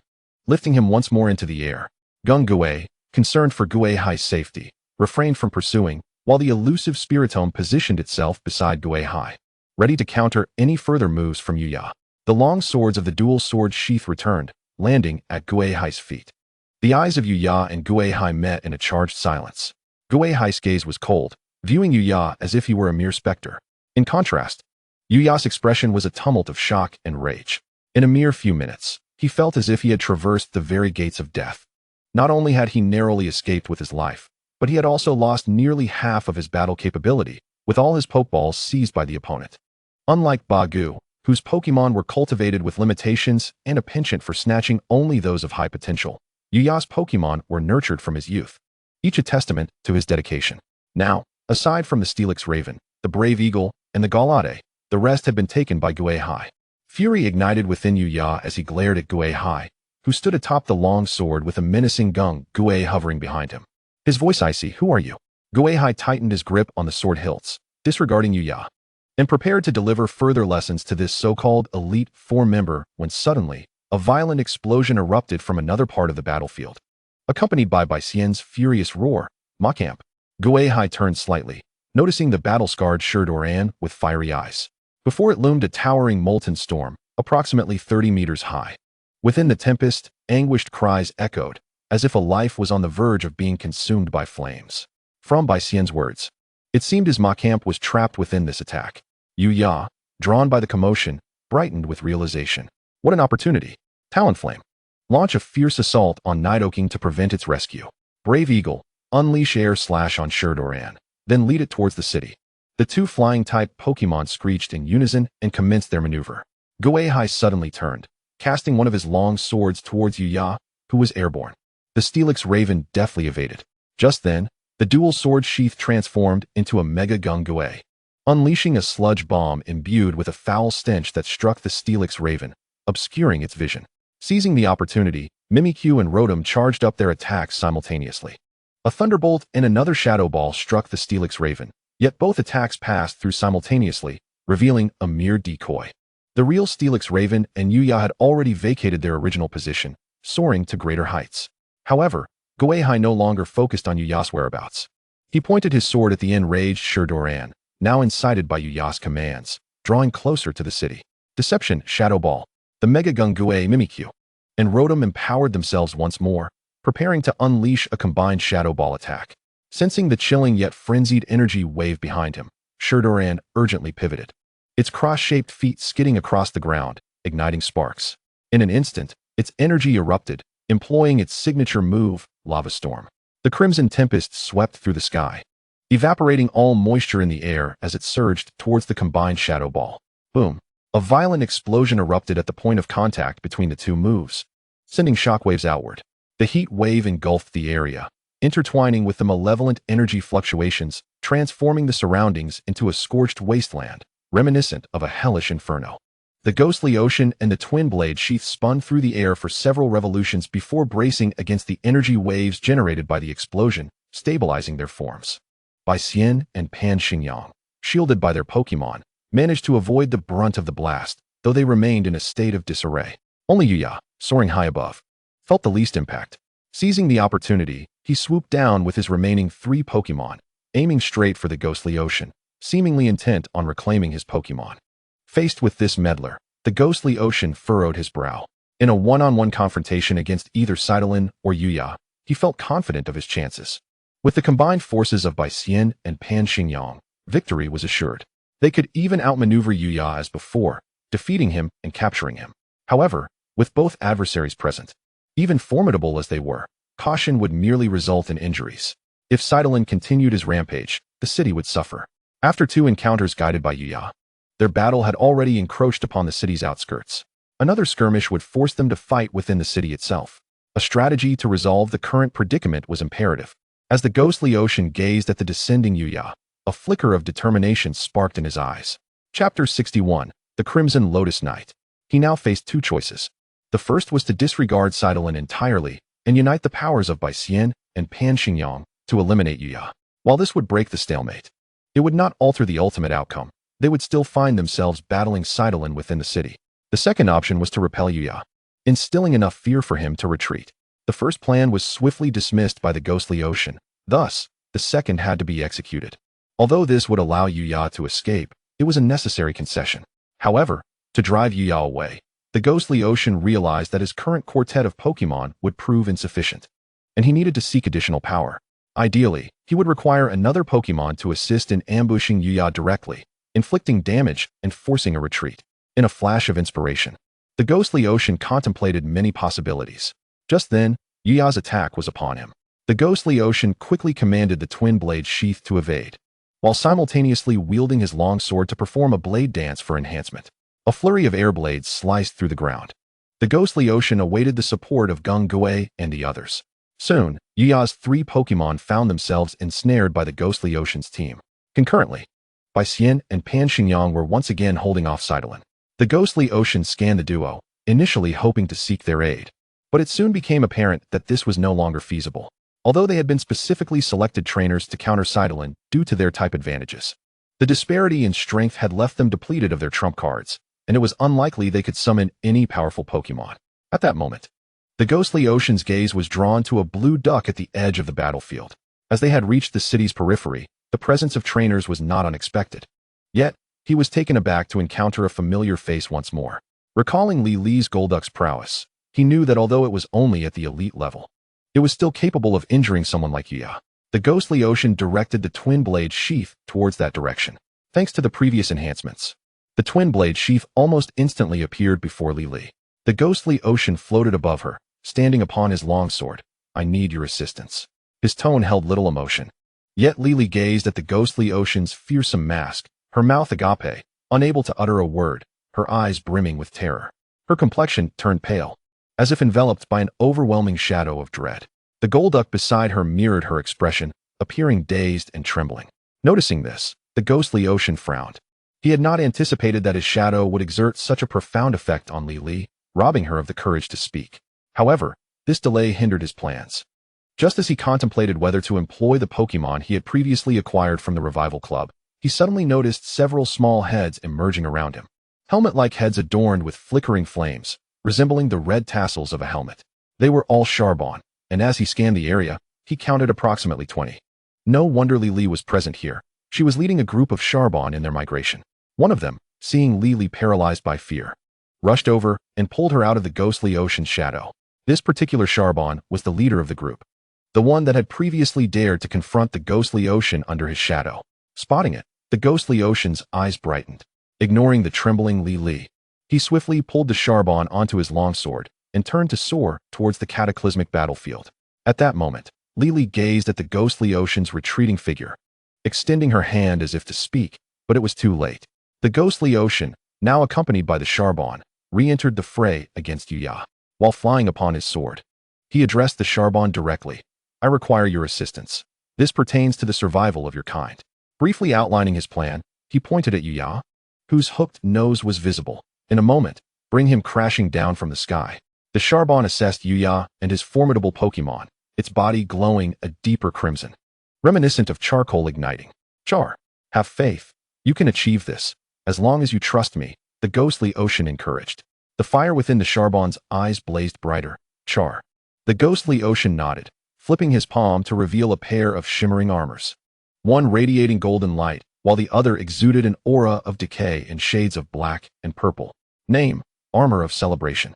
Description: armor once worn by a warrior who achieved numerous feats. Effect: when used on Charbon, it enables evolution into the Crimson Lotus Knight. Name: Armor of Curse. Description: armor worn by a swordsman who perished before attaining glory, imbued with endless resentment. Effect: when used on Charbon, it allows evolution into the Azure Flame Blade Demon. The sudden appearance of these two armors was extraordinarily unexpected, manifesting as if conjured from thin air. Yet upon seeing them, the Charbon reacted as if encountering an object of utmost significance in its life.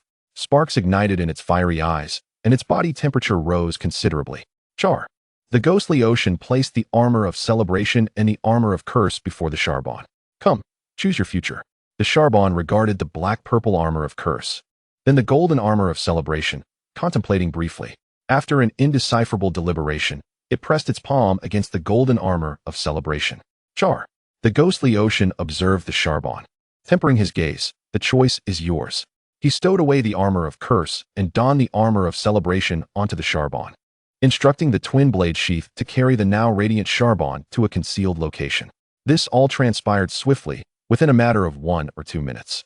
The ghostly ocean reappeared on the battlefield against Yuya.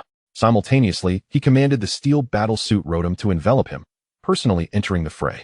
Upon seeing the ghostly ocean encased within that accursed steel battlesuit, Yuya's expression darkened. This development significantly diminished his chances of reclaiming his Pokémon.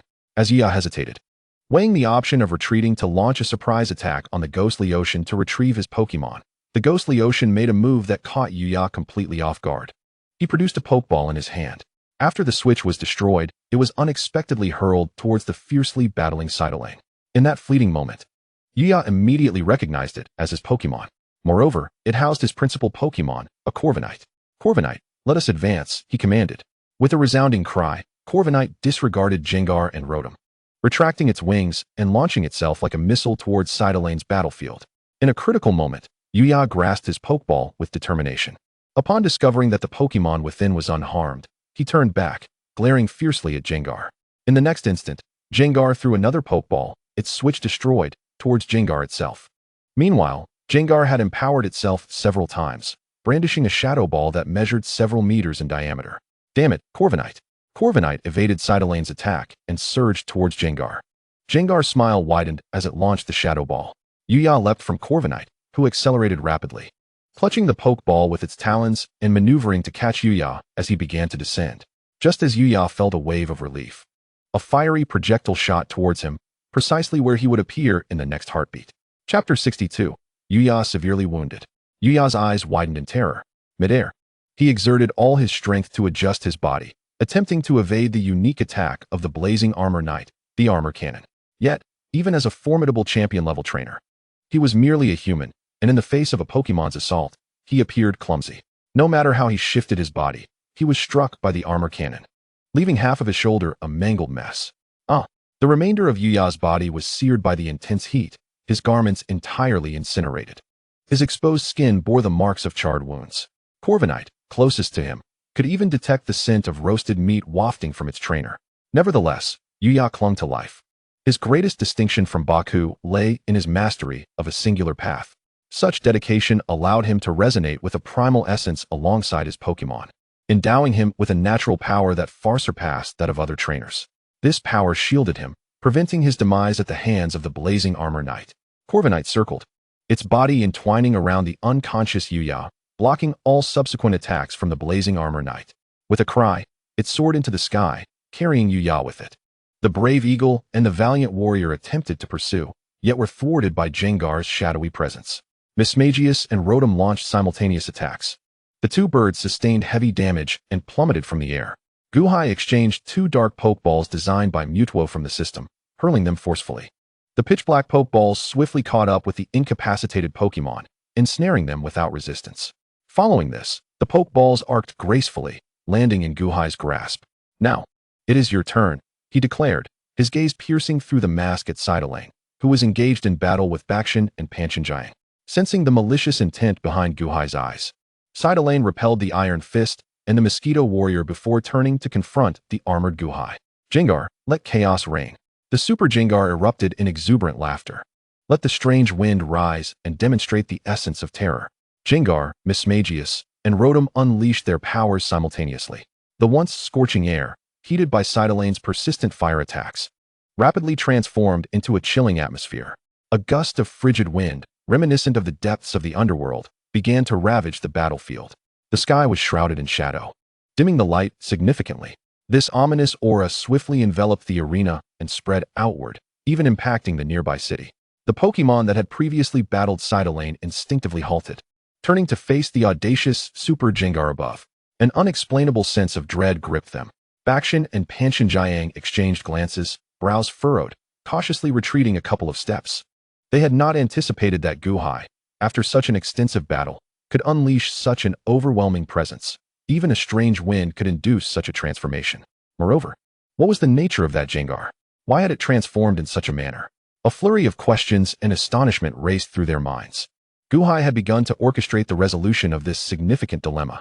Jengar, use trick to enhance our power. Mismagius and Rotom, initiate the attack. The steel armor detached from Gui Hai. Diving down like Iron Man, energy coalesced at the cannon ports on its shoulders and arms, unleashing a thunderous barrage. For energy attacks of varying attributes struck Sidolane, yet were thwarted by his barrier. Mismagius executed a shadow sneak, appearing beside Sidolane. As Rotom's assault concluded, it surged with fighting-type energy. Beneath Pikachu's costume, black claws formed a fist, striking Sidolane on the crown of his head. Sidolane's aura diminished slightly, while the momentum of Mismagius increased. This was the fighting-type move Drain Punch, which siphoned the opponent's vitality to rejuvenate itself. Having landed a hit, Mismagius swiftly retreated, evading Sidolane's impending stomp. At this moment, Jengar had employed Trick twice. Two spiny hands emerged from another dimension, raised high above its head, coalescing into a shadow ball with a diameter of 2 to 3 meters. However, it did not throw it immediately. The previously attacked Rotom suddenly appeared behind Sidolane, its fist charged with fighting-type energy. Just as it was about to strike Sidolane, flames erupted from Sidolane, enveloping him in what resembled a molten armor.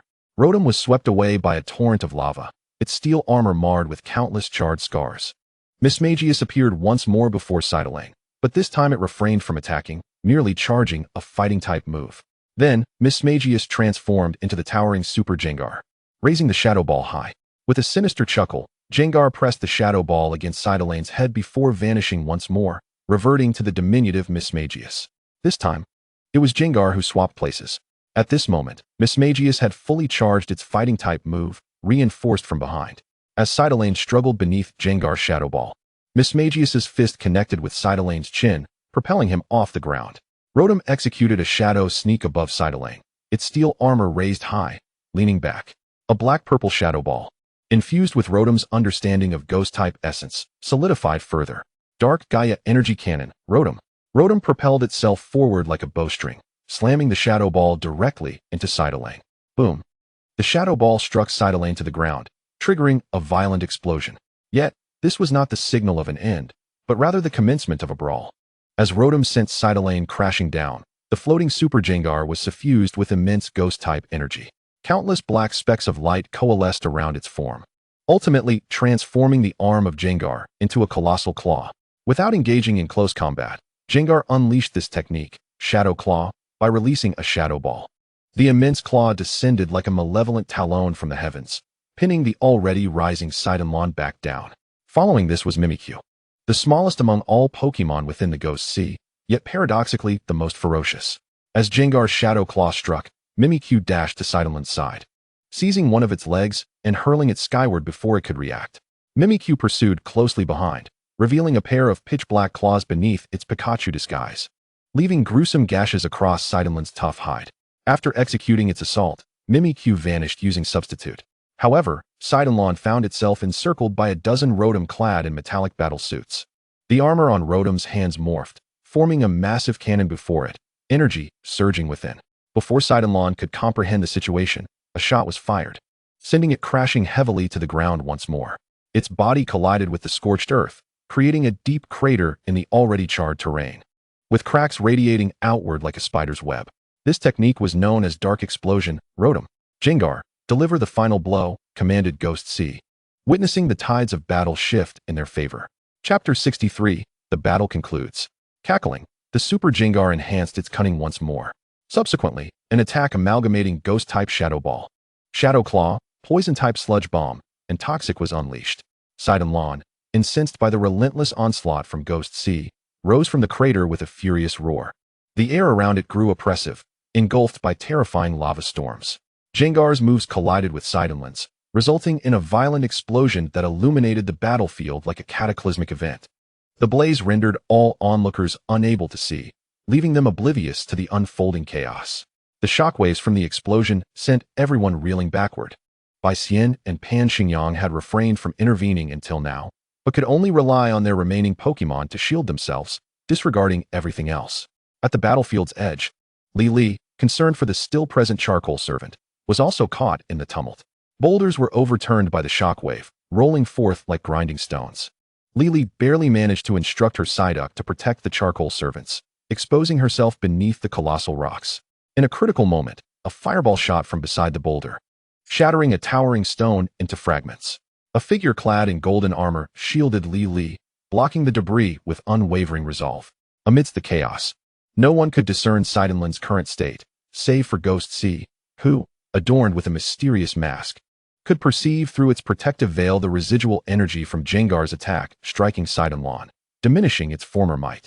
At that moment, Ghost-C vanished like Jengar during battle, reappearing beside Seidenland, clutching two items, a longsword from within a double scabbard and a dark ball, reminiscent of those used to capture the king-level Pokémon.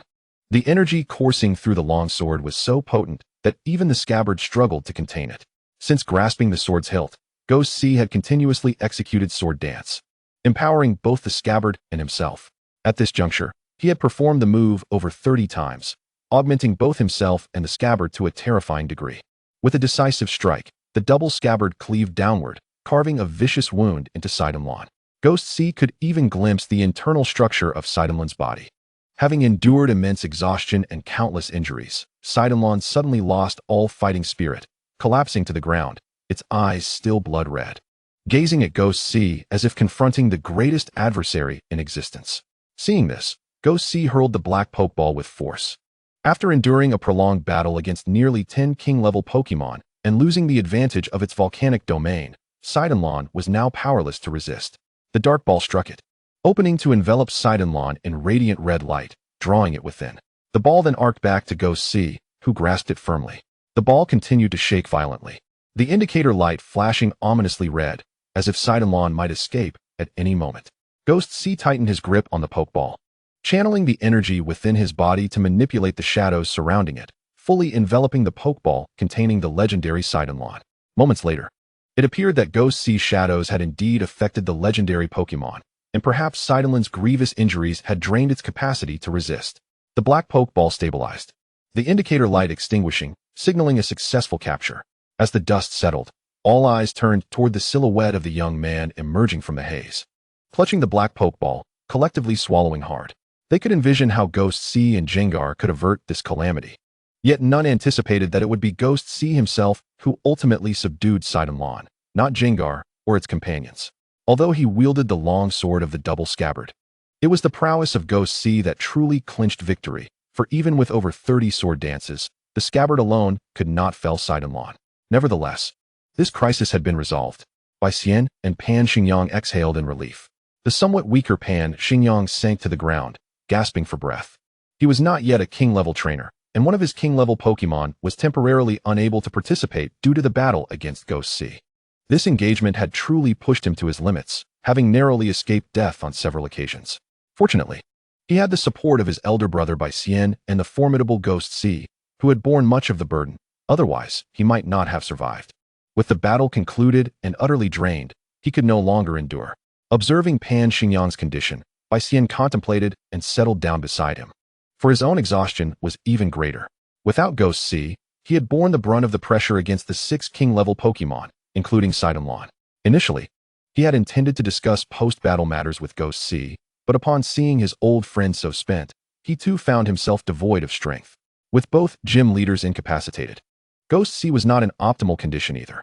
Jengar had released its prolonged Mega Evolution, panting heavily as it floated back to Ghost-C. Mimikyu's disguise was torn in several places, revealing the black specter within, indicating its unviability. Only Rotom fared slightly better, sustaining no injuries. However, the metallic battlesuit acquired from the system required some repairs. At the very least, it needed maintenance and the scorch marks removed. Ghost-C tossed the Pokeball containing Shadowland into the shadows, retrieving various healing items to assist his companions. They had performed admirably, ultimately subduing a second-tier deity. Ghost-C offered words of encouragement to Jengar and the others. Jengar grinned, playfully licked Ghost-C, then took the potion from his hand, signaling for him to attend to the other allies. Mimikyu observed Jengar and, taking a healing item from Ghost-C, cautiously returned to the shadows to treat itself. Mimikyu was not suited for human observation, and with its Pikachu costume now torn, it preferred not to burden its trainer. Rotom, however, was eager for Ghost C to tend to its wounds. Yet, as it was uninjured, it could only sadly retreat into the shadows to assist Mimikyu. Ghost C found comfort in the fact that his Pokémon were self-sufficient. A faint smile gracing the face hidden beneath his mask as he inspected his own condition and that of his dual blades. Although this battle had been perilous, the rewards were substantial. Setting aside the enhancements of Gengar and the acquisition of the King-level Pokémon, the evolution of his dual blades alone was a significant gain. Not to mention the potential rewards from the League that might follow. After tending to his minor injuries, Ghost C approached Bai Xian and Pan Xingyang, where Li Li was currently bandaging their wounds, guarded by only an armor knight like a noble knight. "Are you both all right?"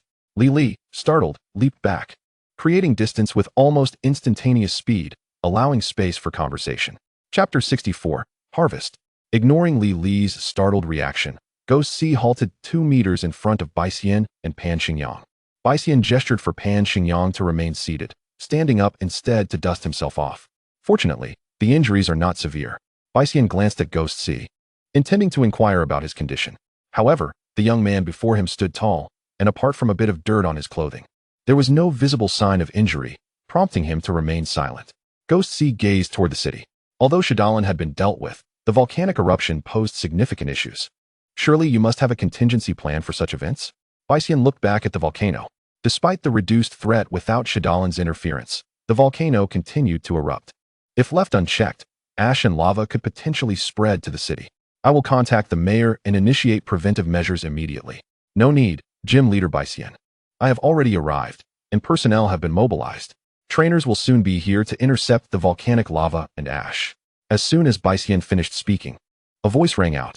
Ghost C and the others turned to see a group of individuals clad in various league uniforms approaching on Pokémon and vehicles. The speaker, a man in his 40s or 50s, slightly portly, bore the demeanor of a gym leader-level trainer, yet lacked the gravitas of a seasoned veteran. "Mayor Wong, you have arrived," Bai Xian exclaimed, somewhat surprised. "What brought the mayor here instead of overseeing the city?" Mayor Wong dismounted from his fiery steed, nodding to Bai Xian before directing his gaze toward Ghost C. Bai Xian instantly understood. The mayor had come to curry favor, having heard of Ghost C's prowess. Ghost C recognized this too, refraining from warning Mayor Wong to keep his distance. A rather awkward scene ensued as Mayor Wong enthusiastically reached for Ghost C's hand, only to recoil in horror upon approaching him, eyes wide with fear as if confronting a monster. This spectacle shifted the mayor's intent from seeking rapport to displaying discrimination against Ghost C. The surrounding league members looked on in confusion. Ghost C cast a glance at the mayor and said to Bai Xian, "I shall head to the Pokémon Center. You should be able to manage things from here." "Take care," Bai Xian assured, dismissing the anxious and embarrassed mayor as he led the reinforcements toward the volcano. Mayor Wong stood rooted, watching as Ghost C and Bai Xian departed, his expression shifting several times before culminating in a long sigh. Alas, he, an average trainer with limited talent, had abandoned the pursuit of strength early on, striving instead in other directions. After finally attaining the position of mayor, such calamities unfolded in the city he governed. A significant terrorist faction, even one with king-level members, lurked in Fire Rock City, causing immense damage to both the city and the League. Had it not been for the emergence of a powerful king-level trainer to intervene, the disaster could have escalated further. This was his dereliction of duty, and soon the League would hold him accountable, jeopardizing his position. This was also why he had hurried to meet Ghost C, hoping the latter might speak on his behalf, allowing him to retain his post. Yet now, Mayor Wong sighed once more. Ghost C had no intention of delving into how the League would manage the city's leadership. He now waited in a specially allocated room at the Pokémon Center for Gengar and the others to recuperate. Although his healing items were of exceptional quality, procured from the system, the Pokémon Center provided a reassuring environment, ensuring swift recovery for his Pokémon. Seizing the opportunity, Ghost C began to inventory the spoils from this battle. First, there were the Pokémon belonging to the Revival Association. Ghost C had eradicated one of their strongholds, acquiring no fewer than 100 Pokémon, ranging from gym level to novice trainers, all possessing commendable potential. Some could even be sent to the breeding center for development before being distributed to novice trainers. Those already assimilated by the Revival Association could be handed over to the League's laboratory for proper utilization. Transmitting these Pokémon back to the League would significantly bolster his wealth. However, In comparison to his subsequent gains, these Pokémon were mere trifles. Ghost-C retrieved the pouch containing the spoils from Yaza, which held 13 Pokeballs divided into several compartments. All were Pokémon belonging to Yaza, including the Vulture and Warrior Eagle he had captured later. He had secured 3 King-level Pokémon this time. While taming King-level Pokémon was no longer feasible, they could certainly be used for breeding, potentially yielding exceptionally powerful offspring, another impressive reward in the making. As for the other Pokémon lacking sufficient strength, they could be sent to the League as before. After transferring Yaza's final King-level Pokémon, the Kingly Swallow, into a Dark Ball, Ghost-C retrieved the Pokeball containing Shadowland. Although Shadowland lacked prestige among mythical creatures, even ranking at the bottom among second-tier deities, it was undeniably a genuine deity. Should communication be established, perhaps it could be persuaded to fight on his behalf. In contemplation, Gui Hai endeavored to establish communication with the formidable Shadowland. Presently, he bore the burden of a 6v6 battle mission, and within the span of 3 months. It was inconceivable for him to nurture a team capable of vanquishing the Elite Four. The prospect of utilizing an existing powerhouse was thus tempting. However, as Gui Hai attempted to engage Shadowland, the already gravely injured creature erupted once more in fury, its blood-red eyes glaring at Gui Hai through the confines of the Pokeball. As though he had annihilated its entire kin, it struggled vehemently against the constraints of the Pokeball, seemingly oblivious to its injuries. Gui Hai sensed that Shadowland's condition was indeed troubling. System, conduct a thorough scan to ascertain the nature of this predicament. Ding, scan complete. Shadowland is besieged by a dense malevolent energy, and due to severe injuries, its mental state has deteriorated, leading to a loss of rationality. It is advisable to eliminate the malevolent energy within Shadowland before attempting further communication. Note, the system possesses a remedy for purging the malevolent energy within Shadowland. Gui Hai temporarily disregarded the system's suggestion, stroking his chin while pondering the essence of this malevolent energy. Malevolent energy? What manner of force could assail a divine beast that fully comprehends the essence of fire? After some reflection, he retrieved his Pokédex and composed a message to Long Tsong. Given the involvement of the Revival Society, it was prudent to inform Long Tsong of the situation. Subsequently, Gui Hai glanced at the system's prompt. He hesitated to make an exchange, having already procured numerous items from the system throughout the day, which had yet to be tallied. The temptation to redeem a potion was daunting. He could scarcely fathom the potential challenges that awaited him in the next task. Chapter 65, Champion Gungui. Yet, if he refrained from redeeming the potion, he would have no choice but to eliminate Shadowland, a far greater loss in his estimation. Ultimately, Gui Hai gritted his teeth in exchange for a vial of the malevolent energy purging potion. He administered the potion into the Pokeball. The previously agitated Shadowland soon calmed, the crimson hue in its eyes gradually fading, restoring to its normal iris color. Nevertheless, its injuries were grievous. Despite the resolution of its mental turmoil, it remained weak, its vitality waning steadily. Shadowland weakly opened its mouth. Gui Hai's voice reached it at that moment. Shadowland, I can provide you with healing to ensure your survival, but you must be compliant. Should you choose to wreak havoc again, I shall not hesitate to entomb you within a volcano forever. As he spoke, Gui Hai summoned spectral energy to envelop the Pokeball containing Shadowland in shadows reminiscent of death. The eerie gloom caused Shadowland to tremble slightly, a fear that transcended mere strength. A dread all life instinctively recognized. Only the mighty can conquer such ethereal terror, while the frail succumb to deeper apprehension. In its weakened state, Shadowland was unnerved by the shadow, compounded by the prior battles commanded by Gui Hai with Gungui and other Pokémon, which instilled a sense of trepidation within it. After a few moments of hesitation, it nodded in acquiescence to Gui Hai's demands. Gui Hai pressed the button to administer the medicinal potion, and the Pokeball's built-in mechanism released the remedy, showering Shadowland's battered form.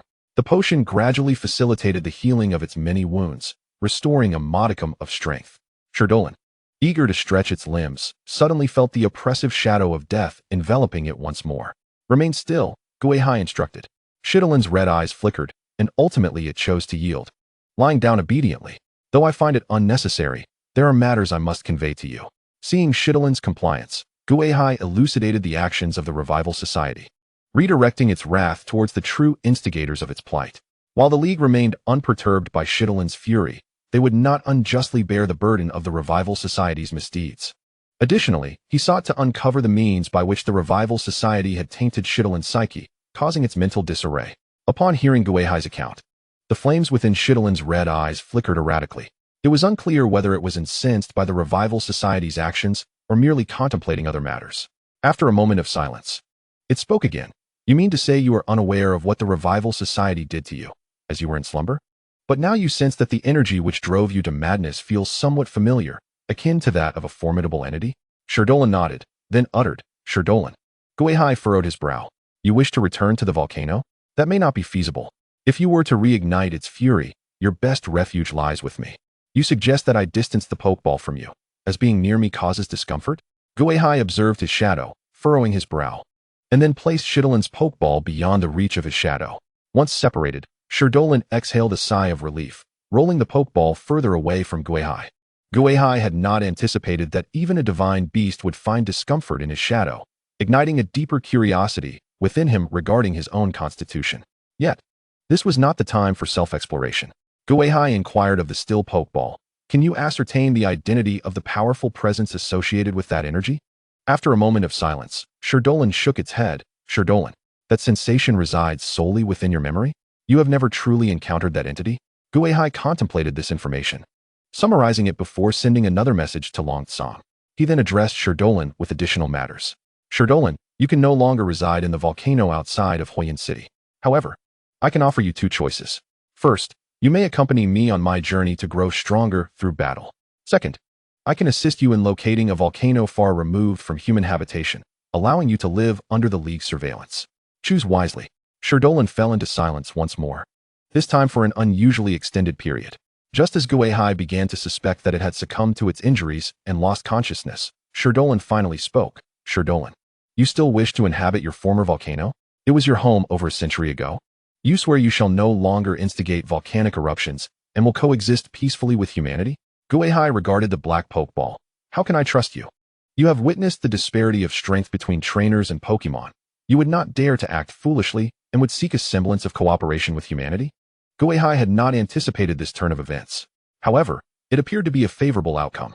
Contemplating with a hand on his chin, he resolved to delegate these troublesome matters to Long Tsang and his companions, desiring only Shidolin's promise to cooperate.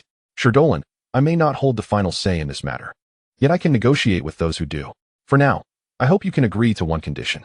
Sherdolin, this matter is not arduous. I intend to challenge trainers who are stronger than I am. I hope that when I require your assistance, you will provide it, treating it as a reward for sparing you this time. After a moment's contemplation, Sherdolin readily acquiesced, although he would still confront individuals more formidable than the lad before him. If it were merely a contest between humans, it would pose little danger and could even serve to enhance his strength. After finalizing these arrangements with Sherdolin, Gui Hai heard the sound of Gungue's laughter emanating from outside. Kekekek. Upon hearing this, Gui Hai felt somewhat exasperated. He was uncertain when his Gungue had developed a penchant for such laughter, despite having expressed his desire for it to alter its sinister cackle numerous times. The little plump creature only seemed to relish it more. Gungue, do not frighten others. Gui Hai shouted towards the door. The laughter abruptly ceased, and a procession of spirits floated through the doorway. Gungue then glided before Gui Hai, extending its tongue to lick him before striking a proud pose, urging Gui Hai to observe it. Kek. Gui Hai's eyes brightened as he glanced at the data on the system panel, noting the changes in Gungue's information. Pokemon name, Gungue type, Ghost. Poison level, 100, champion level Pokemon. Mastery progress, 71, Ghost. Chapter 66. The progress of companions. The more Gui Hai gazed at Gungue, the more his eyes sparkled with delight. He had not anticipated such substantial progress following the challenge against Sherdolin. Gungue had surged directly from level 96 to level 100. Even its comprehension of the essence had reached 70. Gui Hai then turned his attention to his other Pokemon. Pokemon name, Mimikyu type, Ghost. Fairy level, 96, elite level Pokemon. Mastery progress, 57, Ghost. Name, Rotom type, electric, Ghost level, 91, elite level Pokemon. Mastery progress, 32, Ghost. Name, Doublade type, steel. Ghost level, 36, professional level Pokemon.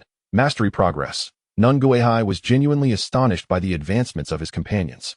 The gains from this battle against the divine beast were indeed monumental. Had Sherdolin not already conceded, he would have sought a secluded spot to engage in daily battles with Sherdolin, allowing all his companions to reach champion status. However, Gui Hai quickly reigned in his unrealistic fantasies. Some battles yield significant initial rewards, but familiarity often diminishes their effects. If mere encounters with skilled adversaries were sufficient for progress, he need not leave the other shore. He could simply battle Granny Goo daily. He and his Pokémon needed to witness a broader array of experiences, confront diverse masters, and continue to deepen their understanding to truly evolve. Excellent. We have all made progress. Let us celebrate shortly. At this, Gui grinned widely and licked Gui Hai again, then began to flutter about excitedly. Kekekek. Gui Hai twitched at the corner of his mouth before glancing at the dark sphere on the ground. After a moment's thought, he approached and picked it up. Shirdolan, why are you back again? Don't come near me. Gui Hai disregarded Shirdolan's protests and retrieved the Pokeball containing the charcoal ember from the shadows. You mentioned your ability to harness volcanic energy. I have observed your complete mastery over fire energy. Could you assist me in nurturing these 2 poke eggs until they hatch? Initially, Shirdolan was hesitant to agree, but the oppressive shadow enveloping him was quite uncomfortable. To rid himself of it, he ultimately nodded. Shirdolan. All right, but I have 2 conditions. Speak. First, I am injured and require healing. Second, keep your distance from me. Gui Hai had long grown accustomed to the fear invoked by the shadow surrounding him. Thus he paid no heed to Shirdolan's tone of fear and aversion, simply nodding. Very well. Gui, cease your laughter. Take these Pokeballs and seek out the person in charge here. Have them assist with the healing. Ensure this one is fully treated, and the other 3 merely need to be kept alive. Recognizing the Pokemon within the 4 Pokeballs, Gungui's crimson eyes sparkled with excitement. Using telekinesis, it enveloped the Pokeballs and swiftly vanished through the wall. The moment it was out of Gui Hai's sight, Gui grinned, clutching the Pokeball of the remaining Pokemon. It shook it vigorously. Don't come near us, cried Tuga and Brave Eagle. Kek, I haven't settled the score with you yet. Gui soon returned. But after handing the Pokeballs back to Gui Hai, it dove into Gui Hai's shadow, peering cautiously through the darkness to observe Gui Hai's reaction. Gui Hai, well acquainted with his Pokemon's dispositions, sensed Gungui's unease and conducted a brief inspection of the 4 black Pokeballs. He quickly discerned the anomalies within. Shirdolan appeared to be in decent condition, albeit somewhat subdued, seemingly under the influence of some calming agent administered by the caretaker. This was, after all, sensible. Given Shirdolan's irritable nature, calming it down would facilitate the forthcoming hatching process. The other 3 of the remaining Pokemon exhibited more peculiar conditions. Their injuries had stabilized, yet they stumbled about erratically, their eyes resembling spirals, akin to having consumed counterfeit liquor. After coming into contact with the Pokeballs, they grew frantic, colliding against the walls of the Pokeballs until they succumbed to unconsciousness. Gui Hai glanced at the red eyes peering from the shadows. Upon noticing his gaze, they blinked at him twice. Gui Hai chuckled lightly. Well, as long as they are alive. Tossing the Pokeballs to Gui to play with, Gui Hai led Shirdolan out of the Pokemon Center and towards the nearby Fiery Rock Gym. He was ready to hatch the charcoal ember, while the breeding house would have been more suitable. Bringing Shirdolan there might incite panic among all the little Pokemon and potentially endanger the staff. The Fiery Rock Gym, though less convenient than the breeding house, was populated with strong trainers, alleviating concerns about Shirdolan's unpredictable behavior. As many matters remained unresolved, only the gym leaders Bai Xian and Pan Xingyang were present in the Fiery Rock Gym. Zheng Su was outside providing support with others, making the gym feel rather desolate. Upon hearing Gui Hai's intention to hatch the charcoal ember, Bai Xian quickly contacted the breeders from the breeding house and Li Li, the head of the charcoal ember sanctuary. Both individuals were well versed in egg hatching and the care of charcoal ember. With their presence, the hatching process would be more assured. As for Bai Xian's previous agreement to speak with Li Li about charcoal ember, he had abandoned that notion after the severely injured Yuya's Red Lotus Armor Rider appeared. The Red Lotus Armor Rider appeared to possess considerable potential, and Gui Hai's desire to cultivate it was entirely reasonable. Furthermore, it was possible that having the Pokemon beside Gui Hai would be a superior choice. After all, Gui Hai was a champion-level trainer, likely among the strongest in the league. Growing alongside such a trainer was merely a matter of time. Although Gui Hai felt that summoning others was unnecessary, he could successfully hatch the charcoal ember using the system. However, contemplating the battle that she still owed to the leader of the charcoal servants, the current Red Lotus Knight, she did not decline.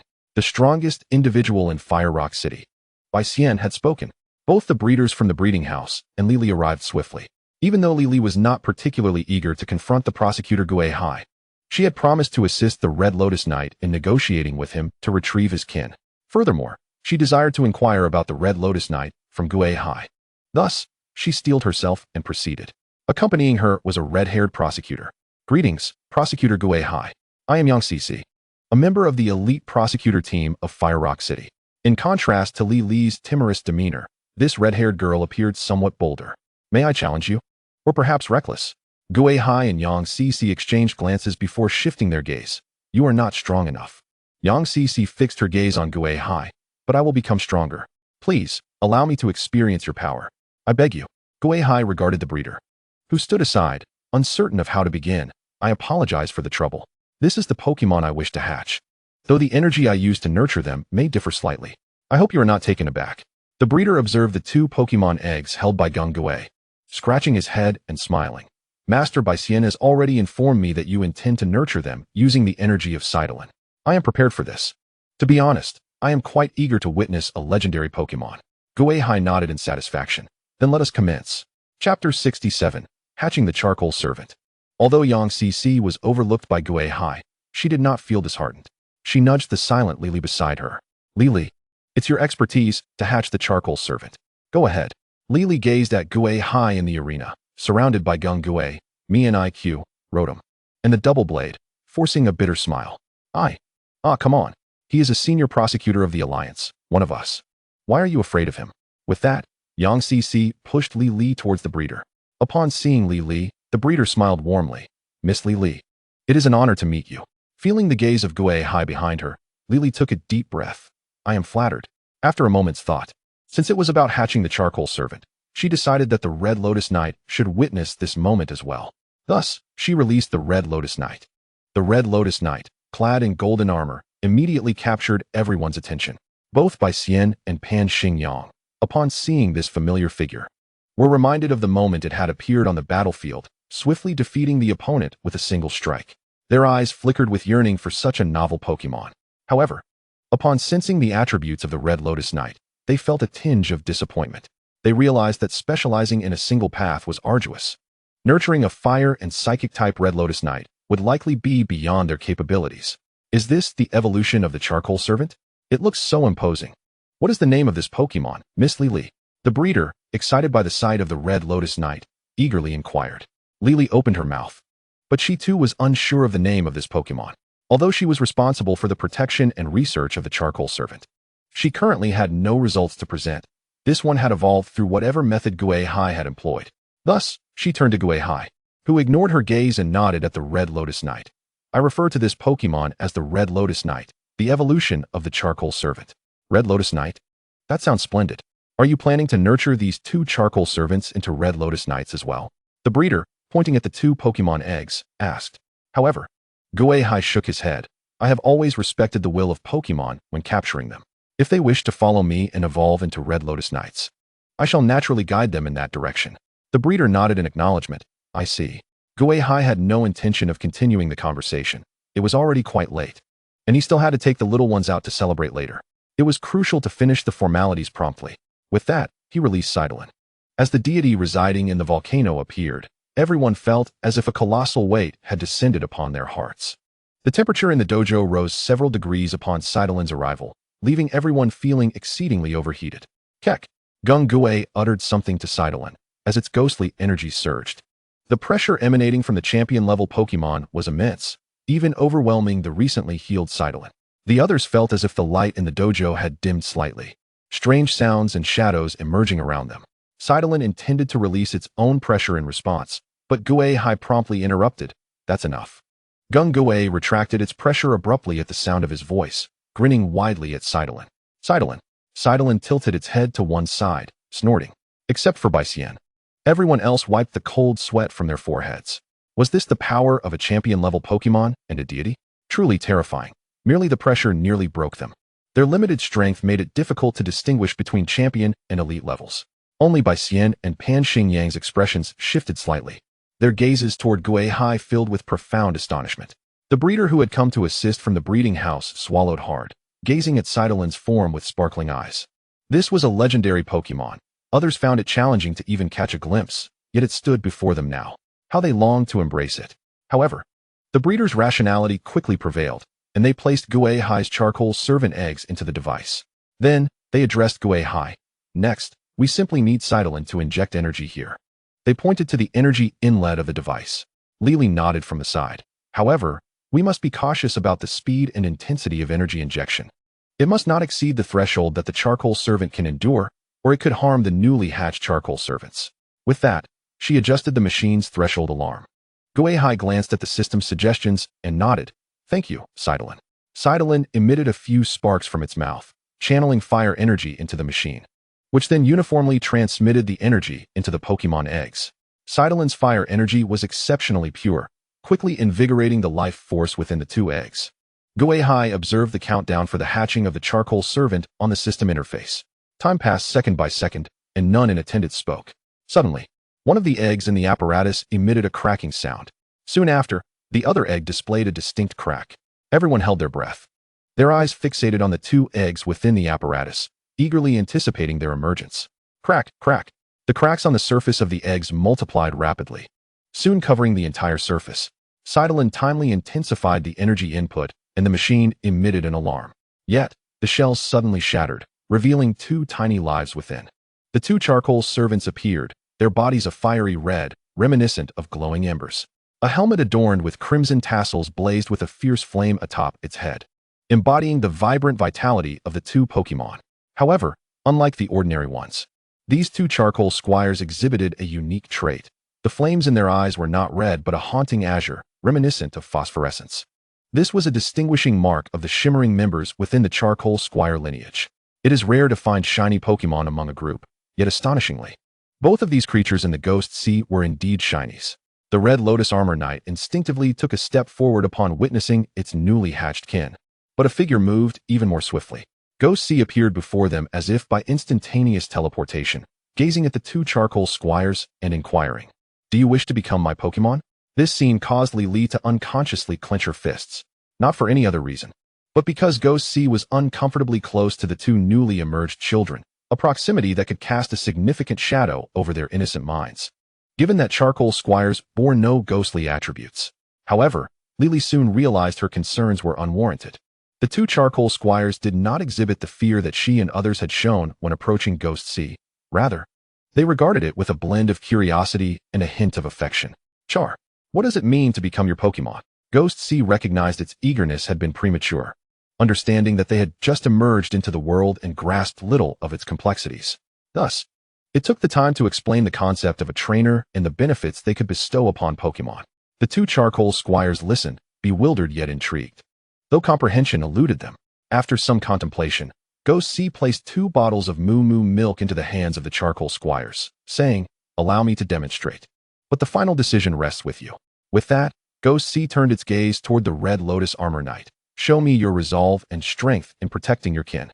With a swift motion, the twin scabbards released 2 long swords, which danced into Ghost Sea's grasp. Chapter 68, The Timid Li.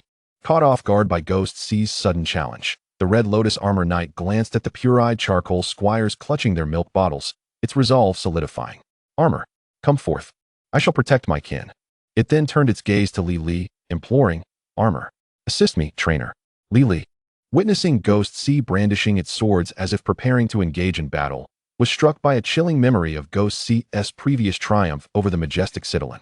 A shiver coursed through her body. To command the Red Lotus Armor Knight against a champion who had personally vanquished a legendary Pokemon was a daunting prospect that filled her with trepidation. Casting a desperate glance toward young Cici, she urged, "Cici, why don't you direct the Red Lotus Armor Knight? You did express a desire to challenge the Ghost Sea champion." Young Cici's eyes initially brightened at the suggestion, but then resolutely shook her head. "Li, do not disappoint the Red Lotus Armor Knight. It has placed its trust in you." Turning back to the Red Lotus Armor Knight, Li noted its unwavering gaze, a bittersweet pang swelling in her heart. She glanced around at the spectators, yet all could offer were encouraging nods. None were willing to step in for her. With a dismissive huff, Ghost Sea taunted the Red Lotus Armor Knight. "Your trainer is unworthy of your prowess. Perhaps you should engage me directly." The Red Lotus Armor Knight resolutely shook its head in refusal, then turned back to Li. This Pokemon was fiercely loyal, committed to the ones it sought to protect. Having acknowledged Li as its trainer, it would not abandon her. Ghost Sea cast a sidelong glance at Li, who remained hesitant about confronting it. With a flourish, it began to execute a dance of blades, vanishing from sight only to reappear behind the Red Lotus Armor Knight, its sword poised for a downward strike. Li's eyes widened in alarm. "Be careful." The Red Lotus Armor Knight sensed the impending danger and instinctively dove forward, narrowly evading Ghost C's lethal blow. But this was merely the prelude. Ghost C, a master of swordplay, unleashed a flurry of consecutive strikes, crafting an impenetrable web of blades that enveloped the Red Lotus Armor Knight. Deprived of Li Li's direction, the Red Lotus Armor Knight was compelled to act on instinct, summoning phosphorescent flames that ignited around it, launching them toward Ghost C. Yet, the flames moved sluggishly, allowing Ghost C to sidestep with ease. With a surge of ghostly energy, a shadow materialized behind Ghost C, casting a menacing aura over the Red Lotus Armor Knight. Simultaneously, the shadow's elongated form loomed behind the Red Lotus Armor Knight, a sword raised high, ready to strike. The suddenness of the battle took everyone by surprise. No one anticipated Ghost C would act so abruptly. From Li Li's gasp to the Red Lotus Armor Knight finding itself in dire straits, it all transpired in an instant. At this moment, apart from the two gym leaders of the Fire Rock City, none had yet comprehended the unfolding chaos, including Li Li, who was meant to command the Red Lotus Armor Knight. And even if she had reacted, it would have been in vain. Ghost C's Dark Spectre had already begun to influence the Red Lotus Armor Knight's psyche, inflicting harm. The Shadow's stealthy attack was now upon them, a strike imminent. With no time for rescue, the two-pronged assault was overwhelming. With a resounding impact, a gash appeared on the Red Lotus Armor Knight's golden armor, sending it crashing forward. Propelled by tremendous force, Ghost C met the fallen knight with a reverse grip on its twin swords, crossing them before it, as four eyes radiated an uncanny light. The Red Lotus Armor Knight was struck again. As it collapsed, its fighting spirit waned, trembling as it attempted to rise, yet found itself devoid of strength. Ghost C, with its sword angled downward, loomed over the fallen knight. Your trainer cannot assist you now. If this is the extent of your ability, you may not be able to safeguard your kin. Your current strength could bring them ruin. The Red Lotus Armor Knight struggled slightly, but could not muster the strength to rise. Char. The two newly hatched charcoal squires gasped in astonishment upon witnessing Ghost C's swift defeat of the Red Lotus Armor Knight. Concern for their kin, who bore such a striking resemblance to them, mingled with admiration for the trainer's prowess. Ghost C and the Red Lotus Armor Knight simultaneously turned to regard the two little ones at the edge of the battlefield. They had released their milk bottles, their eyes darting between the Red Lotus Armor Knight and Ghost C, embers of curiosity flickering within their azure flames. Ghost C took a step back.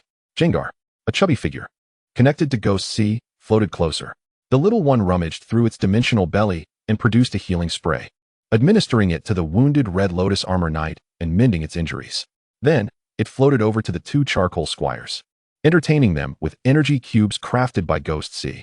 Ghost C pointed its sword at the Red Lotus Armor Knight. I shall grant you another chance. You may select a trainer to aid you. Let me witness your resolve and strength. The Red Lotus Armor Knight instinctively glanced back at Li Li, only to find her expression still etched with terror, seemingly frozen in the moment of its defeat. The flames flickered in the eyes of the Red Lotus Armored Rider as it turned to survey the other trainers present, including Yang Cici, Bai Xian, Pan Xingyang, and the breeder from the nursery. These individuals watched intently, awaiting the rider's decision. Li Li noticed that the Red Lotus Armored Rider shifted its gaze away from her, bowing its head. It was she who had hindered the rider. If the rider were willing, she would entrust it to a new trainer it deemed worthy. Yet, she could not shake the feeling of emptiness that lingered within her. At that moment, Li Li suddenly sensed an unusual atmosphere, feeling several pairs of eyes upon her, one of which she recognized all too well. The Ghost King, who had always disregarded her except when it came to matters concerning the Red Lotus Armored Rider, had not acknowledged her since she had revealed her fear of him. Confused, Li Li lifted her gaze to meet the rider's crimson eyes. The rider ultimately chose her. The Ghost King remained silent, lowering his sword that had been pointed at the Red Lotus Armored Rider, awaiting Li Li's choice. He held no hopes for her, but he respected the rider's decision.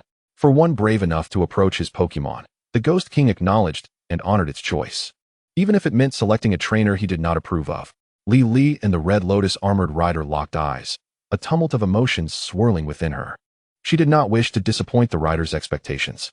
However, the shadow of the Ghost King loomed over her, an inescapable weight. Li Li hesitated, when suddenly, someone tugged at her sleeve.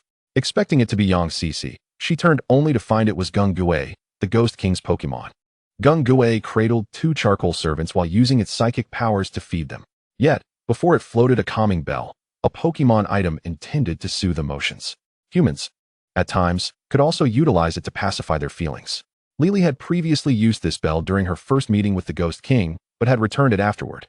Now, Gui lent it to her once more, conveying its message. I am merely lending it to the trainer of the Red Lotus Armored Rider. Like the Ghost King, Gui did not approve of Lily, yet it held affection for the Red Lotus Armored Rider and was willing to assist. Having delivered the bell, Gui swiftly departed with the two charcoal servants, leaving Lily with no further recourse. Chapter 69. Battling the Red Lotus Armored Rider. At this moment, Lily found herself devoid of reasons to refuse. Confronted by the sincere and fervent gaze of the Red Lotus Armored Rider, she took a small step forward. Red Lotus Armored Rider, I will give my all. Enveloped in golden armor, the Red Lotus Armored Rider's crimson form gleamed brighter, the flames atop its head blazing fiercely. Bai Xian, observing from the sidelines, mused, trainers can change Pokémon, yet Pokémon can also influence their trainers. The bond between them is indelible. Pan Xingyang nodded in agreement, hoping that this experience would rejuvenate Lily. As Lily prepared for battle in the arena, the Ghost King's eyes sharpened once again.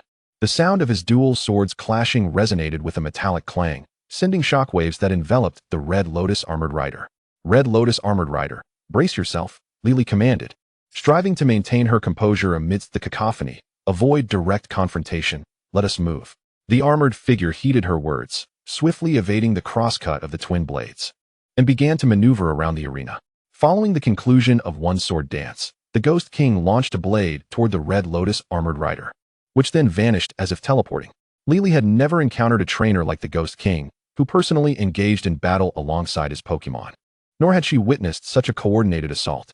Unsure of how to direct the Red Lotus Armored Rider, she felt relief in knowing that one move would always prove effective in this situation. The Red Lotus Armored Rider continued to move while conjuring light screen and reflect. As a sword hurtled toward it, the rider dodged repeatedly, its eyes glowing with psychic energy. However, it could not execute multiple moves simultaneously.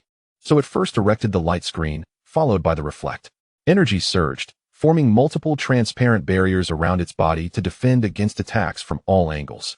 Yet, in the very next moment, the Ghost King appeared in the path of the Red Lotus Armored Rider. His sword enveloped in ghostly energy as he brought it down with force. The sword, shrouded in purplish-black energy, struck the light screen, shattering it and forcing the rider to stumble back, ultimately kneeling upon the ground. The other sword swiftly returned to the Ghost King's grasp, the ghostly energy clinging to the blade like venom. Once more, he vanished, reappearing behind the Red Lotus Armored Rider, executing a perfect arc with his sword aimed at its back. However, the sword met a barrier. The reflect had been activated just in time. The Red Lotus Armored Rider had managed to deploy the reflect just before being struck. Yet, the Ghost King showed no signs of disappointment at this failure. He retreated, avoiding the rider's illusionary light, then resumed the clash of his swords, the abrasive sound echoing throughout the arena. While the light screen could withstand special moves, and the reflect could guard against physical attacks, the metallic sound was a changing move, requiring a different strategy. Lily understood this well, allowing the calming bell to resonate beside her as she called out, Red Lotus Armored Rider, use Psychic. The eyes beneath the rider's helmet shone once more, manifesting psychic waves to counter the piercing metallic sound. Seeing his attack thwarted, the Ghost King halted immediately, having achieved his aim of lowering the Red Lotus Armored Rider's special defense. The swords glimmered with fighting-type energy as the Ghost King lunged forward, striking relentlessly. Under the onslaught of his attack, the Red Lotus Armored Rider's defenses crumbled like fragile tofu. Lily's complexion suddenly turned pale. Quick, dodge. However, Gui Hai's relentless assault did not cease, as he left several sword marks on the body of the Crimson Lotus Armored Knight before finally stopping. At that moment, the Crimson Lotus Armored Knight had retreated to the edge of the battlefield, with the combat barrier looming behind. There was no further retreat. Gui Hai, gazing at the heavily wounded Crimson Lotus Armored Knight, with his sword pointed diagonally to the ground, remarked, "You still lack strength. Your chosen trainer does not understand you well enough. If this is all you can muster, you cannot protect your clan. However, you could choose to train with me."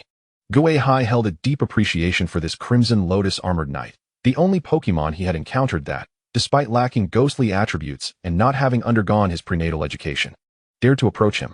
If possible, Gui Hai wished to become its trainer, nurturing it to grow stronger. Yet, some Pokémon are stubbornly set in their ways.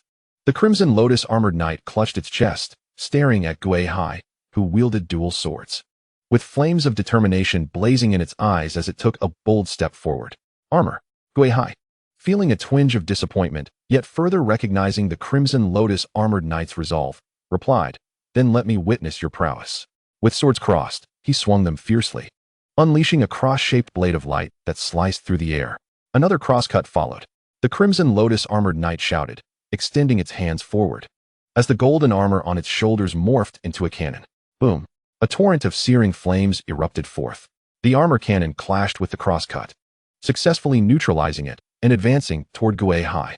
As the spectators at the edge of the battlefield gasped in shock, Gui Hai's gaze sharpened, and he struck down with a sword from above.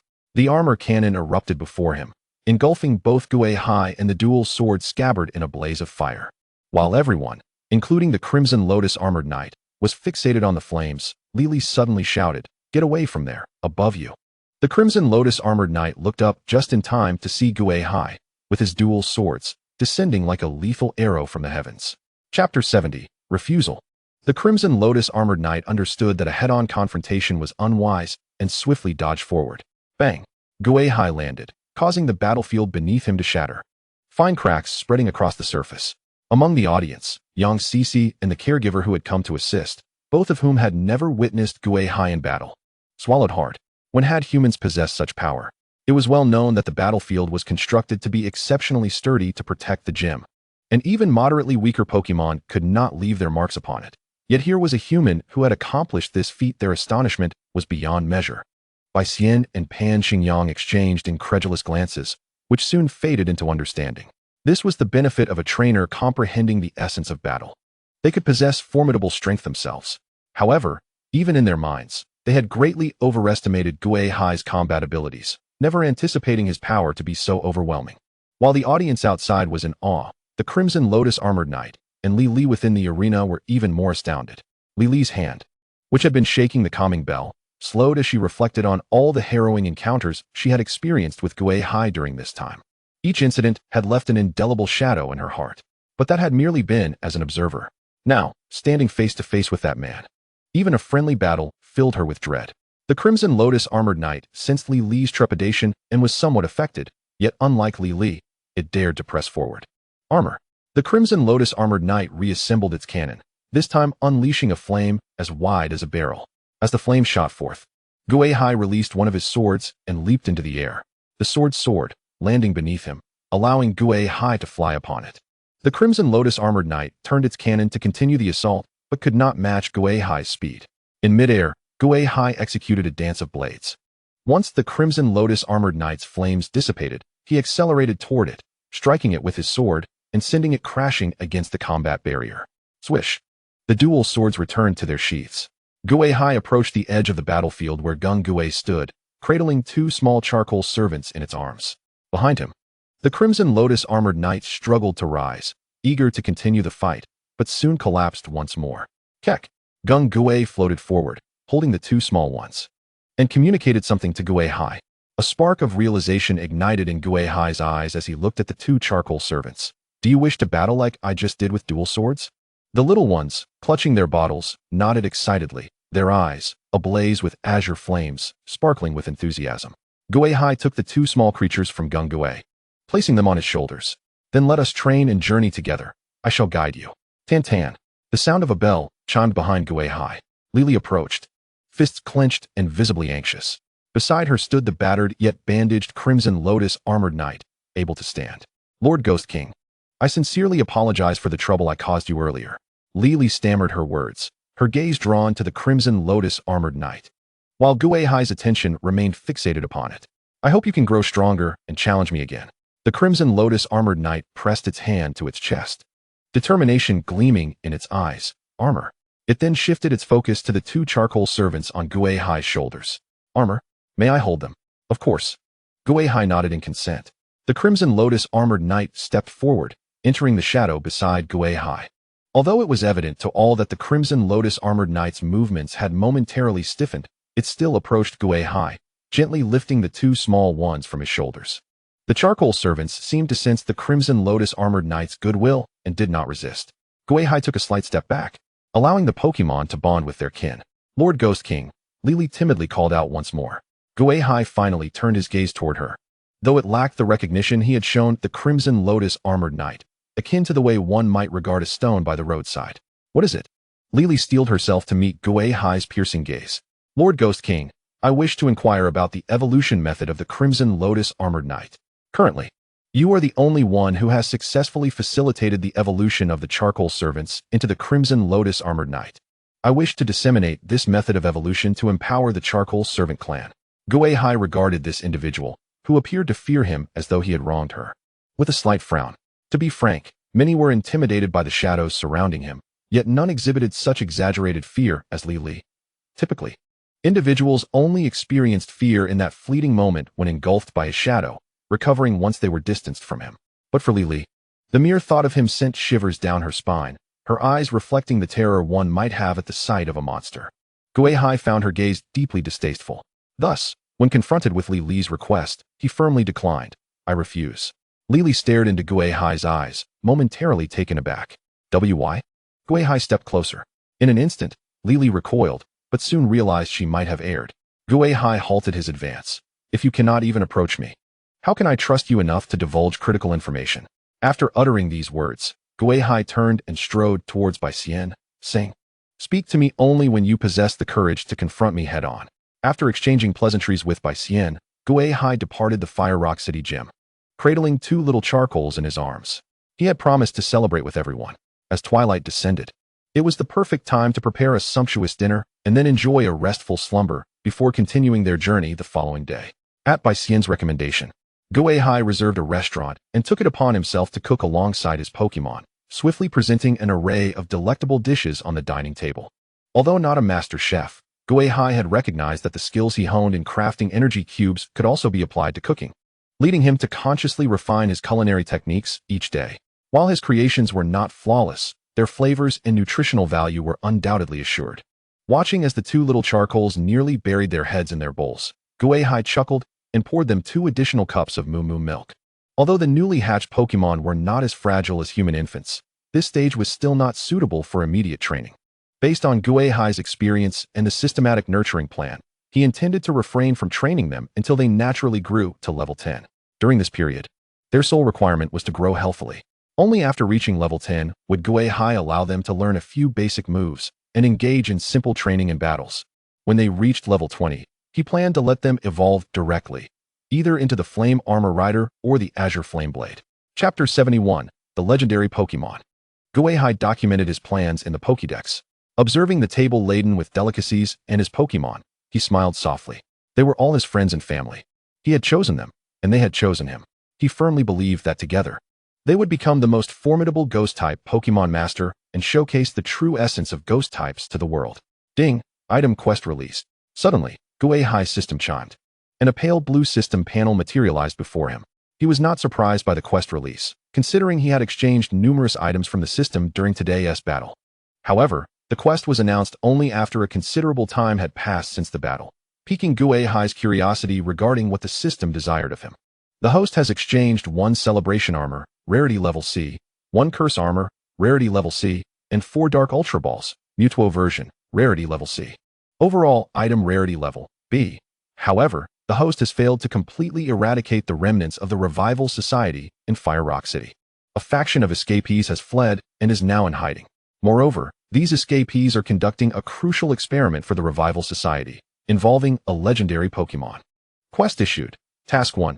Locate and eliminate the Revival Society's remaining member, Tianwang Yuya, who is in hiding. Task 2. Find and exterminate the fleeing remnants of the Revival Society. Task 3. While executing the aforementioned tasks, please eliminate poachers along the way.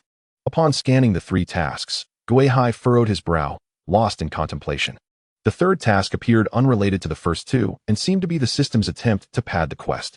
However, the information contained in the first 2 tasks was rather substantial. They pertained to legendary Pokémon and involved a certain experiment. Considering the earlier situation with Sidolin, Gui Hai had formed a rough hypothesis in his mind. While it might not be entirely accurate, he was 98% certain it was that individual. If it was indeed this person, the situation was serious, yet not entirely dire. What remained uncertain was how the Revival Society intended to harness this individual's power. If it was merely to awaken them, there existed Pokémon capable of lulling them back to sleep.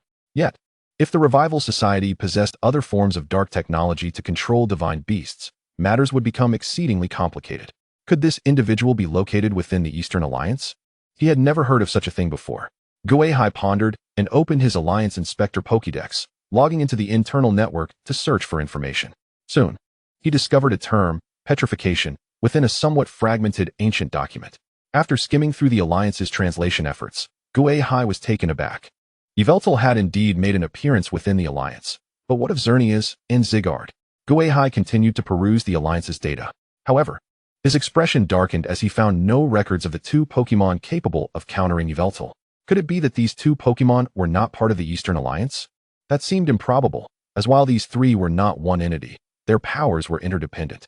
If Yveltal manifested, at least one of the other two should also appear. Gui Hai observed that there were still numerous untranslated materials within the Alliance. Was it possible that they had yet to be translated? That was a possibility. But he decided it was best to inform Uncle Long about these findings. After all, they were the Alliance's champions. After sending the message, Gui Hai busied himself with reviewing all the translated ancient documents and recent materials from the Alliance.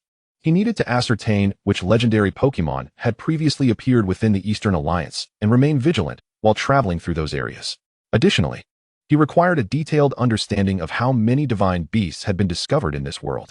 For instance, in the year 200 of the Alliance, trainers observed NTI racing across the bountiful plains. In the year 199, during a southern flood, trainers detected the presence of Suicune. That same year, the Alliance noted the appearance of Raikou atop Thunder Mountain. In the year 196, a storm lasting 40 days occurred in the East Sea, suggesting the awakening of the ocean deity, Lugia. The Ho-Oh Guard and Lugia had seemingly appeared within the Alliance. However, other alliances had also documented sightings of them. So these two might not necessarily reside here. In the 13th year of the Alliance's establishment, investigators discovered petrified Pokémon and humans in the Roga Forest, along with sacrificial relics and recorded stone tablets. This was Yveltal, yet the Alliance's research had reached a standstill here, with no records of Xerneas and Zygarde. It remained unclear whether the Alliance had failed to discover them or if they were simply absent from the Eastern Alliance. Gui Hai continued to delve deeper. The Alliance had successively discovered ancient swords, bamboo slips, ancient jade stones, and ancient tripods in snowy mountains, forests, oceans, and plains. The locations of these discoveries soon experienced disasters, seemingly linked to legendary Pokémon. Just as Gui Hai was contemplating this, his Pokédex chimed. The caller ID indicated Long Tsong. Have you seen the message I sent? Gui Hai clicked to answer. Uncle Long, are you still awake? On the other end, Long Tsong seemed momentarily taken aback by Gui Hai's inquiry before responding languidly. I was about to finish my meeting and head home, but someone made a new discovery, prompting the champion to convene yet another meeting, which has kept me here until now. Gui Hai disregarded Long Tsong's exasperation and got straight to the point. What conclusions have you reached? Is it indeed the legendary Pokémon that appeared in the Roga Forest? Long Tsong appeared to be flipping through notes, the sound of pages rustling in the background. It's still unclear at the moment, but the Alliance's ancient scholars have discovered that it seems a legendary Pokémon did indeed appear during a dynasty approximately 1,000 years ago, bringing catastrophic consequences to that era. The discovery made by the Revival Society may indeed pertain to this particular Pokémon. Do you have any precautionary measures in place? How much do you know about it? Gui Hai inquired about the response strategy of the Long Tsong Alliance. No sooner had his words fallen than a sigh emanated from the Long Tsong's side. We do have defensive measures, yet we are uncertain of their efficacy. Regarding our understanding of that legendary Pokémon, the historical cataclysms and dynastic transitions have severed many legacies, leaving us with an abundance of indecipherable material. Thus, our knowledge of that Pokémon is, regrettably, scant. Gui Hai was taken aback by the Long Tsong's admission of ignorance. Is it truly possible that there are no records, even from other perspectives? Not even a nursery rhyme or ghost story. Contemplating this, Gui Hai remarked, Uncle Long, you are already aware of my situation here. I shall continue to pursue Yuya and the remnants of the Revival Society. I believe it is imperative for you to conduct a field investigation in the Lugu Forest. In fact, we are already undertaking that task. However, we suspect it will be challenging to locate any traces of the divine beast. The president of the Revival Society, Wanxiao, is an exceedingly cautious individual, and he will undoubtedly employ every means to obstruct our inquiries. He has likely already relocated the divine beast and ancient records. Gui Hai pondered and suggested, Uncle Long, I have a keen interest in ancient manuscripts as well. Perhaps you could forward me the relevant documents, and I shall attempt to decipher them. Chapter 72, Song and Yen. Translate the manuscripts? You wish to undertake this yourself? Longsong expressed skepticism regarding Gui Hai's proposal. While he had no doubt about Gui Hai's talent in training Pokemon for battle, translating manuscripts required a wealth of accumulated knowledge. Gui Hai, at merely 17 years of age, surely could not rival seasoned researchers who had dedicated decades to studying historical documents. Gui Hai detected Longsong's doubt, but remained unfazed, as he was indeed unfamiliar with ancient scripts and languages. However, this did not preclude him from attempting to translate ancient texts, especially with the system at his disposal. After all, there was little to lose in trying. He might uncover some valuable clues. Longsong considered this. Very well, I shall send you the materials shortly. Thus, let us proceed in this manner. Uncle Long, please make haste to the Lugu forest. Perhaps you might discover something noteworthy. I shall continue to track Yuya and thwart their experimental endeavors. Agreed. We will keep you informed of any developments, and do share your findings with us as well. By the way, do you require assistance? Since Yuya is engaged in experiments to awaken the divine beast, he will likely be in contact with his president, and we might trace some leads through their communications. Gui Hai found this to be a reasonable suggestion, certainly. But I hope you do not send anyone troublesome or lacking in strength, as I am not inclined to play the role of a babysitter. Longsong, understanding Gui Hai's temperament and unique circumstances, adopted a more serious tone. Rest assured, given the stakes involved for the Alliance, we will not take any chances. The aides we assign you will be elite members of the Alliance. I hope so. Is there anything else you wish to discuss? If not, I shall take my leave. Gui Hai was still at the gathering, and the food was rapidly being consumed by Gingui, who had yet to be satiated. Longsong paused for a moment before exclaiming, "By the way, there is indeed another matter concerning you." Gui Hai was taken aback. "Concerning me? What is it?" "It pertains to the subject of mega evolution." Longsong reminded him. "The Alliance's researchers have finally procured the materials you previously mentioned for mega evolution and, after considerable effort, have identified several issues that require your input. Additionally, the Alliance has associated rewards for this endeavor, so I would like to inquire what you desire in advance." At this point, Longsong hesitated before adding, "The Dragonite is my own and not the Alliance's, so do not expect to acquire it from them. They do not possess it." Gui Hai felt somewhat exasperated. There was no need for Longsong to emphasize this. However, upon reflection, he realized that he did not have any particular requests at this moment. What he truly needed was to bolster his team before challenging Longsong. Yet, it was too late to request a Pokemon with great potential from the Alliance for training. "I'm not certain, Uncle Long. I shall leave it to your discretion, though it would be preferable if it were related to ghost types." Longsong was equally bemused by Gui Hai's response and harbored some doubts. Although this lad had become a senior prosecutor of the Alliance and could exchange resources at will, he had yet to utilize this power, leaving Longsong puzzled about how he was acquiring resources for training Pokemon. Nonetheless, he refrained from probing further and simply nodded. "Very well. I understand. Do take care of yourself. Also, please refrain from departing from Huiyin City too hastily. Wait until tomorrow when King Yaren arrives to hand over the Shidolin to you. After all, it is a divine beast, and having you present will provide an added layer of security." Upon ending the communication with Longsong, Gui Hai hastily returned to the dining table, vying for food with Gingui. "Gingui, put down that rib, it's mine." The following morning, Gui Hai awoke early. At this time, Gingui, Mimikyu, Rotom, and Dujianki were already awake, either engaging in morning exercises or playfully tussling in Gui Hai's shadow space. The two charcoal little servants had played late into the night and were still asleep. Gui Hai first utilized his system to scan the two little creatures, confirming their current status. Pokemon. Name, Charcoal Little Servant. Gender, male. Type, Fire. Egg group, human-like. Nature, diligent. Ability, Blaze. When hit by Fire-type moves, it absorbs flames, enhancing its own Fire-type moves. Level, 2. Beginner Pokemon, absorbing a significant amount of energy and digesting it. Mastery progress, none. Held item, none. Skills, Disable, Curse, Destiny Bond. Evaluation, having lived by your side even before its birth. It is well adapted to your power and does not feel fear. Your prenatal education has been quite effective. The information for the two charcoal little servants was identical, making it difficult for Gui Hai to discern which details corresponded to which. Additionally, the two charcoal little servants bore an uncanny resemblance, resembling a pair of twin brothers, further complicating Gui Hai's ability to identify them. It appeared that they had been roused by the sounds of Gungui's playful exercises. At this moment, both charcoal little servants awoke, rubbing their eyes, which burned with black-purple flames. Charcoal. Gungui, noticing their awakening, promptly floated over with two baby bottles. filled with moo moo milk that Gui Hai had exchanged from the system. Due to its limited quantity, the system had not even issued a quest. Gui Hai watched Gingui approach with the two charcoal little servants and, stroking his chin, suddenly called over Gingui and the two little ones. Kojia, have we had breakfast?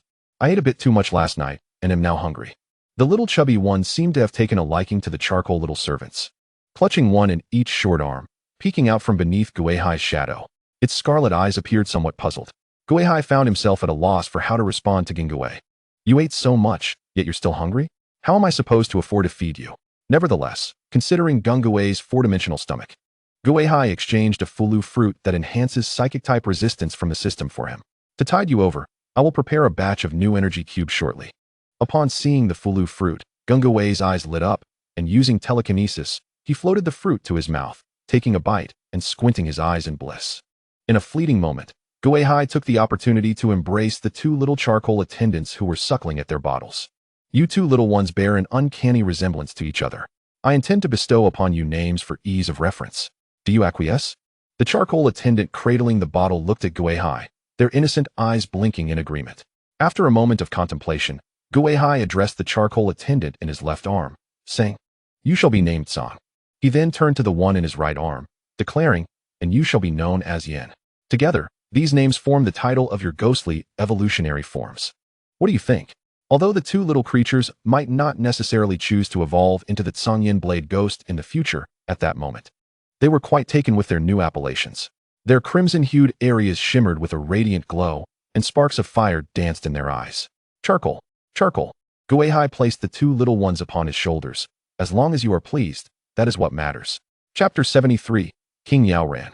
As he extracted the energy cubes to fabricate machinery, just after completing a new energy cube, Bai Xian's communication chimed into Gui Hai's Pokédex. Gui Hai, my apologies for the interruption, but King Yao Ran has arrived. Would you care to meet her? Upon hearing this, Gui Hai's mind conjured images of the information he had gathered regarding this esteemed king. She had just turned 30, a female reigning over the Alliance's water-type arena. Her primary battling Pokémon was a Lapras. A year ago, during the Alliance tournament, she had challenged and triumphed over the former water-type king, thereby ascending to her current position. However, Gui Hai was aware that the previous water-type king was of an advanced age and had been due for retirement, hence the loss to Yao Ran, allowing her to assume the mantle. Yet, this did not imply that Yao Ran lacked strength. Otherwise, why would the former king have chosen to concede to her rather than another? Nevertheless, in comparison to stalwarts like Long Tsong, Yao Ran's prowess was somewhat inferior. Were it not for Gui Hai's prior engagement with Long Tsong, he might have chosen to challenge her first, driven by his mission. As these thoughts coursed through his mind, Gui Hai handed the energy cube to Gung Gui and me and IQ.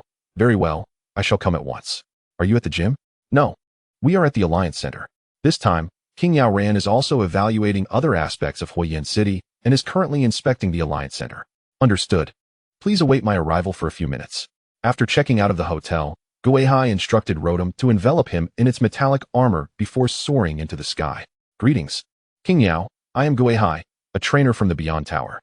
Within mere minutes, Gui Hai arrived at the Alliance Center and encountered Yao Ran, who was also awaiting his arrival. Upon their meeting, they exchanged a brief gaze before instinctively averting their eyes.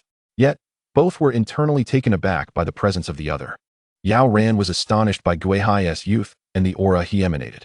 She had heard of him from Long Tsong prior to her arrival, aware of his youth and formidable strength, but she had not anticipated he would be this young and this powerful, evoking a sense of rivalry within her. Conversely, Gui Hai was captivated by Yao Ran's beauty and the aura she exuded. In a world where technology is remarkably advanced and an array of miraculous forces exist, various skincare products abound, allowing individuals to approach beauty. Yet, even so, Gui Hai had never encountered anyone more exquisite than this king. Of course, it could be attributed to his limited exposure due to his reclusive nature. Nonetheless, Yao Ran's appearance was undeniably more striking than any other woman he had ever seen, compelling him to gaze longer. What astonished Gui Hai most, however, was the multifaceted aura Yao Ran possessed. He sensed more than one source of energy emanating from her. In addition to the water-type energy that corresponded with her title, he also detected ice-type and fairy-type energies. These three energies seemed to be in perfect harmony, neither overshadowing the other. In Gui Hai's world, due to differing research and development paths concerning Pokémon, many traditional trainers would specialize in a single type of Pokémon. This does not imply that such a route is inherently superior. Rather, it simplifies the journey, allowing one to concentrate their efforts on nurturing a single type, potentially advancing further along the path of strength. Although this may make one more susceptible to type disadvantages, it undeniably streamlines the process. Yet, there exist those who prefer a more eclectic training style, cultivating teams composed of Pokémon of diverse types, exploring the myriad possibilities of type combinations and move synergies. Such teams often navigate their ascent to becoming kings with remarkable ease, even overpowering single-type trainers due to their advantageous matchups.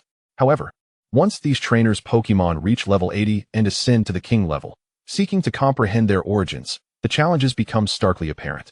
Different Pokémon, owing to their inherent attributes, resonate with distinct sources of energy. If a trainer fails to maintain equilibrium among their diverse Pokémon, their team's strength may become unbalanced. At such a juncture, type advantages may diminish, and those Pokémon with a weaker grasp on their origins could emerge as critical vulnerabilities, forsaking the former dominance of their kingly stature. Thus, it is generally observed that most trainers who ascend to the king level gradually gravitate towards a singular focus. Only after solidifying their current team would they consider nurturing Pokémon of other types. However, such gifted trainers are exceedingly rare. Even many champion-level trainers may struggle to develop teams with a variety of types. Only a select few prodigies can simultaneously cultivate a king-level team with diverse typings. It is evident that Yao Ran is one such prodigy. Gui Hai had previously contemplated the idea of nurturing Pokémon of various types to create a more versatile team. But he ultimately faltered. It was not due to a lack of talent. Rather, it was because Pokémon of all types, aside from ghost types, would cower in his presence, thwarting his aspirations of a diversified team. Now, standing before him, Yao Ran radiated 3 distinct types of energy, signifying that her Pokémon were simultaneously grasping the origins of these varied attributes and transmitting their power to her. The equilibrium of these 3 energies suggested that her achievements in the ice and fairy types were nearly on par with her accomplishments in the water type.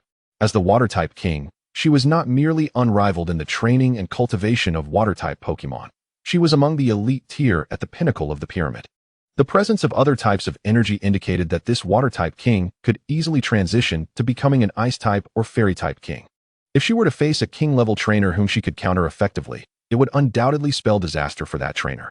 Without Gui Hai's presence, she might have very well been the next champion of the alliance. A flicker of competitive spirit surged within Gui Hai, but he swiftly quelled it. To engage such a talent, such strength, in battle now would be a tremendous loss. He yearned to challenge her at her zenith, for only then would the encounter be truly exhilarating, allowing him to grow as well. Only a rival of such caliber could fully satiate his ambitions. Gui Hai soon regained his composure and took out the dark ball containing Sherdolin.